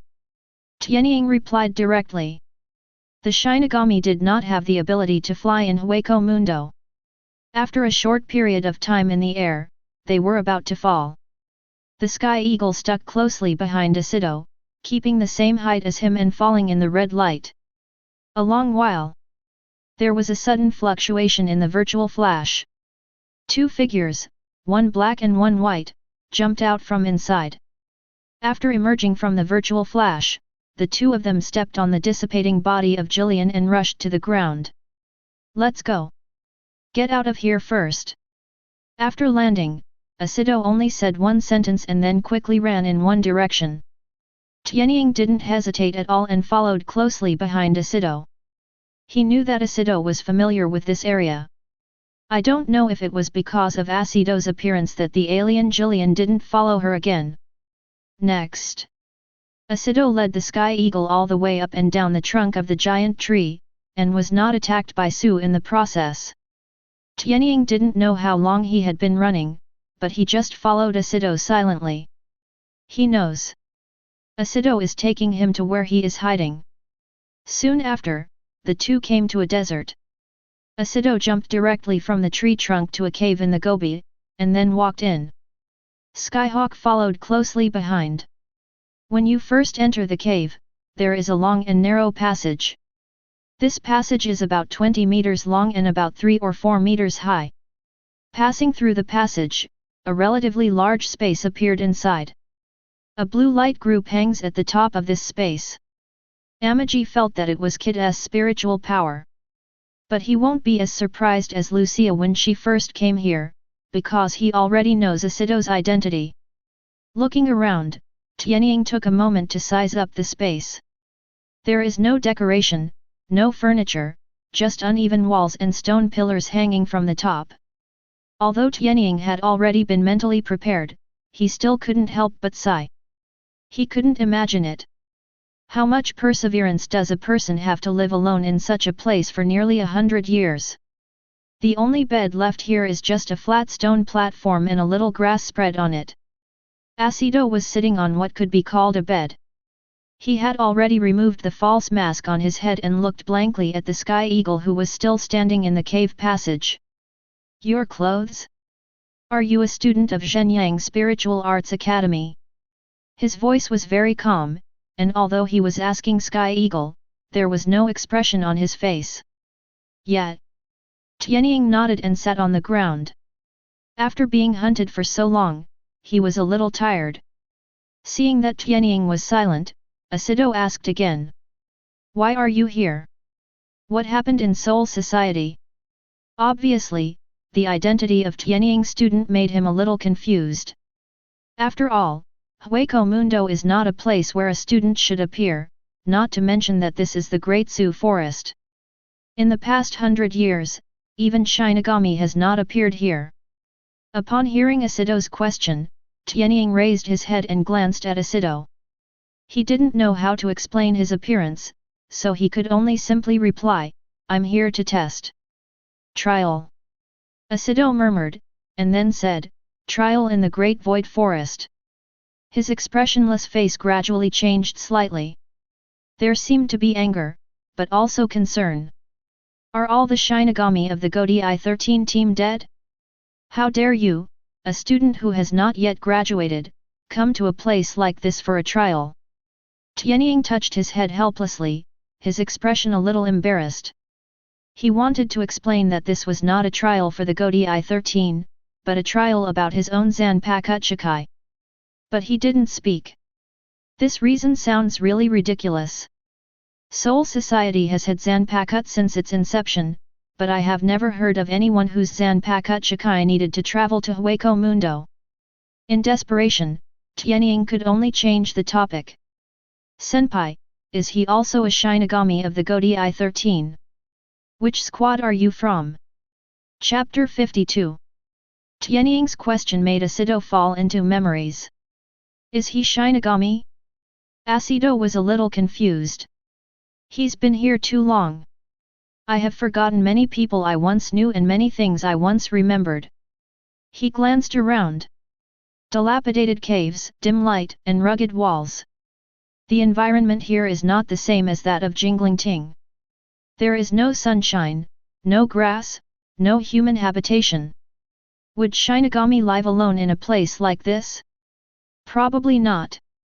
Asido lowered his head, the broken death tyrant costume reflected in his brown pupils.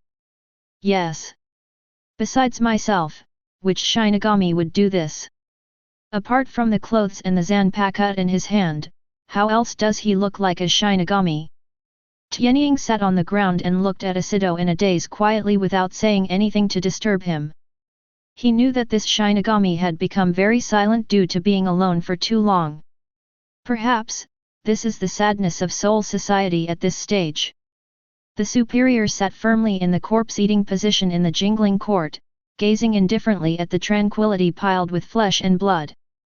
And countless brave men like Asido who dared to use their lives to fulfill the Shinigami oath went on to break out of Soul Society and fight bloody battles. The so-called aristocrats wear bright coats and are arrogant, but treat common people as nothing. The Shinigami position that commoners may spend their entire lives pursuing is easily attainable in the eyes of nobles. Central 46, which symbolizes Soul Society's highest judicial body, has become the protective umbrella of the nobles. Tianying has seen many nobles break the law but be acquitted. It is precisely the existence of such an unfair 46 chambers that makes some nobles with evil intentions even more arrogant. Sometimes, Tianying actually admires Aizen. Whether it's for himself or something else. At least he has the courage to make an enemy of the entire Soul Society. When this thought appeared, Tianying couldn't help but frown secretly. He was annoyed by his naivety. Even if Aizen had thousands of reasons, he was just a tyrant who wasted no time on human life for his own selfish desires. He is not much nobler than those nobles. A long while. Asido finally figured out Sky Eagle's problem.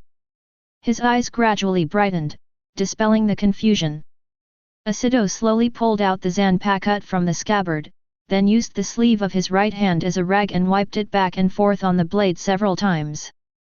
I'm Shinigami. After speaking, he paused, seeming to organize his words. He glanced up at Skyhawk. I am not a Shinigami from the Siritii, nor do I belong to the Godei 13. I joined the Hueco Mundo Expeditionary Force a long time ago. I am the last soldier of the 216th batch of Hueco Mundo Expeditionary Force. My name is Asido. Asido's voice was not loud, but he was firm and resounding. Perhaps, it was in a place like the Great Void Forest that made him appear simpler and easier to implement his beliefs wholeheartedly. A warrior. Tianying murmured, have you ever thought about returning to Soul Society? That is your destination. Asido calmly shook his head and looked at the dark passage behind Tianying. My destination is here. Here are my comrades and my friends. I will go there with the oath I made with them. Do what I have to do. Is there no one you know in Jingling Court? Tianying couldn't help but ask. Hearing this, Asido pondered for a moment. He seemed to have thought of something and suddenly spoke. Is Kenpeki now the same guy as Kuriyashiki? Kenpeki? Kuriyashiki? Tianying responded and shook his head. The current Kenpeki's name is Zaraki, and he is the 11th generation Kenpeki. The Kuriyashiki Kenpeki you are talking about is the 7th generation Kenpeki. He was defeated by the 8th generation Kenpeki Jasya 200 years ago and died of serious injuries. Previously in Soul Society, Tianying had seen some information that interested him, including the names and deeds of previous Kenpeki. It's a coincidence. Kuriyashiki Kenpeki is the earliest Kenpeki Amaji can know, that is, the 7th generation Kenpeki. This is Kenpeki. But he is a real strong man with legendary color and impressive record. Not only is he outstanding in strength, but he is also very popular. This Kenpeki is one of the few captains who has recorded a solo kill of a Vastad level Daigzu. His power once caused Central 46 to warn Bankai cannot be released in the Siritii under any circumstances. Even Team Zero was alarmed by him and offered him an olive branch. However, for the invitation from Team Zero, he refused. Kuriyashiki thinks that Kenpeki should stay in the 11th division. But it is a pity that he ended up in the hands of Mole City Xuanzhai. It's a pity to lose. Bankai is too strong, and Kuriyashiki doesn't want to hurt innocent people, so he suppresses his own strength and fights Moljo Shuya. In the end, he was seriously injured by Mole Chengshuang and died. Every time he thought of such a strong man dying at the hands of the next successor, Tianying felt a pang of regret. At the same time, he was also beating his chest for Kenpeki's FG inheritance. Among all the captains of the entire Godii 13 team, only the captain of the 11th division basically died from cannibalism because of his reputation as Kenpeki. Amaji has complained about the title Kenpeki many times before. He said that this title is a broom star that harms others and himself. Because of such complaints, he was beaten violently by Anohanaretsu many times. Beating up for no reason. Inexplicable violent beating. Amaji once wondered if Anohanaretsu was having an affair with a certain Kenpeki. Otherwise, why would he beat himself up whenever he complained about Kenpeki? To this end, Tianying also read countless documents to find out the identities of the first 6 Kenpeki. But for some reason, the identity of former 6th generation Kenpeki is like a mystery. There is no trace at all. Hearing that Asido seemed to know Kuriyashiki, Tianying couldn't help but asked excitedly, do you know Kuriyashiki Kenpeki? Is he really as powerful as the rumors say? Rumor. Asido frowned. That guy is indeed very strong, otherwise he wouldn't have become Kenpeki. Amaji then asked, then do you know who the Kenpeki in front of Kuriyashiki are? The previous ones. Asido was lost in thought. After a moment, he shook his head and said, I can't remember. Tianying's thirst for knowledge that had just been aroused was instantly extinguished. Suddenly, Asido stood up. When will you return to Soul Society? This is not the place where you, a student, should stay. In a few days. Tianying turned his head and looked at the dark cave entrance behind him. That gaze seemed to have passed through many obstacles and was looking directly at a certain target. On the way here, the man in black told him that the trial was completed and he could leave. But Skyhawk didn't want to leave, at least not until he finished something. Today, after being chased away by the strange Jillian for a whole day, Tianying can't swallow this breath no matter what. He will use these few days to master Shikai's power. Then go take revenge. Must take revenge. Chapter 53. No, you must leave immediately. Asido slowly walked up to Sky Eagle and looked at him condescendingly. I know where to go back, I'll take you there. No. Tianying sat on the ground and turned his head away from Asido. He wants revenge. The kind that doesn't last overnight. Anyway, there is no day or night here, even if you stay for a year, you won't have to stay overnight. Of course, he won't stay for a year. 1 week. He plans to kill the alien Jillian within a week, and then apply for the soul burial trial when he returns. Just when Tianying was imagining slashing the mask of the alien Jillian with a knife, a fierce wind suddenly appeared from the back of his head. Tianying subconsciously lay on the ground. Laugh. A flash of silver light flashed, and the cut made a crisp sound in the stone. Immediately afterwards, Asido's voice appeared on the side of Sky Eagle. You have to leave.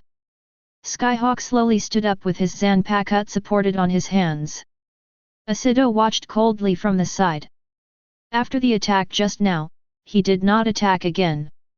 He had no intention of harming Tianying, he just wanted to persuade him to leave.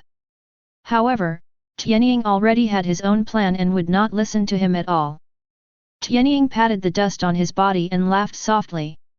Senior Asido, your habit of attacking your own people without saying a word is not very good. Don't worry, I won't disturb you these days. I will leave when I finish my own business. Although the expression on Tianying's face was very relaxed, his eyes were always staring at Asido's body. He guessed that his answer would not satisfy Asido, who would probably force himself again. And that's exactly what happened. In front of his eyes, Asido suddenly disappeared and reappeared behind Sky Eagle. Base. The corner of Tianying's mouth raised slightly, and he drew out his Zanpakuto and turned around to block. Seeing that his attack was actually blocked, a strange color flashed in Asido's eyes. Immediately, he raised his right hand high and slashed hard again with his Zanpakuto. The power of this blow was obviously different from the 2 blows just now. Obviously, Asido is serious. Tianying raised his head and looked towards Asido. The next moment, his figure disappeared from the place like a ghost. Bang! Asido's Zanpakuto struck the ground, leaving a deep slash on the ground. It has to be said that Asido was able to fight alone in this forest for so long, and his strength was indeed not weak. Just such a slash was even more powerful than a typical deputy captain's blow. It's really some weird power. The figure of Skyhawk slowly appeared behind Asido, and waved the Zanpakuto in exactly the same way as him.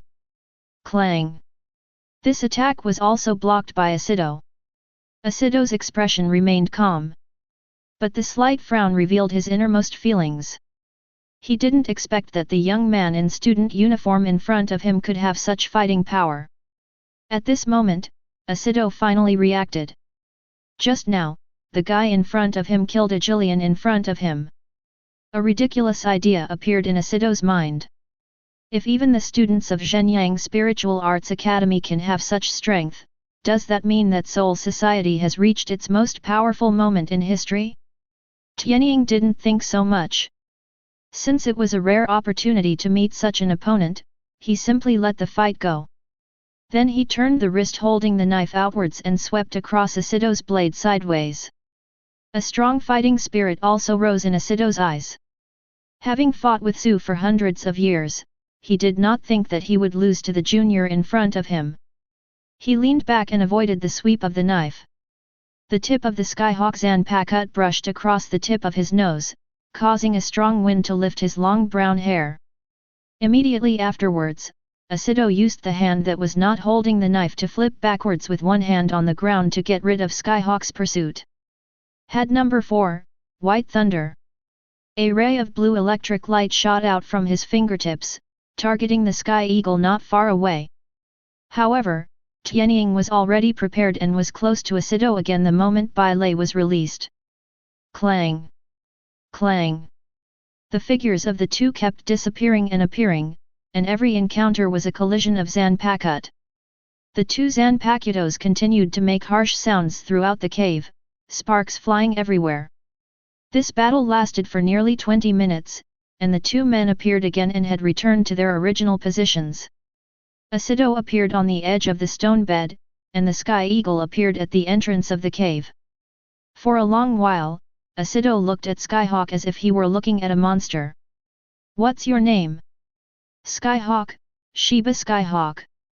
"Shiba Sky Eagle." Usse murmured, and then continued to ask, "Are all the students at Zhenyang Spiritual Arts Academy now at your level?" He couldn't help but be surprised. The combat prowess of the young man in front of him was at least that of a vice-captain in their time. But this young man does look like a student. Tianying thought for a moment, then shook his head. He still has some awareness of his own strength. Among the current students at Zhenyang Spiritual Arts Academy, none of them can fight. Certainly. Except Toshiro. Amaji and Toshiro's strength is also due to Anohanaretsu's tireless teaching to them. The more beatings a person takes, the stronger he becomes. This truth is simple and easy to understand. Tianying was not complacent after the draw with usse. He didn't use all his strength, and neither did usse. To know. In the anime, usse can kill Ochiukas with a shallow blow. After the two separated, usse sat back on the stone bed. He put the Zanpakut back into its scabbard and placed it beside him. He looked the Skyhawk up and down, then fell into deep thought. With the strength of the young man in front of him, he could survive in the Great Void Forest as long as he was careful. But only for survival. The Great Void Forest is not as simple as it seems. This is a place that even Jinglingting doesn't dare to touch easily. The number of virtual ones is so large that it makes one's scalp numb, as if they can never be killed. Sometimes usse couldn't help but think that even if his friend Kenpeki were to stay here, he would be consumed to death by the terrifying amount of wastage. This boy does not belong here, he should have a more dazzling future. Thinking of this, usse had a headache. He didn't know how to persuade the young man in front of him to leave. With this young man's talent, as long as nothing unexpected happens, he must be someone who can take the lead in the Godi I-13 team. Sighed. Usse couldn't help but ask, "How do you get out of here? This place is much more dangerous than you think." Jillian and those low-level hollows are not the only ones in the forest, there are also more advanced Ochiukas. Tianying didn't hesitate and directly stated his plan. "I want revenge. When I get familiar with Shikai, I'll kill that alien Jillian. Give me 6 days, no matter whether it is successful or not, I will definitely leave." Chapter 54. After negotiating with usse, Tianying entered the state of mind universe. As soon as he came in, he couldn't wait to call the man in black. "Hey, come out quickly. I've done what you asked for. It's your turn to fulfill your promise." Regardless of whether the sound can be transmitted in the universe, Tianying knows that the person who should hear it can always hear it. Sure enough, after a while, a gentle laughter sounded in front of him. "Ha ha ha, you really don't want to wait even for a moment?" For a moment, Guanjian and the man in black appeared in front of Tianying. Guanjian's eyes seemed to have a hint of teasing, which made Tianying feel a little embarrassed. Skyhawk covered his nose with his hand and smiled awkwardly. "Really? When you come to the door, you don't even say polite words. You open your mouth and ask for something, which is a bit impolite." Guang glanced at Tianying with a half-smile. Then he turned his back to Sky Eagle and whispered a few words softly into the ear of the man in black. Tianying didn't hear clearly what was said. However, after Tianying saw that Guang Yang had finished speaking, there was a trace of surprise and ill intention in the eyes of the man in black. A bad feeling appeared in Skyhawk's mind. He was a little panicked. Just when he was scaring himself, the man in black spoke slowly. Ang Kong, my name is Ang Kong. What a name! Tianying quickly extended his thumb and complimented with a flattering smile. After being educated by Mao's Hua for 2 years, Tianying has already learned top-notch observation skills. As long as I flatter you fast enough and loud enough, no one will have the heart to hurt me. Where is the best place? The man in black asked coldly. This question stopped Tianying. I'm just flattering you, but you still want to get to the bottom of it. Speaking of, I can't say where it is better, but no one can replace it. After finishing speaking, Tianying blushed a little.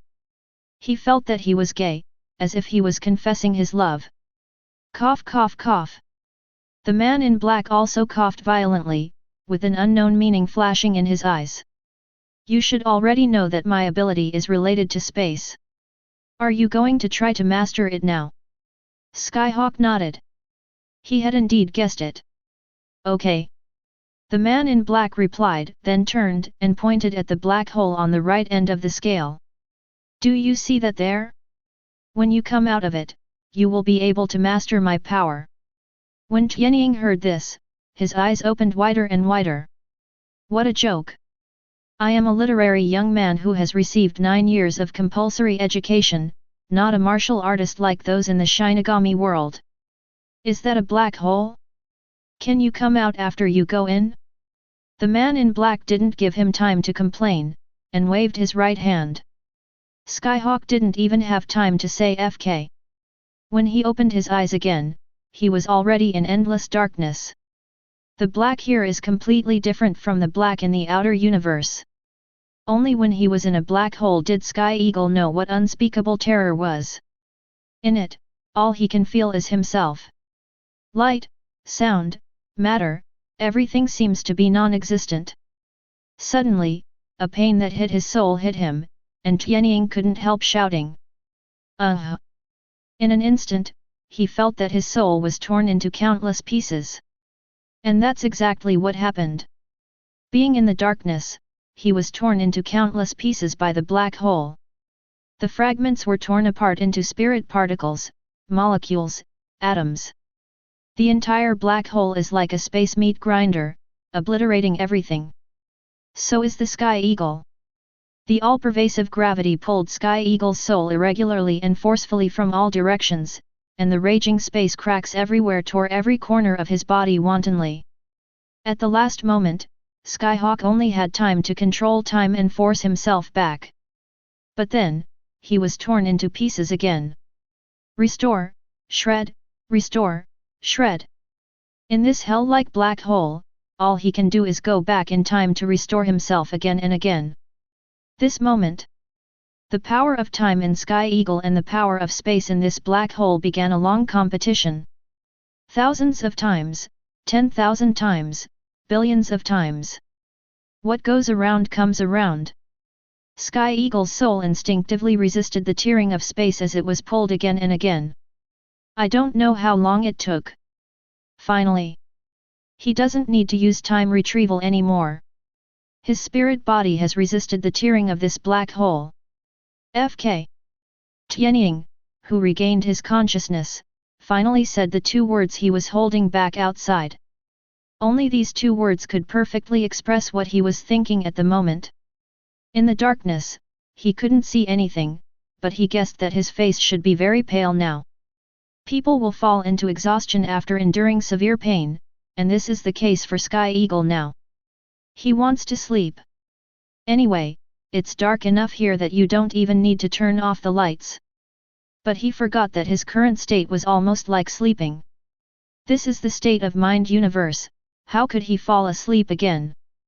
The gravity around him was still tearing him apart, but it could no longer tear him apart. There seemed to be an invisible force in his body. This force forcibly condensed his spiritual body and helped him resist the gravity of the surroundings. Now there is a problem before him, how to leave. He can't stay here forever. He still has things to do. Sky Eagle raised his hand, wanting to try to move in this irregular gravitational space. But he quickly frowned, feeling as if his hand was in a chaotic magnetic field. I obviously want to go up, but I am always pulled back and forth by the inexplicable gravity. Next. Tianying calmed his mind and tried to control himself to adapt to the surrounding environment. I don't know how long it took before he was finally able to take action. He was shocked to find that he could already affect the gravity around him, either repelling or attracting. He can even fly around here without using any force. But he still couldn't leave. Tianying was shocked to find that no matter which direction he flew, he could not reach the end. Next, there is another difficult process. In such an environment, the seeds of loneliness took root and sprouted in the Sky Eagle's body. The darkness was eroding Sky Eagle's nerves all the time. Familiar faces appeared one after another. Kaien, Tu, Kyokaku, Ishin, Anohana, Toshiro. Later, a bloody color occupied Tianying's sight. He saw Shiba Do, she was lying on the ground covered in blood. He saw Kaien, who resolutely ran into the tip of Rukia's knife. He saw Ishin, who was injured by a black bull head. He saw Anohana Retsu, who was impaled by Zaraki Kenpeki. He saw Toshiro, with a stiff face, waving his zanpakut and fighting with other Shinigami. No! The Sky Eagle roared out, but the black hole swallowed up the sound. Immediately afterwards, scenes appeared before his eyes one after another. The collapsed jingling pavilion, the desolate ice castle, and the palace in the sky hanging in the sky. The next moment, Tianying fiercely stretched out his hands, he wanted to tear these pictures into pieces. Buzz! A silver spiritual power gathered in his hands. It was like tearing apart the dark stars and breaking free from their imprisonment. Chapter 55.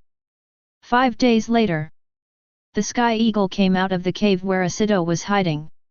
He was a little different now than he was before entering the cave. Although his face is still childish, his eyes have become much deeper. Wisps of silver light flowed in his pupils, making people unable to extricate themselves after just one look. After a while, Asido came out of the cave holding a cheetah-like mask in his hand.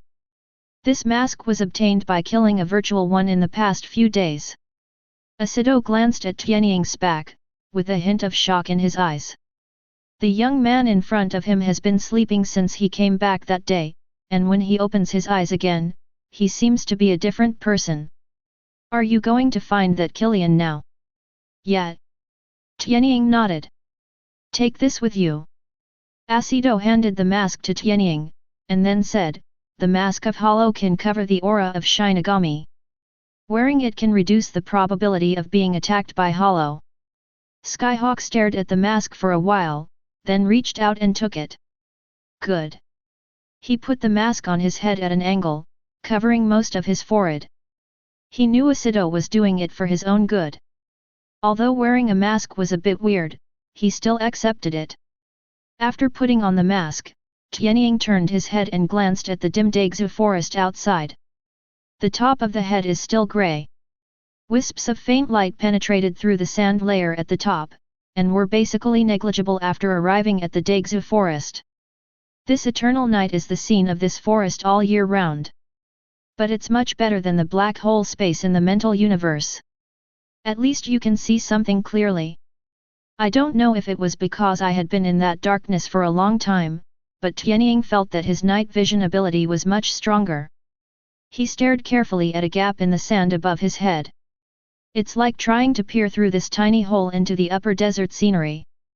But after watching it for a long time, he laughed to himself. He laughed at himself for being a little nervous. It is at least nearly a kilometer from the ground of the Daegzu forest to the sand layer. It is impossible to see the outer world through a hole thinner than a needle. In fact, he didn't have any other ideas, he was just curious. He wondered if Aizen had built an artificial zenith on the upper level of Hueco Mundo. In his opinion, the artificial zenith is one of the greatest structures in the Shinigami world. Because of the artificial zenith, Hueco Mundo has day and night. From this point of view, calling Aizen the god of Hueco Mundo is unquestionable. It's just that this god is a little too selfish, and everything he does is just to satisfy his own selfish desires. Take this artificial zenith that looks like a miracle, but it's actually just because Aizen doesn't like Hueco Mundo being dark all year round. If he wants sunshine, he must have sunshine.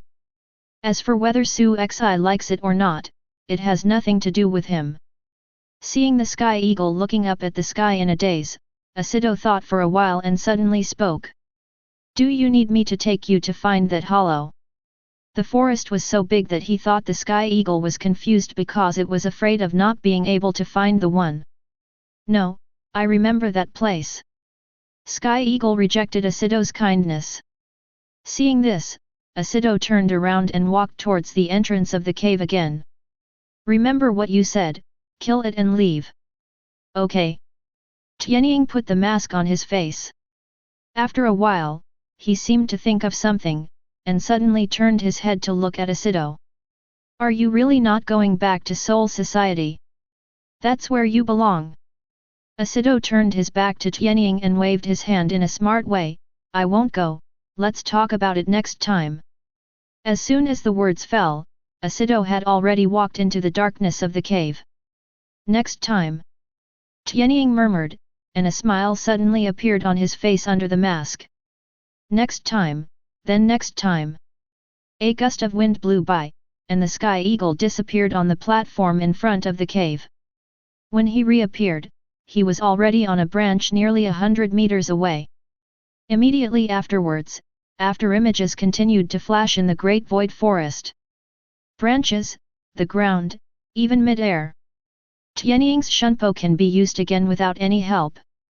His speed was several times faster than before. Deep in the great void forest, Alien Killian returned to the place where Aquila first saw him, still hidden among the trees. The darkness hides it perfectly. Boom! Boom! At this moment, the ground shook. A long-nosed Killian was approaching, like a zombie.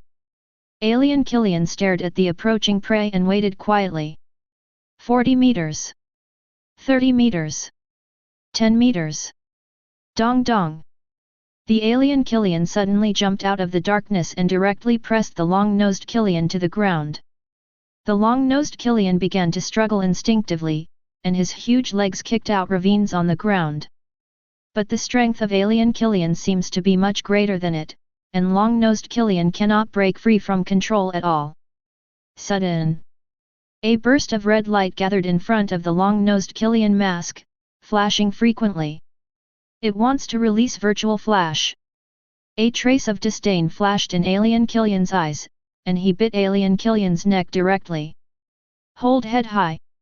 Long-nosed Killian let out a scream, and the violent spiritual pressure that had been condensed suddenly disappeared. The alien Killian showed no mercy at all, biting one after another. Soon, the long-nosed Killian's neck was completely bitten off by it. As alien Killian continued to eat, a violent and chaotic spiritual pressure gradually burst out from his body. It's going to evolve.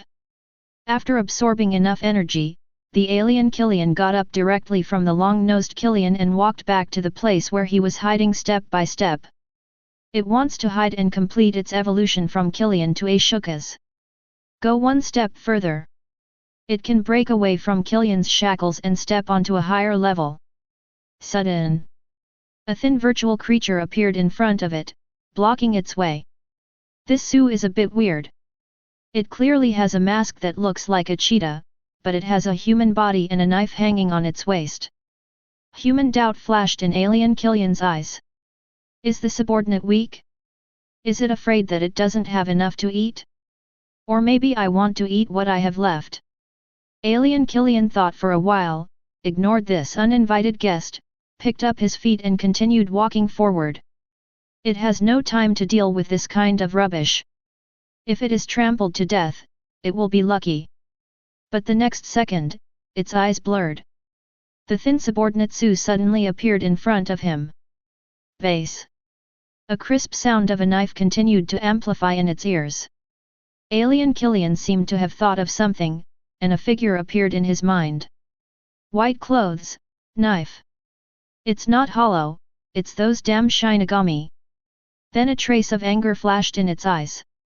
I let this little bug escape a few days ago, but today he actually dared to appear in front of me. Hold head high. Alien Killian opened his huge mouth and bit the guy in mid-air. Anyone who blocks his own evolution should be damned. Tear apart. Dark sky. A cold and childish voice suddenly appeared above the alien Killian's head. The silver slash ripped through the alien Killian, which was nearly 100 meters high, from top to bottom in an instant. It hit the ground hard. Chapter 56. The Shiba family in Soul Society. Inside a bedroom. Kaku sat in front of Shivatu's bed, holding a bowl of steaming soup in his hand. Call. She scooped a spoonful into the bowl with a spoon, put it to her mouth and blew lightly. After a while, the steam stopped rising from the spoon, and Kaku carefully handed the spoon to Shivatu's mouth. Sister-in-law, take some medicine. Shiba was half leaning on the bed, looking at Konghe tenderly, opening his mouth slightly, and allowing Konghe to serve him.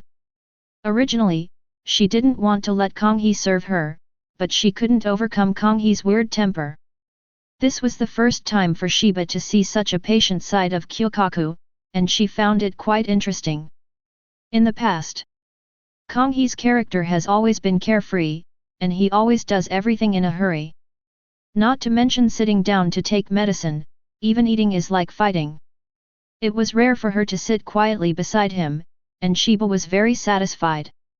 Seeing that Shiba had finished drinking the soup from the spoon, Kaku continued his previous actions over and over again.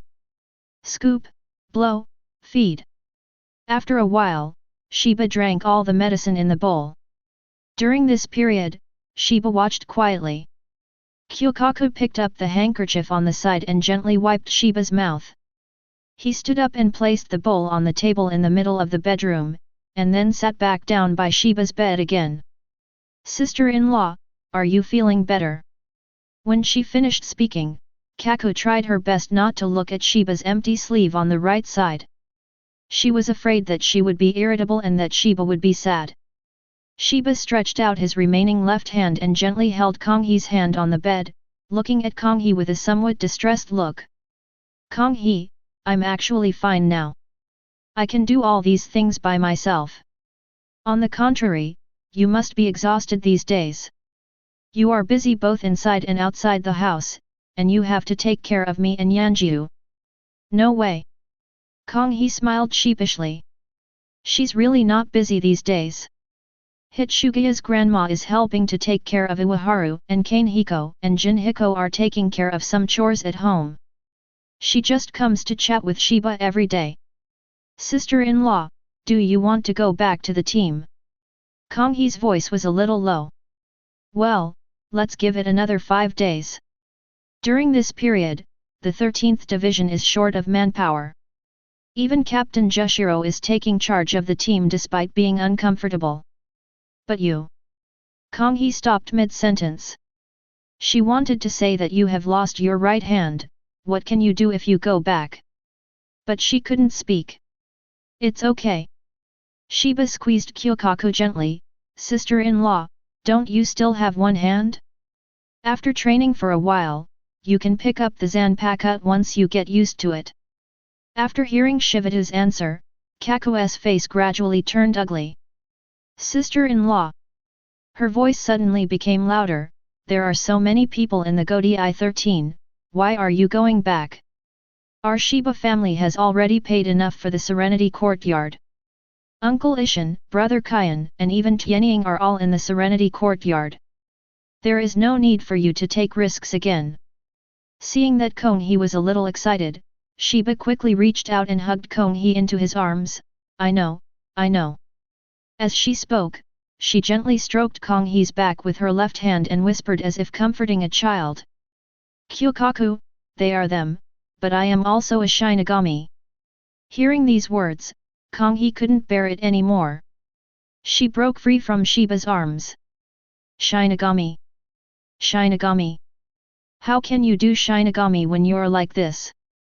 Could it be that the Godi I-13 can't survive without you? As soon as the words came out, Konghe himself became a little excited. But she must put an end to the idea of Shiba returning to the team, even if the next words may deeply hurt her gentle sister-in-law. Sister-in-law. The pseudo that appears outside now is so scary.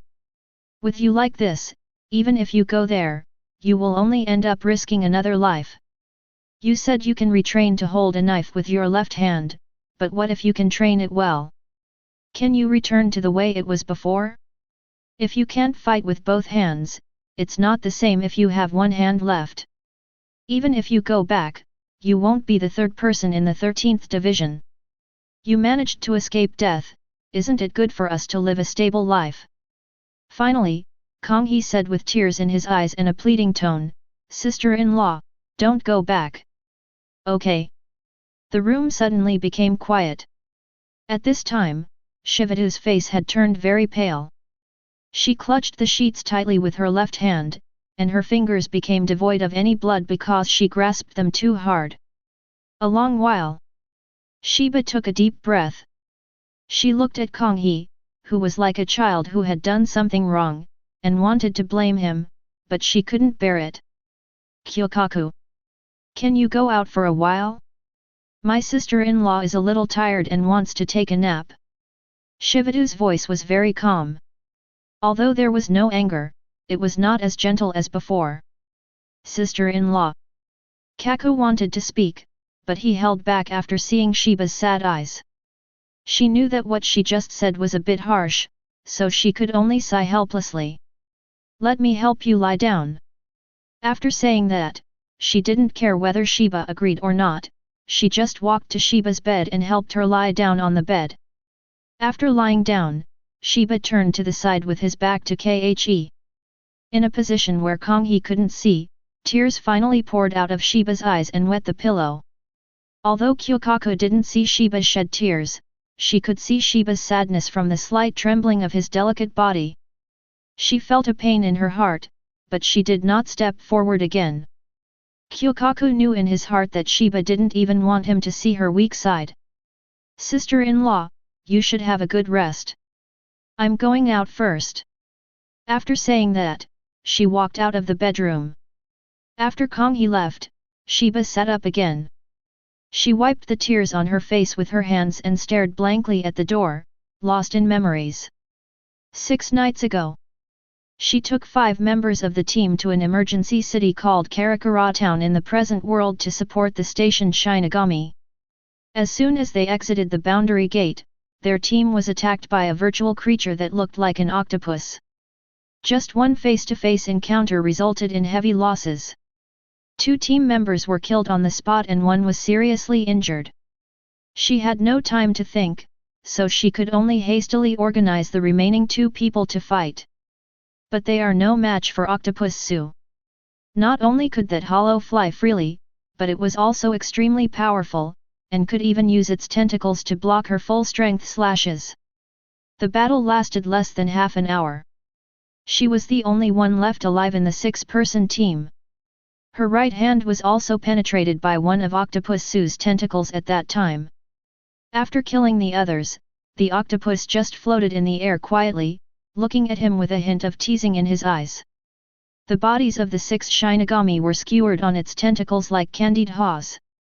Among them is Shinigami, the station that sent out a message for help. That horrific scene is still deeply imprinted in Shivatu's mind. Like a nightmare. She wanted to return to Jinglingting, but she also wanted to defeat this nightmare entrenched in the depths of her consciousness. Only in this way can she be at peace. Chapter 57. When Shiba was in a daze, her bedroom door suddenly opened a crack with a creak. Immediately afterwards, a weird little head stuck out from the crack in the door. Hey, sister-in-law! Shiba came back to his senses and was a little surprised to see the young man at the door. Skyhawk! Why are you back? Did you take leave again? The person who entered was none other than Aquila, who had returned from Hueco Mundo. After killing the alien Jillian, he asked Angkong to send him back. He himself was still unable to tear apart the barrier of space. Yes, I came over to see how you are doing. Tianying pushed the door open, walked in, turned around and closed the door again. Just now at the door of this bedroom, Tianying heard the conversation between Kaku and Shiba. He didn't want to be caught by Konghe at this time, otherwise he might become an innocent doormat. You still have to put your studies first. Shiba scolded Tianying angrily. Seeing Tianying still standing at the door with a naive smile, she waved angrily. Why don't you come over and sit down? Why are you standing there? Blocking the door for my sister-in-law. Seeing the sky eagle, Shiba felt much happier, and the smile returned to his face. Amaji walked to the table and poured himself a sip of water, drank it in one gulp, then walked to Shivato's bed and sat down. Seeing Shiba's smile return to his face, he joked, "Sister-in-law, from now on I will guard the door for you and block all the guys who make you angry outside, so that they don't come in and cause trouble." You. Shiba poked Tianying's forehead with his finger. Konghe will come over to give you medicine in the evening, please help me keep her out. Tianying immediately grimaced. If Du Konghe is blocked, it would be better to go to the Great Void Forest and kill a few Jillians. There was nothing wrong with him liking to play with the Hawaii cannon in the past, but that didn't mean he was willing to be shot into the sky by Konghe as gunpowder. Shiba covered his mouth and chuckled. She has loved teasing Sky Eagle since she was little, and she still does so now. To be honest, she had not been so happy for a long time after spending the past few days recuperating at Shiba's house. After laughing, Shiba suddenly looked at Tianying in a daze. Aquila. Did you hear what Konghe said? Skyhawk nodded. Konghe's voice was so loud that it was hard not to hear him. But he hid when Kyokaku came out. Kyokaku didn't know he was back. Shiba sighed, his eyes a little confused. Do you think my sister-in-law should listen to Kaku? Maybe I'm really not suitable to return to the Godii 13. Do you want to go back? Tianying suddenly raised his head and looked at Shivatu seriously. Think. Kaien is still there. Shivatu's voice was a little hoarse, but firm. Skyhawk sighed. To be honest. In fact, Amaji supports Kaku when it comes to Shiba returning to the Godii 13. He doesn't want Shiba to go back either. Because he knows that the situation behind will only get worse and worse. At that time, not to mention that Shiba is such a high-ranking officer, even the vice-captain and even the captain will become insecure. Although in the original plot, except for Jin and Tissen who died at the hands of Aizen, no Shinigami above the vice-captain level died in the battle. But Tianying cannot guarantee that this will be the case in this time and space. He saw the stubbornness in Shiba's eyes. Although my sister-in-law is usually gentle, she has a tough attitude on certain matters. Neither Konghe nor himself could influence her decision. Thinking of this, Tianying stopped speaking to dissuade him. He changed the subject. This time, in addition to treating Shiba, he came here to get some information from her. Sister-in-law, can you tell me what you look like after being injured? Shiba frowned slightly when he heard this. Why do you ask this? Hi. Tianying turned his head and said, just ask me. I'll run away if I meet you in the future. Shiba stared at Tianying for a while, half believing. Shiba Tianying, you dare not look into other people's eyes every time you lie. Do you think I will believe you? Immediately afterwards, Shiba warned, I tell you, you are not allowed to go looking for it. It is not something you can handle. Tianying lowered his head and did not speak, and this warning fell on deaf ears. What a joke! It was impossible not to find the hollow. You must kill it yourself. Thinking back to my original ambition, I set a flag to protect my sister-in-law. I couldn't stand being slapped in the face by Pia Pia before I even left the academy. Seeing Tianying's silence, Shiba realized that he had been a little emotional just now, and stretched out his left hand to stroke Tianying's hair. Sky Eagle, you are still young and have no idea how scary this zoo is. Don't worry, your eldest brother and other colleagues in the team will avenge me." Hearing this, Tianying nodded quietly. He didn't dwell on this topic. Shiba didn't say anything, so he could ask other people anyway. The first priority was to treat Shiba's arm first. Tianying stood up and walked around to the other side where Shiba had lost his arm. "Sister-in-law, can I take a look at your injury again? I want to see if it can be treated." Shiba hesitated for a moment, but still nodded. On the one hand, she didn't want Tianying to see the terrible wound again, but on the other hand, she was also a little discouraged. She knew Akyo could kide, but so what? Amaji's kide was taught by Anohana, but Anohana couldn't help him recover. Tianying didn't care so much and rolled up Shiba's empty sleeves. At this time, the wound on Shiba's broken arm had recovered under Kaide's recovery, but the broken area looked a bit irregular and ferocious. Tianying suppressed the rising anger and gently touched the fracture of Shiva's arm with his hand. Immediately afterwards, streaks of silver light continued to flow in the eyes of the Sky Eagle. Under the white student uniform, the scale tattoo on his back suddenly completed. The two ends of the golden scale, the silver bell pattern, and the black hole appeared simultaneously for the first time after he mastered Shikai. Cross the long river of time, cross the barriers of space, time, dark sky, reverse the chaos of time and space. A powerful gravitational force suddenly erupted from Tianying's body, and he forcibly seized the spirit seeds scattered after Shiba's arms were broken off across time and space. These souls gradually condensed at the broken arm of Shiba City, and were constantly reorganized.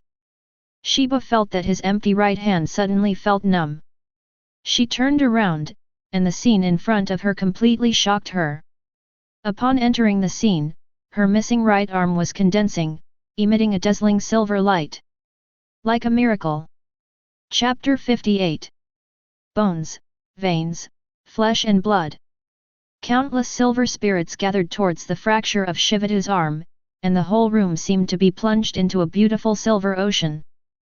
Sky Eagle. Shiba even murmured. A pair of beautiful eyes filled with incredible shock.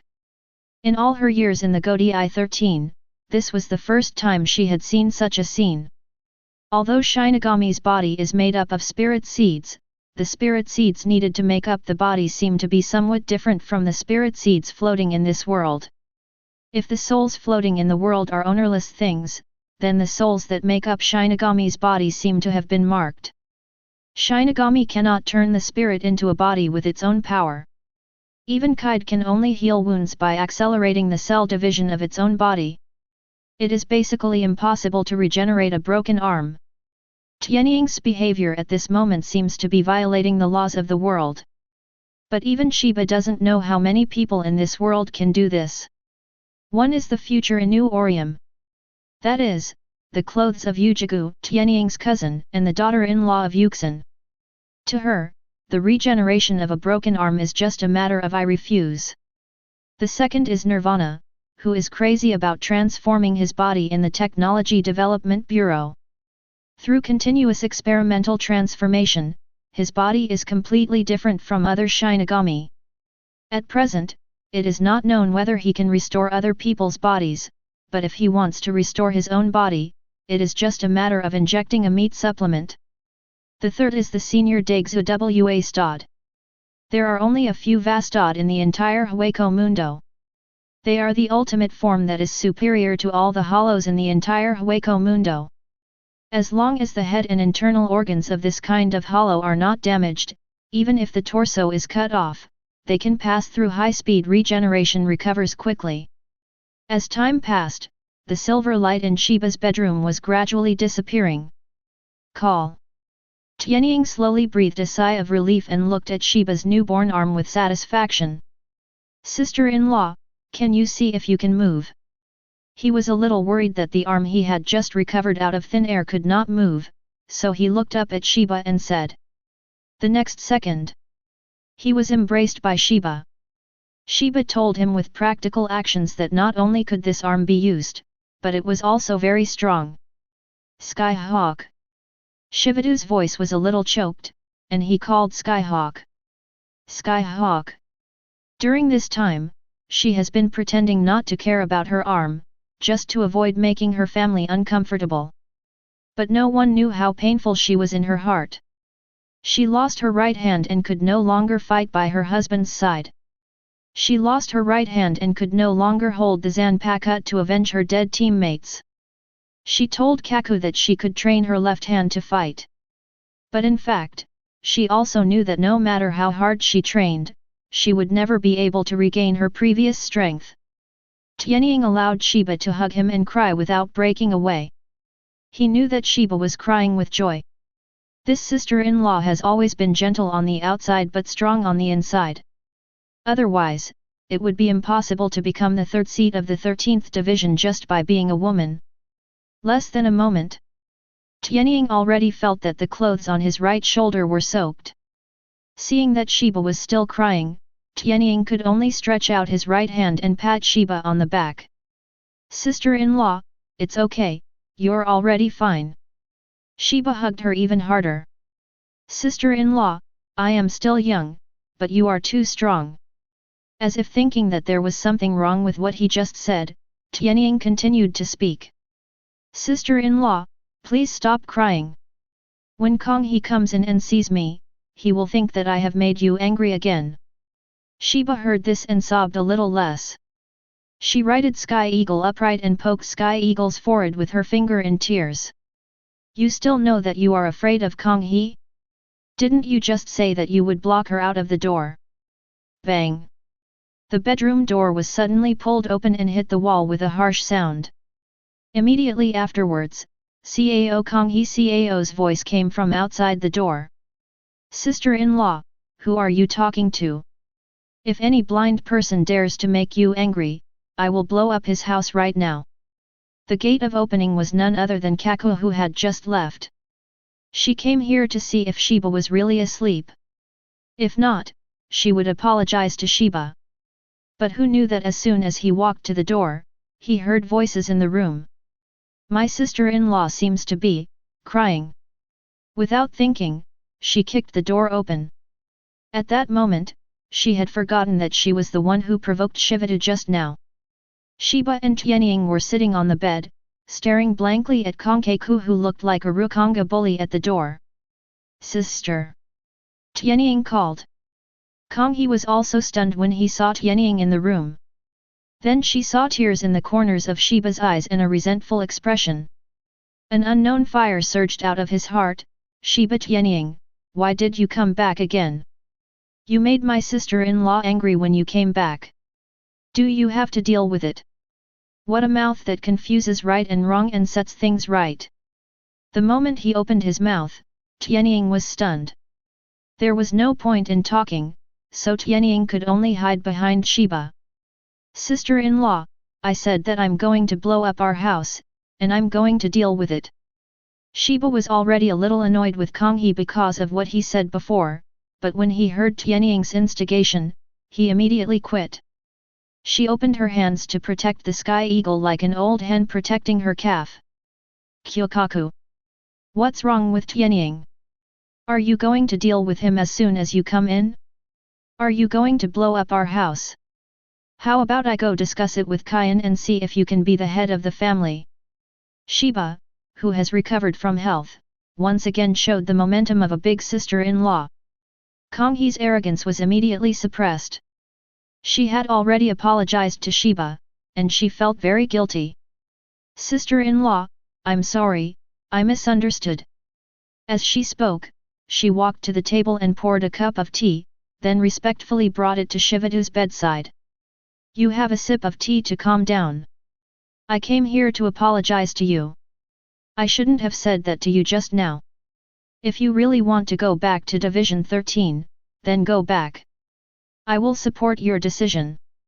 After saying that, she lowered her head and handed the teacup in her hand to Shivatu's hand. While she was lowering her head, she gave Tianying a wait-and-see look. Instead of blowing up your house, it's okay to blow up your bed. A picture suddenly flashed before Konghe's eyes. That was the scene where Shiba spread his hands to protect the Aquila. Hands. Kyokaku subconsciously looked towards Shiba's right hand, wanting to confirm whether the picture in his mind just now was true. Entry point. A white jade arm was exposed to the air, and the sleeves were rolled up to the shoulders. This jade arm is currently holding the cup that he just handed over to a small yin tao mouth. Sister-in-law, your hands. Kaku wiped his eyes with his hands in disbelief. After making sure that she was not looking at the flowers, she quickly rushed over and grabbed Shiba's right hand, which had just recovered. Sister-in-law, your hand is back. Konghe. Show off the sack, there's a cup in your hand. Bang. The glass filled with water was knocked over to the ground, making a shattering sound. Shattered piece. Chapter 59. The lobby of Shiba's house. At this time, it was already full of people. The captain alone sat for Shiba Ishin, Anoha Naretsu, Jaishur Yukatake, Kurako Shunsui. All veteran captains except Yamamoto are gathered together. There is also a serving captain of the Shiba family. It's rare to see them sitting together like this. And all this is because Shivatu's hand was healed. Needless to say, Shiba is dedicated. As the senior member of the current Shiba family, such a big happy event will definitely be celebrated. Anoha Naretsu was notified by Shiba. After all, she is Skyhawk's teacher. Skyhawk's healing ability is so strong both in public and private. She should be thanked. Jushiro learned from Kaien that Shiba was cured. As Shiba's direct captain, of course he wanted to come and congratulate him. It happened that Jinraku Shunshui was there at that time, so he came over to have a drink. The food and drinks were brought out one by one, but now everyone's attention was still on Shiba's right hand, which had just recovered. Only Kurako looked at Shiba's recovered arm for a while, then picked up the wine glass and took a sip, then turned his attention to Tianying. Is this the third child of the Shiba family? Can you tell me how you did it? After everyone heard this, they also turned their attention to Tianying. They all just saw that Shiba's right hand has indeed returned to normal. Especially Mao's Hiwa, her eyes were even more confused. As the strongest Kaid Shinigami in the Godei 13 team, she couldn't figure out how her apprentice could do something that she couldn't even do. Tianying hasn't noticed that everyone is looking at him, and usually no one calls him the third child of the Shiba family. At this time, he took aim at Kaien's wine cup and wanted to take the opportunity to pour himself a drink. His hand had already picked up the wine glass. When he looked up, he was embarrassed to find Kaien looking at him. Brother, let me pour the wine for you. After being discovered, Tianying rolled his eyes and quickly picked up the wine cup to pour it for Kaien, but found that Kaien's wine cup was full, so he could only put the wine cup on his table in embarrassment. If you put it here, you won't be afraid of being discovered.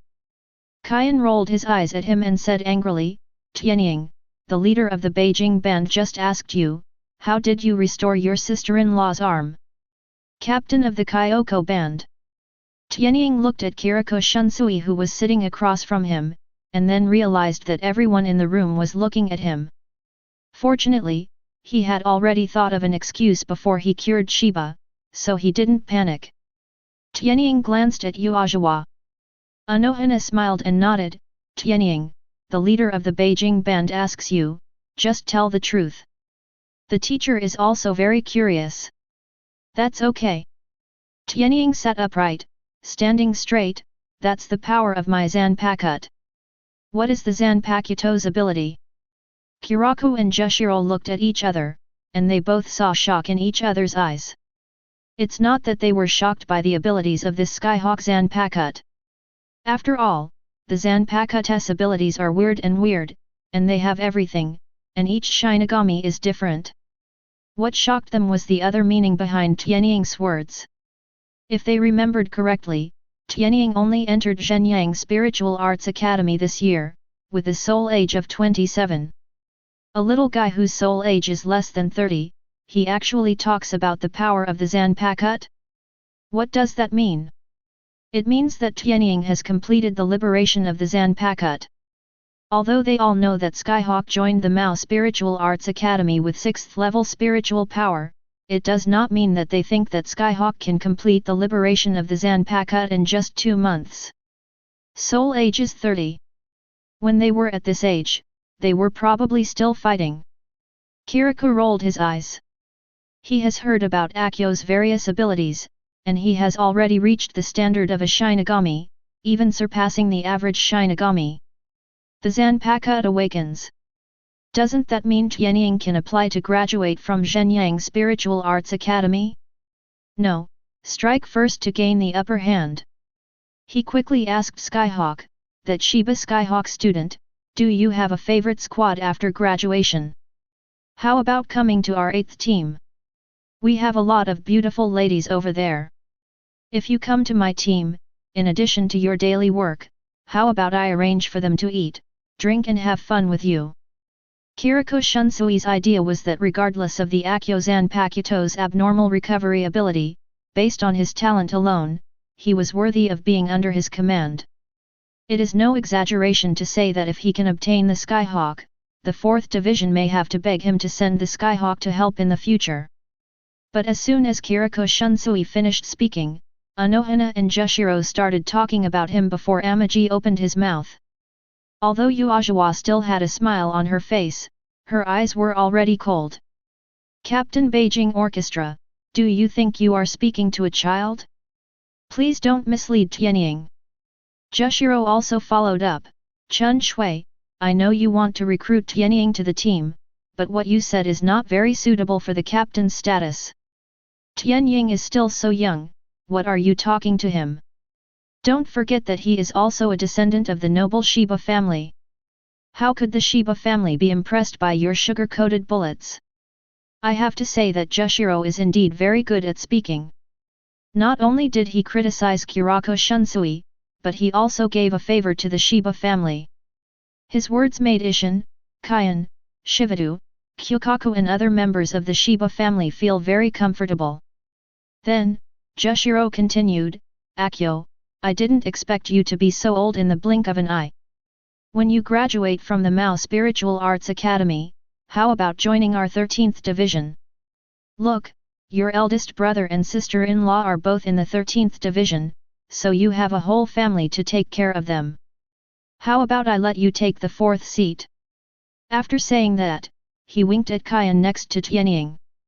Seeing that both Jushiro and Jinraku started poaching their own people, Ishin was not happy. Especially Jushiro, this guy had hired 2 of his juniors to work, and he started to think about another one. No. I will never let him succeed. Thinking of this, I decided to join the competition. Why? He sighed heavily first, for fear that others wouldn't hear. Immediately afterwards, he began to perform. Tianying, do you want to come to the 10th division to help my uncle? You should know that my uncle's 10th division is responsible for patrolling and guarding the Jingling court. Team members are often injured. Not to mention other things, there are still a few in the team. A disabled person. Come to my place, uncle needs you. Only in the 10th division can you play your greatest role, and uncle can also enjoy peace and happiness. After speaking, he picked up the wine glass on the table and drank it in one gulp. This scene made everyone look stunned. I have to say, Yuxin successfully drank the wine to get rid of the feeling of loneliness. Chapter 60. The corners of Kirikou's eyes twitched slightly. It was obvious that he was the first to solicit, but now that he was done, he began to snatch people one by one. He glanced at Jushiro and Ishin, then silently lowered his head and poured himself a glass of wine. Forget it, I can't grab it. They are all related to each other, and I even enjoy this meal. Kirikou secretly glanced at Anohanaretsu, his eyes a little confused. He was a little curious as to why Ms. Hiwa was able to sit firmly on the Diao Yute. Logically speaking, she should be more eager to include the boy in the 4th division. He is truly worthy of being Uzuki-senpai, he is so steady. Kirikou actually didn't know that Anohana was not steady, but had already known about Tianying's lofty aspirations. Skyhawk has always had an idea. He wants to join the 4th Division, he wants to save lives and heal the wounded in the 4th Division, he wants to make all Shinigami owe him favors, and he wants to walk sideways in the Siritii. In the past 2 years of teaching Tianying, Ms. Hua had beaten Tianying to pieces countless times because of his lofty ambition. Thinking about it now, Hua felt that she had acted too harshly. Everyone looked at Tianying eagerly, waiting for his answer. Sky Eagle stood up and bowed. Thank you, Uncle Ishin, captain of the Kaibaku band, Jushiro for your support, but I already have my favorite division. I want to go to Anohana-sensei's 4th division. I think I can play a better role there. When Yuxin and others heard that Tianying didn't choose them, they felt a little disappointed. But when I heard Tianying said that he was going to the 4th division, he thought about it and didn't say anything. After all, from a professional perspective, the 4th division is more in line with his Zanpakuto abilities. Hua nodded with satisfaction, thinking that she should treat this apprentice better in the future. But Tianying's next words made the thoughts she just had disappear in an instant. Teacher Yuazawa, I want to discuss something with you. Tianying looked at Yuazawa expectantly. Mao's Hua's eyebrows twitched inadvertently. Every time Tianying showed this expression, it was when he was trying to trick something. But with so many people here, she could only listen and see what Tianying had to say first. What's up? Saying that, Ms. Hua warned Tianying with her eyes. Of course Tianying saw the look in Yuazawa's eyes, but he still had to say what needed to be said. After all, it was related to his future work, and he had to obtain benefits first. Teacher, I think the work of the Godi 13 is too inhumane. They work 365 days a year, all year round, plus 5 days and 2 long hours to prepare for classes. Tell me the important point. Mao's Hua interrupted directly. I want to take 2 days off a week. 9 to 5. Tianying said quickly. Mao's Hua raised her eyebrows lightly, with some confusion on her face. I understand that I have 2 days off a week. What is a 9 to 5 job? All the Shinigami present also looked at Tianying. Tianying was a little helpless, and couldn't help but lament that this damn feudal system was too exploitative and oppressive of the working class. How oppressed everyone is. The captain doesn't even know what a 9 to 5 job is, no wonder the Shinigami below are so exhausted. He could only explain helplessly, 9 to 5 means going to work at 9 in the morning and getting off work at 5 in the afternoon. By the way, it would be better if you can take a 1 or 2 hour lunch break at noon. Oh, also, the benefits that should be paid out during holidays and at the end of the year should also be paid out, otherwise the rest of us would not have the motivation to do things. The salary should be longer, or the living security should be improved, such as finding a girlfriend. I think the idea of the leader of the Beijing Orchestra is very good. And housing, education for future generations. Tianying said a lot in one breath, and when he felt thirsty, he picked up the cup on the table and took a sip. No one noticed that there was wine in his cup, so he managed to get through. After a long while, he finally finished. All the Shinigami in the room stared at him in shock. Especially Ms. Hua, she has taught Tianying for 2 years, and this is the first time she has heard these words. She didn't even know where her disciple came up with so many requests. In her opinion, these demands cannot be said to be unreasonable, only excessive. What is Shinigami? The Shinigami are a group that pursues lofty ideals and takes maintaining world stability as their own responsibility. They all have the determination to devote themselves to the implementation of their beliefs. In the past thousands of years, countless Shinigami have been engaged in battles with hollows. Whether they are captains or team members, they have never made these demands. But Ms. Hua had to admit that what Tianying said did make sense. Shinigami is a high-risk profession, and it is indeed unquestionable to appropriately increase the so-called benefits. Bang bang bang bang. Kiraku suddenly clapped. Sky Eagle, right? Well said. I must advise Mr. Yamamoto, Captain Yamamoto on this matter. I dare not say anything else. The benefits you mentioned must be improved. Jushiro obviously saw through his old classmate's thoughts and sneered.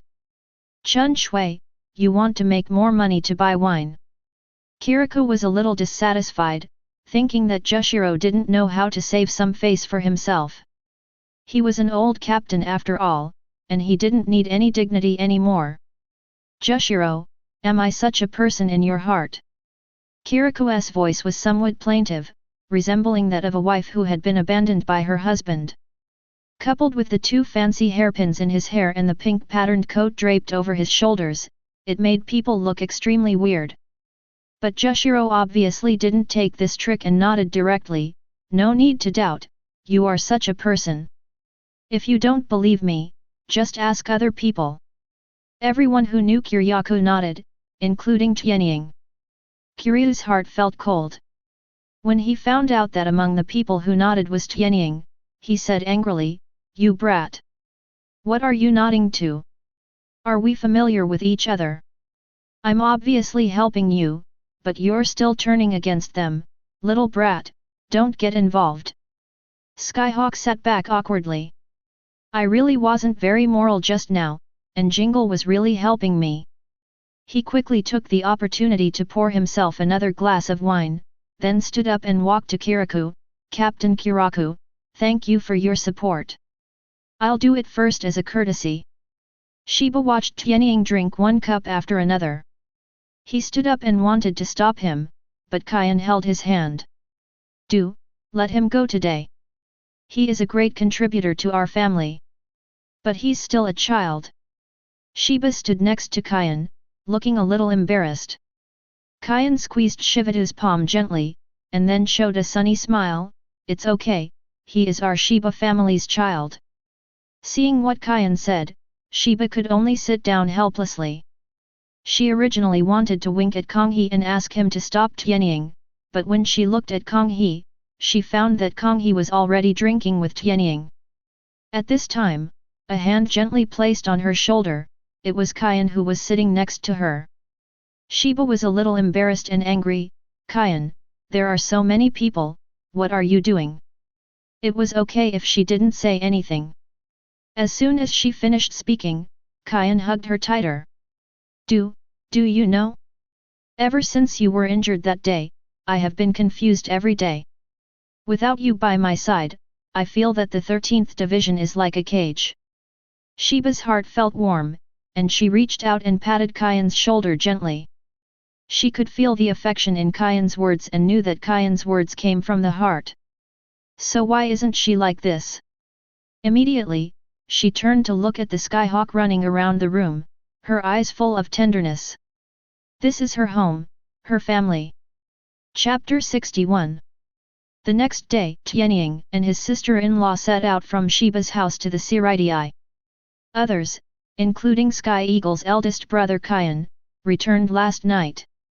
After all, they all hold high positions and cannot really do the 9 to 5 that Sky Eagle said. Originally, Shiba could rest for a few more days, but in order to be with Kaien as soon as possible, she chose to return to Division 13. Of course, when leaving, I also pulled up the sleeping Sky Eagle. Tianying didn't want to go back so early. He had deceived him into having 7 days off, and he could still take an extra day of rest. During this period of time, he has been in the Great Void Forest. Although he spent the 5 days mastering Shikai sleeping, it is undeniable that these days have been very hard. But Shiba was urging him to go back, and he couldn't say anything. After all, he took his leave under the pretext of greeting Shiba. When Shiba shows up, and he hasn't returned to the academy, he will be exposed.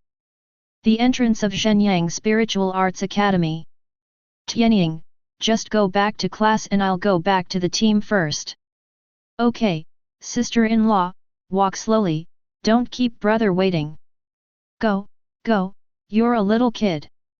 Shiba angrily poked Tianying's head with his hand, and then straightened his clothes. Be obedient when you get in. My sister-in-law knows that you want to apply for graduation, but you are still young. My sister-in-law still hopes that you can stay in the academy for a while, maybe to accompany Toshiro. Remember to say hello to Toshiro for your sister-in-law, and tell him that her sister-in-law is fine, so he doesn't have to worry. Tianying nodded slightly, watched Shiba leave, and then entered the academy alone. Returning to the academy again, he felt as if he had lived in another world. Looking back on his life in the Daegzu forest during this period, and looking at the birds and flowers in the academy, he suddenly felt that it was better here. The blue sky, white clouds, the fragrance of plants are everywhere, and the men and women passing by are laughing all the way. This is much better than seeing the group of monsters in the Daegzu forest who only know arrogant. Tianying asked himself, if he was allowed to stay in Hueco Mundo for a long time, he would definitely not be able to accept it, and there should be few Shinigami who would accept it, except of course Ashido. This is also something that Tianying has always admired about Ashido. He has stayed alone in the Great Void Forest for nearly 100 years. While thinking, Tianying had already walked to the dormitory. By chance, the dormitory door opened at this time. FK. Tianying felt his scalp numb when he saw the people coming out. Toshiro, Hinamori, you guys. You are still children. It was Toshiro and Hinamori who came out of the gate of opening in the dormitory. They were also stunned when they saw Aquila. After hearing what Tianying said, they instantly realized that Tianying seemed to have misunderstood something. Hinamori's face turned red, and he quickly stepped forward and said, Akio, it's not what you think. I'll come over to deliver breakfast to Toshiro. Toshiro also nodded aside. Breakfast? Skyhawk obviously didn't believe it. Are you going to close for breakfast? Do you think I have read all these years in vain? A man and a woman are alone in the same room with the door closed. You tell me that they are just eating breakfast in there? Tianying actually had a bit of a headache, and it seemed that he came back at a bad time. If he had known it, it would have been too late. Ahem. He put one hand behind his back, put the other fist into his mouth and coughed twice. Toshiro, Hinamori, I personally suggest that you'd better exercise some restraint now. After all, you are both still young and growing up. Especially Toshiro, you are not taller than Hinamori. If you are too indulgent, it will easily affect your growth. If you don't grow taller by then, it won't be good. Do you understand what I mean? Tianying was still talking, but Toshiro's fists were already clenched and turned white. Wisps of cold air overflowed from his body, and it was obvious that his mood was not very beautiful. Shiba Tianying. What are you thinking about in your head every day? Hinamori said he was here to deliver breakfast, don't you understand the human language? Toshiro roared angrily. It has to be said that only Sky Eagle can make Toshiro, who is usually as cold as a block of ice, a little warmer. Although this heat comes from a bad source and is a bit irritable, it at least makes Toshiro look more like a normal person. Seeing that Toshiro was angry, Aquila quickly walked over and put his arms around Toshiro's shoulders to comfort him. Yes, of course I understand. As he spoke, he thought to himself that it would be quite comfortable to hold an ice cube on a hot day. However, he still did not give up on educating Toshiro and Hinamori. He must put Toshiro on the right track for Anohana. Tianying said quickly, I didn't say you didn't have breakfast. I just asked you to eat less. Eating it so early in the morning is too sweet and is not good for your health. Do you understand what I mean? Toshiro. Women and other things will only affect the speed of drawing the sword. Amaji believes that Toshiro is not qualified to touch women until he learns Bankai.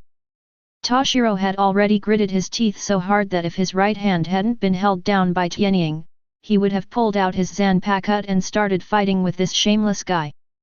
At this moment, two familiar voices came from the side. Hey, Tianying, you're back. Is Hinamori here too? The visitors were none other than Renji and Kira. Renji made a joke when he saw Aquila and Toshiro hugging each other. You two have such a good relationship. We haven't seen each other for just a few days. Do you miss us so much? Go, go, who will miss this dirty guy? Toshiro turned his head away, not even looking at the sky eagle. Toshiro was feeling angry now. Hinamori had just come to bring him breakfast. The two of them were eating together when the door was suddenly closed by a gust of wind. Then there was a misunderstanding by Tianying. It would have been nice to explain the misunderstanding. But who knew that this guy Tianying would not listen to any explanation? Do you understand what I mean without opening your mouth? Toshiro didn't even bother to complain. Do you need to understand those dirty thoughts? Do you need to? He even wanted to use his zanpakut to cut open Skyhawk's brain to see if it was filled with shit. Tianying was scolded by Toshiro in front of several acquaintances, and he suddenly became unhappy. Well, you Toshiro, I gave you some advice out of kindness, but if you don't appreciate it, you actually call me a dirty guy. Come on, let me see what progress you have made in the past few days since I have been away. Duel. Toshiro was also angry. If we fight alone, we fight alone.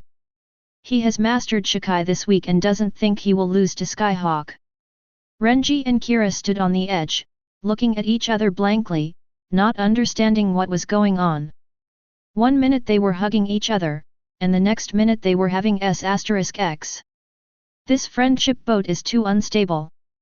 Chapter 62. Despite the dissuasion of Renji, Kira, and Hinamori, Aquila and Toshiro did not fight after all. Hinamori whispered a few words in Toshiro's ear, and Tohiro gave up the idea of taking action. He is not Tianying, a problem student who frequently drops out of school, but is about to become a genius boy who will graduate as quickly as possible. After taking the monthly assessment today, he will apply for the soul burial trial and graduate from this academy. As for Sky Eagle, let him slowly play in the mud here. Who told this guy to ask for leave without saying a word and run away without asking me to come with him? Seeing that Toshiro had stopped, Tianying would naturally stop chasing him. In Tianying's eyes, Toshiro is a rebellious little kid who lacks education. Poor God doesn't have eyes.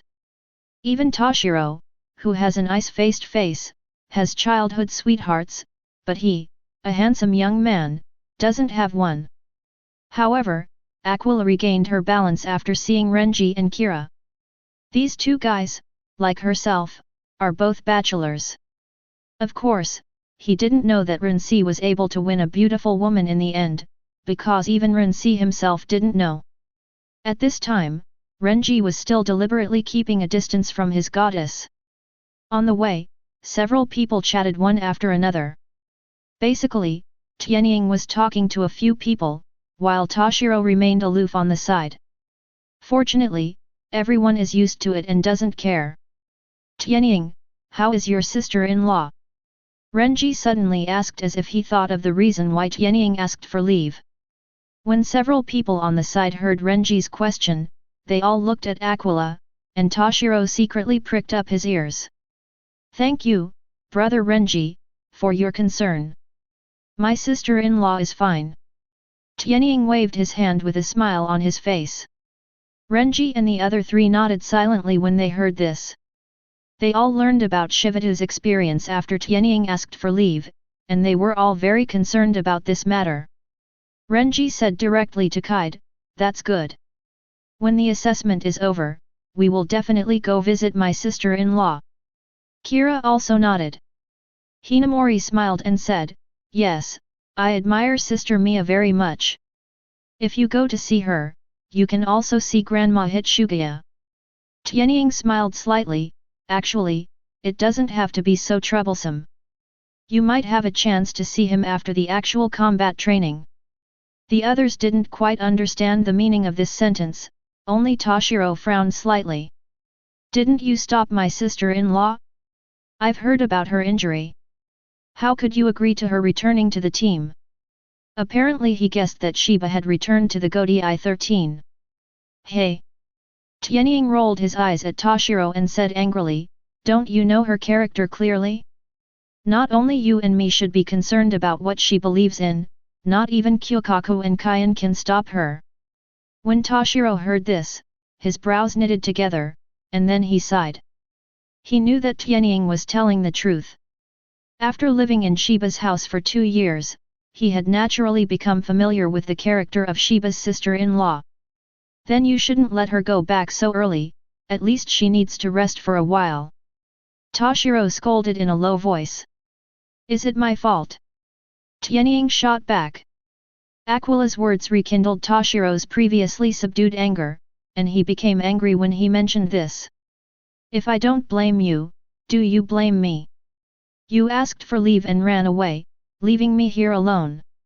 Do you treat me as a family member? Speaking of this, Toshiro became angrier as he thought about it. He felt like an outsider, and after 2 years of sincerity, he was not rewarded. Tianying's heart skipped a beat. I was in a hurry when I left, and I really forgot to appease Toshiro. In fact, it's not his fault. When Angkong said he would be teleported to a place to kill Su, I didn't say where he would be teleported. And if he and Toshiro went home on leave together, it would be hard for him to explain if he suddenly disappeared for a few days and left Toshiro at home alone. Aquila could only accept Toshiro's blame helplessly and thought about explaining it later at night. Brother. Your bedside fight, my bedside peace. After a while, several people walked to the classroom. Because next is the monthly assessment, and all third-year students have to participate in various combat skills tests, so they all gather here. When we arrived at the Class 1 classroom, almost everyone inside was already there. There was a big bald man standing on the podium. On the way here, Renji and others had already told Tianying that the bald Oyunahara Yangoro was the class teacher of Class 1. Previously, Kokaki Kurikawa was temporarily in charge for a period of time because Oyunahara Yumuro had something to do. Now Oyunahara Yumuro has returned, and the 3-year class is once again managed by him. This was the first time Tianying met his real class teacher, Oyunahara Yangoro. He was a little strange before. He clearly remembered that Renji's class teacher in the anime was a bald man wearing glasses, but how could he turn into the handsome Kokaki Kurikawa? I have to say, Oyunahara Goro does look more like the homeroom teacher than Kokaki Kurikawa and Miyamoto Daizo. Although he doesn't look as aristocratic as Kokaki Kurikawa, nor as easygoing as Miyamoto Daizo, he looks much more majestic than the two of them. When Tianying saw him for the first time, he remembered his class teacher when he was studying on Earth. In a daze, he seemed to see an extra table on the right side of the podium. I recalled those years when I was the right protector. Oyunahara Jengoro also saw Skyhawk for the first time, but he had already read Skyhawk's information before and knew that the boy in front of him was a student who jumped to his class like Hitsugaya Toshiro. Come in. He waved to Tianying and the others. Upon seeing this, Tianying and others quickly ran back to their seats. Seeing that everyone was here, Oyunahara Yanwulang coughed lightly. Okay, it's almost time. Let's take roll call first. Abarai Renji. Arrive. Kira Izuru. Arrive. Hitsugaya Toshiro. Arrive. Shiba Skyhawk. Arrive. Oyunahara Yanwulang nodded with satisfaction. He thought there would be one less person in the assessment class this time, but he didn't expect Tianying to come back. Although it was the first time to meet him, as the head teacher, he still had to ask and care about her on a routine basis. Student Shiba Tianying, are you okay at home? Thank you for your concern, teacher. It's nothing serious anymore. Well, that's good. Oyunahara Yanwulang nodded, very satisfied with Tianying's attitude. Next is the routine, a wave of chicken blood before the annual assessment. It's just that as a special intensive class, you must perform well and never lose the reputation of the first class. Then he was touting the Mao Spiritual Arts Academy, saying that the Mao Spiritual Arts Academy is the cradle of the Shinigami and the secret mobile team, and that everyone should be proud of it. After talking for about 20 minutes, the Sky Eagle almost dozed off, but fortunately dawn finally arrived. That's it for now. I hope you all will perform well and win glory for the class. Oyunahara Yan Wulang's speech finally ended. Next, everyone followed out of the classroom one after another, aiming for the dojo in the training area. Today's assessment was also conducted there. Chapter 63. Mao Spiritual Arts Academy Dojo. Students from every 3 years class sat in rows on the ground. The first row is separated by a man and a woman, and the second row and beyond are all men. Since there were not many girls, they were all put at the front to participate in the test. This one is a moving exercise, also known as the kid test. Standing on the left side of the team was a test teacher. He glanced at the time and then spoke. The first group comes forward. Pudong exercise begins. Since the girls were all in the first group, Hinamori was the first among the 5 to participate in the test. To be on the safe side, she chose Kid, who had been released in 2nd grade, to participate in the test.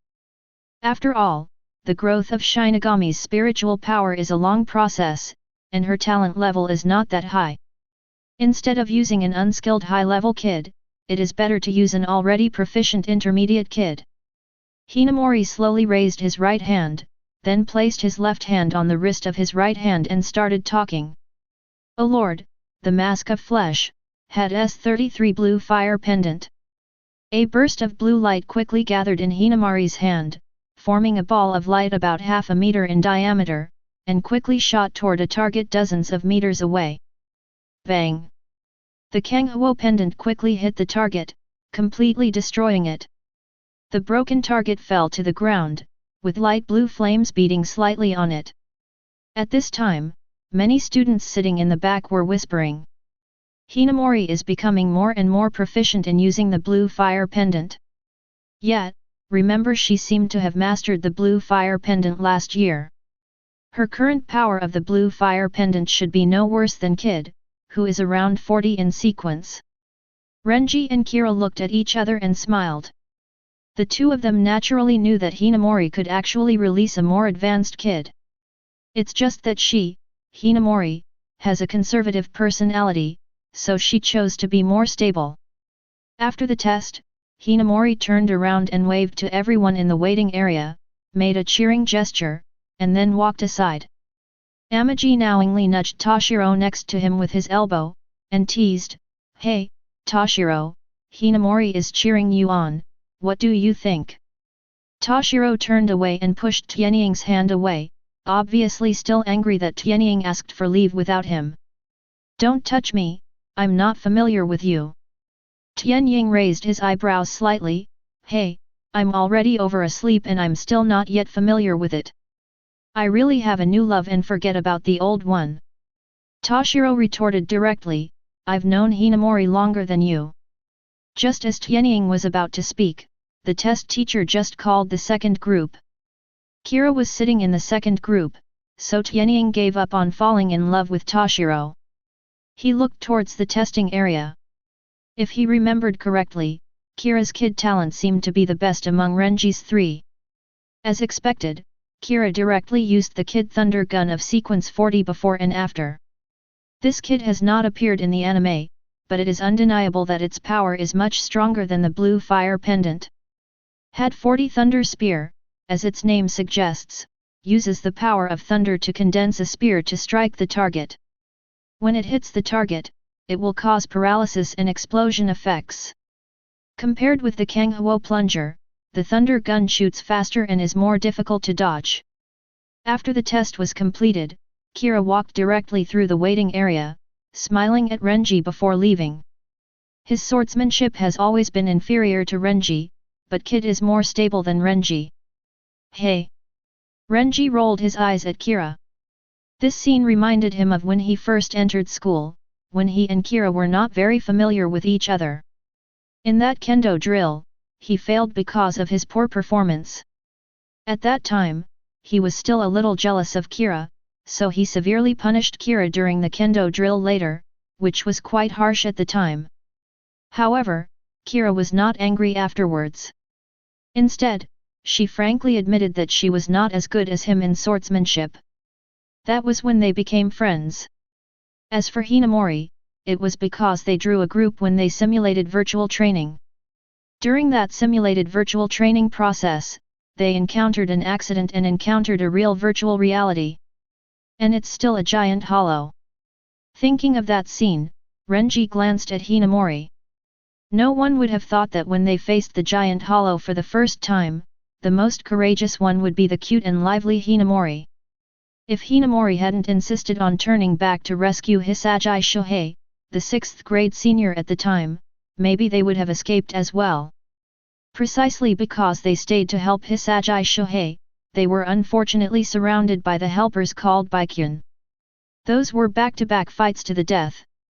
As a first-year student, he and his 6th-year senior Hisagi Shohei faced the siege of several giant hollows. It was also at that time that they met Aizen, who was like a god, and Jin, who was the vice-captain at the time.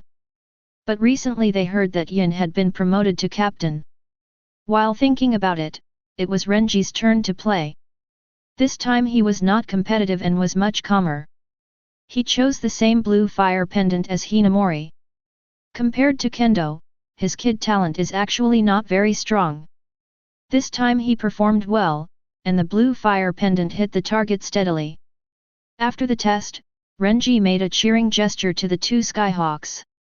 The 2 Sky Eagles nodded. Because they were transfer students, they were placed in the last group. And there were only 2 of them in the last group. About 5 minutes passed. Group 6. Finally we arrived at the Sky Eagle duo. Aquila and Toshiro slowly stood up. As the 2 of them stood up, the attention of everyone in Class 3 was also attracted. They all wanted to see what kind of strength the 2 transfer students had.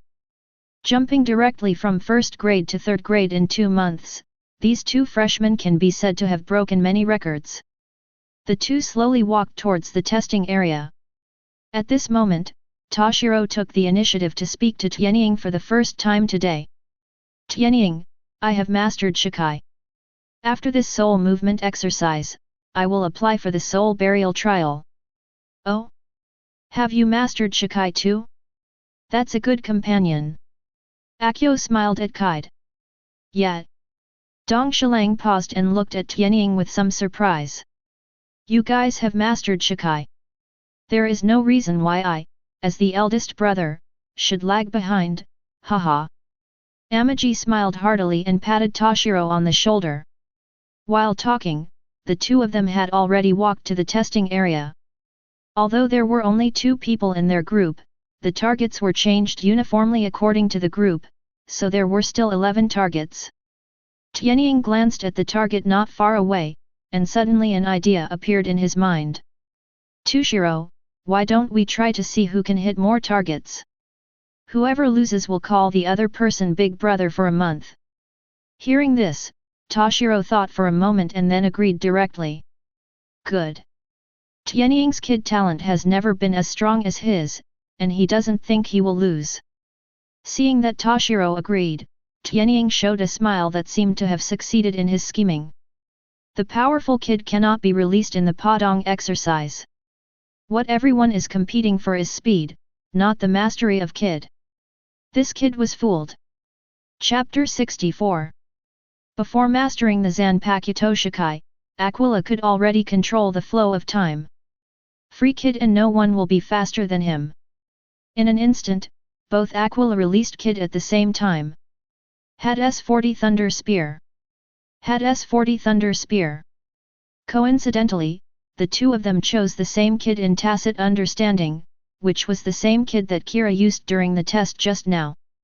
However, they are all directly released by the wordless spirit. Sizzling! Sizzling! As the 2 voices fell, 12 thunder guns appeared on the field, 1 more than the 11 targets on the field.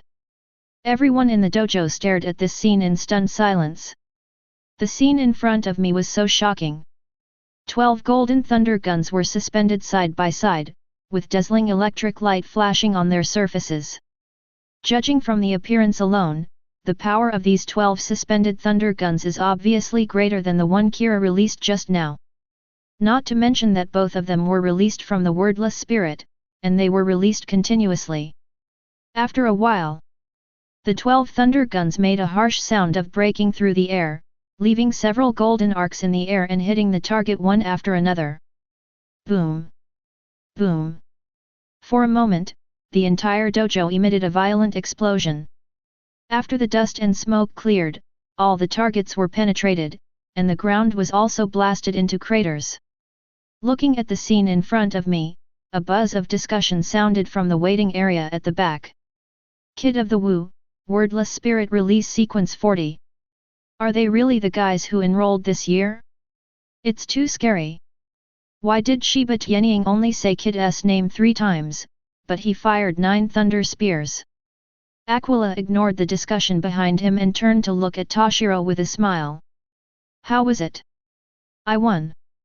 At this time, Toshiro's eyes were filled with shock. How did you do it? As the person behind said. Tianying and he obviously used the thunder gun 3 times, but why were the number of thunder guns that came out 3 times as many as his? But from this point of view, it has completely subverted the usage rules of Shinigami Kid. There's no point telling you, you can't learn, haha. Tianying smiled and said, don't worry about so much. Remember to call me Big Brother this month. Only he can do this, whether he says it or not. By manipulating his own time flow, he released Kid at 3 times the speed. Although there is only one sound, it has actually been used 3 times. Hey, let's not talk about knocking him down. Toshiro glanced at Tianying with disdain. Although he was curious, he did not ask further questions. As the two left the test area, today's Padang exercise was concluded. Everyone was still talking about it, but Tianying and Toshiro had already left the dojo. They are going to apply for graduation. Classroom area. Oyu Nahara Yanwulang's office. Oyu Nahara Yanwulang was looking at the 2 young men, one black and one white, in front of him with a headache.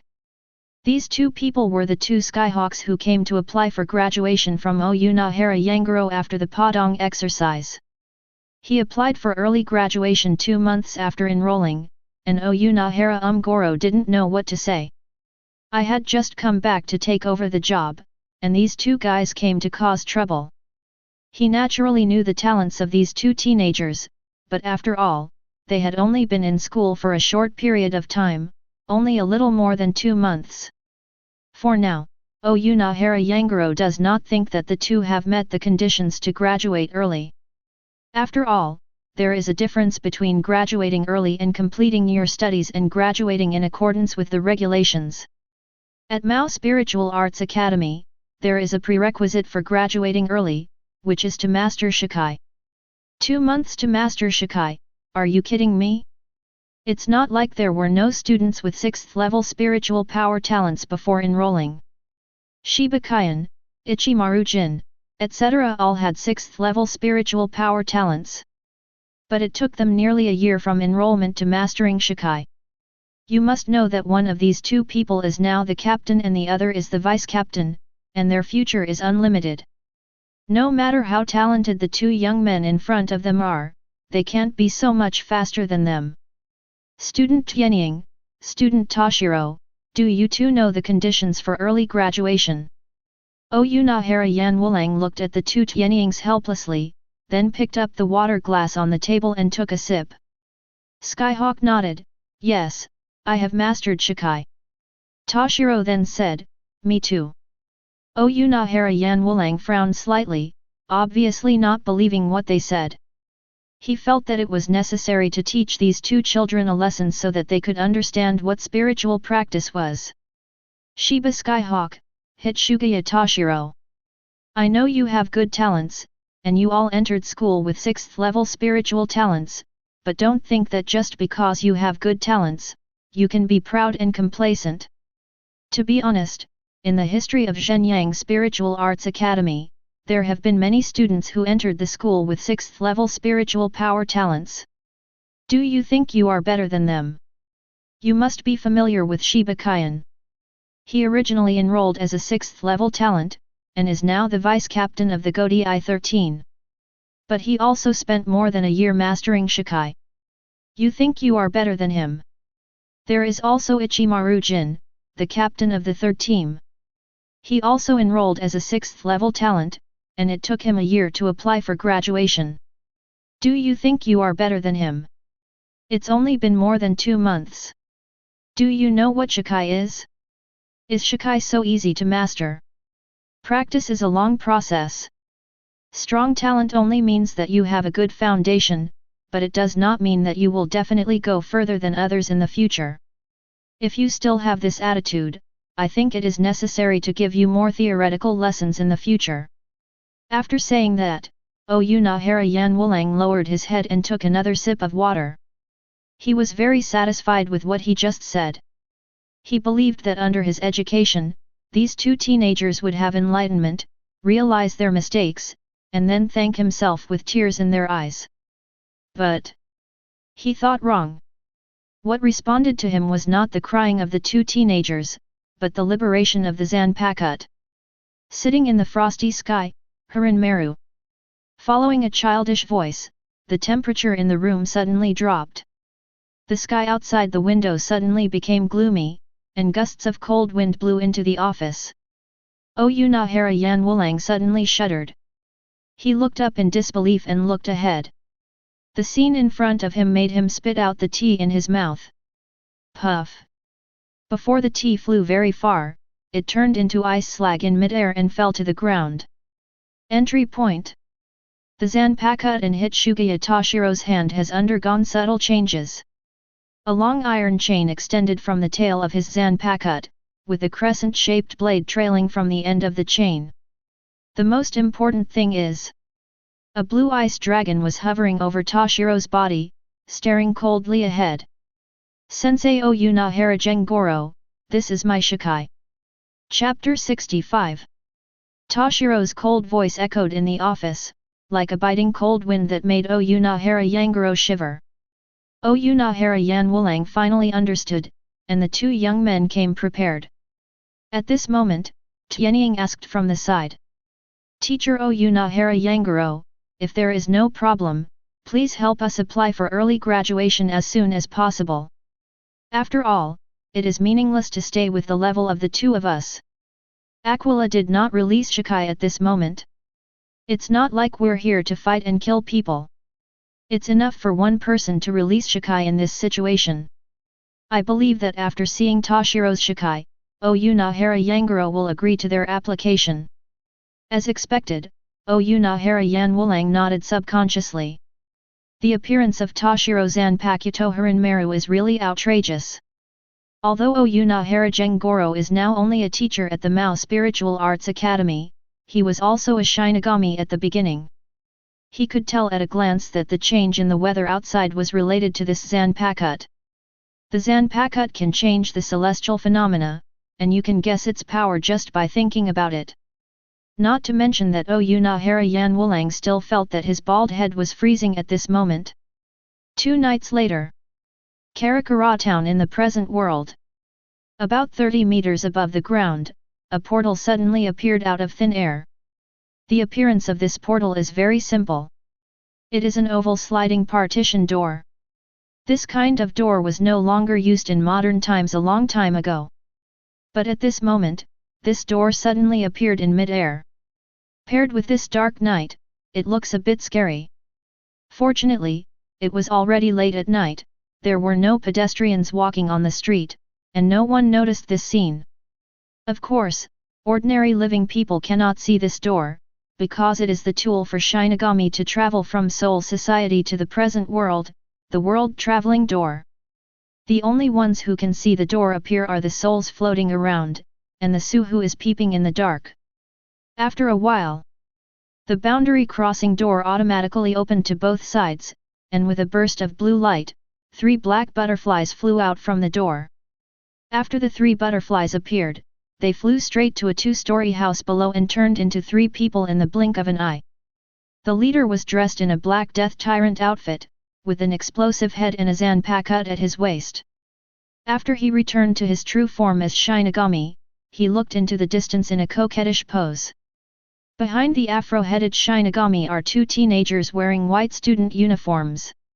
One has snow-white hair, and the other has dark hair. They are Tianying and Dongxilang, who came to this world to participate in the soul burial trial. Shiba Tianying, hit Shugaya Toshiro, this is Karakura town, and it is also the place where your soul burial trial will take place. I will be watching over you from now on. You can find a place to bury your soul. Try not to be separated. It is not safe here. The speaker is the afro-headed Shinigami, who is the resident of Karakura town, Shinigami Kurutani Zenosuke.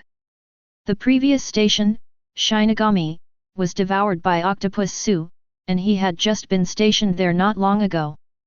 As he spoke, he smoothed his afro with his hands, then looked at the two of them kindly and smiled. His smile was a little fake. No way. He knew the identities of these two students very well. To put it bluntly, both of them are guys with backgrounds. The personal disciple of Captain Anohanaretsu of the 4th Division, the vice-captain and the younger brother of the 3rd seat in his own team, no matter who Zenosuke Kurutani is, he must pay attention to him. What's more, before coming, Captain Jaishur Yukatake specifically told him to ensure the safety of the two of them. Zenosuke Kurutani refused in his heart to arrange for the two Aquila to conduct the soul burial trial in Karakura town. But what's the use of refusing? My arms couldn't twist my thighs.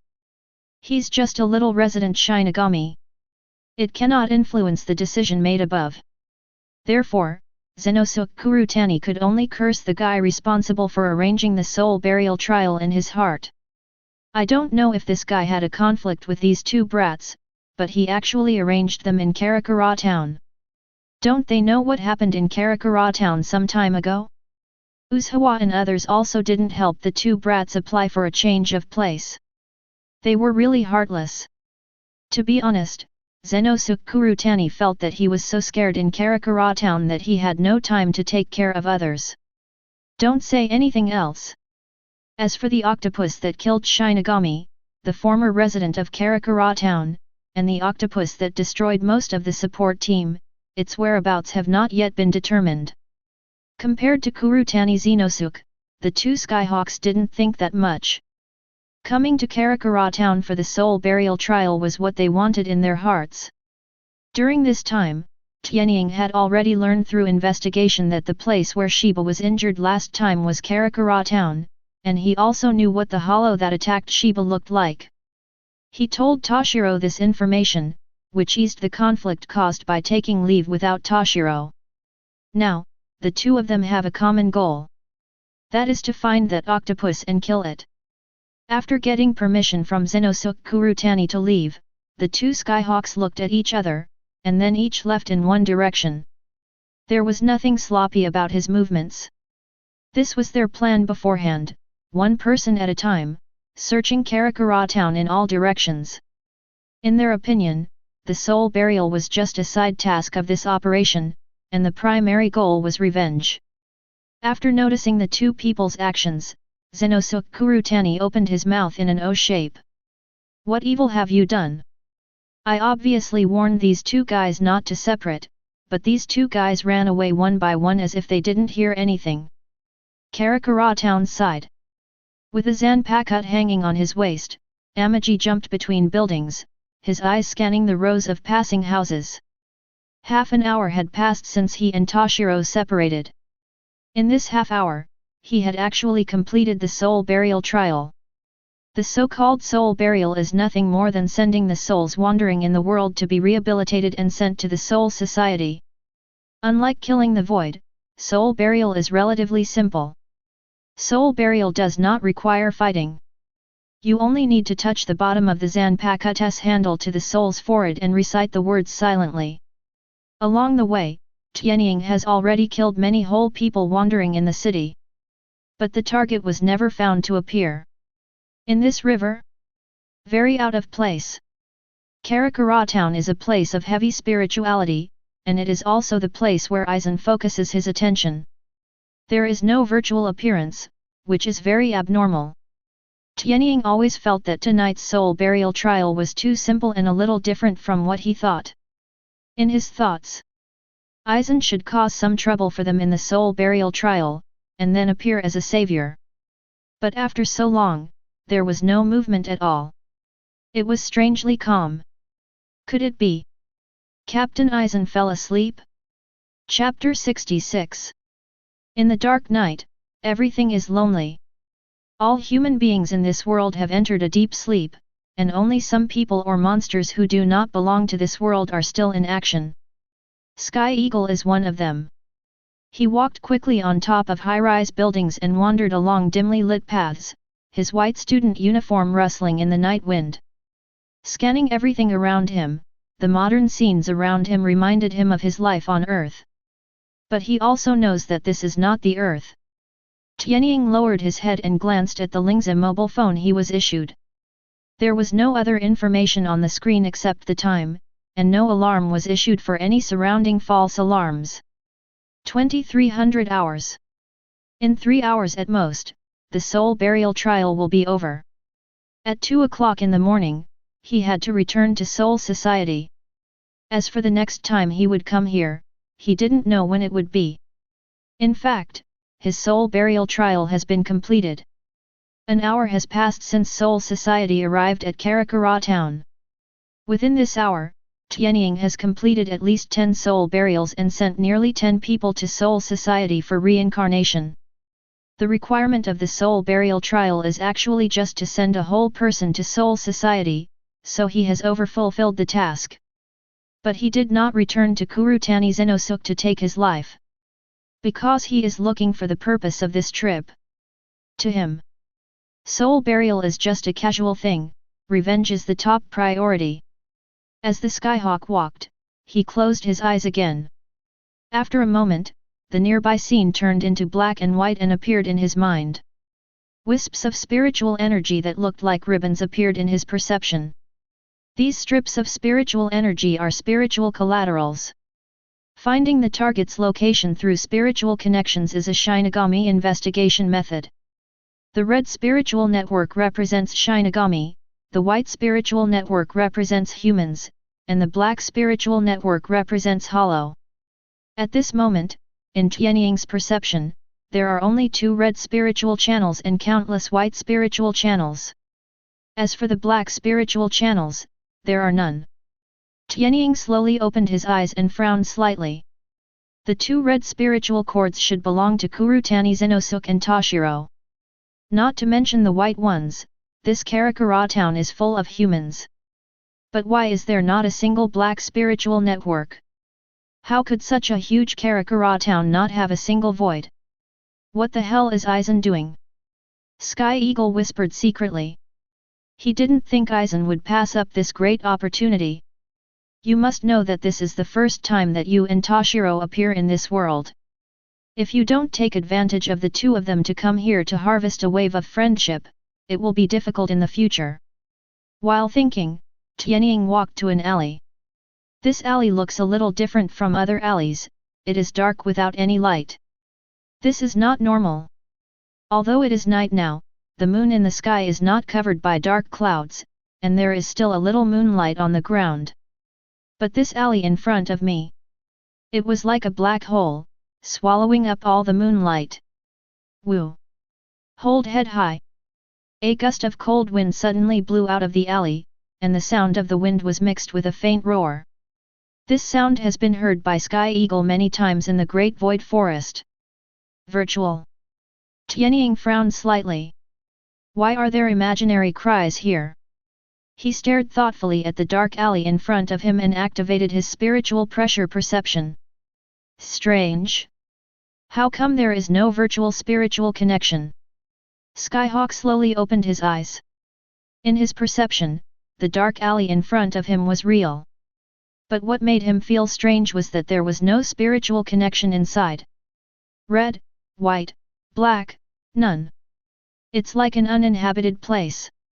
But in a big city like Karakura town, how could such a place exist? Tianying took a deep breath, clenched the Zanpakuta in his hand, and walked straight into the dark alley. No matter what the situation was inside, he had to go in and take a look. After stepping into this weird dark alley, Tianying felt that something seemed to have changed before his eyes. There was a glimmer of light in the originally dark alley. The skyhawk looked up to the sky. It's moonlight. But just now, the moonlight did not shine on the ground. Interesting. Tianying slowly pulled out the zanpakut from its scabbard, and then continued to move forward. The dilapidated wooden houses on the left and right sides now had lights on, as if to welcome this strange guest. If this were to happen on Earth before, Tianying would probably have been unable to help but say, "What the hell?" But certainly not now. Isn't he a ghost himself? Tianying walked towards the alley step by step. As he went deeper, repeated scenes appeared in front of him one after another. And behind him, the place he walked through before seemed to be swallowed up by darkness. Every time he passed a wooden house, the lights of the wooden house he passed would be extinguished, and the moonlight on the ground would also be extinguished. Tianying didn't seem to notice, and just walked forward silently. The surrounding scenes repeated themselves, but nothing strange happened. So can ghosts be beaten up by ghosts? Skyhawk stopped next to a telephone pole and reached out to touch his chin. He had passed this telephone pole at least 5 times. Why does he say he remembers it so clearly? Because there is a transparent vase placed at the bottom of this telephone pole, and there are 3 yellow chrysanthemums in the bottle. He passed the telephone pole 5 times and saw the vase every time. Coincidence? There is nothing wrong with trying to explain it by coincidence. Maybe the person worshipping didn't know which telephone pole it was, so he simply placed a vase like this. But the Zheng wearing glasses behind the telephone pole is really hard to explain by coincidence. The quintuplets died in an alley, which is not a story in any novel. Hey, uncle, don't you have anything to say to me?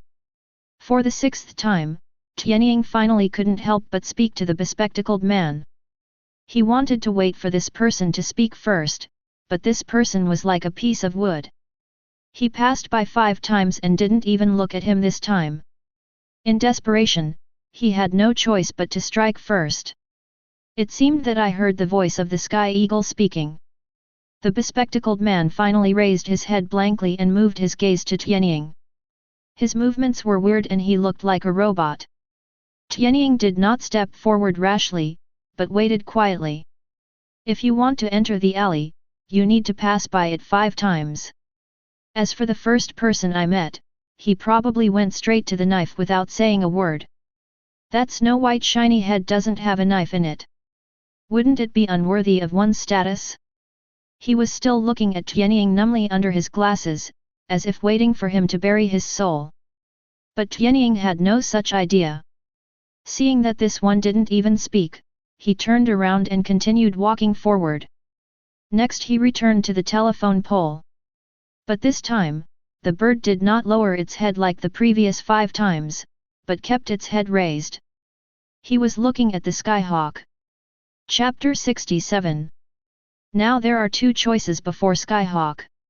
One is to go directly up to perform soul burial on this hole. The second is to cut off this hole with one knife. But Skyhawk chose the third one.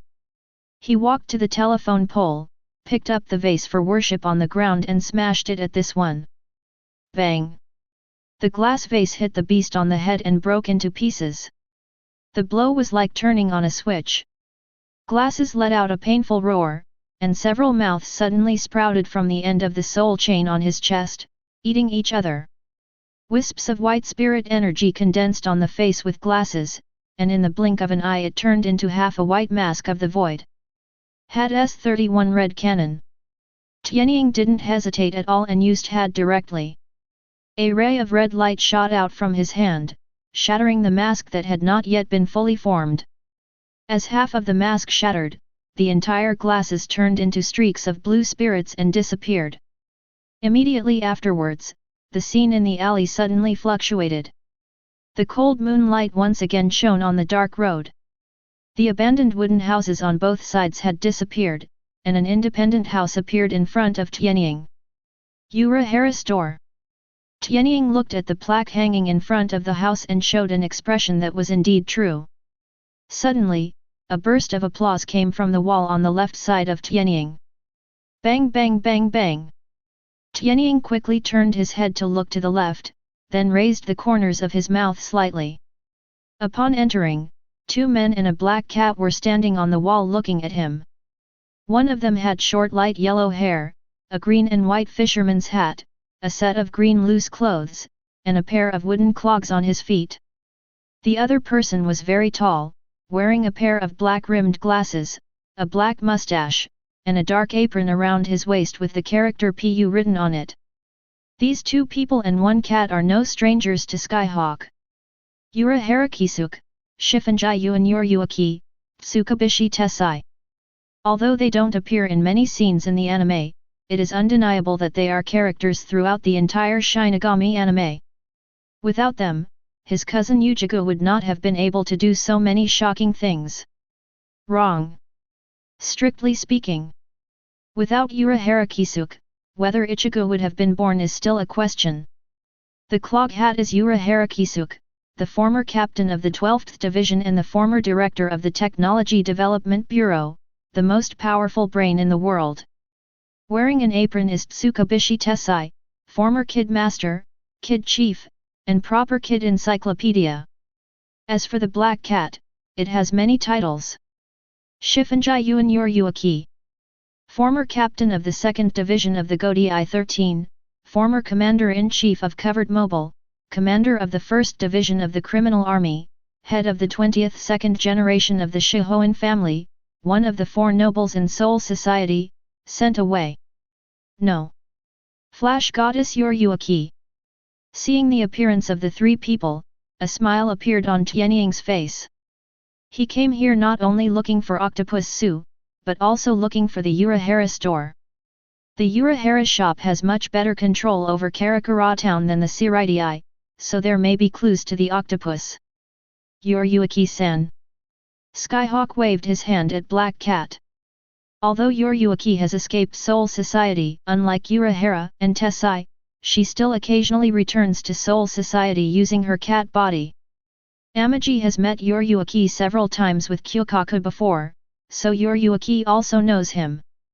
Hearing this, the Black Cat showed a human expression and jumped onto Sky Eagle's shoulder.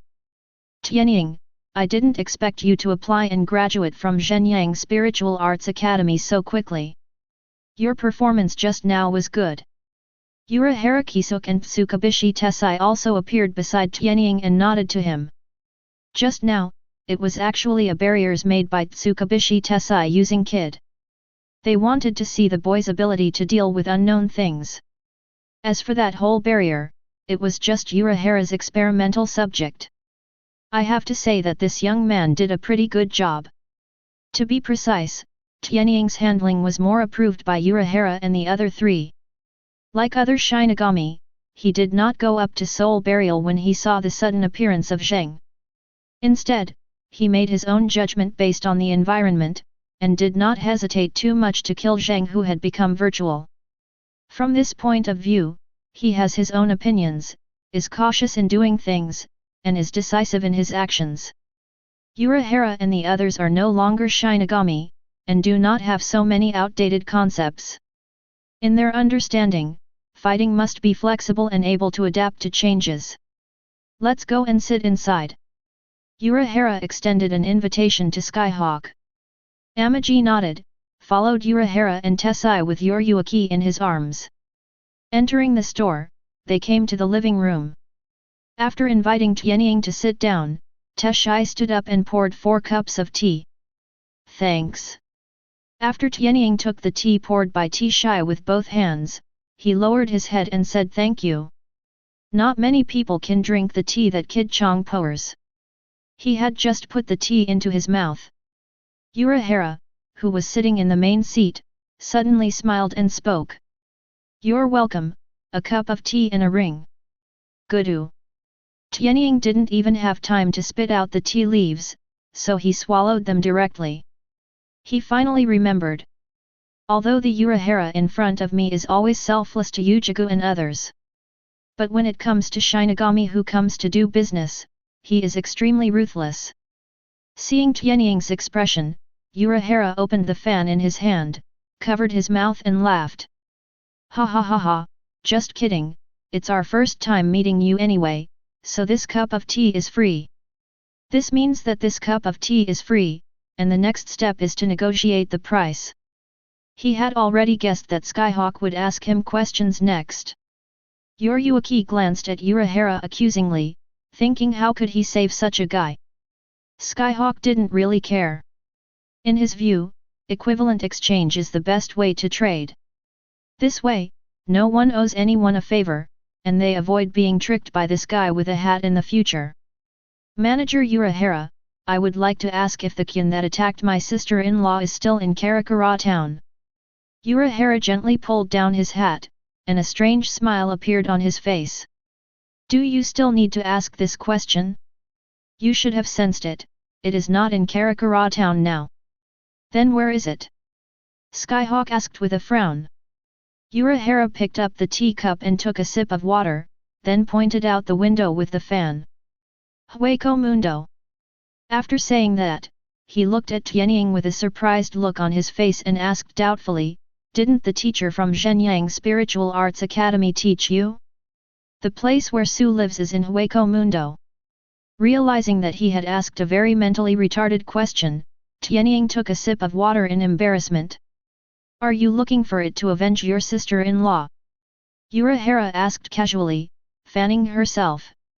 Skyhawk nodded. Urahara looked the Skyhawk up and down for a few seconds. Tianying felt a little uncomfortable being looked at, but he still looked back at Urahara. But then, Urahara's words made his pupil shrink. Shiba Skyhawk, I can help you lure that void out, but you need to make the bait yourself, and you must kill it alone. Can you do it? Chapter 68. Tianying frowned when he heard Urahara's words. Using yourself as bait? He didn't quite know what Urahara meant. But in order to make that one come out, he had no choice but to agree. No problem. Urahara nodded with satisfaction, okay, you take this with you. After speaking, he handed Sky Eagle a black mud ball-like object.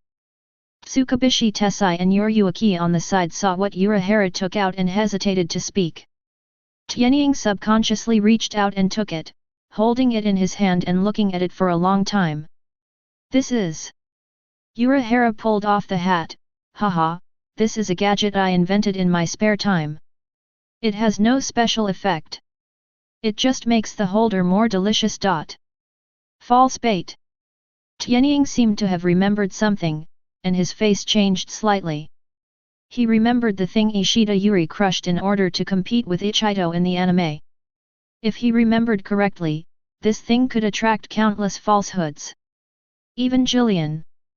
When Urahara gave this thing to him, wasn't he afraid that the entire Karakura town would be devastated? You must know that Karakura town does not have that many people now. Once Sulai gets too many, he may not be able to take care of other ordinary people. What's wrong? Don't you dare to use it. As if aware of Tianying's concern, Urahara smiled slightly, don't worry, the hollow attracted by this thing will only chase you, there is no need to worry about other people. Of course, the premise is that you don't crush it, otherwise I can't say what it will look like later, hehe. Tianying lowered his head and thought for a moment, then glanced at the time. In less than 2 hours, he will return to Soul Society. Anyway, he must kill the virtual one before going back, otherwise he doesn't know when he will come next time. In fact, Tianying also knew in his heart that Urahara gave him this thing as a test for him. If he can kill that hollow in the Siege of All Hollows, then Urahara will treat him differently, and he will be worthy of Urahara's investment or cooperation. Seeing Tianying put away the virtual bait, Urahara showed a satisfied smile on his face. He stood up, walked aside and poured a glass of water for Tianying, as expected of a member of the Shiba family, your courage is commendable. I wish you success. Tianying was not polite and drank the tea poured by Urahara in one gulp, then stood up. Thank you to the store manager for the bait, but I'm curious. The store manager should be able to guess that I should be paying attention to a certain captain during this trip, so why do you still meet me? Hey! Urahara finally couldn't help but frown after hearing Tianying's question. He didn't expect that the young man in front of him would ask him this question so bluntly. To be precise, what does this young man know? What did he see again? Tianying smiled slightly and left the Urahara store without waiting for Urahara to speak. He actually doesn't want to know Urahara's answer. He just wants to let Urahara know that he is not as ignorant as he seems on the surface. Just now, he understood what Urahara meant. He let himself kill the hollow alone, which meant that it was impossible to wait for Aizen's rescue. If Tianying guessed correctly, Urahara wanted to use him to lure Aizen out, but it was unclear why he was lured out. Aquila doesn't think the current Urahara can do anything to Aizen. Of course, he didn't care if Aizen hurt Urahara again. The two big guys are scheming against each other, which has nothing to do with me. All I have to do is kill a virtual one. As for Urahara, if you want to take advantage of yourself, you have to admit your feelings. How can it be so easy to do business without capital? After going out, Tianying directly contacted Toshiro, told him his location, and asked him to quickly join him after leaving Karitani Zenosuke behind. It is impossible to face the siege alone. With Toshiro's Aoe Shinigami here, all he has to do is kill the octopus alone. That's right, kill alone. Nothing wrong. Inside the Urahara store, Urahara Kisuke silently sat back in his seat after Tianying left. He glanced at the gloomy sky outside the window and thought about what Tianying had just said. What does he know? He seems to know everything. For the first time, Urahara hesitated about the decision he made. He regretted giving the virtual bait to the boy. Although he got the boy's information from Yuruaki, we know that he has performed well in Zhenyang Spiritual Arts Academy and is a genius that is rare to see in a century or even 1,000 years. But he is still just a student after all. Perhaps because of his calculations, he might destroy a cornerstone of Soul Society's future. Urahara sighed, picked up the teacup on the table and drank it in one gulp, but found that there was no water in the cup. Just when he was about to put down his cup, Tsukubishi Tessai came over with a kettle and gave him a refill. How about we just keep an eye on him? Tsukubishi Tessai meant to protect Tianying and give up this ambush against Aizen. Yuruaki also nodded, and she agreed with Tsukubishi Tessai. Regardless of whether Tianying really knows anything, judging from his talent, he is worthy of protection by several people. But Urahara shook his head. No, our actions remain unchanged. Why? Yuruaki was confused. Even if we all take action, we may not be able to take down Aizen. Urahara used the fan in his hand to hold up the hat that was originally covering it, and looked calmly at the dark clouds that had covered the moon outside the window. It's too late. If he doesn't take away the bait, then we can pretend that nothing happened. But he took the bait. Yes. If he hadn't taken away the virtual bait, then tonight might be a peaceful night and Aizen wouldn't make any move. But when he took away the virtual bait, it proved that he had been in contact with people like himself. At this time, if the Urahara store takes action to protect him again, it will arouse Aizen's suspicion. Rather than letting Aizen suspect this young man, it is better to continue with the original plan and create an illusion that he and others will use this young man to lure out Aizen. When necessary, it is not a bad idea to take action against this young man. Let's go. Urahara put the cup on the table and picked up the wooden stick on the side. Tsukubishi Tessai nodded, then stood up and walked to a cabinet in the room and dug out 3 black cloaks. Yuruaki returned to his room and transformed back into his human body, picked up the orange combat uniform on the bed and dressed up.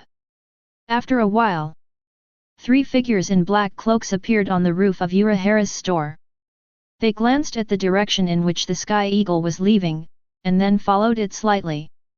With the black cloak hiding spiritual pressure, they can perfectly hide their whereabouts and wait quietly for Aizen to appear.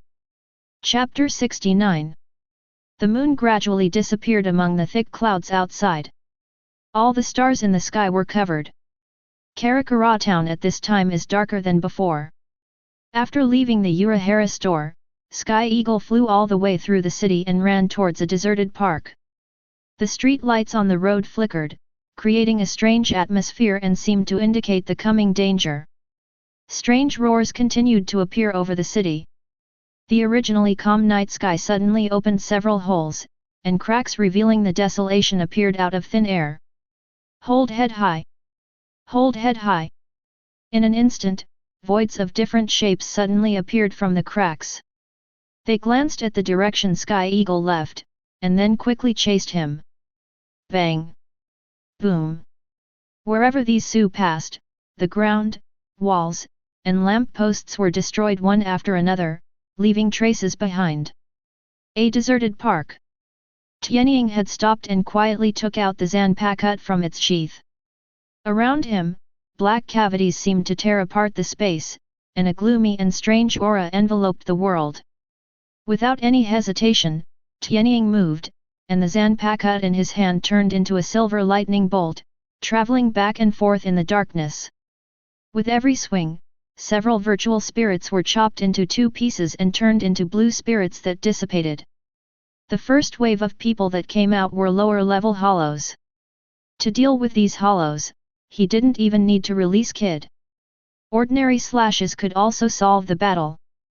But as time goes by, black voices continue to appear, not only in the park, but also in countless virtual ones coming from the surrounding areas. I have to say that the virtual bait produced by Urahara is surprisingly effective. Not far from Sky Eagle, Toshiro was quickly approaching him. At this time, Toshiro's face looked a little ugly. In his perception, Tianying's red spiritual network has been heavily entangled with a black spiritual network. A-hole, what on earth is that guy doing? With one knife, he killed the hollow running in the same direction as him, and Shunpo at Toshiro's feet was a little faster again. He had killed many Zus along the way, but there were still Zus running in the same direction with him. On the other side of the city, Zenosuke Kurutani was still looking for Toshiro's location, and the Raiko communication device in his hand suddenly sounded alarms continuously. Diddy-diddy-diddy. Diddy-diddy-diddy. Zenosuke Kurutani lowered his head and glanced blankly, and then his pupils shrank. On the screen of the communication device, countless red dots are appearing.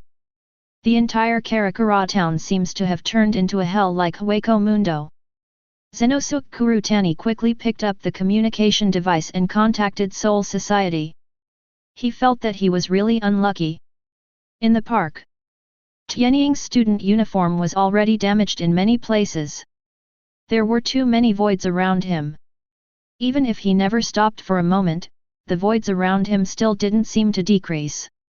Fortunately, Kide coupled with time regression can keep him in the best condition possible, and the high-intensity training in the past has also shown results at this time. Such a high frequency of fighting did not reduce his combat effectiveness much. Because Kid was not released much, the Ryotsu was not consumed much. It's just that the endless sea of monsters that can be seen at a glance makes people feel a little numb. Can't that guy Urahara put some water in the fake bait? Do you want it to be so genuine? He casually slashed out a sword pressure and killed 5 or 6 Void Queen Sky Eagles and couldn't help but sigh. He really didn't want to complain. I can no longer remember how many virtual beings I killed, but the problem is that the ones who died in my hands were all lower-level virtual ones, and none of the slightly capable ones were seen. Whoosh! Suddenly, a sound breaking through the air came from behind Tianying, which immediately aroused his alertness. The Sky Eagle quickly rolled forward, and then slashed open the surrounding lower-level voids with a knife.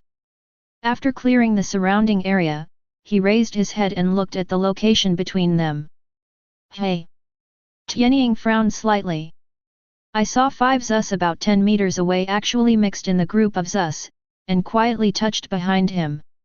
And the one who just attacked him was one of them with wings. This virtual creature has human limbs, but it has no hands, and its arms look like two sharp spears.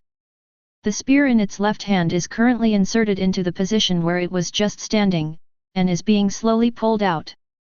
Without saying anything, Sky Eagle directly used Shunpo to appear on the side of its arm, and cut off the arm that it had just attacked with one knife. Then he bent his body slightly and slashed at the virtual head with his backhand. The silver sword light slashed straight from the blade to the sky, directly cutting the virtual creature into two pieces. The sword's power continued unabated, and it penetrated 4 or 5 lower-level voids flying in the sky before disappearing into the night. Jillian has killed giant virtual eagles that are nearly 100 meters tall, let alone these little guys. But then he seemed to think of a question. Why hasn't that octopus appeared yet? Is it waiting for itself to run out of strength? No, that's not right. How could that guy who dared to openly attack and kill the support team brought by his sister-in-law be afraid of him? At this moment, a familiar voice came through from not far away. Sky Eagle, hold on, I'm coming. Tianying recognized that it was Toshiro's voice, and then his eyes suddenly lit up. Yes, this Su may not be hiding in the dark, but waiting for the people on his side to gather. Hold head high. Suddenly, a huge roar appeared in the sky above the Sky Eagle, and a strange spiritual pressure instantly enveloped the surrounding area. The Shwes who were surrounding the Sky Eagle stopped one after another, and they all looked at the sky blankly. Tianying subconsciously looked above his head. Then his pupils shrank. It's Octopus Su. It floated quietly in mid-air, looking at itself slightly teasingly. An unknown fire burned in Tianying's heart. That's right, it's this guy. It's finally here. Tianying remembered that Kaien had said that when he stayed in Shiba capital, this Su had such a playful look before leaving. The next moment, Tianying fired a kid that had never been used directly into the sky. Beast bones and spears dotted all over the place, the sound of spears hitting each other filled the virtual city.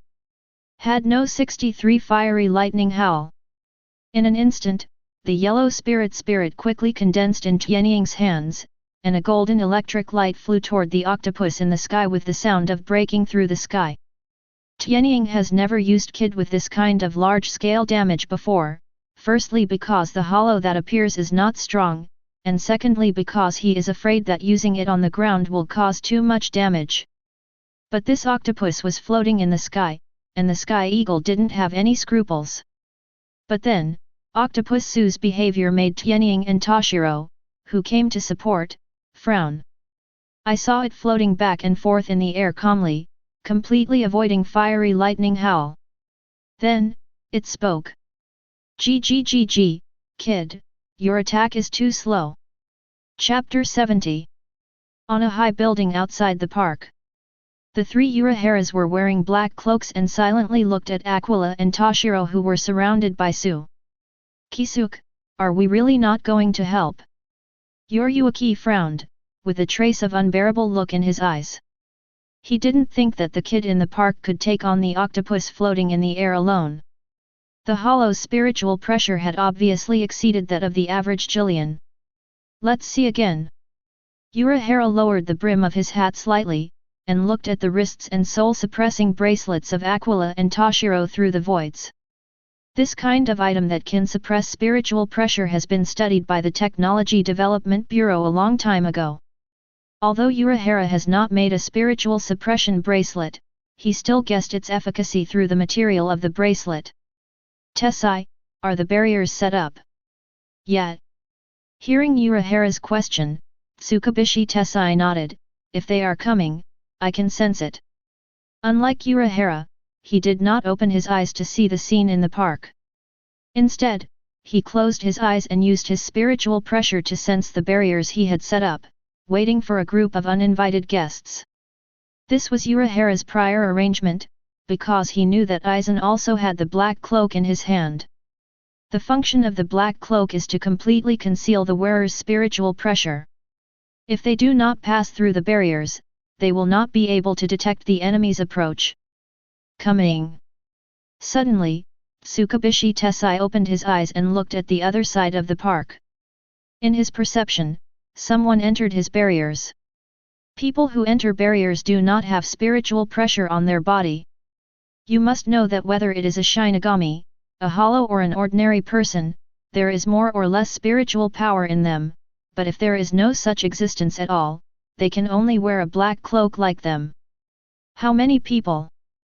Urahara asked with a frown, looking in the direction Tsukubishi Tessai was facing. 2. Urahara repeated, then held Muzhan's hand slightly harder. He is as courageous as ever. Even if he knew we were here, would he dare to come with just one person? Maybe he knows that there are only 3 of us who can take action at the moment. Yuaki pointed out. Haha, let me see what he has to rely on. A strange smile appeared on Urahara's face, and then disappeared instantly. Immediately afterwards, Tsukubishi Tessai and Yuaki quickly disappeared. On the overpass on the other side of the park. Also standing were 2 people wearing black cloaks. Through the faint moonlight, one could vaguely see that one under the cloak was wearing glasses and the other had a smile on his lips. Captain Aizen, is it really okay for us to come here this time? It's not very safe here, hehe. Silver, aren't you curious about what that guy Urahara wants to do? What to do? Just kill us. I just don't understand why you come even though you know it's bait. Haha, of course it's for those 2 brats. Aizen smiled and stretched out his hand, pointing at Aquila and Toshiro who were being besieged by Hollow. He didn't seem to be worried about what could possibly threaten him in this place. Silver, aren't you curious about how Shiba Tianying restored Shivatu's arm? You know, even in the void, only Vastad at the top has such an ability. The top? Haha. Silver snickered disdainfully, isn't it true that you are always the only one at the top, Captain Aizen? Jin's words revealed Aizen's ambition. It's a pity that there is no one else here to hear these words. Certainly. Even if there is, it doesn't matter. For Aizen, the people living in this city now are just a group of lost dogs. And these lost dogs have already arrived. It seems like Urahara and the guys don't want me to get too close to these 2 kids. Aizen murmured, then looked in the direction where Urahara and the others were before, with a smile on his lips. Immediately, 3 men in black robes suddenly appeared in front of Aizen and the others. It was Urahara and others. After Tsukubishi Tessai appeared, he slapped his hand on the ground. Still, teleportation. Immediately, the entire space seemed to suddenly stop, the flowing wind was frozen, and the expressions on Aizen and Jin's faces were also stopped. Immediately afterwards, a space about 100 meters in diameter suddenly changed, and a beach suddenly occupied the original location of the overpass.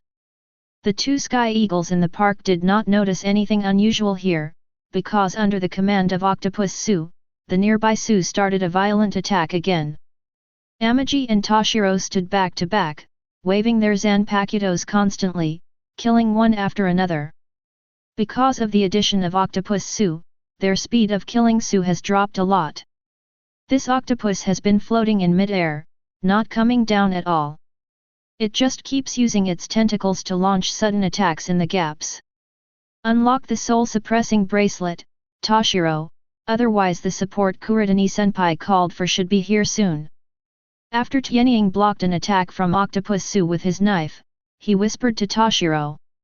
Hearing this, Toshiro pondered for a moment, if the soul-suppressing bracelet is unlocked, will our spiritual pressure cause any harm to the present world? Don't worry, I can control our spiritual pressure within this area. After hearing Tianying's answer, Toshiro finally nodded. After removing the bracelet, they can definitely kill all the virtual people in this area. Since the 2 Tianyings are students, they have not limited their spiritual pressure since they came to this world, so what suppresses their spiritual pressure is always the spirit-suppressing bracelets on their hands. After making the decision, Sky Eagle and Toshiro no longer hesitated. The 2 of them took off the soul-suppressing bracelets on their right wrists. Click! Click! Along with two crisp sounds, the black bracelets originally on their hands split directly from the middle. Immediately afterwards, Toshiro released Shikai directly, sitting in the frosty sky, Harinmaru. The cold air suddenly surged out of his body, and a long iron chain appeared at the end of Harinmaru's knife handle. At the same time, the dark clouds in the sky rolled in a spiral shape, and gusts of cold wind suddenly rolled up all around. Tianying smiled slightly, and then used Bankai, reversal, fragmentation, time is dimmed. As he finished speaking, the Zanpakuta in his hand emitted a dazzling silver light, and a mysterious and dignified spiritual pressure instantly swept across the entire park. A transparent barrier surrounded the entire park in a square shape, and the violent spiritual pressure had been controlled within this direction. This is a skill that comes with the Skyhawk Zanpakuto Shikai, limited space spiritual pressure. He can control the spiritual pressure in this space to prevent it from leaking to the outside world, which means that it will not affect the outside world. At the same time, the outside world cannot sense the battle inside through the spiritual pressure. It seems useless, but it is very practical for Shinigami who often performs tasks in the real world. He does not have to worry about his excessive spiritual pressure affecting ordinary people in the real world. The moment the space limit opened, all virtual movements within the barrier range became sluggish, as if something heavy was pressing on them. Even the octopus in the sky lost control of his body for a moment, and his floating height dropped a bit. Toshiro looked at Skyhawk in a daze. This was the first time he saw Skyhawk's Shikai. Although his Harinmaru is very impressive in terms of weather effects, it can't stand up to Skyhawk who has two swords in his hand. Your Shikai? Dual swords? Yes. Tianying nodded slightly, then turned his gaze to Octopus Su in the sky, and said calmly.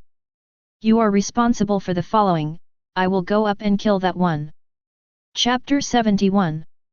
When Octopus saw the two Shikai, humanized shock appeared in his eyes.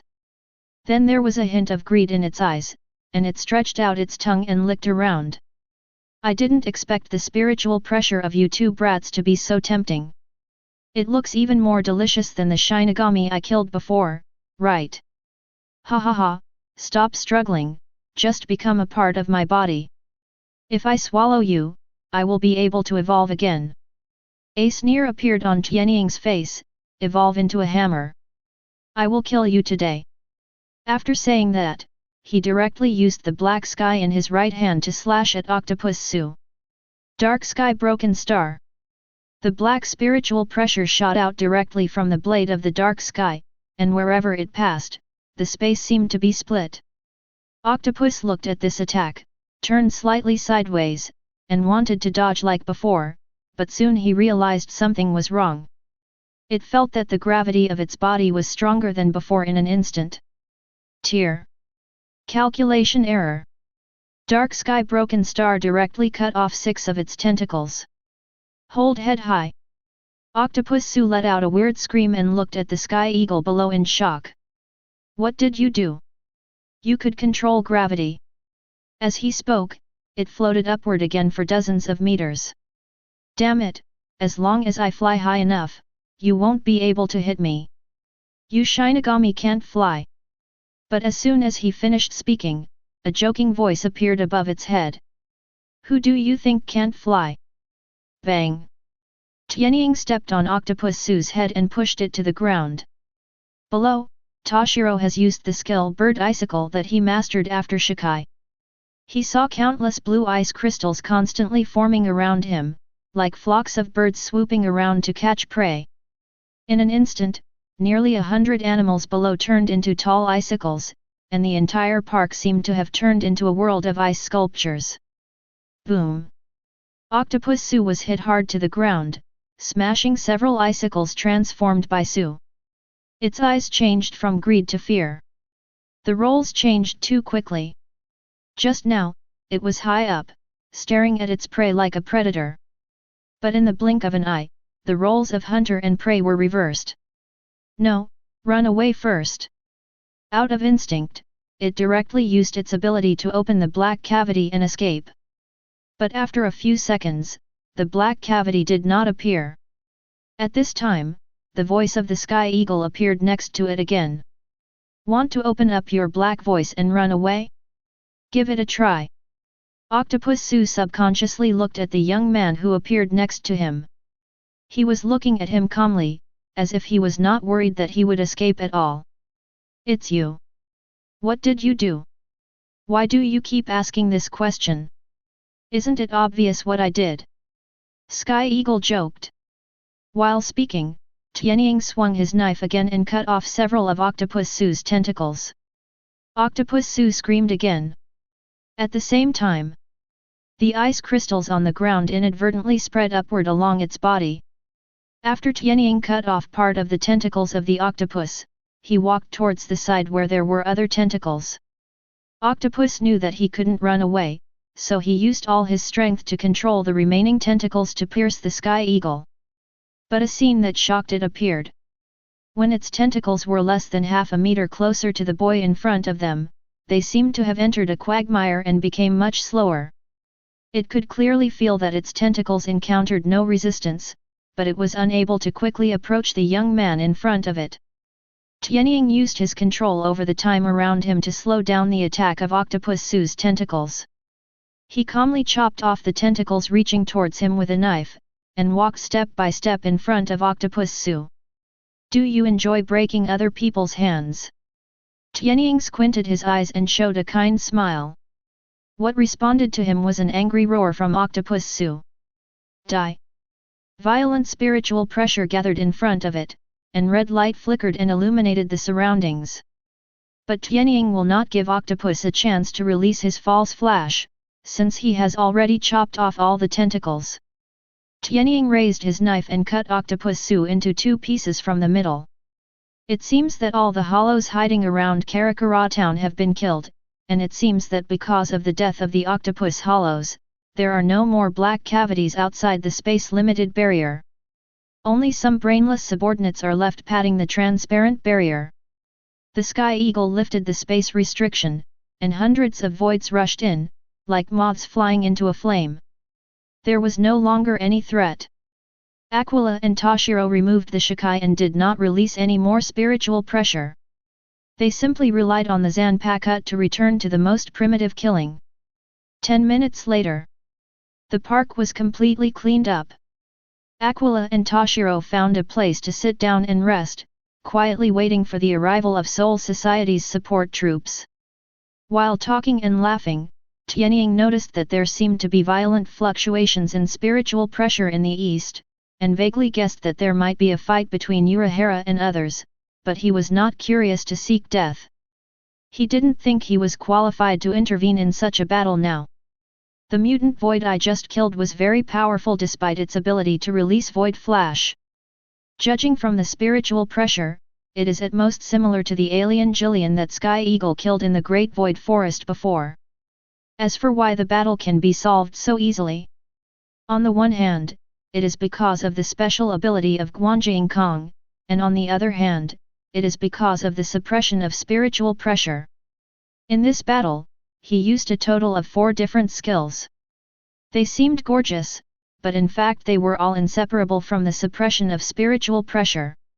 The first is the space limitation, which perfectly creates a space where spiritual pressure can be released at will. However, if the spiritual pressure exceeds the users too much, the transparent barrier can be destroyed. The second is gravity control. Controlling gravity allows Skyhawk to fly at will, but if it is shocked by too strong spiritual pressure, the effect of controlling gravity will decrease.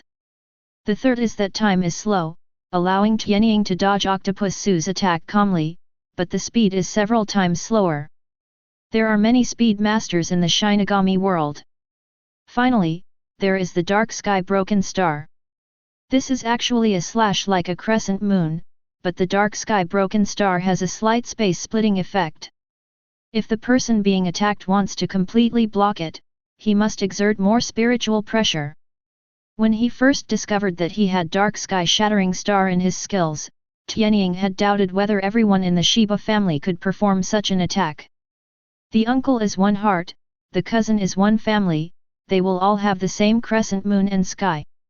Except, of course, Kaien wouldn't. Maybe he is not a biological child of the Shiba family. But I have to say, the simple and effective slash is really delicious to use. Chapter 72. As Su was eliminated, the clever moon broke free from the dark clouds again, and the silver moonlight sprinkled on the earth. Ground. The park, which was originally clean, orderly, and well equipped, was now in a mess. Especially the wide open space in the middle of the park is full of ravines and broken facilities, and sharp marks are engraved on the ground like marks. Beside a nearby tree, Sky Eagle and Toshiro were sitting on the ground, looking up at the moon in the sky, talking calmly. "Hey, Toshiro, which division do you want to go to when you get back?" "I haven't decided yet. Let's ask Hinamori first when we go back." Tianying's eyes narrowed, and his originally calm face suddenly changed. "Ask Hinamori, Momo? Why don't you just say that you want to go to the 5th division?" "No. I have spent so much effort and used so much dog food. Now that Toshiro has finally been trained in advance, how can Hinamori push Toshiro to Aizen's side?" For Hinamori, Tianying has given up. Among the Renji trio, she was the one who was tortured the most by Aizen. Amaji still remembers Hinamori's look of admiration when he saw Aizen. To use the popular language on Earth, he is a complete idiot. No, brain damage is contagious. No matter what, I will lure Toshiro to the 10th division. Only in the 10th division, Toshiro can succeed Shiba Ishin and become the captain ahead of schedule. Only when Toshiro is in the 10th division, can he firmly control the 10th division's voice. As for Uncle Yuxin, Tianying is not worried about him.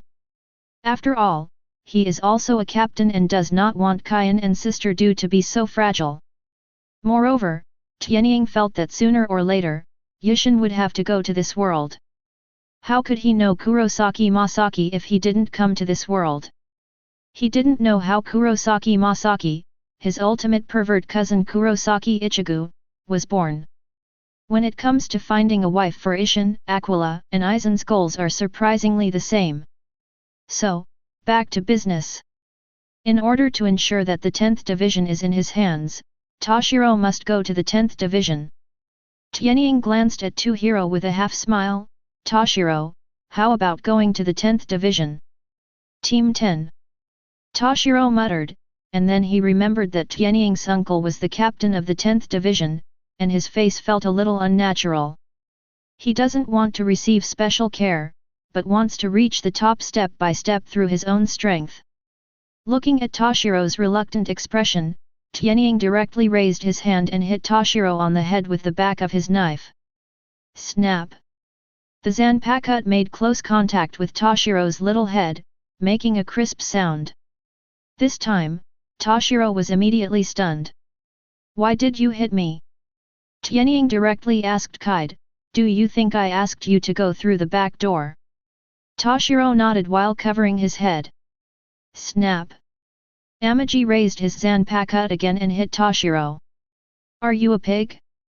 I'm sure I can go through the back door by myself. Don't even think about it." Then, Skyhawk turned his head to look in the direction where he had guessed that Aizen and Urahara were fighting, and then said, "Actually, it's not my intention that you go to the 10th division. Uncle Yushin told me before that he hopes you can help him. You also know that Uncle Ishin is not very reliable in his work, and the deputy captain of their 10th division, Matsumoto Rangiku, is a drunkard. Some of the daily management work in the team is a complete mess. Uncle asked you to go because he is calm and trustworthy. As for worrying about others saying that you used the back door, you can just pick 1 or 2 battles to prove yourself. The 10th division is a patrol division. If anything happens in Jingling Court, you will be on the front line. The battle will definitely not be successful. There will be less.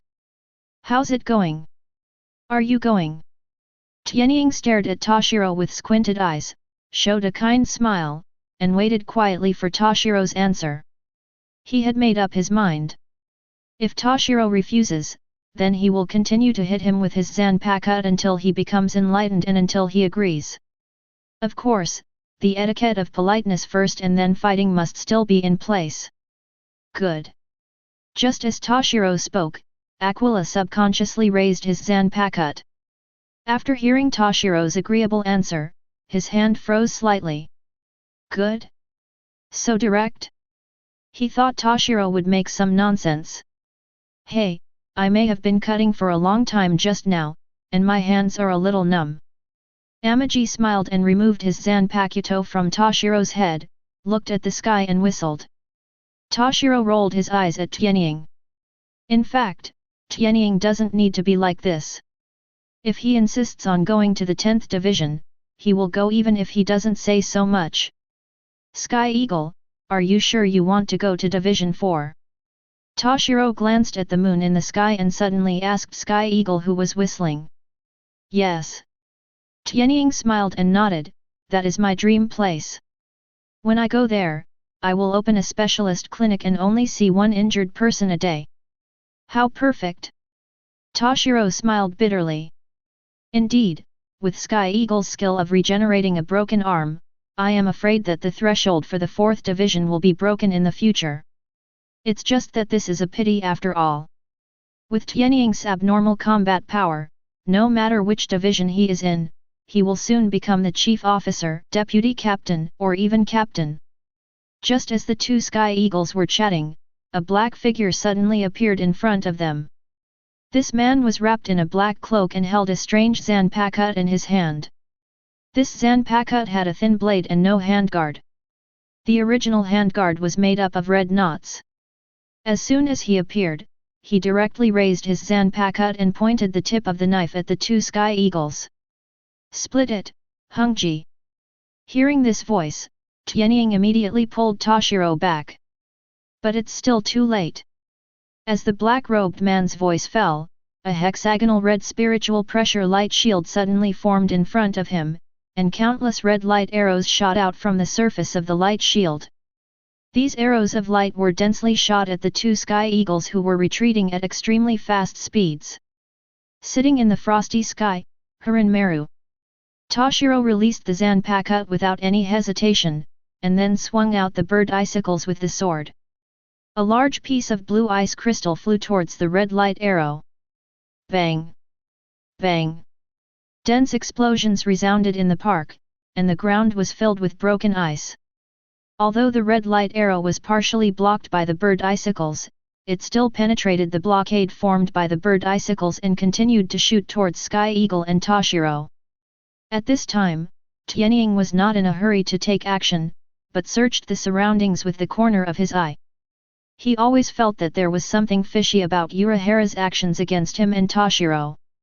Although that guy was not a good person, he was not someone who would do such crazy things. Everything must happen for a reason. Sudden. A white feather with numbers written on the back came into Skyhawk's sight. 5. He instantly understood the reason why Urahara took action against the two of them. Acting. The audience has already arrived. Then Tianying smiled bitterly again. How could this audience, which is so smart, fall into the drama so easily? However, he had no other choice but to let Toshiro continue to fight back, while he pretended to be struggling to support himself. It's too difficult. It's too difficult for a young actor to play opposite an old actor. Chapter 73. Just when the red light arrow was about to hit the two Sky Eagles, Aizen suddenly appeared in front of the two of them, wearing Haori, the captain of the 5th division, like a wall, protecting them behind him. The oncoming red arrow rain illuminated the side of Aizen's face, lighting up his gentle smile. The night wind gently blew the ends of his hair, and at the same time, the captain Haori who was draped on his body was blown away. Sound. Bakud no 81 breaking the sky. As the voice fell, an invisible chasm seemed to appear in front of Aizen, blocking all the red arrows that came suddenly. Abandoned the spirit of speech. He simply read out the name of the kid he was using, and released a kid with a sequence of over 80. Tianying showed a surprised expression in cooperation, while Toshiro frowned and looked at Aizen's back. I have to say, Aizen's move is really cool. See Aizen appear. The man in black robe standing not far away used Shunpo to disappear directly, without any sloppiness in his movements.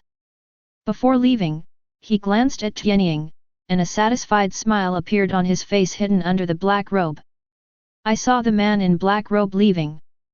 Aizen, who was standing in front of the two sky eagles, slowly turned around, gently pushed the glasses on the bridge of his nose with his hand, and showed a gentle smile. Are you two okay? Aquila and Toshiro shook their heads at the same time. Toshiro released the Shikai of the Zanpakuto, and then asked directly, Captain Aizen, why are you here? Seeing Toshiro's movements, Aizen glanced at Toshiro's Zanpakuto inadvertently. There was a hint of wonder in his eyes. I received a request for help from Shinigami who is stationed here, so I rushed to the rescue as soon as possible. After all, the fifth team is the rescue team. Aizen explained a few words. Hearing this, Toshiro nodded slightly. In the past few months since he entered Zhenyang Spiritual Arts Academy, he didn't learn anything like the BD Tianying. According to his understanding, each division of the Godai 13 has different functions. The first division is the main team and the leading unit of the Godai 13. It is mainly responsible for assigning tasks and managing and commanding each division. The second squadron is a covered mobile squad, a mobile squad responsible for assassinations and covert operations. The third division is a support team, responsible for mobile support of all divisions except the fourth division, and to supplement the casualties of other divisions in the battle. The fourth team is the medical team, which is simply the wet nurse team. The fifth team is a rescue team, mainly responsible for the rescue operations of troops or individual Shinigami. The sixth division is a noble team, mainly responsible for protecting the interests of the four nobles in Soul Society. The seventh division is the inner court escort, responsible for assisting and protecting the 1st Division and Central 46. The 8th Division is an intelligence team, responsible for collecting intelligence and making statistics on Rukonga's movements and the movements of other divisions. Division 9 is the prison team, responsible for interrogating, extracting confessions and guarding the Mao underground prison. The 10th Division is a patrol and security team, responsible for the security within the Quiet Ling Court, as well as dealing with some surrounding emergencies. The 11th Squadron is a team directly under the Combat Command, a professional combat force whose sole responsibility is combat. The 12th Division is a Science and Technology Division. Yura Harakisuk, the former captain, has also served as the director of the Technology Development Bureau and is responsible for providing various technical support. The 13th Division is the Purification Team, responsible for sending members to the real world to perform soul burial and purify the void, so the current world is basically the jurisdiction of the 13th Division. Toshiro, who was familiar with the squad's responsibilities, did not ask any more questions after hearing Aizen's statement. As for Tianying, he wouldn't even speak. He didn't even believe that he was the only one here with Aizen. Ichimarujin and Tisan can name, one of these two guys must have followed, but I don't know where he is at the moment. At this moment, Aizen suddenly spoke. Are you two young men willing to come to Division 5? It could be heard that he was sincere, with a trace of desire and hope in his eyes. If Tianying hadn't watched the cartoon, he might not be able to help but follow Aizen to fight the Japanese. But it's a pity. Tianying has watched the anime and knows that Aizen personally stabbed his number one fan, Hinamori. The big wolf is completely destroyed. However, he couldn't refuse directly. He smiled slightly and answered first, "Thank you Captain Aizen for your compliments. Can Toshiro and I think about it? We want to discuss it with Renji, Kira, and Hinamori when we get back." Tianying's answer was ambiguous, but it made Aizen quite satisfied. Abarai Renji, Kira Izuru, Hinamori Momo. These three people have been brainwashed by themselves. According to their opinions, these two teenagers should not have any chance of running away. Thinking of this, Aizen suddenly smiled and stretched out his right hand to touch Skyhawk's head. Student Shiba Skyhawk, has anyone given you anything before? Tianying knew that Aizen was talking about virtual bait, so he did not hide the fact that he had been in contact with Urahara. Nothing can escape Captain Aizen's eyes. Tianying first flattered him in an innocuous way, then nodded slightly. Before, a blond man wearing wooden clogs and a straw hat gave me something. He said that if I took this thing with me, it would attract Su. You should know that my sister-in-law was seriously injured in this city before, and I am thinking about revenge against that virtual creature all the time. Do you really believe in the person who gave you something? Aizen's eyes flashed. I can't say I believe it, but if I don't try it, how will I know if he is lying to me? Fortunately, that thing does work well, but it induces a bit too much falsehood. Tianying's answer really made Aizen unable to find any loopholes. It is still possible for an inexperienced student to make a desperate attempt to avenge his sister-in-law. The only thing that Aizen found incredible was that these two teenagers actually killed the experimental subject. Yes, that octopus hollow was also one of Aizen's experimental subjects, so he knew the strength of that hollow very well. Although that hollow is still in the state of a giant hollow, its spiritual pressure is already very close to that of Ochiuka's. It can be said that it is the work that Aizen is more concerned about. After all, that virtual omitted Jillian's step. But it was really unbelievable that a void like this died in the hands of two students from the Zhenyang Spiritual Arts Academy. The white-haired boy Toshiro Shikai's ability Aizen has just been seen, but the Shikai of this Shiba Aquila has not been released just now. Aizen continued to smile and said, Hitsugaya Toshiro's student Zanpakuto Shikai's ability is ice, right? The effect is really powerful. What about yours? Student Shiba Skyhawk, what is the ability of your Zanpakuto Shikai? I'm curious how you killed that hollow. After all, there's nothing the 13th Division can do about it. Chapter 74. Hearing Aizen's question, Tianying answered directly with a smile. What's my Zanpakuto's ability? Actually, it's nothing. It's just the ability to control gravity. This monster thought it was invincible when it was flying in the sky. I took advantage of its carelessness and flew up and stepped on it. Tianying gestured as if he had done something trivial. As he spoke, he stretched out his right hand and sucked a stone not far away into his hand, and then gave it to Aizen. He knew that even if he didn't say anything, Aizen would continue to investigate, so he might as well just confess part of it. Aizen stared at the stone Tianying gave him and sensed it with his spiritual pressure. There was indeed a spiritual pressure on it. Tianying smiled and tapped the stone with his hand, reducing the pull of gravity on the stone. Aizen suddenly felt the stone in his hand lighten. Interesting. Aizen's eyebrows slightly spread, and the corners of his mouth raised slightly. Manipulate gravity. This was the first time he had seen a Zanpakuto with this ability. As a scientist, Aizen has already thought about the horror of this ability. On the one hand, using gravity can strengthen or weaken an individual's speed and strength, thereby affecting the battle situation. On the other hand, under the influence of gravity, all surrounding objects will become Skyhawk's means of attack. But that wasn't what Aizen was concerned about. In his eyes, all attack methods are based on spiritual pressure. Only with strong spiritual pressure can one defeat the enemy. He glanced at Tianying with a half-smile. What he wanted to know was how Skyhawk could restore Shiba's arm. But before Aizen could continue to ask, there was a sudden spatial fluctuation in the sky on the west side, and then a boundary-piercing door appeared out of thin air. With a surge of blue light, Jushiro, Kaien, Shiba, and others walked out of the boundary gate at the same time.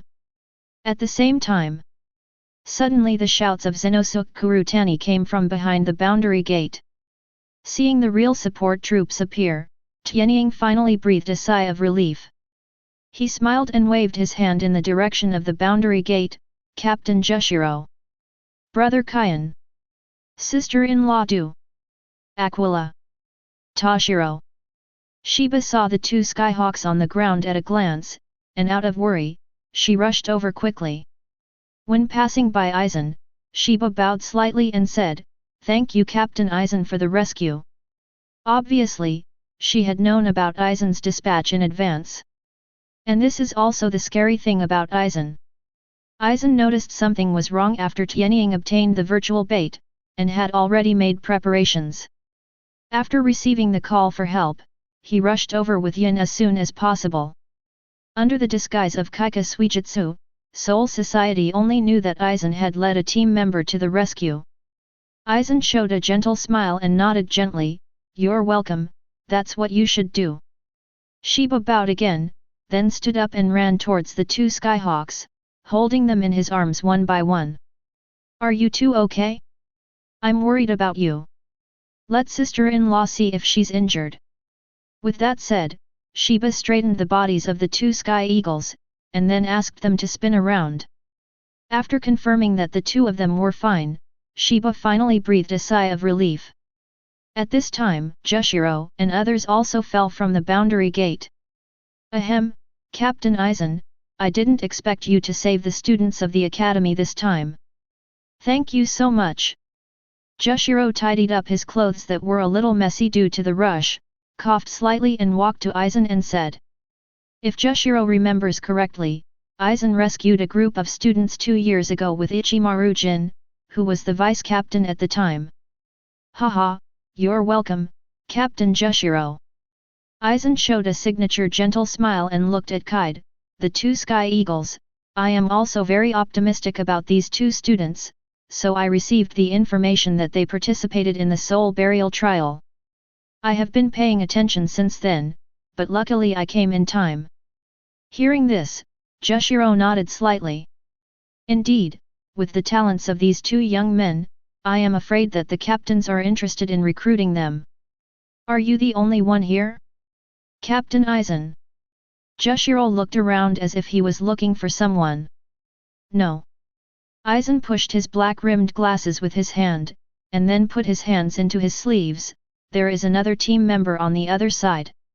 I found these two teenagers and asked him to go back first. You also know that my 5th Division team does not have a vice-captain now, and I don't feel comfortable with just a chief officer here." "Yes." Jushiro lowered his head after hearing this, with a faint smile on his lips. "I heard that Captain Aizen is helping the team members fight for benefits. I believe that he will get a good vice-captain soon."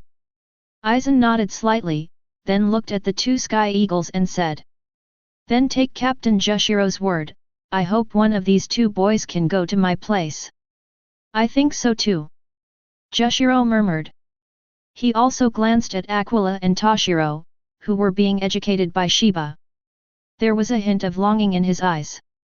Perhaps, after acquiring these two young men, he could completely let go of Division 13. "By the way, you came earlier than me. Can you submit the report in writing to the 1st Division before I came?" "Captain Aizen." "No problem, it's just..." Aizen frowned slightly, but hesitated to speak. "What's wrong?" Jushiro asked. Aizen pondered for a moment and sighed, "It's nothing.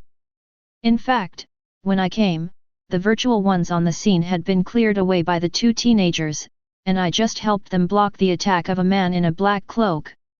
Jushiro was a little confused. "Black cloak?" Aizen nodded slightly.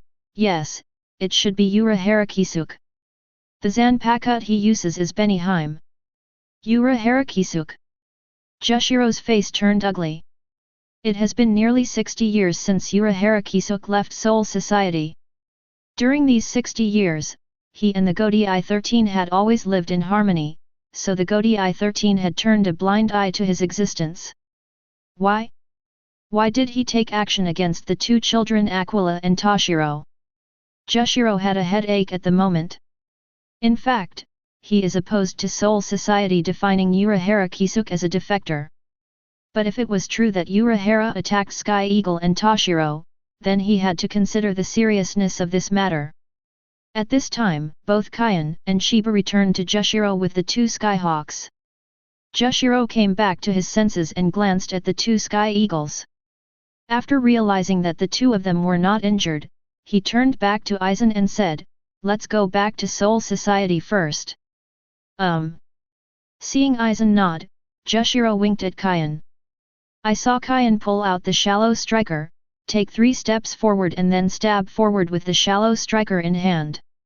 The shallow blow penetrated into the void, as if it had turned into a key. As Kaien turned the handle of the knife with his right hand, a 2-story boundary door appeared out of thin air.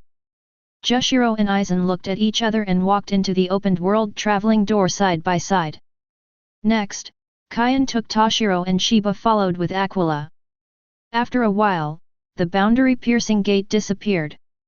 This park located on the outskirts of Karakura town has returned to calm again.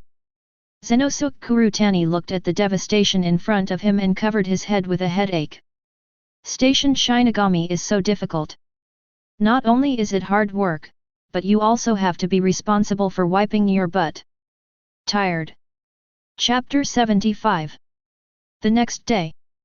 Soul Society Siritii. First Team, Captain's Conference Room. At this time, in the Captain's Conference Room, all the top brass of the Godii 13 team were present. Captain Yamamoto Genryon Agasai Shigakuni sat solemnly at the top. The remaining 12 division captains stood facing each other in 2 rows in the middle of the hall. On the left side below Yamamoto, from near to far, are the 3rd Division Ichimaru Jin, the 5th Division Aizensuke, the 7th Division Komamura on the left, the 9th Division Tisan Kaname, the 11th Division Zaraki Kenpeki, and the 13th Division Team Jaishur Yukatake. On the right are Division 2 Sui Feng, Division 4 Anohanaretsu, Division 6 Byakuya Kokaki, Division 8 Kiriko Shunsui, Division 10 Shiba Ishin, and Division 12 Nirvana. At this moment, Yamamoto Genryon Agasai Jigoku, leaning on a wooden stick with both hands, was listening to Jushiro's report. There was no expression on his old face, and he never even opened his eyes, just like an old man in his twilight years. The above is the complete report of Captain Aizen and I participating in the rescue work in Karakura town yesterday. Please give instructions to Captain Yamamoto. After Jushiro reported, he took a step back and returned to the end of the team. Before Jushiro reported, Aizen had already reported on his preliminary rescue work. So far, the report on the Karakura town rescue last night has basically been completed. After listening to Jushiro's report, the other captains had different expressions, but none of them made any comments at will. At this moment, the captain of the 12th Division, Niriyuri, snickered. In this conference room where every pin drop could be heard, this chuckle seemed very abrupt. Everyone turned their attention to Nirvana. Seeing this, Nayuli lowered his head and pressed the top of the hat-like mask. Yet, I'm getting more and more curious about these 2 teenagers. By the way, Captain Anohana, the soul-suppressing bracelet you snatched from me before was given to these 2 teenagers, right? Anohana Retsu's name was called by Nirvana, and her eyes that were originally closed slowly opened. She showed a gentle smile and said, Captain Nai, it seems a little inappropriate for you to say that. When did I go to your place to grab something? Didn't you give me the bracelet? When Nirvana heard this, she didn't argue, but instead smiled. I'm sorry, Captain Anohana, my choice of words was a little inappropriate. Anyway, the meaning of the sentence just now has been expressed, there is no need to argue with Usuhawa again. However, although his words were directed at Ms. Hiwa, they seemed to offend several people at the same time. Shiba Ishin stood up directly, Captain Nirvana, with the talents of my Shiba family's 2 children, it's okay to use spirit-suppressing accessories, right? Should we let them bully those students who have not graduated yet as soon as they enter school? Immediately afterwards, Jaishur Yukatake also took a step forward, Captain Nirvana, why do you say that Captain Anohana is also a senior? It seems a little inappropriate for you to use such words for no reason. Niriyuri pouted, raised his hands in a gesture of surrender, and then muttered in a low voice, Okay, I'll apologize. This Godai 13 team has almost become the Shiba family. As soon as he finished speaking, several captains on the field frowned slightly. The speaker is thoughtful, and the listener is even more attentive. If you think about it carefully, what Nirvana said does make some sense. Captains of the 4th Division, Unoha Naretsu and Shiba Tianying are masters and disciples. The 10th Division is in the hands of Shiba Ishin again. Jaishur Yukatake, captain of the 13th Division, has been cultivating Shiba Kaien as his successor. Unknowingly, the relationship between the Shiba family has affected the 3 divisions.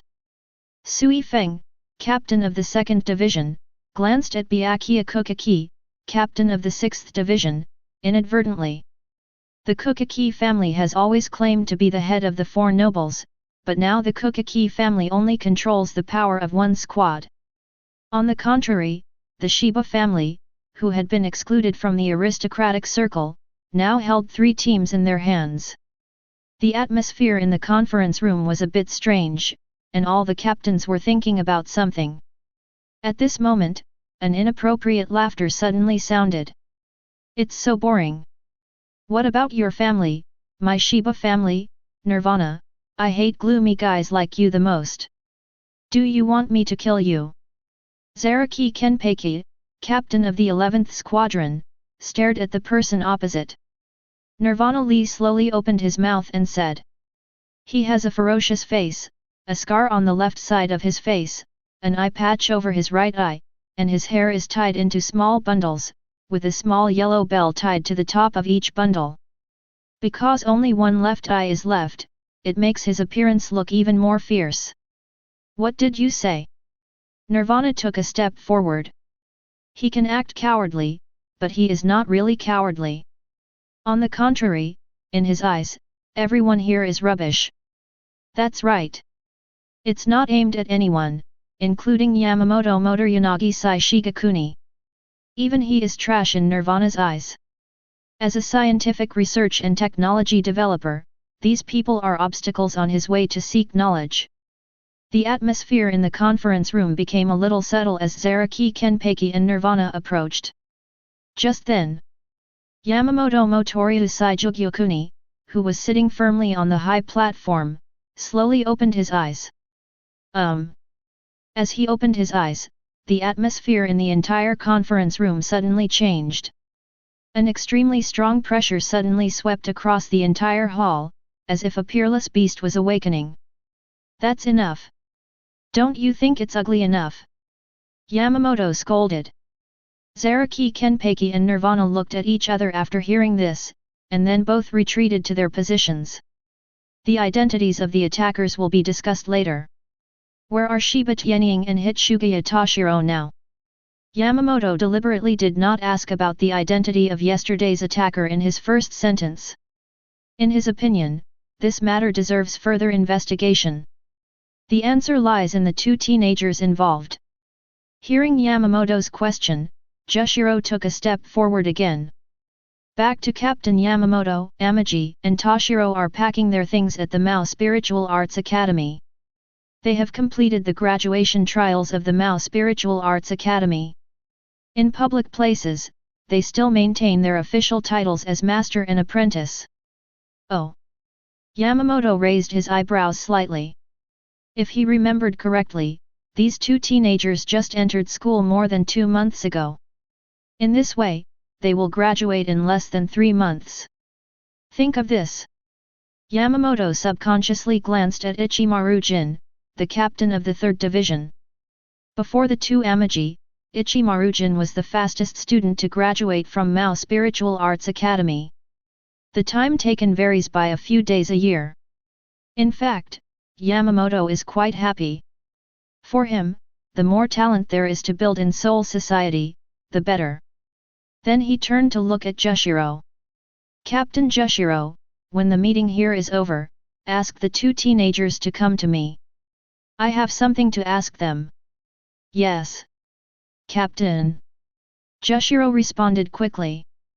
Yamamoto glanced at all the captains present. The current situation is not optimistic. I hope you will focus on maintaining the stability of Seoul society and put other things aside for now. Understand? Yes. Yes. Chapter 76. Shenyang Spiritual Arts Academy. Aquila and Toshiro were packing their things in the dormitory together. It's said to be packing, but in fact it's just packing the clothes that I brought when I entered school. After all, they only had one piece of clothing on when they came.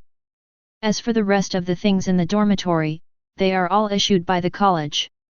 Xiaobai, let's go to the first team to go through the formalities for joining the team next, right? After everything was almost sorted, Tianying suddenly turned to Toshiro and asked. Well, the report from last night has been handed in? Later, a teacher should take us to the first team to go through the formalities for joining the team. Toshiro cried. I understand, really, we still need to go to the first team, wouldn't it be better if we just go to the first team we want to go to? Tianying laughed, half leaning on the wall and waiting for Toshiro. The first division is the main division of the Godi 13. All Shinigami joining procedures and personnel deployment must be approved by the first division. It doesn't mean that Shinigami can go directly to whichever team he wants to go to. The necessary procedures must be in place. Certainly. Generally speaking, the first team will still follow Shinigami's wishes. Toshiro rolled his eyes at Tianying, then walked to the door and opened the dormitory door. Let's go and say goodbye to the teachers first. Walk.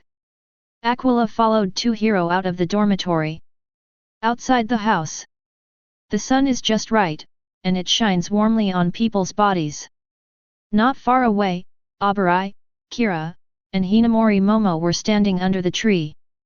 After they saw the two Tianyings coming out, they waved their hands. Aquila, Toshiro. Hinamori shouted happily. Hey, Renji, Izuru, Momoko. Amaji smiled and waved his hand, and walked up to Renji and the other three with Toshiro. Toshiro glanced at the time and saw that it was still time for class, so he asked. Why are you here? Aren't you going to class today? Tianying directly rubbed Toshiro's head with his hand. Are you stupid? You must have asked for leave to see us off. Yes, that's right, the three of us specially asked for 2 classes of leave from teacher Oyunahara Goro. Momo Hinamori took a step forward and explained with a smile. Kira nodded, and then said with some envy, we just heard that you two completed the soul burial trial last night, and we thought you would be leaving today, so we asked for leave. At this moment, Renji muttered in dissatisfaction. Damn it! Why did you two apply for graduation directly, while we still have to go to school? After saying that, he kicked the big tree next to him unwillingly. The enrollment of Tianying and others actually had a great impact on Renji and the others. Before the two entered school, Abarai Renji, Kira Izuru, and Hinamori Momo were relatively famous in Mao Spiritual Arts Academy. The main reason is because they saved Hisagi Shohei when they participated in the experimental trial in the first year of school. Although it was mainly because of Captain Aizen's action at that time, it is undeniable that the heroic performance of the 3 people won unanimous praise from the teachers and students of the Mao Spiritual Arts Academy. Of course, it was precisely because of this that they were worried about Aizen. Hey, Amaji, Toshiro, which division will you go to after graduation? After venting for a while, Renji adjusted his emotions and then asked. After hearing Renji's words, Kira, Izuru, and Hinamori Momo also looked at the two Aquila with curious expressions. Team 4. Tianying said. Team 10. Toshiro said. Why don't you go to the 5th division? Hinamori Momo didn't understand. I heard that you were also rescued by Captain Aizen last night. The 3 of us have already decided that after graduation, we will go to the 5th division to help Captain Aizen. Abarai Renji and Kira Izuru nodded. In fact, they still hope that Tianying and Toshiro will go to the same division as them. Tianying touched his nose awkwardly, and then laughed. What a joke! Go to Division 5? At that time, Aizen completed Hueco Mundo's second stage liftoff and sold himself. Then do you want to hang out in Soul Society? Wrong.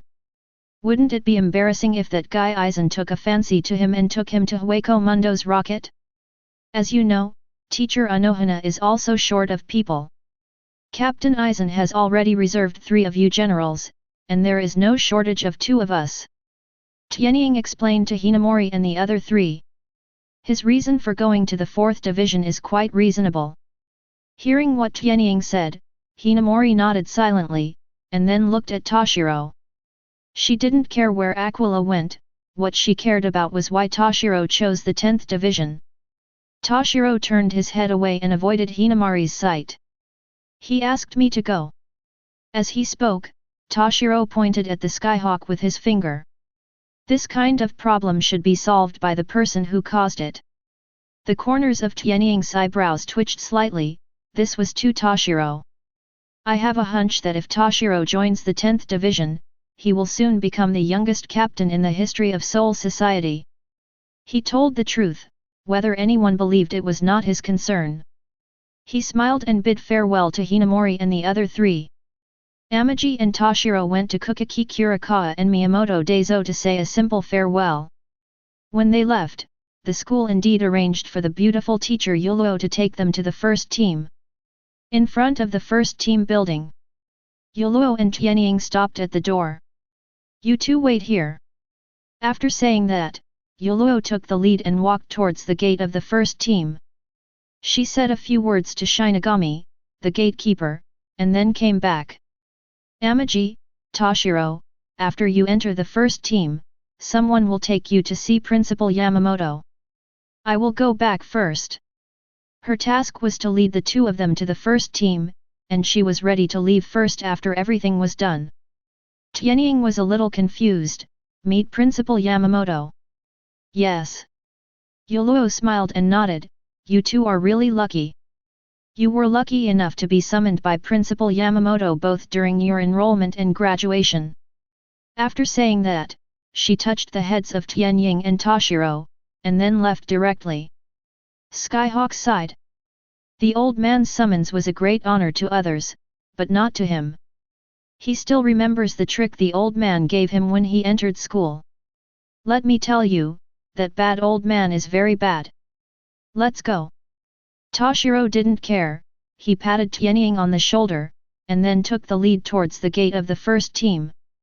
Seeing this, Tianying could only follow him. I have to say, the first division is worthy of being the main division of the Godi I-13. Even the white courtyard wall is 1 or 2 meters higher than the other divisions. Tianying couldn't help but cursed corruption in his heart. Blatant specialization and extremely serious bureaucratic thinking. Chapter 77. Aquila and Toshiro walked straight to the door of the first team. Because Yuluo had already informed them of their identities before. So the 2 Shinigami who were guarding the gate just glanced at them and did not speak to stop them. Entering the first team, the 2 Sky Eagles looked around curiously. Most of the buildings in the entire first team are mainly red and white. There are houses built with mahogany as the material everywhere, and the walls are painted with a layer of white paint, which looks simple and noble. If Tianying remembers correctly, the team flower of the first team seems to be a chrysanthemum, which symbolizes truth and purity. Pure white, the Sky Eagle is seen, everywhere. As for reality, where can there be reality in this world? While the 2 were observing, the deputy captain of the first team, Sasakabe Kojiro, walked out. When they were enrolled in school before, the 2 Skyhawks had already met Sasakabe Kojiro once and recognized him at a glance. Vice Captain Sasakabe. The 2 bowed and greeted Sasakabe. Sasakabe nodded slightly, with a smile on his face. He still prefers polite children. Shiba Tianying, Hitsugaya Toshiro, you've been waiting for a long time, come with me. After saying that, he made a gesture of invitation, and then looked at the 2 Sky Eagles. Logically speaking, as a vice captain, there is no need to be so polite to 2 teenagers who have not yet joined the team. But Sasakabe Kojiro is different. He has always admired Western aristocratic etiquette. He believes that people should maintain noble cultivation at all times. The two Aquila tidied up their clothes a little, and then walked to Sasakib's side. Sasakib led the two of them directly to the west passage. About 5 minutes later, a wooden house appeared in front of the two sky eagles. On the wall outside the door is written Bale House. Sasakib asked the two of them to wait about 5 meters in front of the wooden door, and then walked towards the wooden door himself. Knock knock knock. He knocked gently on the wooden door. Captain, 2 teenagers are already here. After a while, an old and domineering voice came from inside. It's Sasakib, let them in. Yes. Sasakib then pushed open the wooden door and motioned for the two skyhawks to enter. Tianying and Toshiro nodded, then walked straight into the wooden door. Enter the gate. It suddenly became clear inside. This is a rectangular wooden house. There is a railing on the left side of the entrance, and part of the scenery of Jinglingting can be seen outside the railing. On the right side is the wall. The upper part is white and the lower part is dark wood. About 10 meters away from the door, there is a wooden table, and Captain Yamamoto Motoyanagi S.A. Shigakuni is sitting in front of the wooden table. Different from last time, this time he was not practicing calligraphy, but reading the report in his hand. Upon seeing this, Tianying looked at each other, then walked to about 3 meters in front of Yamamoto's table and stopped. Captain Yamamoto. The two of them bowed and saluted, and then stopped talking. Yamamoto looked up at the two of them and put the report in his hand on the table. Do you know why I came to you? Tianying calmly glanced at the report on the table. He guessed it might be because of what happened last night, but he didn't say anything. Toshiro thought for a while and then sighed.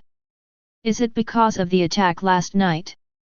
Yes, this is one aspect. A rare smile appeared on Yamamoto's face. However, this smile seemed a bit too persuasive to Tianying. Shiba Tianying, tell me why I came to you. Yamamoto suddenly asked Tianying directly. What's more, it's definitely not a good thing. Tianying thought secretly in his heart. Seeing that Tianying didn't speak, Yamamoto asked next. I heard that you healed Shiba's arm in the 13th division. Did you use your Zanpakuto ability? Yeah. Tianying nodded.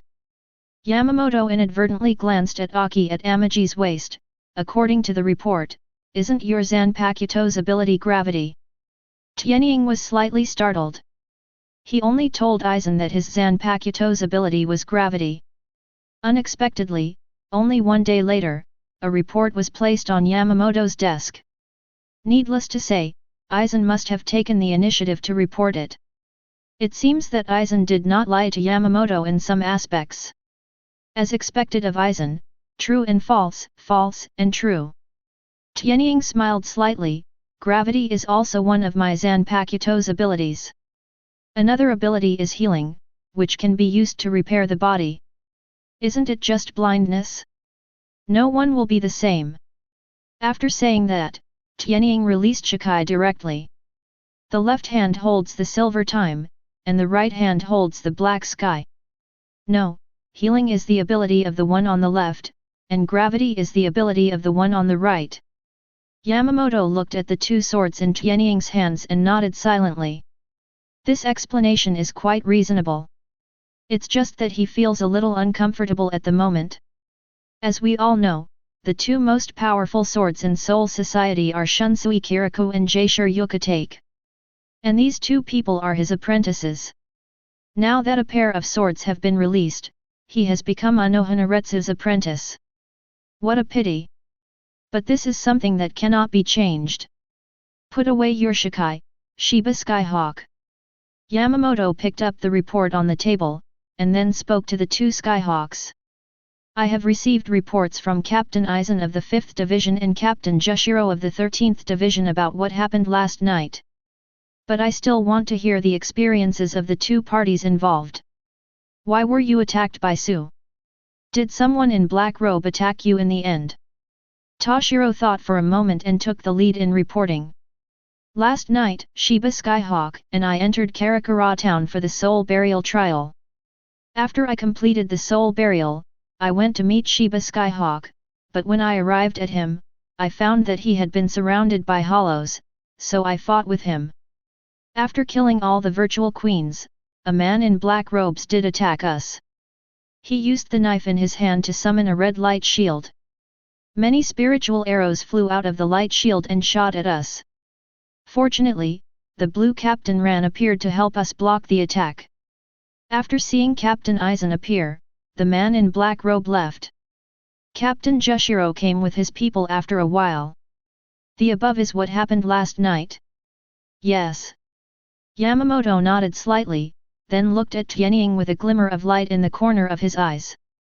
The matter of the man in black robe can be confirmed from Toshiro. As for why he was attacked by a virtual attack, it seems that he still has to find out from the other boy. In order to avenge my sister-in-law, I took the fake bait from the Urahara store. Aquila's calm voice echoed throughout the butler's office. As the name suggests, the virtual bait has a great attraction to the void, so all the voids around Karakura town came to besiege me. Sorry store manager, I can't wipe this butt. Chapter 78. Yamamoto frowned. What exactly does Urahara Kisuke want to do? Why did he attack the two teenagers? Revenge against Soul Society? The captain's virtualization incident happened 60 years ago, but he turned a blind eye and let him go despite the pressure. For all these years, the Godai 13 team had not come to trouble him. Why did he do this? Tianying could probably guess what Yamamoto was thinking, but he couldn't explain it to Urahara. He can't just jump out and say that Urahara is acting for Aizen. Aizen is the villain's boss, and Tsunkaname and Ichimarujin are both Aizen's people, and they are trying to subvert Soul Society. If he had said that, Yamamoto would have probably whipped him out with a huge blow. Even if he slandered the captains of the Godai 13, he also slandered 3 of them at once. Tianying was not in a hurry and looked at Yamamoto quietly, waiting for his instructions. A long while. Yamamoto rearranged the reports on the table and put them aside. Then he raised his head and looked at the 2 sky eagles, with a slightly calmer expression on his face. Let's leave what happened last night as it is. I'll let others investigate.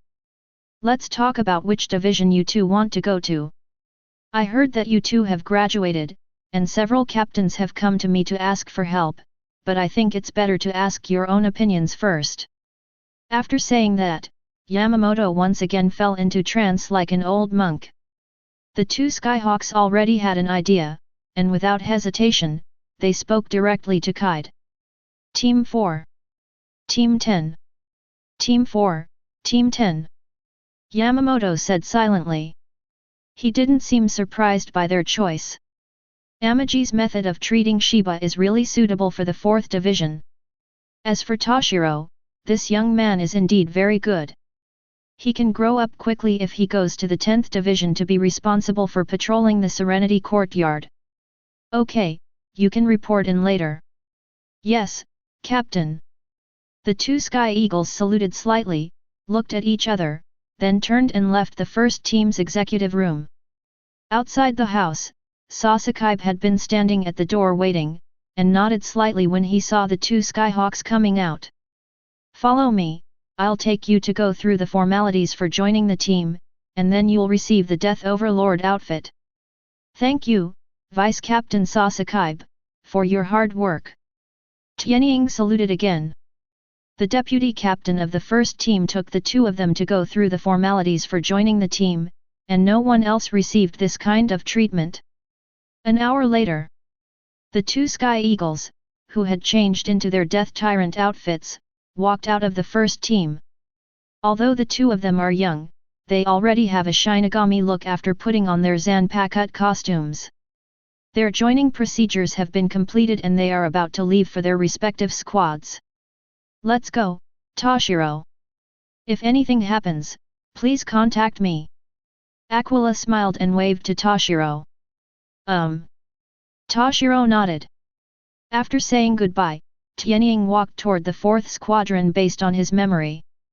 However, he seemed to have forgotten that he was not familiar with Jingling. There are identical passages all around, with yellow tiles and white walls, and there is nothing to refer to. Skyhawk is lost. He didn't know how many dead ends the road passed, and after going around for a long time, he finally saw a gate. The door was open, and cheers came from inside. In order to ask for directions, Tianying could only go over and take a look. Walking to the door, Tianying could already hear the sounds inside. Okay. Madara, if you work harder, you can definitely kill the captain. Madara, didn't you eat in the morning? Move faster. Ikeku, come on, I'm optimistic about you. Shut up. Hearing the names of these people, Tianying probably guessed which squad this was. Squadron 11. If he remembered correctly, Madara Ikeku was the 3rd seat of the 11th division. That bald, violent man. No, strictly speaking, the entire 11th division is a group of violent men. Among the Godii 13 divisions, only the 11th division's captain stepped on the corpse of the previous captain. After all, the captain of the 11th division is the guy who bears the title of Kenpeki. Bang! As soon as Tianying stuck his head out, he felt a loud bang coming from the door next to him. I saw a big bald man lying on the ground, looking at me with an unhappy expression. Bald head, red eye shadow, long knife. It is undoubtedly Madara Ikeku. Tianying smiled awkwardly and stretched out his hand to pull Madara Ikeku up. However, Madara Ikeku did not give any face, and jumped up from the ground like a carp. Hey, which division are you from, little brat? What are you trying to do sneakily here? Why haven't I seen you? Madara Ikeku looked the Skyhawk up and down with a pair of narrow eyes, and suddenly asked. The corners of Tianying's eyes twitched slightly. This Madara Ikeku is indeed a ruthless person. The sound when he knocked on the door just now was not soft, he actually acted like a normal person. Hearing Madara ask himself, Tianying took his hand back. Hello Madara, I am Shiba Tianying. I just went through the induction ceremony from the 1st team today and will report to the 4th team soon. While saying this, Tianying walked out from the side of the door. Shiba Sky Eagle. Madara Ikeku covered his mouth with his right hand and thought for a while, I seem to have heard this name somewhere. He completely forgot about the fact that Tianying still stretched out his right hand. This was not intentional on his part, but the people in the 11th division were more alert and there were not so many red tapes. Fortunately, at this moment, a person walked out from behind Madara Ikeku, stretched out his hand and took hold of Tianying's right hand, which was nowhere to be found. Hello, Shiba Tianying, this is the 11th division, and I am Yumichika Ayasakawa, the 5th seat. Hearing this, Tianying shifted his gaze along his right hand to Yumi Ayasakawa. Yumichika Ayase River. There are not many judges that Tianying can remember, and Yumichika Ayasakawa is definitely one of them. No, strictly speaking the only one. With an incomplete Shikai Kid Zanpakut, he mingled with the gangsters of Squad 11 and successfully became a high-ranking official. It must be said that he is also a ruthless person. Yumichika Ayasakawa herself is similar to the image in Amaji's memory, with a red eye ornament in the corner of her right eye and an orange scarf. A bit of a sissy. But this guy should be regarded as the only Shinigami in the 11th division who is relatively normal and can talk to him. Hello, Yumichika Ayasakawa, nice to meet you. Tianying responded with a smile. Sorry, I got lost and accidentally passed by the 11th division. Did I disturb your training? I'm really sorry. At this moment, Madara Ikeku looked at Tianying and slapped his bald head hard with his hand. Shiba Skyhawk. Oh. I remembered it. Are you the genius student who graduated from Zhenyang Spiritual Arts Academy in less than 3 months? Madara Ikeku's shout directly attracted all the members of Team 11 who were training in the yard. Shiba Skyhawk. Where is it? Let me take a look. I heard that this kid used the soul burial trial to take advantage of the soul burial trial and killed hundreds of ghosts last night to avenge him. Is this true? Don't stop me, I haven't seen this guy who is said to be amazing, please get out of the way. Shiba Tianying, come on, let's fight. You idiot, are you embarrassed to attack a child? For a time, the entire 11th division was in chaos.